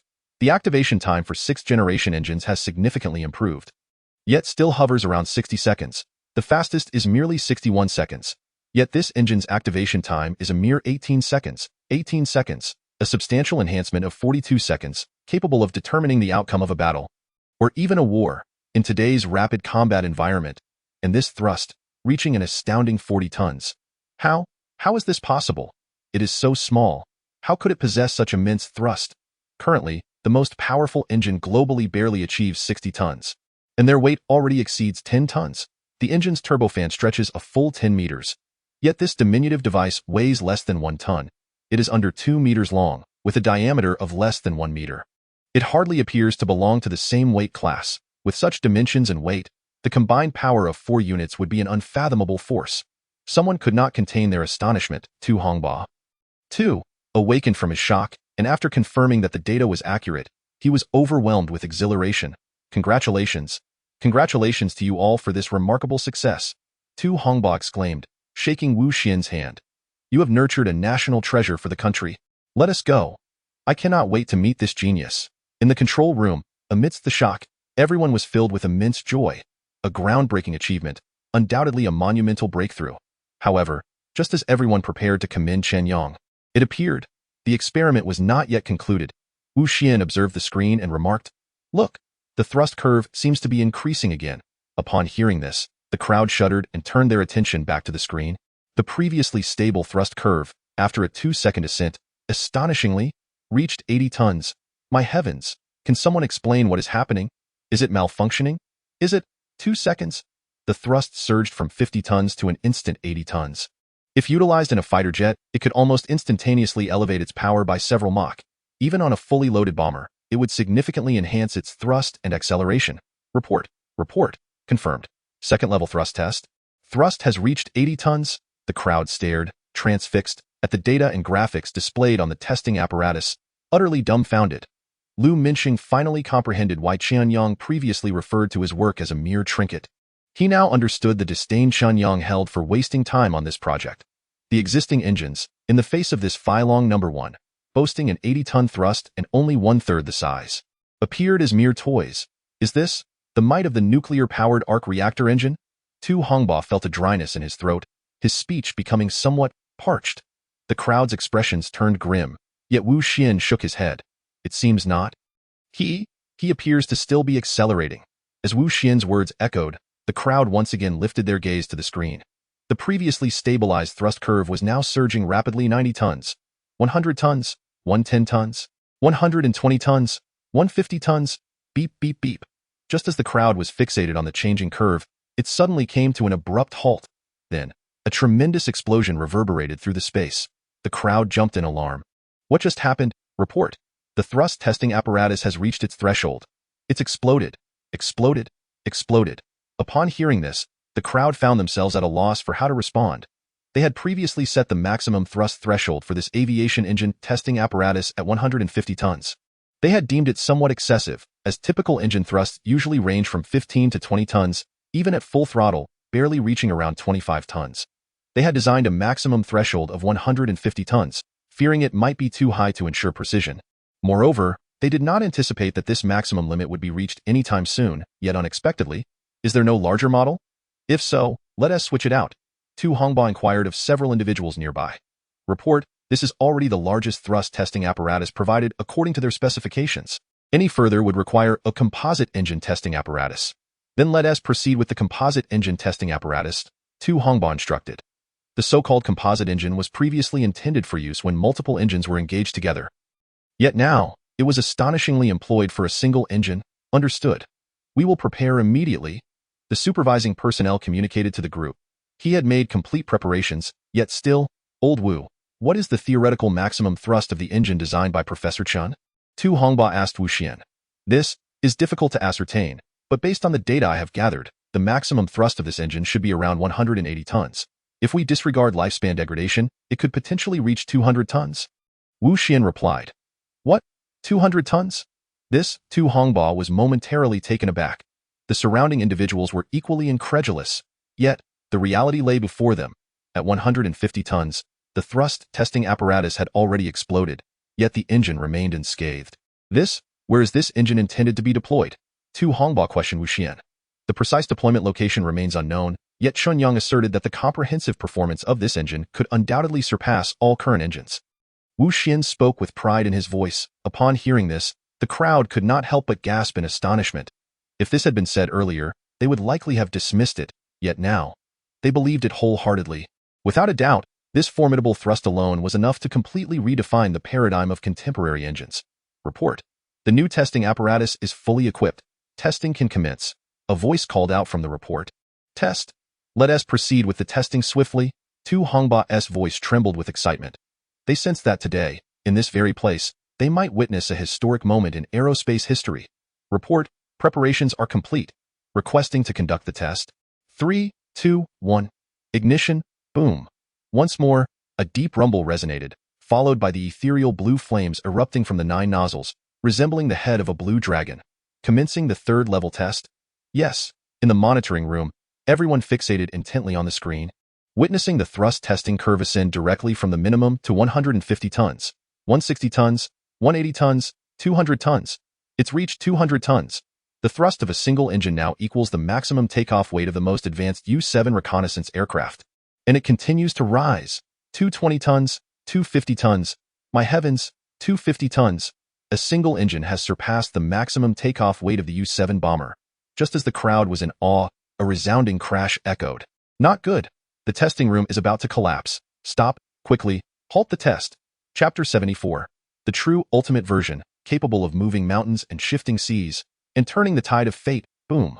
A tremendous roar reverberated through the air, followed by the sight of the specially designed concrete walls of the testing chamber being utterly obliterated, pinned to the foundation of the room. In that moment, it was as if the very fabric of reality had been violently rent asunder. A staggering 250 tons. This was the absolute limit that this laboratory could withstand. The report echoed, maximum thrust, 250 tons. Thrust is stable, with a fluctuation rate of 5. Power output is consistent. The experimental testing room has collapsed under the immense force. We request an immediate cessation of the experiment. The tremulous voice of the tester resonated within the report. After years of serving as a tester, witnessing the evolution from imported engines to domestically developed ones, the testing apparatus had seen numerous upgrades, yet none had ever exhibited such sheer brutality. This was the first instance of the apparatus being explosively destroyed, and the second, where the very testing room was uprooted entirely. Observing the destruction of this testing facility, which had cost tens of millions to construct, naturally evoked a pang of sorrow. However, the predominant feeling was one of exhilaration. This engine was explosive, absolutely extraordinary, Is this truly an engine? It resembles a monster, exclaimed Tu Hongba, addressing the assembly with palpable excitement. Imagine the power it would provide when mounted on a transport aircraft. I envision not just using it for a transport plane. We could install 4 of these engines on the corners of this building, and we could fly away with it. Tu Hongba laughed with delight. Upon hearing this, Wu Xian offered a faint smile. Tu, your vision is rather limited. What do you mean? Limited vision? The crowd could not help but inquire. Pray tell, what does he intend to do with such a device? They pressed again. He mentions this is merely a mini version. The true ultimate version can move mountains and alter the stars. Wu Xian's voice was grave. What? Move mountains? Alter the stars?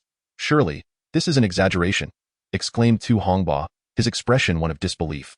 What kind of engine could possibly shift mountains and seas, let alone change the celestial paths? Does he intend to alter the orbits of planets? He questioned, astonished. Why not? With sufficient power, an immense thrust could indeed shift a planet's trajectory, alter celestial courses. Why should it be impossible? Wu Xian responded, his tone resolute. Alter celestial courses? Why not? Why not? Why not? The crowd felt their minds buzzing with the implications. Reflecting on the monstrous performance just witnessed, the impact was overwhelming. So overwhelming that they found it hard to process. Ignoring the crowd's astonishment, Wu Xian continued, Blue Star is humanity's cradle, but humans cannot remain in the cradle forever. In the future, we must venture forth. Yet, the universe is vast, and relying solely on spacecraft will inevitably lead to resource shortages. We cannot transport the entirety of Blue Star, but perhaps we can utilize the countless planets in the cosmos to recreate a miniature version of Blue Star, allowing us to traverse the universe with this smaller version, which would provide superior resupply capabilities than merely piloting a spacecraft and offer greater maneuverability than carrying the entirety of Blue Star. This would be akin to constructing a colossal, self-sustaining yacht within the cosmic sea. Even if there are no other habitable planets left, we would not face termination of our explorations due to resource depletion. The crowd, still reeling from the earlier shock, felt as though they were struck anew by this revelation. The idea of using immense power to artificially recreate a planet suitable for human habitation, then venturing across oceans with this transformed world. Old Wu, please tell me how you conceived of this audacious plan? A scientist in the control room, shaken by Wu Xian's words, stammered in disbelief. Meanwhile, Tu Hongba, who had intended to assess the engine, felt equally overwhelmed by the magnitude of the revelation. The shock was immense. The information too grand.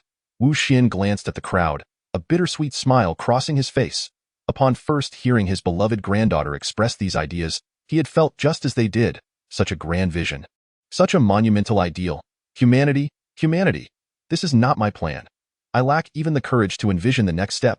Chen Yang. This is Chen Yang's vision for the future. He asserted that without supply stations and transfer points, even if humanity were to travel at the speed of light for 1 billion years, we could never hope to explore the entirety of the universe. Moreover, the boundaries of the universe are continuously expanding. To journey further, we must establish one relay station after another, utilizing these stations to facilitate infinite expansion in the cosmos. We shall create land from the sea. As Wu Xian gradually elaborated, the crowd's eyes widened. Resembling saucers, some even exhibited visible agitation, clearly unable to contain their excitement. If prior to this moment, they had perceived Chen Yang's words merely as visions of the future, witnessing the power of this engine led them to believe that one day, this could indeed become a reality. After what felt like an eternity, the crowd began to regain their composure. Ladies and gentlemen, let us descend and meet the individual who may very well uplift the entirety of Dragon Country's space endeavors, and who could potentially carry the future of space exploration on his shoulders. Perhaps, in years to come, future generations will envy us for having lived in the same era as him, as well as envy our privilege to be in his company. Tu Hongba's voice trembled with emotion. Upon hearing this, the crowd adopted solemn expressions. This individual, who had engineered the aviation engine, was worthy of such reverence, worthy of their boundless hopes for the future. The assembly swiftly made their way downstairs. Old Wu, I have heard that your relationship with Professor Chen is quite extraordinary. When Chen Yang's endeavors were initially met with skepticism, it was your support that allowed his work to progress smoothly. That was merely my duty, Wu Xian replied with a smile. Your words ring true. It seems Old Wu has been scheming from the very beginning, and now it appears he is ready to reap the rewards. Someone interjected, Indeed. You are unaware that Professor Chen's time is now entirely managed by Jingjing. A word from her carries more weight than 100 from us. Wu Xian, the cunning old fox, was indeed calculating. The crowd suppressed their disdain, regretting not having considered this sooner. Hey, hey, hey, what are you all saying? Old fox, speak with respect, or I shall inform my granddaughter that you are speaking ill of her. No, no, no, old Wu. I still have a bottle of 50-year Mutai gifted by my apprentice. I will bring it to you next time. Old Wu, let me make it clear. I am not afraid of you, but I fear Jingjing. Old Wu, regarding that research project you mentioned, we can collaborate, but you must persuade Jingjing to allow Professor Chen to join. Nonsense. That project of yours is of no interest to Chen Yang. Wu Xian held his ground against the chorus of voices. Chapter 75. Professor Chen exudes the spirit of an old revolutionary. Since you are so closely allied with Chen Yang, you must tell us all about him, Tu Hongba urged Wu Xian. Rest assured. This young man possesses exceptional capabilities, and his patriotism is equally unwavering. He has a strong sense of the greater good. If it benefits the nation, he would never hesitate.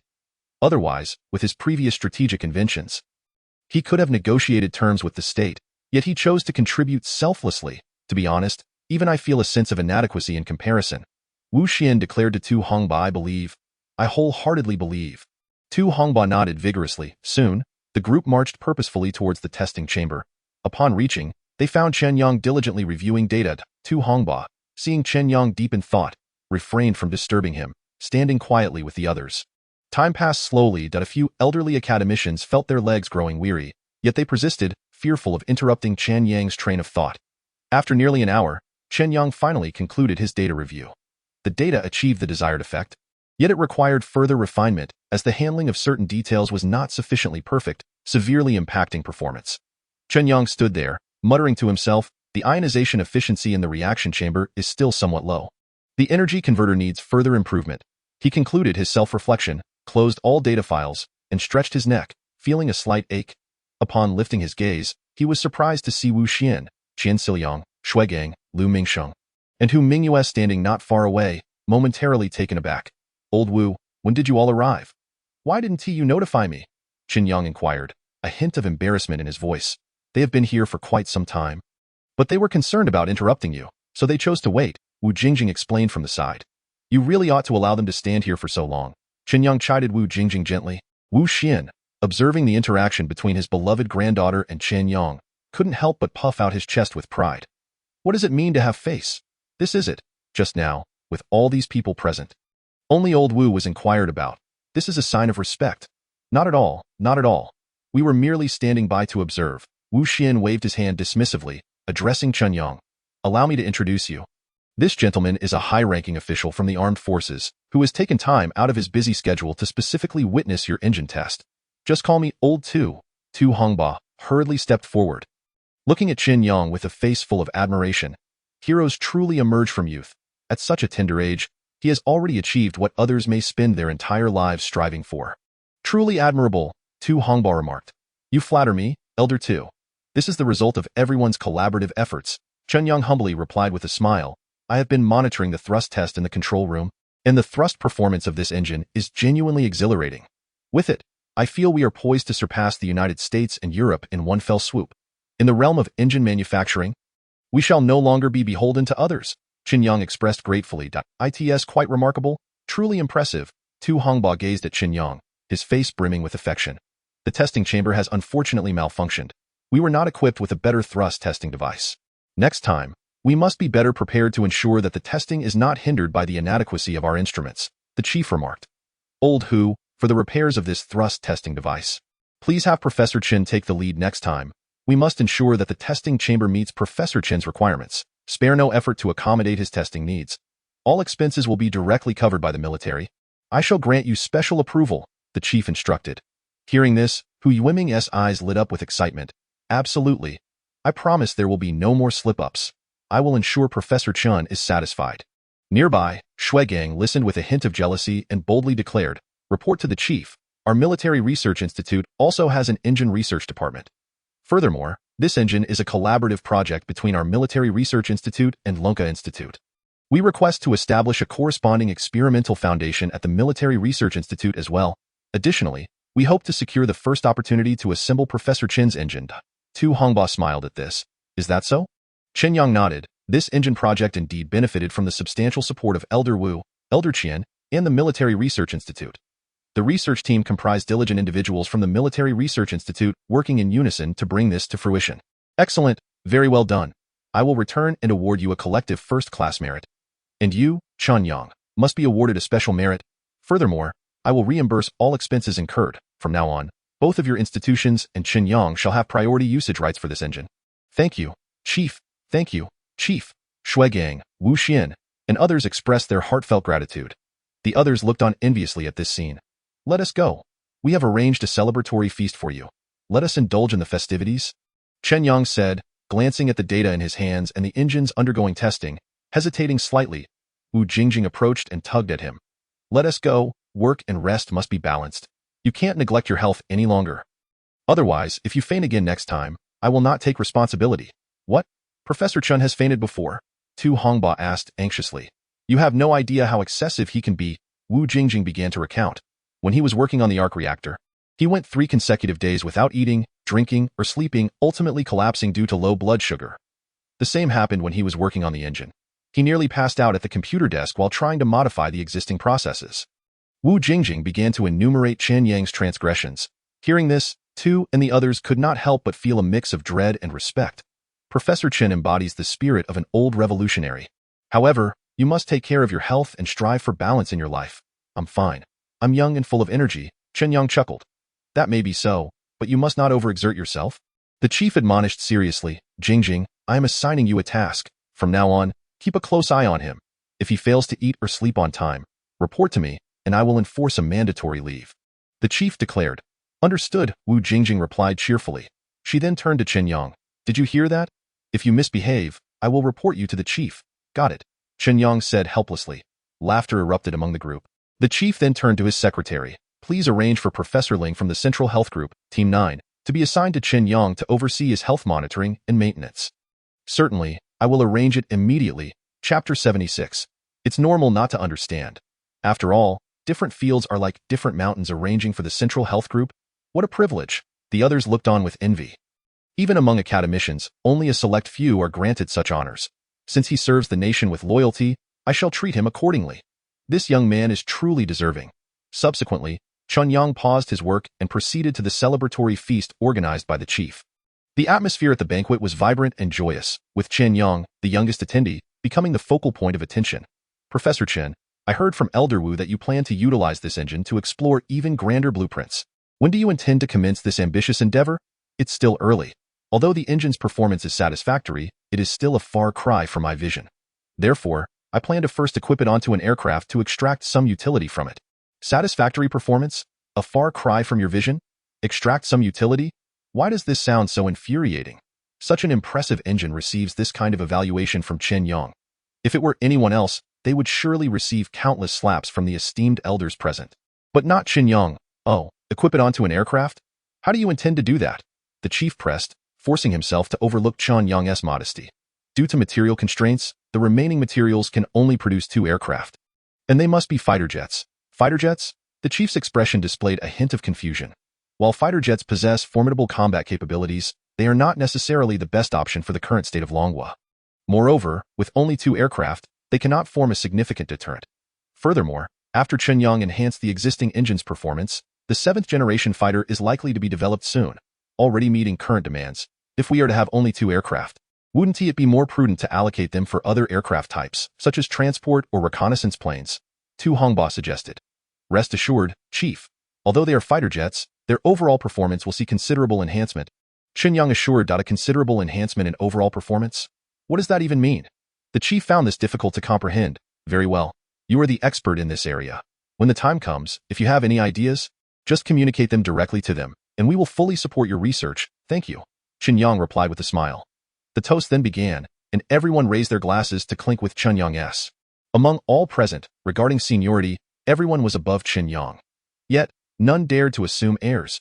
In such a brief period, he had already made breakthroughs in numerous cutting-edge technologies, solidifying his standing. Moreover, Chen Yang possessed an allure that captivated everyone present. There was hardly a subject he did not master, and this mastery was not merely superficial knowledge. It was backed by profound expertise and a solid professional foundation. If one did not know he was focused on nuclear energy and engines, one might mistakenly believe he was a peer in their field. Professor Chen, I heard you supervised a graduating class that published 3 papers in science and 2 in math. An academician inquired. Well, I merely guided them a bit. The accomplishments were primarily theirs, Chen Yang modestly replied. The crowd couldn't help but roll their eyes at this. Is he being excessively humble? Those are papers in science. One of the world's leading journals, not some obscure publication. Letting just any graduate publish in such a venue makes us feel quite embarrassed. Professor Chen, I wonder if you have any insights into automotive engines? Professor Li Taishan asked Chen Yang. He specialized in automotive engines and had heard of Chen Yang's significant breakthroughs, wishing to see if there were parallels for automobiles. I've looked into it a bit, but I believe the future of automotive engines lies in the development of new energy sources. I am planning to create a vehicle for myself, intending to use this new energy to replace the existing technology. Chen Yang responded with a smile. Professor Li nodded, agreeing with this mainstream perspective. However, he sought something more unique from Chen Yang. He continued, currently, both electric and hydrogen energy face substantial limitations, and these constraints are unlikely to be resolved in the short term. Therefore, I predict that for the next decade, fuel vehicles will still dominate. If Longwa wishes to secure a place on the international stage in the automotive sector, it must vigorously develop fuel vehicles. Moreover, if fuel efficiency can be improved and progress made in exhaust treatment, the pollution issue can be addressed. Not to mention, there are still ample oil resources and reserves. Professor Li, I believe that with current technology, we can indeed develop new energy sources and replace the existing resources, Chen Yang confidently asserted. Haha, it seems Professor Chen has profound expertise in military and aerospace engines, but is not particularly well versed in civilian turbine engines and their current technologies. Professor Li chuckled. However, that is quite normal. After all, different fields are like different mountains. Professor Li had no intention of mocking. He merely expressed regret that Chen Yang could not assist him in advancing the automotive sector in Longwa. Oldly, one's energy is ultimately limited. Chen Yang has achieved so much already. Let us not encourage him to pursue automotive endeavors, another added. Even if one were to craft an exquisite automobile, it would pale in comparison to strategic engineering. Beside him, Wu Xian addressed Li Taishan. I know. Look at how anxious you are, Li Taishan replied to Wu Xian. He then turned to Chen Yang, expressing his hopes for significant breakthroughs in military technology and nuclear-powered engines. Leave the automotive manufacturing to us. I assure you, when the next generation of vehicles is released, you will be the first to receive one. Thank you, Oldly, Chen Yang smiled, choosing not to argue. Professor Li felt a tinge of regret for not obtaining the desired outcome from Chen Yang. However, after conversing with him, the others appeared enlightened, as if a light had been switched on, leaving them with an epiphany. The more they observed Chen Yang, the more they admired him, and seeing the rapport between Wu Jingjing and Chen Yang only fueled Wu Xian's envy. Old Wu, you truly have a remarkable granddaughter. Ha ha ha, if you possess the capability, why not give it a try? Wu Xian boasted. As the evening concluded, Tubu sought out Chen Yang privately. Professor Chen, thank you for your contributions to the aerospace endeavors of Longwa. We recognize your prowess, but I would like to inquire about the 2 fighter jets you mentioned. When will they be ready for production? That is rather difficult to ascertain, Chen Yang replied candidly. What do you require? I need to assess the current production technology to evaluate the extent of modifications and upgrades necessary for the existing production line to manufacture the new fighter jets.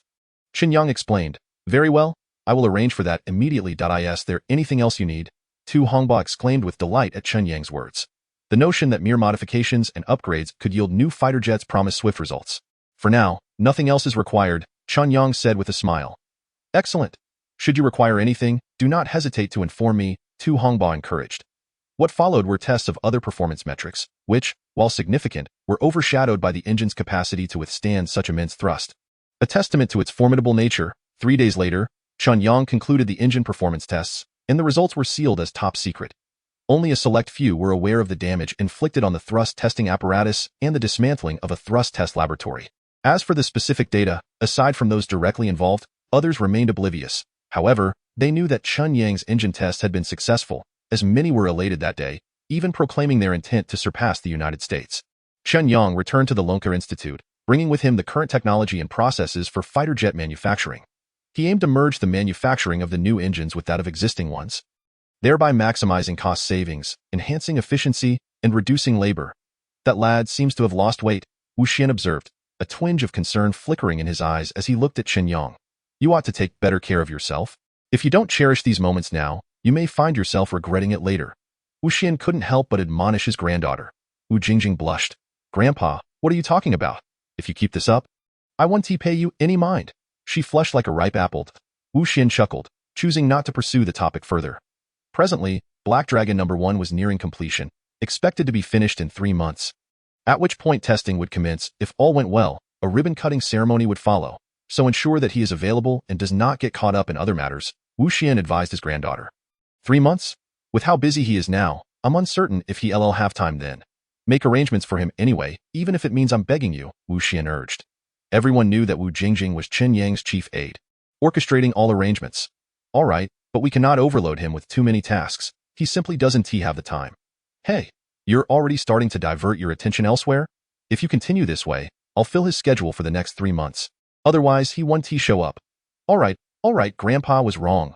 Wu Xian quickly capitulated. Oh dear, one cannot keep a daughter too close. Wu Jingjing's face reddened once more. As they conversed, Zhang Jie and Pang Lijuan rushed in. Secretary Wu, it's bad. What has happened? Take a look at this. We submitted 2 articles based on Professor Chen's data, and now we've been reported by the Koreans. They accuse us of plagiarism and claim we have stolen their data for an electromagnetic weapon, demanding that the Lonka Institute retract the papers and apologize. Koreans? How shameless. The data was painstakingly developed under Chen Yang's guidance. What does it have to do with them? However, they presented evidence claiming they possess original data. Zhang Jie stated, handing over photographs filled with various data and content, seemingly authentic original materials. Shameless. Utterly disgraceful. Who would stoop so low as to steal data and then turn the tables? Wu Xian exclaimed in outrage. It's South Professor Park Buching from the Samhwa Group in Korea. He has been researching electromagnetic attenuation without success, and upon seeing our paper, he resorted to slander and theft, Zhang Jie added angrily. The main reviewer for science has accepted their case and is currently reviewing it. However, the Koreans dominate the media, accusing us of plagiarism both domestically and internationally, stirring public opinion against us and demanding a retraction while threatening further action. Upon hearing this, Wu Jingjing clenched her fists, stating coldly, this matter can only be resolved by Chen Yang. We lack the capacity to handle it. The others nodded in agreement, recognizing that only he could clarify the situation. Soon, Wu Jingjing led the others to Chen Yang, recounting the events. They expected him to be furious, yet his reaction was far more subdued. How utterly shameless. They've grown accustomed to thievery, Chen Yang scoffed. What do they want? They demand that we confront them in front of the main reviewer of science and other experts for a debate. Oh, they even have the right? Chen Yang sneered. International physicists are closely monitoring this situation, as there are suspicions regarding our integrity. Furthermore, they assert that they have already addressed the electromagnetic attenuation issues as per the theory and completed the design for the electromagnetic cannon, which they plan to test publicly, intending to expose our alleged plagiarism. Hearing this, Chen Yang's brow furrowed once more. I have encountered repugnant tactics before, but this is a new low. Secretly stealing data to create weapons and then attempting to seize original ownership. I understand, Chen Yang replied calmly. What are your plans? Will you engage in the debate? Wu Jingjing inquired. I lack the time. They intend to test the electromagnetic cannon soon. Inform me of the date. Understood. Wu Jingjing was uncertain of Chen Yang's strategy, but she trusted that he would find a resolution. Upon departing from Chen Yang, Wu Jingjing's expression darkened. She knew he preferred not to be sidetracked by trivial matters, yet she could not simply overlook this issue. Please assist in investigating all surveillance footage from the laboratory, and also look into everyone Pan Jun and Zhou Hui have interacted with over the past 2 years. Send the data to my email. And do it swiftly, Wu Jingjing instructed Long Zhan. Of course. Long Zhan nodded. 3 hours later, Wu Jingjing received the materials from Long Zhan. She began her review, not finishing until nightfall. The 2 individuals had extensive social networks and engaged in all manner of vices. Yet there were indeed findings to be had. Upon reviewing the footage, a suspicious pattern emerged. Pan Jun and Zhou Hui returned home each Friday, often carrying bags that, on one occasion, contained paper documents. Further scrutiny revealed that they frequented a bar called Tianhe, located 5 kilometers from the Lonka Institute every Friday. Tianhe Bar? Wu Jingjing pondered. Please gather background information on Tianhe Bar. 20 minutes later, Long Zhan sent the investigative report to Wu Jingjing. Tianhe Bar is owned by Cui Mingzhu, a student from H country, and the daughter of Cui Haomin, a director at the Samhwa Group. If all goes as suspected, it is likely that all the data has been leaked from this venue. Long Zhan informed Wu Jingjing with a tone of admiration. Furious that Zhou Hui and Pan Jun were responsible for the data breach, Wu Jingjing's face flushed with anger. Incompetent fools, Long Zhan, I entrust this matter to you. Determine how to handle it. Understood. They are adults and must face the consequences of their actions. Additionally, keep a close watch on any activity from each country. Knowledge of both friend and foe is essential. Wu Jingjing concluded. Rest assured, I promise to gather the information and report it to you at the earliest opportunity, Long Zhan remarked. After Wu Jingjing resolved the issue of information leakage, she returned to the laboratory once more. How are things progressing? Is there any difficulty with the Phylong No. 1 equipment on the current model? Indeed, there are some obstacles. The existing aircraft design is rather conservative. I initially intended to make improvements based on the original design. But it seems that this may no longer be feasible, Chen Yang replied. Are you planning to redesign it yourself? Yes, due to our limited materials, the aircraft we can produce is also restricted. We can only retain the original manufacturing processes as much as possible to meet the current engine requirements. I have full confidence that you will excel, Wu Jingjing said with a smile. However, for 3 consecutive days, Chen Yang struggled to develop a satisfactory design concept. Later, around 7 in the evening, after finishing dinner, he wished to continue working on the experiment. No, you must rest now. A balance of work and relaxation is essential. You cannot overexert yourself. After a long day, it's time for a break. How about we play some basketball? Wu Jingjing suggested. What kind of basketball? Any kind will do. How about tennis? I don't know how to play. Then what sports do you know? I don't know any sports, Chen Yang replied awkwardly. How about swimming or jumping rope? I can't do those either, Chen Yang admitted, his face turning red. Since childhood, I've lacked athleticism, and once I started school, I focused solely on my studies. Let me teach you. There's a badminton court nearby. We can play badminton. The requirements are not high, and it's a decent workout, Wu Jingjing proposed. I'd rather not go, Chen Yang said, feeling a bit reluctant. Come on, we're going, whether you like it or not. We can't stay here any longer. Let's South meet at badminton court number 7 in a bit. I'll go change first. After Wu Jingjing finished speaking, she turned and left. 20 minutes later, Chen Yang met Wu Jingjing at the court. At that moment, she was wearing a white sports skirt and had her hair tied in a ponytail, exuding youthful vitality. Chen Yang found himself momentarily captivated. Why haven't you changed your clothes? Wu Jingjing shot him a teasing glance. I suspected you wouldn't, so I bought you a shirt on the way. Try it on and see if it fits. The changing room is right there. Thank you, Chen Yang replied with a smile. 5 minutes later, he emerged, and it fit quite well. Looks good on you, Wu Jingjing said with a grin. The key movements for badminton are, she went on to explain a series of techniques and demonstrated a few. Soon, they commenced their match. Initially, Chen Yang was no match for the versatile Wu Jingjing, but after half an hour, he began to show significant improvement. Not bad. You're progressing quickly, Wu Jingjing exclaimed, while Chen Yang was now brimming with excitement. Congratulations, host. Through exercise, the efficacy of the neuronal stimulation factor has been further enhanced, resulting in a 30 increase in neuronal count. Memory, analytical ability, and reaction time have all improved. Please continue, host. Chen Yang was pleasantly surprised by the results.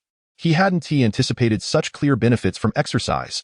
The neuronal stimulation factor he had exchanged for previously had greatly enhanced his research capabilities, and he thought that effect had worn off, only to discover that remnants still existed and could be stimulated through physical activity. 2 hours later, Chen Yang accepted the towel Wu Jingjing handed him, feeling quite refreshed. How do you feel? Doesn't exercising make you feel much better? Wu Jingjing inquired. Indeed, my mind feels clearer, and my thoughts are sharper. I had no ideas for modifying the aircraft model, but now I have a direction, Chen Yang replied. Wu Jingjing found herself at a loss for words. She had intended for him to relax, but unexpectedly, right after exercising, he was already consumed by thoughts of work. Knowing that Chen Yang had gained a new concept, she understood he would want to implement it immediately, so she refrained from any objections. Such moments of inspiration were precious. Wu Jingjing quickly took a shower, disregarding her need for rest, and hurried to the kitchen to prepare soup for Chen Yang. When she saw him again, he was indeed furrowing his brow, engrossed in sketching designs while his fingers flew across the keyboard, producing one diagram after another, each character echoing with urgency. Wu Jingjing quietly supported him, continuously providing materials. The next day, Wu Jingjing awoke to find herself on the bed in the office. She hurriedly got up. You're awake? Chen Yang asked with a warm smile. When did I fall asleep? I am not sure. I saw you asleep at your desk and moved you to the bed, he replied. I intended to keep you company through the night. I didn't expect to doze off. Wu Jingjing felt a pang of guilt. It's fine. I managed on my own. You should try to sleep earlier next time. How could I? You didn't sleep, so how could I? I wanted to wait for you to sleep. Wu Jingjing said, her face flushing. It's all right. I'm different. I have ample energy, Chen Yang said with a chuckle. Could you prepare these materials for me? He shifted the topic. No1 was more adept than Wu Jingjing. She always knew what she wanted and how to organize the materials. Sure. I'll get started right away. You go have something to eat, she replied, walking over slowly. However, when she glanced at the materials, she was utterly astonished, her eyes wide in disbelief. Did you complete the modifications and design for the aircraft? She asked Chen Yang, her voice trembling. Yes. Once you have the materials ready, we can call to inform them that the new model has been finalized and we can begin preparations for production. Wu Jingjing gazed at the exquisite design drawings, the intricate calculations, and the meticulous processes, speechless in awe. You designed this fighter jet in just one night? Chapter 79. Chen Yang's influence in the Research Institute is undeniable. No, it cannot be classified as a design. It is merely an improvement. I upgraded the existing framework established by predecessors. To completely upgrade a fighter jet, an overwhelming amount of technology and materials is required, and we are far from reaching that level. It is merely an enhancement of the original aircraft. I modified the original fighter jet's engine to the current one, along with some minor adjustments to other features. Upon hearing Chen Yang's words and observing the visibly distinct design of the aircraft compared to the previous sixth-generation Xiaolong fighter jet, Wu Jingjing felt that the aircraft depicted in the drawings was not as uncomplicated as Chen Yang had suggested. Subsequently, she made several phone calls. Soon, Chen Yang's drawings were dispatched to the Aerospace Research Institute. Lu Minxing received the drawings, instantly rising from his seat in astonishment. This is what you call a minor modification? This is merely an optimization? I truly did not redesign it. As you can see, the aircraft's exterior remains the same, Chen Yang replied with a smile. Lu Minxing looked at the seemingly harmless young man before him, but found it impossible to harbor any resentment. The materials for this fighter jet would also require a certain quantity of rare elements. While the requirements were not as extensive as those for the engine, achieving stealth capabilities still necessitated a considerable amount. Based on my previous simple analysis, even if all the materials from the meteorites were extracted, it would only suffice for the production of 2 such aircraft. Chen Yang lamented. Point 2 aircraft? Lu Minxing echoed, equally disheartened. The notion that such a national treasure of a fighter jet could only be produced in a pair was truly disheartening. You are undoubtedly the chief engineer for the development of the Tianlong I. Lu Minxing remarked to Chen Yang. No, I cannot bear such a heavy responsibility. It must be you who oversees it, Chen Yang insisted. This is unacceptable, rest assured. The Tianlong I is based on the original Xiaolong 6th generation design. The overall manufacturing process has not changed significantly, and I will arrange for Lin Ming to assist. He is quite familiar with it, so you need not worry too much, Chen Yang explained. He then pointed out several details in meticulous fashion. Although he had just claimed that he made simple improvements based on the original design, it was evident that he himself had some reservations, as certain enhancements were distinctly different from the original. Regardless, the title of chief engineer belongs to you. I will handle the minor details, and you can take charge of the major decisions, Lu Minxing stated. I truly cannot accept such an honor. If you cannot accept it, then no one can. Besides, you only need to focus on the overall direction. I will handle the rest. Moreover, in terms of prestige and reputation, even though you are not officially a part of the Aerospace Research Institute yet, your standing within the institute is formidable, and no one dares to underestimate you. Furthermore, from the inception of our Aerospace Research Institute, there has been a tradition of collaboration. You need not harbor excessive concerns. Lu Minxing reiterated to Chen Yang. Upon hearing this, a look of relief crossed Chen Yang's face. Then I shall take the liberty of serving as chief engineer, holding the title. If at any point you feel I am unfit, I shall gladly step aside, Chen Yang said with a smile. Perfect, it is always the right time, Lu Minxing replied. Regarding the personnel aspect of the team, what suggestions do you have? Lu Minxing inquired of Chen Yang. Nothing much, as this design is a modification based on the original framework. Thus, most aspects remain similar. However, after some enhancements, the processing precision requirements have significantly increased compared to before, necessitating slightly higher technical demands. Furthermore, the modifications and improvements involve a considerable amount of mathematics. If conditions permit, it would be ideal to have individuals well-versed in mathematics and engineering physics involved, so when encountering design-related uncertainties, they can refer to the blueprints for reasoning and retrospection, enabling a profound understanding of the design intentions and objectives, thus facilitating better enhancements to the aircraft. Excellent. I will certainly adhere to your design and endeavor to construct a prototype fighter jet post-haste. Just imagining its superior performance and formidable power, Lu Minxing could hardly contain his eagerness for a reformed aircraft based on Chen Yang's modification plan to materialize before him. Oh, by the way, you mentioned wanting to design and manufacture your own vehicle. I have already contacted Yang Wanli, the chairman of Longqi Group. If you have any ideas, you can discuss them with him. I assure you that as long as it is feasible within the existing conditions, they will accommodate your requests, Lu Minxing stated. All right, Chen Yang replied with a smile. An man is indifferent to vehicles. If someone claims otherwise, they surely have never experienced the thrill of driving. However, the current performance of these vehicles still falls far short of my aspirations. The news of Chen Yang's completion of the aircraft design swiftly spread throughout the Research Institute, stirring excitement among everyone. After all, the individual who had previously managed to create an engine in such a short time was now set to overhaul the entire aircraft design, inevitably raising everyone's expectations. However, When they eagerly sought to view the blueprints, they were met with an obstruction from Hu Yuiming and Lu Minsheng. This is classified information. Only those involved in the project are permitted access. Lu Minsheng asserted, "We are simply curious about the modifications made. Can it truly unleash the aircraft's performance to its fullest potential?" Someone inquired with great intrigue in their eyes. The engine manufactured by Chen Yang. The Filong No. 1 was undoubtedly a top-tier engine, requiring a flawless airframe to realize its full capabilities. I can tell you that once this fighter jet is unveiled, it will undoubtedly set new records. If we can debut it at the upcoming Dragon Nation Aviation Expo in 6 months, it will surely become the brightest star, Lu Minsheng proclaimed with unwavering confidence. Upon hearing this, the crowd felt an even greater itch of curiosity. What kind of design could inspire such immense confidence in Lu Minsheng regarding this fighter jet, to the extent of disregarding even the United States? Just wait and see, Lu Minsheng addressed the crowd. Now, I offer you the opportunity. Those who wish to participate in this project may submit their applications. I can only tell you that you stand at the threshold of a magnificent era. Prior to this, we have been in hot pursuit. After this, we shall stand tall above all. As soon as Lu Minsheng finished speaking, the crowd could hardly contain their excitement. I want to participate. Count me in. I am in too.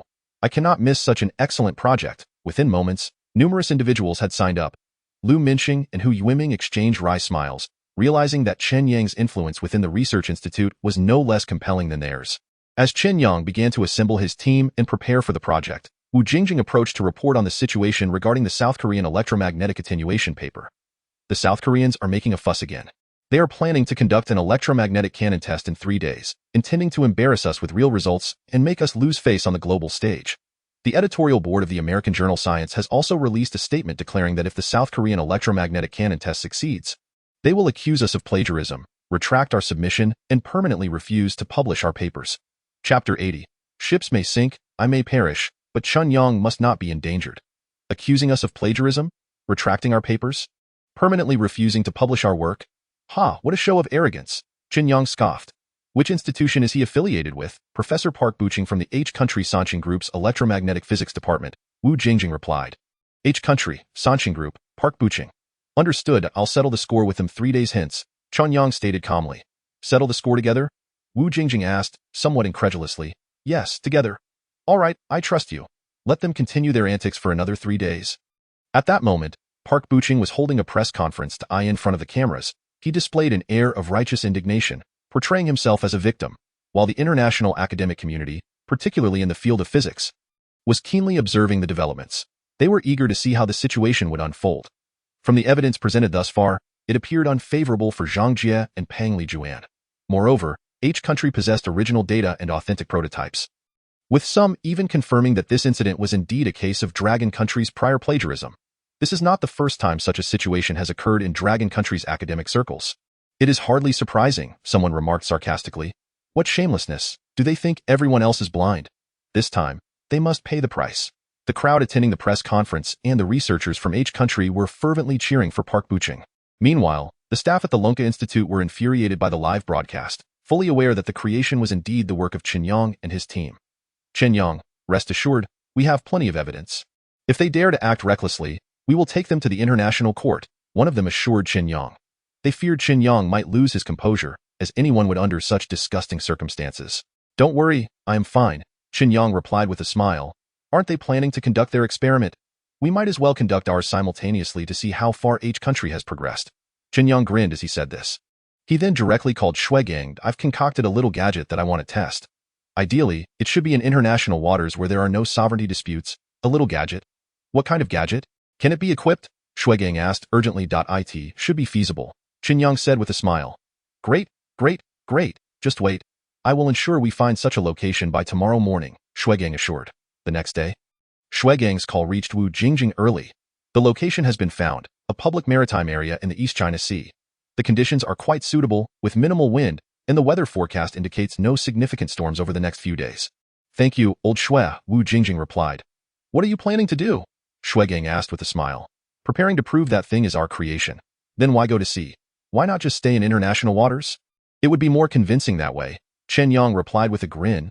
On the third day, a piercing sound echoed through the sky as 3 helicopters descended upon the rooftop of the Lunka Institute's Fuxing building. Professor Long, are we ready to depart? Yes, Chen Yang replied, stepping onto one of the helicopters. while Zhang Jie and Pang Lijuan boarded another. The third helicopter was equipped with a 3-meter square crate, concealed beneath a cloth. Obscuring its contents in the East China Sea, Captain Liu Zhan of the Long 88 destroyer was on the phone. "Sir, what are we waiting for here?" Liu Zhan asked. "A very important scientist is to conduct an experiment at your location. You must fully cooperate throughout the process." Fleet Commander Zhou Jinghao instructed on the line. "A scientist conducting an experiment? Why are we deploying our fleet for this?" Liu Zhan questioned, perplexed. "Given the recent activities of the Americans here, we must maintain vigilance. If we do not keep a close watch, they may exploit any opportunity." Liu Zhan expressed his concerns. "Precisely because of the American presence that we are providing escort. The Dragon King has stated that this scientist is of utmost importance. One individual can be worth 1,000,000 troops. We cannot afford any mishaps. If there is any danger, any necessary measures may be taken." Upon hearing these words, Liu Zhan's expression became serious. "Any necessary measures? Are we prepared for combat? If it truly comes to that, we shall not hesitate to fire. And remember, I tell you, this vessel may sink, but this scientist must not be endangered, understood?" Zhou Jinghao reiterated emphatically. Liu Zhan suddenly felt the weight of responsibility intensify, realizing that this command was rather abrupt and that there had been no prior warning. "Isn't this a bit of an overreaction?" "Overreaction? Humph. Do you understand that to coordinate this experiment, there are 2 of our nuclear submarines, 2 destroyers, 2 frigates, and 3 supply ships within your eastern 50 nautical miles, with a complete aircraft carrier group on standby. Even the coastal defense units nearby are fully prepared for deployment. Do you think this is merely a show of strength against the Americans?" Liu Zhan's face was filled with shock. "Sir, can you disclose what experiment this scientist is conducting?" "Not clear." "What? Not clear? Is it due to your insufficient rank?" Liu Zhan teased, trying to provoke a response. "It's not just me. Even the Dragon King is unaware." "What? You all are unaware yet have mobilized such a substantial force?" Liu Zhan inquired, utterly baffled. "We all believe he will not let us down," Zhou Jinghao declared. Upon hearing this, Liu Zhan felt a deep respect, though his curiosity intensified. "Sir, who is this esteemed scientist?" Liu Zhan inquired with a mix of curiosity and solemnity. "In the entirety of Longhua, there are only a handful of individuals worthy of such treatment and possessing this level of influence. When he arrives, you will understand. Remember, it is imperative to ensure the safety of this scientist. Yes, the ship may sink, I may perish, but this scientist must not encounter any issues." Liu Zhan responded with utmost seriousness. 2 hours later, Liu Zhan received a call informing him of the scientist's arrival. "Aside from the on-duty personnel, everyone is to line up to welcome," Liu Zhan instructed as he and the crew stood at attention on the deck like a spear. Soon, 3 dark shapes appeared on the horizon of the sea. Drawing closer and growing larger, it was the scientist they had been waiting for. The thunderous roar of the helicopter's engines approached, landing directly on the deck of the Long 88 destroyer. Liu Zhan stood there, gazing at the helicopter's door, his eyes filled with anticipation as he wondered which prominent figure had arrived. At last, the door opened, and a youthful figure stepped out. "Hello. Are you Captain Liu?" he asked. "I am Chen Yang." Chapter 81. A little gadget. Liu Zhan was taken aback, thinking he must have misheard. This was the scientist coming to conduct experiments, the one he was tasked to protect with all his might? He appeared so unassuming. When the accompanying personnel produced documents signed by Shui Gang and others from the military, Liu Zhan stared at Chen Yang in astonishment. "You are truly the leading scientist for this experiment?" "Chen Yang. Indeed, that is I, without a doubt," Chen Yang replied with a smile. "Hello. I never expected, truly never expected, that you would be so young." Captain Liu Zhan of the Long 88 destroyer, along with all personnel, extends a warm welcome to Professor Chen. Line up, salute, snap. Everyone stood on the deck, saluting Chen Yang. Chen Yang looked at the brave soldiers guarding the maritime borders of Longhua with admiration. "Thank you for your hard work," he replied sincerely, albeit his salute was somewhat unrefined. "Professor Chen, what do you require us to do?" Liu Zhan asked. "Please assist in removing the outer layer of this equipment and set up the gear inside," Chen Yang instructed. "Absolutely," Liu Zhan responded. Wu Guaqing. "Gather a few people to dismantle this as per Professor Chen's request and figure out how to install it. As Liu Zhan finished speaking, several individuals approached and swiftly removed the outer packaging. Once the packaging was taken off, Chen Yang immediately began assembling the machinery. The onlookers were puzzled, unsure of its purpose. "Professor, what exactly are we assembling here?" Liu Zhan could not contain his curiosity. "A little gadget. An electromagnetic cannon." "What? An electromagnetic cannon?" Liu Zhan exclaimed. He had heard tales of the electromagnetic cannon, which had initially been proposed by the Americans, but had yet to achieve the capability of delivering substantial power on the battlefield due to technological and material limitations. It was rumored that the most advanced electromagnetic cannon from a couple of years ago could only reach a range of 200 kilometers, far from being combat-ready. To be precise, this is not an electromagnetic cannon, but an electromagnetic pulse cannon. The energy loss of an electromagnetic cannon is too significant. It is more effective to utilize an electromagnetic pulse cannon, Chen Yang explained with a smile. Upon hearing this, Lu Zhan's expression transformed into one of delight. The electromagnetic pulse cannon was considered an even more advanced apparatus. It was said that during prior nuclear tests by the Russian Bear, all electronic devices 1,000 kilometers away were obliterated. And during American trials, an entire state's electronic devices were similarly incapacitated at a distance of 300 kilometers. They later understood that a type of electromagnetic wave was emitted during nuclear explosions, which posed a lethal threat to electronic devices and components. The importance of electronic devices was self-evident. They were the brain, the eyes, the central nervous system. If the user employed the electromagnetic pulse cannon to disable those, victory would be assured. With this thought, Lu Zhan could hardly contain his excitement. What is the current situation on the other side? Chen Yang asked Wu Jingjing after the equipment was set up. They have already entered the Sanqing building venue, and the press conference is about to commence, attended not only by the senior officials of Sanqing, but also by high-ranking military officials from each country, along with representatives from the International Academic Integrity Committee. A gathering of scoundrels, mere clowns, Chen Yang remarked coldly. Let us wait and see what these people can concoct in the capital of each country. Show her. The rooftop observation hall of the Sanqing building was abuzz with activity, filled with dignitaries and journalists alike. On this grand stage, Park Buching emerged as the focal point, standing confidently in front of the world's gaze. At this moment, he brimmed with arrogance, for he had resolved the most challenging issue of electromagnetic attenuation and had developed the world's most advanced electromagnetic cannon. He possessed every right to feel this way. The press conference commenced, and the venue fell silent as the flashbulbs flickered incessantly, all eyes fixated on Park Buching. At this moment, he was filled with pride and self-satisfaction. After today, my name shall echo throughout the world. And perhaps, due to my discovery, a formula bearing my name will forever be inscribed in physics textbooks. The Park Buching electromagnetic attenuation formula. Generations of young people will study it and remember me. Park Buching's heart raced with excitement at the thought. Professor Park, how do you evaluate the fact that scientists from Longwood dare not confront you? Can we confirm their acts of plagiarism? A reporter inquired. Absolutely. They are guilty and have been caught red-handed. Do they dare to argue? Park Buching replied with a cold laugh. Moreover, given their understanding of electromagnetic theory, attempting to debate me would only expose their ignorance further. Laughter erupted from the researchers and individuals from each country, along with the journalists. What are your plans moving forward? Another reporter asked. I demand they retract their papers immediately and issue a public apology across major media outlets worldwide. I also want them banned for life from conducting research in electromagnetic studies, for they are unworthy, Park Buching stated coldly. Indeed, plagiarism is disgraceful. They do not deserve to study electromagnetic theory, someone echoed from the crowd. Shameful Longhua. They've stolen our Zongzi, appropriated our Dragon Boat Festival, and pilfered our kimchi, and now they dare to steal our electromagnetic achievements. Do they have no shame? Yes, they must apologize. The people from each country shouted in unison. Professor Park, I hear you have developed electromagnetic weaponry? Indeed. Based on this discovery, I have manufactured an effective electromagnetic weapon. Since everyone is here, why not demonstrate it for all to see and clarify whether Longhua has indeed stolen my? Bring forth the electromagnetic cannon. Soon, a weapon resembling a long projectile appeared before everyone. Is this the electromagnetic cannon? A reporter asked Park Buching. Indeed. This is the electromagnetic cannon we developed earlier, utilizing electromagnetic effects. It accelerates objects to speeds of tens of thousands of meters per second, allowing for rapid feedback and response. Compared to traditional artillery, the electromagnetic cannon boasts an extended range, high initial velocity, low cost, and unparalleled reliability. Its advantages are numerous. The most advanced American electromagnetic cannon currently has an effective strike range of only 300 kilometers.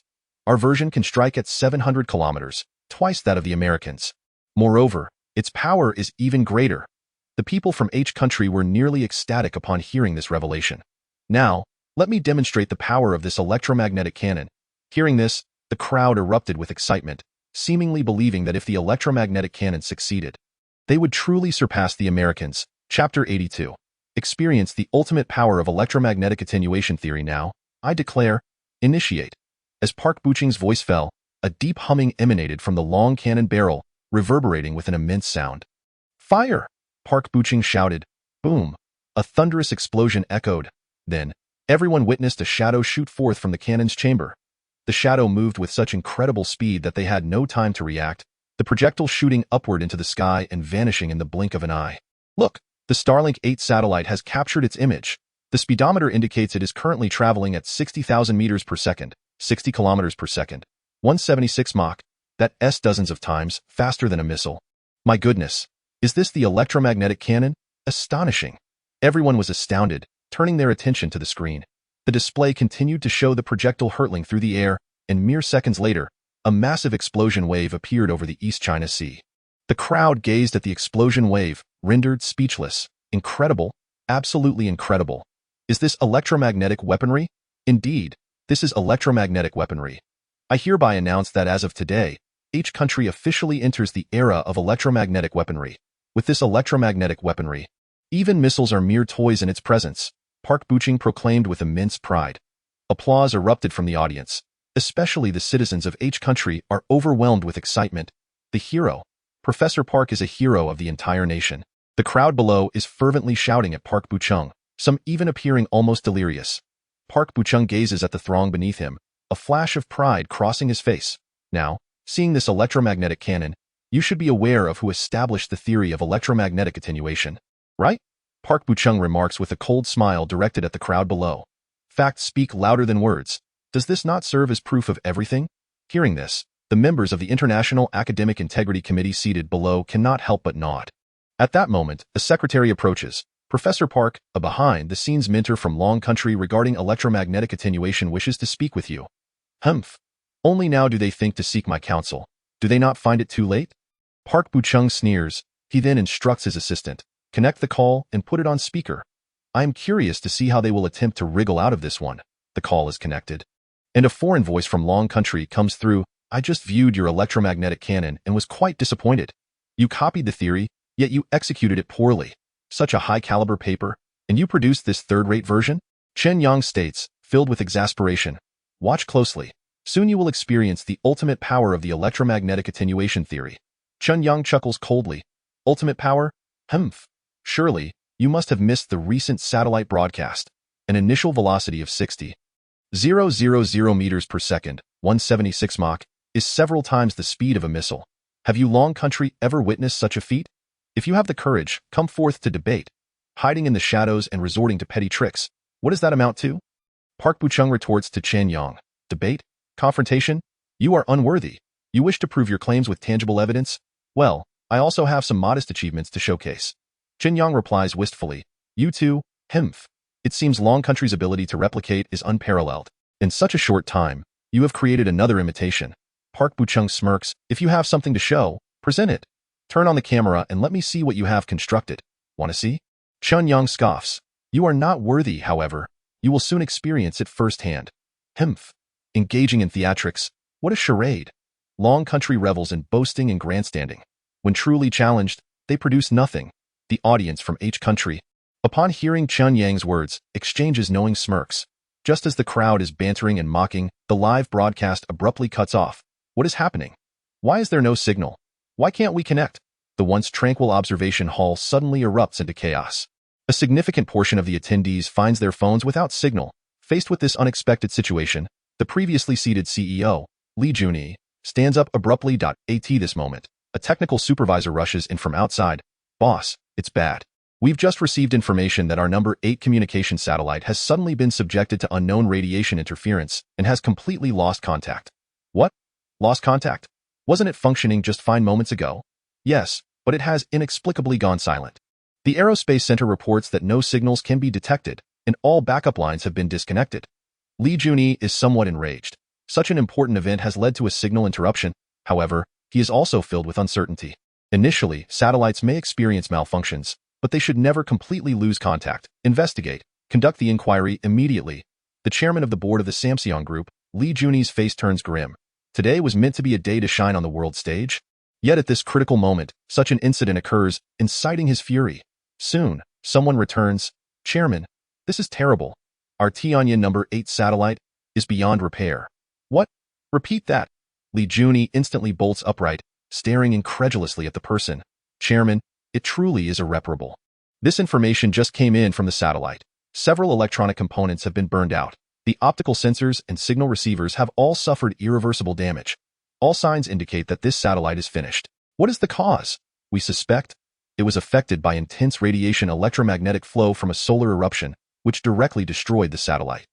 Li Juni suddenly sinks back into his chair, his expression complex, but he quickly regains composure. Realizing the gravity of the situation, quick, call upon other satellites. Regardless of the cost, we must ensure that today's broadcast goes ahead. We must protect the image of Samsung Group. Li Juni commands his subordinates. Yes, the subordinate replies, promptly notifying the group to summon other satellites in orbit for signal transmission. Minutes later, the signal is restored. My apologies, everyone. We just experienced a minor hiccup. Park Buchung's face once again exudes arrogance, as he addresses the camera with disdain, saying, I advise you all to apologize immediately. Otherwise, I will not only ensure your utter defeat, but will also see to it that you are completely silenced. Chen Yang, observing Park Buchung on the screen, flashes a cold smile. Truly stubborn. Since you have made such a declaration, I shall extend to you an opportunity. Within 2 minutes, admit your act of plagiarism. Then kneel and slap yourself 3 times, berating yourself as a fool. Perhaps then I might spare you. Otherwise, I cannot guarantee that what just happened will not recur. Chapter 83. Another 3 satellites down hearing Chen Yang's words. Park Buchung's face is filled with derision. What just occurred? A mere ruse. I warn you. Despicable long country, you shall pay for your beep, beep, beep. An ear-piercing sound interrupts once more. The broadcast suddenly cuts off. The crowd, which had just settled, is now in disarray. What is happening? The signal is incredibly poor. Why is it down again? The audience complains. Seated at the front, Li Juni, the chairman of Samsung, wears a grave expression, a sense of foreboding enveloping him. Shortly thereafter, a technical supervisor rushes towards Li Juni in haste. Chairman, it's bad. Our satellite again it has malfunctioned. Li Juni erupts. 2 satellites lost in a single day. This is a severe blow. Realizing his outburst, he quickly lowers his voice and demands of the supervisor. What is going on? Explain this clearly. It seems we have encountered another magnetic storm. Our number 9 satellite has also failed. The supervisor cautiously informs Li Juni. Are you certain this is due to a magnetic storm? Li Juni bellows at the supervisor. Based on the images and data returned from the satellite, it appears to be caused by a magnetic storm. However, we must investigate further for precise reasons. Li Juni's expression darkens. Immediately redirect the B-10 satellite in orbit. Yes. Remembering the words from the video, Li Juni feels a gnawing anxiety. Soon, the satellite adjusts its orbit and accepts the signal transmission task. The video connection is re-established. Once connected, Chen Yang's voice rings out again. So, what is your decision? Are you ready to lose another? Chen Yang's tone drips with disdain. What are you talking about? I tell you. If you do not formally issue a statement today, prepare to be retracted and permanently expelled from the research community. Park Buchung's voice brims with fury. Ha ha ha, it seems you didn't receive my earlier message. Perhaps I should send it again. Chen Yang's voice, now tinged with a palpable threat, reverberates ominously. Engaging in theatrics. I await your performance. I am eager to witness what shameless tactics you long country can conjure. Park Buchung scoffs at Chen Yang over the phone. Li Juni watches Park Buchung flaunting his bravado, feeling a sense of inexplicable unease. He rises from his seat, intending to return to his office. Several more minutes pass. This time the signal is stable, with no issues whatsoever. Perhaps he was merely overthinking the situation. How could they possibly interfere with satellites in space? Returning to his office, Li Juni contemplates. Currently, the only threat to satellites in space comes from missiles, and a missile, from launch to target impact, cannot achieve silence and will certainly be detected by various nations. Perhaps it truly is just bad luck that the magnetic storm in space caused the destruction of 2 satellites. Li Juni concludes. Yet, just as he begins to relax, he hears hurried footsteps approaching. It is the supervisor responsible for satellite communications. Upon seeing the supervisor's arrival, Li Juni feels an urge to strangle him. Speak. What now? The supervisor's face is ashen, looking at Li Juni, stammering in fear. Spit it out. I have seen all sorts of matters. Just speak candidly. Chairman, our Starlink satellites, number 4, number 6, and number 13, have all failed.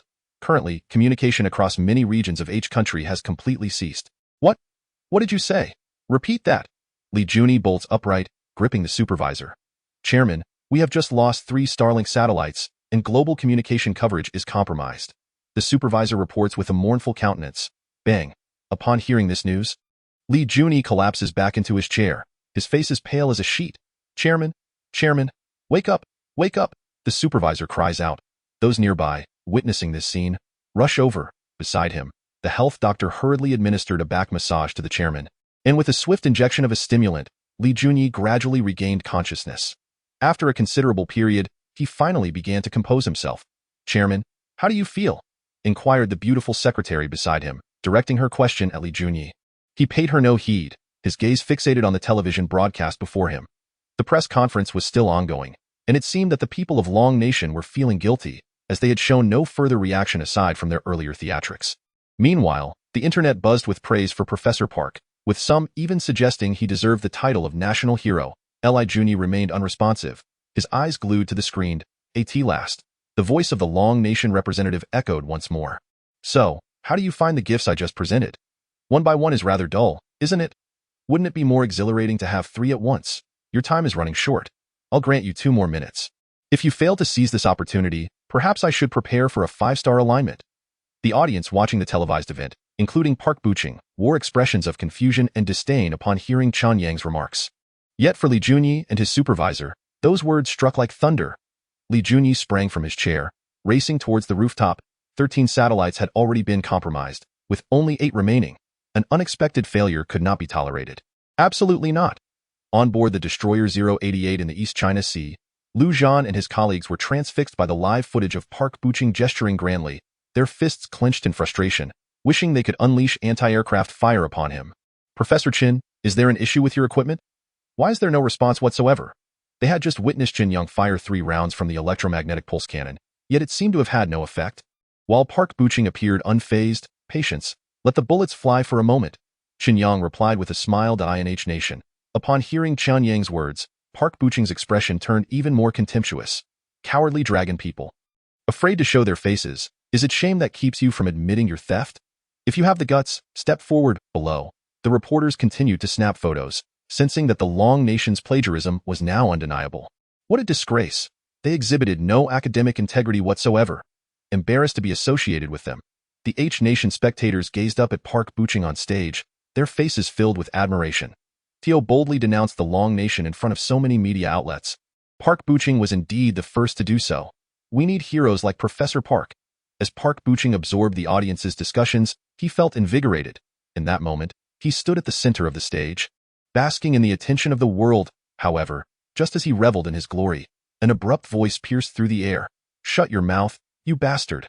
Li Junyi erupted in fury at Park Buching. Chapter 84. Chairman, I am Park Buching. What is the matter with you? A cane swung towards him with force. Having just enjoyed the treatment of a hero, Park Buching was now knocked to the ground by a single strike of the cane. The onlookers were left utterly bewildered by this sudden turn of events. The security personnel, witnessing the unexpected assault, initially prepared to intervene, but upon realizing it was their boss, Li Junyi, they froze in fear. Paralyzed with shock, the online audience exploded with disbelief. What audacity to strike our Professor Park.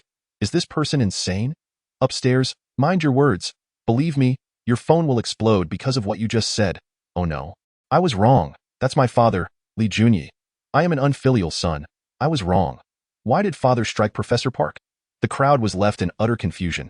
At this moment, Park Buching, still reeling from the blow, was equally disoriented. Chairman, I am Park Buching. What is wrong with you? He shouted at Li Junyi. Park Buching, I aim to strike you. You have brought ruin upon me. You caused me to lose 5 satellites. 5 in total. The Starlink communications I painstakingly built has been destroyed by your treachery. Li Junyi bellowed in rage. Onboard Destroyer 88, Liu Zhan and his colleagues, who had moments ago been fuming with anger, were now rendered completely docile. Witnessing Li Junyi's cane strike nearly incapacitate Park Buching, they were left in a state of shock. At this moment, like Zhang Jia and the others, they wore expressions filled with questions. What transpired? How did this elderly man come to be struck? Professor Chen, what exactly did you do? Liu Zhan queried, but Chen Yang did not respond. He spoke again into the phone. That was quite a hit. However, it seems you have not grasped the gravity of my earlier words. I believe it is necessary to remind you once more. Jingjing, fire 2 more rounds. Chen Yang remarked with a smile. Upon hearing this, Li Junyi's face went pale on the live broadcast. No more. Please, stop. We were wrong. We truly understand our mistakes. The once high and mighty Li Junyi now pleaded with Chen Yang. Then, turning around, he struck Park Buching across the other side of his face with the cane. Bang! Park Buching was once again knocked to the ground. The online viewers, witnessing this live, were utterly horrified. What on earth is happening? How did this happen again? What did I miss while I was just stepping away for a moment? I was right here watching, holding it in, and I still don't understand. The people of H Nation were left completely dumbfounded. At that moment, Li Junyi, leaning towards the camera, addressed Chen Yang. We now realize our errors. This bastard is the true thief. He stole your work and then turned against me, compelling me to support him. Not only did he harm you, but he also brought me down, Li Junyi accused Chen Yang. Park Buching, who had been dazed from the blows, was now bewildered. His boss, who had been fine just moments ago, had suddenly thrown him under the bus, and in front of the entire world's media no less. We were wrong. We should not have provoked you.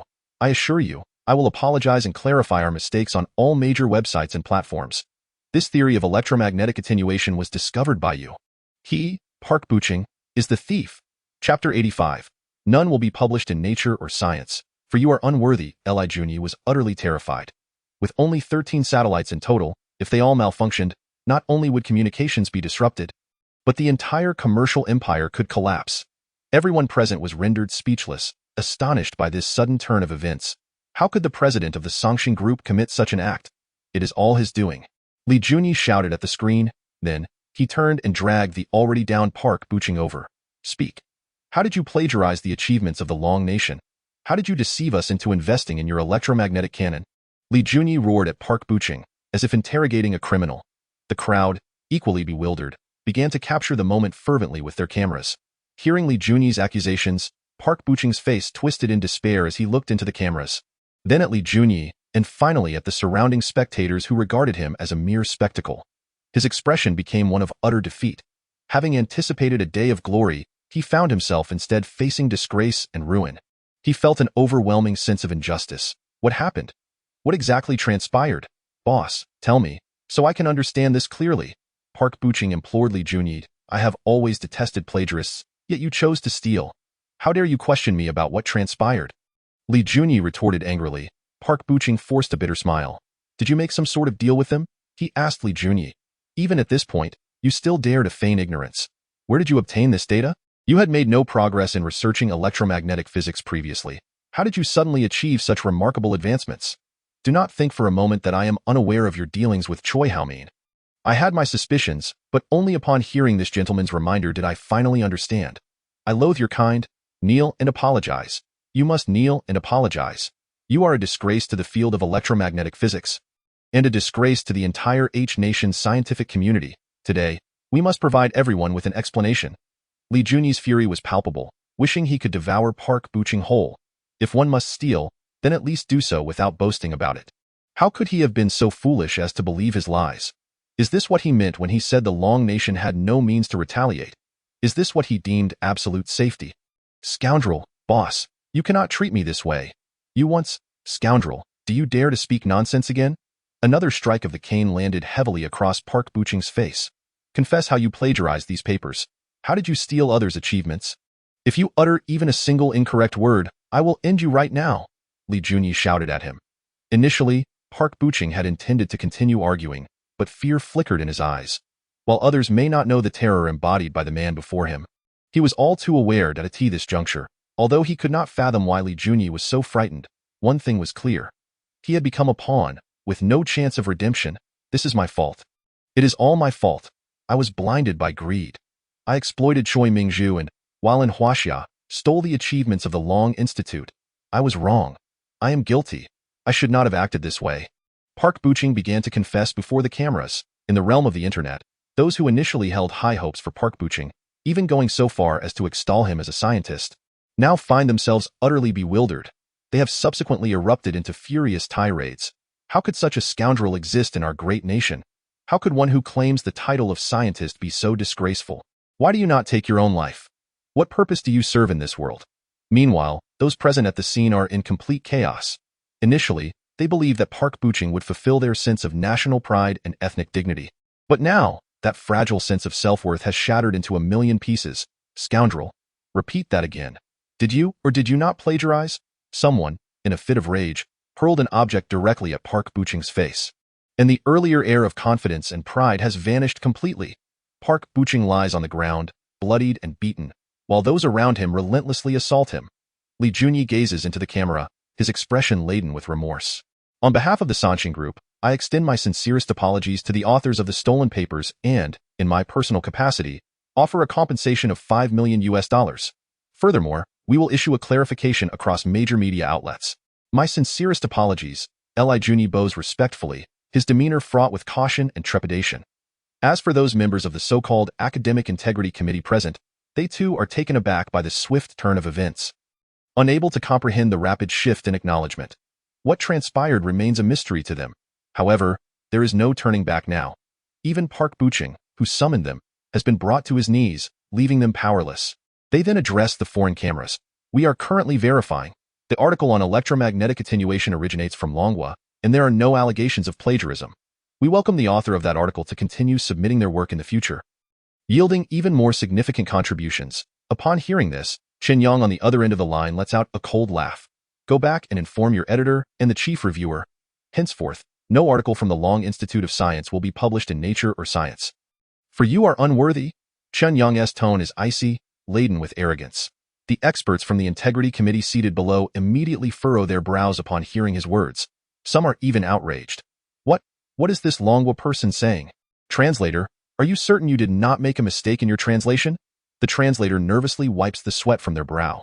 I assure you, I have not erred in my translation. He said he will no longer publish any articles in those Western journals. He declared you unworthy. What? Does he even realize what he is saying? Does he wish to sever ties with the entire Western civilization? Has he become overly arrogant?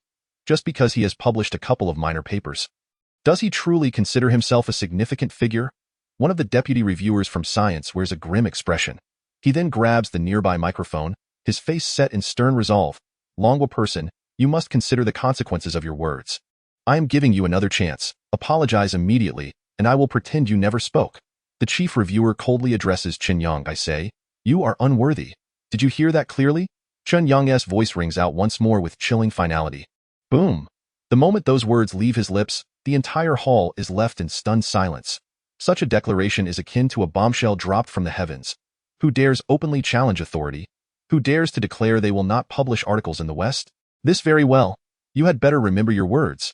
I will have a thorough discussion with your superiors. I hope your statements will be accepted by them. Deputy Reviewer Sullivan coldly threatens over the phone. Chapter 86. What transpired? He understands Longhua people all too well. Employing a long strategy against Long is the optimal approach. Engaging directly could not only lead to failure but could also result in severe injury. Then I shall await your arrival. Chen Yang's voice echoes coldly once more. Aboard the 088 destroyer. Chen Yang coldly ends the call. Beside him, Lu Zhan, Zhang Jie, Jingjing, and others are all taken aback. They never anticipated that Li Junyi would so resolutely abandon Park Buching at such a critical moment. Even more astonishing is Chen Yang's audacity to confront the Academic Integrity Committee and boldly declare that he will no longer submit articles there. Professor Chen, well done. You have guts. I admire you. Old Lu Zhan praises Chen Yang. Incredible. He has truly matched his temperament. Life and death are trivial matters. If one does not comply, then they must act. Let the chips fall where they may. Our country needs individuals like him. However, the expressions of Zhang Jie and others reflect concern. Professor Chen, the entirety of academic authority and standards still resides in the Western world. If you truly sever ties with science and nature, you risk being isolated by the entire West, and even some domestic scientists may this could be detrimental to your future endeavors. Fear not. I am fully aware of my position. We publish numerous articles each year, creating an abundance of achievements, yet the ultimate decision-making power and standards lie in their hands. A gross injustice and utterly stifling. It is far better that we determine the value of our own work. Henceforth, all our articles will be published in our own journals. In our own journals? Zhang Jie and others wear expressions of bitter amusement. It is unlikely that outsiders will publish in our journals. Nor will they reference the articles, thus negating the value and significance of communication. Domestic journals lack authority, rife with mediocrity, often serving as a means for students to acquire diplomas and adults to attain titles. With few possessing genuine merit, moreover, the most crucial aspect of journal publication is aggregation and circulation. It is akin to establishing a marketplace. For it to thrive, other sellers must come to us, and buyers must come to us as well. Otherwise, it is merely a monologue, without recognition. Currently, scientific discoveries are claimed by whoever publishes first. However, if published in our journals and lacking external recognition, we will undoubtedly suffer significant losses. Fear not, they will come begging to communicate with us. As for recognition, humph, they will have no choice but to acknowledge us. Chen Yang gazes out at the distant sea, his face radiating confidence. Begging to communicate with us? Those nearby find his words hard to believe. The arrogance and power dynamics of the West did not develop overnight. Moreover, the epicenter of scientific discovery has always resided with them. Persuading them to engage with us willingly is no simple feat. It matters not. If we do not publish there, then we simply will not publish. It is not a matter of great concern. The laws of physics exist as objective facts. They cannot be denied simply because they wish to. Wu Jingjing interjects that I support you. Upon my return, I will begin preparations for establishing our own journal. If we are to do this, we must create a publication that surpasses science and nature. Let those foreigners gain some insight. Wu Jingjing proclaims with equal fervor. Upon hearing Wu Jingjing's words, Chen Yang's eyes light up.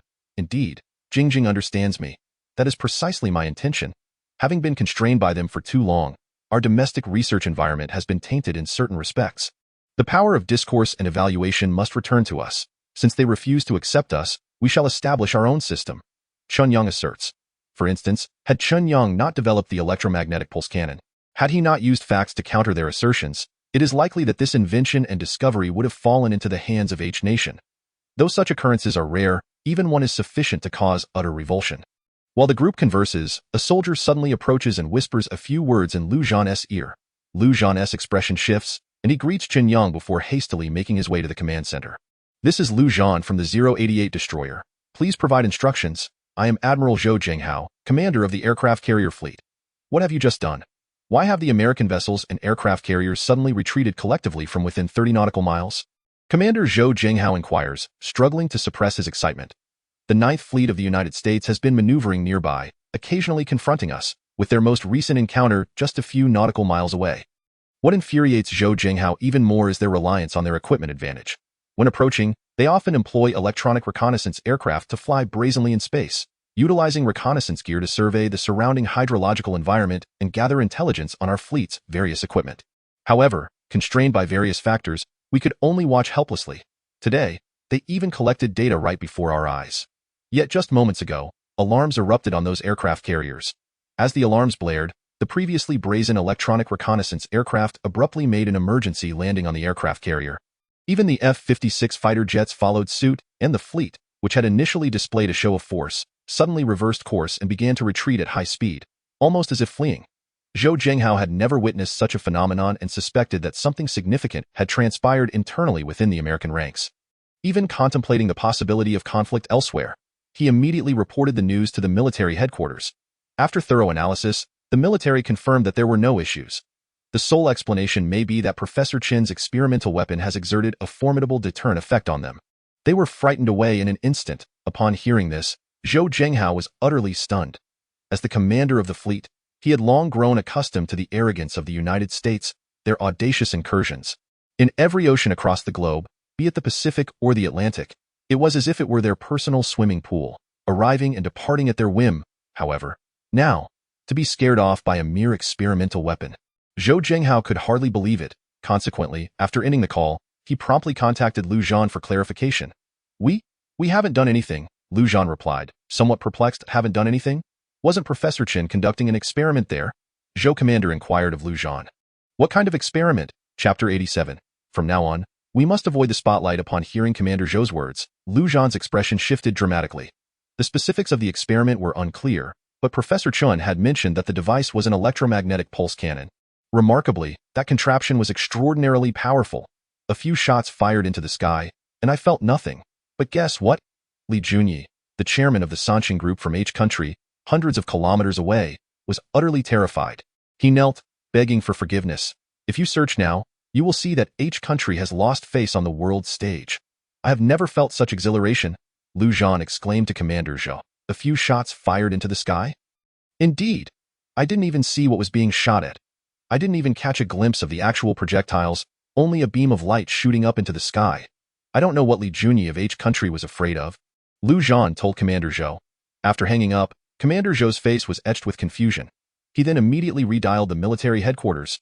It might be related to Professor Chen. Heard he fired a few shots. But I don't know what exactly was targeted. Do you have any information? Commander Zhou inquired of the military. We have learned that H country's extensive communication facilities have been impacted, suspected to be due to a malfunction of their communication satellites. Many areas are now without signal. Moreover, before firing, Professor Chen inquired about the coordinates and trajectories of H country's satellite network. The military informed Commander Zhou. What? He inquired about the satellite's trajectories and coordinates before firing. And then the satellites malfunctioned. Could it be that he destroyed H country's communication satellites? Commander Zhou exclaimed in disbelief. This is simply astounding. To casually bring over a piece of equipment and fire at the sky from a destroyer. And after a few shots, to damage several satellites. This is not merely destroying satellites. Rather, it is utilizing powerful electromagnetic interference to completely ruin the internal components. Although those satellites remain in orbit, they must have now become dead satellites. Observations from telescopes indicate that a massive electromagnetic wave was suddenly emitted from Earth, possessing immense energy that severely interfered with the satellites. However, since the launch site is the same as our Dragon 88 destroyer, we can rest easy. Given that we can detect this, the United States must have also similarly detected it. Therefore, we surmise that the Ninth Fleet of the United States was just scared off. What? Scared off, indeed. Since Professor Chen's weapon can threaten satellites in space, it can equally disrupt the electromagnetic systems aboard aircraft carriers. While aircraft carriers may employ certain measures to shield against such interference, the fighter jets and electronic reconnaissance planes in the air have no countermeasures whatsoever. If they choose not to leave, we can, at our discretion, obliterate all their electronic devices at any time. A fleet without fighter jets or reconnaissance planes would be nothing more than a sitting duck on the high seas. The military conveyed to Zhou Jinghao. Upon hearing this, Commander Zhou's heart surged with excitement. He finally comprehended the weight of Long Wang's words. The destroyer can sink, but Professor Chen must not encounter any mishaps. Their vast fleet could not intimidate the United States, yet a single weapon from Professor Chen sent them fleeing in panic. Truly a national hero. On board the Dragon 88 destroyer, Liu Zhan gazed at the enormous box. Filled with envy, he had already heard about the events recounted by Commander Zhou, and this device was capable of taking down satellites from thousands of miles away, instilling fear into the United States. Professor Chen, could you possibly gift me this weapon? Liu Zhan asked somewhat bashfully. He understood that such weaponry required special authorization, but this weapon was simply too alluring. If equipped with such a device, who would dare to provoke them again? Chen Yang chuckled.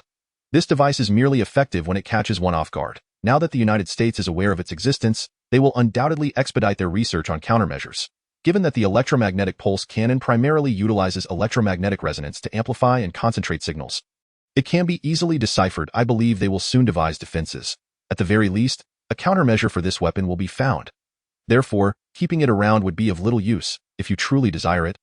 I can improve it upon my return, adjusting the frequency of the electromagnetic waves to penetrate shielding layers, thus significantly enhancing its deterrent capabilities. Upon hearing Chen Yang's words, Liu Zhan felt a surge of admiration. All right, I will await your good news, Professor Chen. As long as you are involved in the development, I am confident it will surely intimidate any adversaries. Liu Zhan saluted Chen Yang. One man can be worth 100,000 troops, is precisely what such a person embodies. Subsequently, under the escort of Long Zhan, Chen Yang departed once more, and Liu Zhan also dispatched armed helicopters to provide full escort, as he put it. If Professor Chen encounters even a hint of danger under my watch, I shall be a traitor to Long Country for eternity. In the Pacific, in a certain maritime region, the commander of the Ninth Fleet, who had already retreated, sat in the operations room. The atmosphere in the room was oppressive and stifling. For the first time, this was the first time since I took command of the Ninth Fleet that I have retreated. A disgrace. It is a humiliation I shall bear for life. Sora, if you do not provide me with a reasonable explanation, I swear I will bombard you with a rocket launcher. The fleet commander, 4-star Admiral Plaque, stood there, roaring into the phone. You say that China possesses weapons capable of annihilating our Ninth Fleet. What exactly are they? Why was I not informed of this earlier? Meanwhile, on the satellite video call from the White House, the scientific advisor, Sora, bore a similarly grave expression. For the Ninth Fleet, it was a first. For him, it was no different. The U.S. Navy had always been invincible, charging forward without hesitation. When had they ever faced such disarray? Yet, we have just learned from H country that 5 satellites belonging to the Sanqing Group were destroyed. With the destruction suspected to have occurred near the East China Sea, the weapon used remains unknown but is suspected to be an electromagnetic weapon. The presidential scientific advisor, Sora, spoke gravely to Plaque. And so what? Plaque remained unconvinced. We also possess electromagnetic weapons. While they have numerous advantages, they equally come with many drawbacks. This device is merely a toy, incapable of determining the outcome on the battlefield. Their weapon is not a physical attack like an electromagnetic cannon. Instead, it is an electromagnetic assault. It can instantaneously disable all electronic components with a single shot. You could find your entire aircraft carrier's electronic systems incapacitated. Unable even to make a phone call. The radar becomes blind, the central system paralyzed, and the children aboard the nuclear submarine may suffocate due to oxygen system failures, leaving all soldiers to perish within. The scientific advisor, Sora, explained to Plaque. Upon hearing Sora's words, Plaque was left utterly bewildered. Is it truly that formidable? It might be even more powerful than that. Plaque fell silent, sitting dazedly in his chair for a long while before gradually regaining his senses. Could it be that from now on, we must merely navigate around them? Plaque asked begrudgingly. We are urgently researching countermeasures. However, until those strategies are developed, we must avoid any confrontations to prevent incurring even greater losses. Sora replied gravely, Shit. Upon hearing this, Plaque slammed his fist on the table in frustration. Chapter 88. The First Gift. We must not let Professor Chen feel undervalued. The United States has been frightened. Meanwhile, as the main protagonist of the entire incident, H country's Sanchin Group is desperately attempting to conceal this news. TO have 5 satellites, particularly crucial communication satellites, taken down in an instant is a devastating blow, raising serious concerns about the security measures in place for communication satellites. Yet, sometimes the more one attempts to conceal, the faster the truth is revealed. The entire world is now aware that H country has lost 5 satellites. They have been rendered utterly inoperable. Initially, Li Junyi of H country sought to employ various means to cover up this fact, but once the professional assessment results emerged, it was impossible to hide any longer. Stock prices plummeted instantly. Overnight, H country evaporated $200 billion. What piqued everyone's curiosity even more was the sudden loss of 5 satellites. What could have caused this? Soon, individuals began linking this incident to the recent press conference held by the Sanchin Group on the rooftop. Could it be that Long country has developed sufficiently powerful weapons to instantaneously destroy satellites in space? Some speculated and even sought verification from the Sanchin Group. The Sanchin Group remained tight-lipped. Their silence was tantamount to an admission. Now, the entire world knows. Simultaneously, some even approached the United States for confirmation. This was due to the observation that their aircraft carrier, the Ninth Fleet, had already retreated from the East China Sea, making a hasty exit. Is it not also due to the threat posed by this unknown weapon that a retreat was chosen? Such rumors are unequivocally baseless. We merely sought to make strategic adjustments, which have now been successfully implemented. As for the alleged weapon, I have never heard of it. I firmly believe that the United States possesses both the capability and strength to confront any challenge. Regarding your mention of an electromagnetic pulse cannon, that is entirely fictitious, Mr. Spokesperson. It seems I did not mention an electromagnetic pulse cannon. An electromagnetic pulse cannon? Upon hearing this name, steeped in the flavor of science fiction, global public opinion erupted in astonishment, shock. The United States Ninth Fleet has retreated, vacating the Pacific, and it is purportedly due to this weapon. The future has arrived. Electromagnetic pulse weapons have now been equipped across the Dragon Nation's military. The global military balance of power is undergoing a seismic shift, initiated by electromagnetic pulse weaponry. In an instant, rumors spread like wildfire, igniting fervor throughout the military and scientific communities. The concept of Star Wars has been posited since the 1950s. Yet conditions have never been suitable for its implementation. Currently, the nations capable of reaching the heavens are few and far between. Not to mention the establishment of a space force for interstellar warfare. However, now that 3 satellites of the Sanchin Group have been obliterated, it has pierced the hearts of all. We must spare no effort to uncover the principles behind this electromagnetic pulse cannon. We must initiate a project immediately. They have already produced a tangible entity, while we remain in the dark about its nature. The commander-in-chief within the Pentagon slammed the table in fury at his subordinates. Simultaneously, the article on electromagnetic attenuation in science has been scrutinized countless times by military research departments worldwide. It is utterly profound. We initially believed we understood it, yet we merely grasped the surface. To apply the theory of electromagnetic attenuation to create an electromagnetic cannon is akin to refining oil merely to fuel a fire. Astounding. I propose that, if feasible, we should spare no expense to invite Professor Chen Yang to the United States. With just this one paper, Professor Chen would secure a significant place in the annals of physics. Meanwhile, King Abdullah II of Iktet has also learned of this news. A weapon capable of directly striking satellites on Earth? Contact the Dragon Nation immediately. We must acquire it. We can afford any price. Abdullah declared to his minister, Agubi.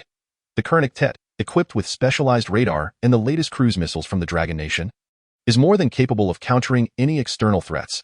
Even the most advanced B-5 bombers of the United States no longer dare to approach. The fighter jets, too, have been rendered cautious and restrained. As for the ground forces, ha ha ha, do they truly believe the Octet people are made of clay? It is rumored that this is the latest weapon from the Dragon Nation, and even the military has yet to formalize its records.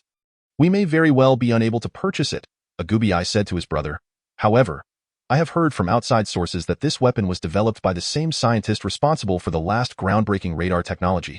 What? The same individual. Contact them. Quickly make contact. This time, regardless of the circumstances, we must pay a visit to this great scientist, who is also our magnificent benefactor. Abdullah said to his brother. Let us express our respect and gratitude in the most humble manner possible. Melt down my crown and create a trophy for Professor Chen. That crown weighs a staggering 78 pounds, Agubi remarked. Let us rather fashion it into a small ding. I have heard that the people of the Dragon Nation hold great affection for such items. Let us also embed the diamonds atop it. For a first gift, we must not allow Professor Chen to feel it is lacking. Indeed. Dragon Nation? Yanjing? In a villa, Michelle sat on her bed. I have cancelled all your engagements. For the next 2 weeks, you must take good care of yourself and seize the opportunity to rest. With the utmost enthusiasm and energy, prepare to welcome our most esteemed guests, Kong Luan advised Michelle. Yes, very well, Michelle replied. I have heard that this banquet will be attended by the young scions of the Longqi group, as well as numerous second-generation affluent and military offspring, all individuals of great prominence in the capital. Even the host of this evening's event is a renowned variety show presenter who has stepped down for this occasion. The program has been meticulously arranged by a director, representing the highest standard. Without mentioning anything else, merely being able to attend such a banquet is already the greatest opportunity. You must cherish it. Perhaps after attending, even greater opportunities will arise, and you may soon catch the eye of those influential figures. If they are willing to support you, not only will you soar in the domestic sphere, but you may also secure a place on the international stage. Rest assured, Sister Kong, I will cherish this opportunity and prepare diligently. Tomorrow, I will go to check on the specially tailored outfit. Yes, very well. I have already arranged everything for you. Oh, by the way, 3 others from the company will also be attending. They are all your competitors. And whether you can seize the opportunity will depend on your own efforts, Kong Luan stated. Upon hearing this, a flicker of tension crossed Michelle's face. She had initially believed that entering the entertainment industry would allow her to establish herself swiftly, yet the pace of change was overwhelming. Without popularity and acclaim, and lacking quality work, one could easily be replaced. She had once been a prominent figure among the new generation, but now she sensed the looming threat of being surpassed. Yes, Sister Kong, I will seize this opportunity, Michelle vowed silently.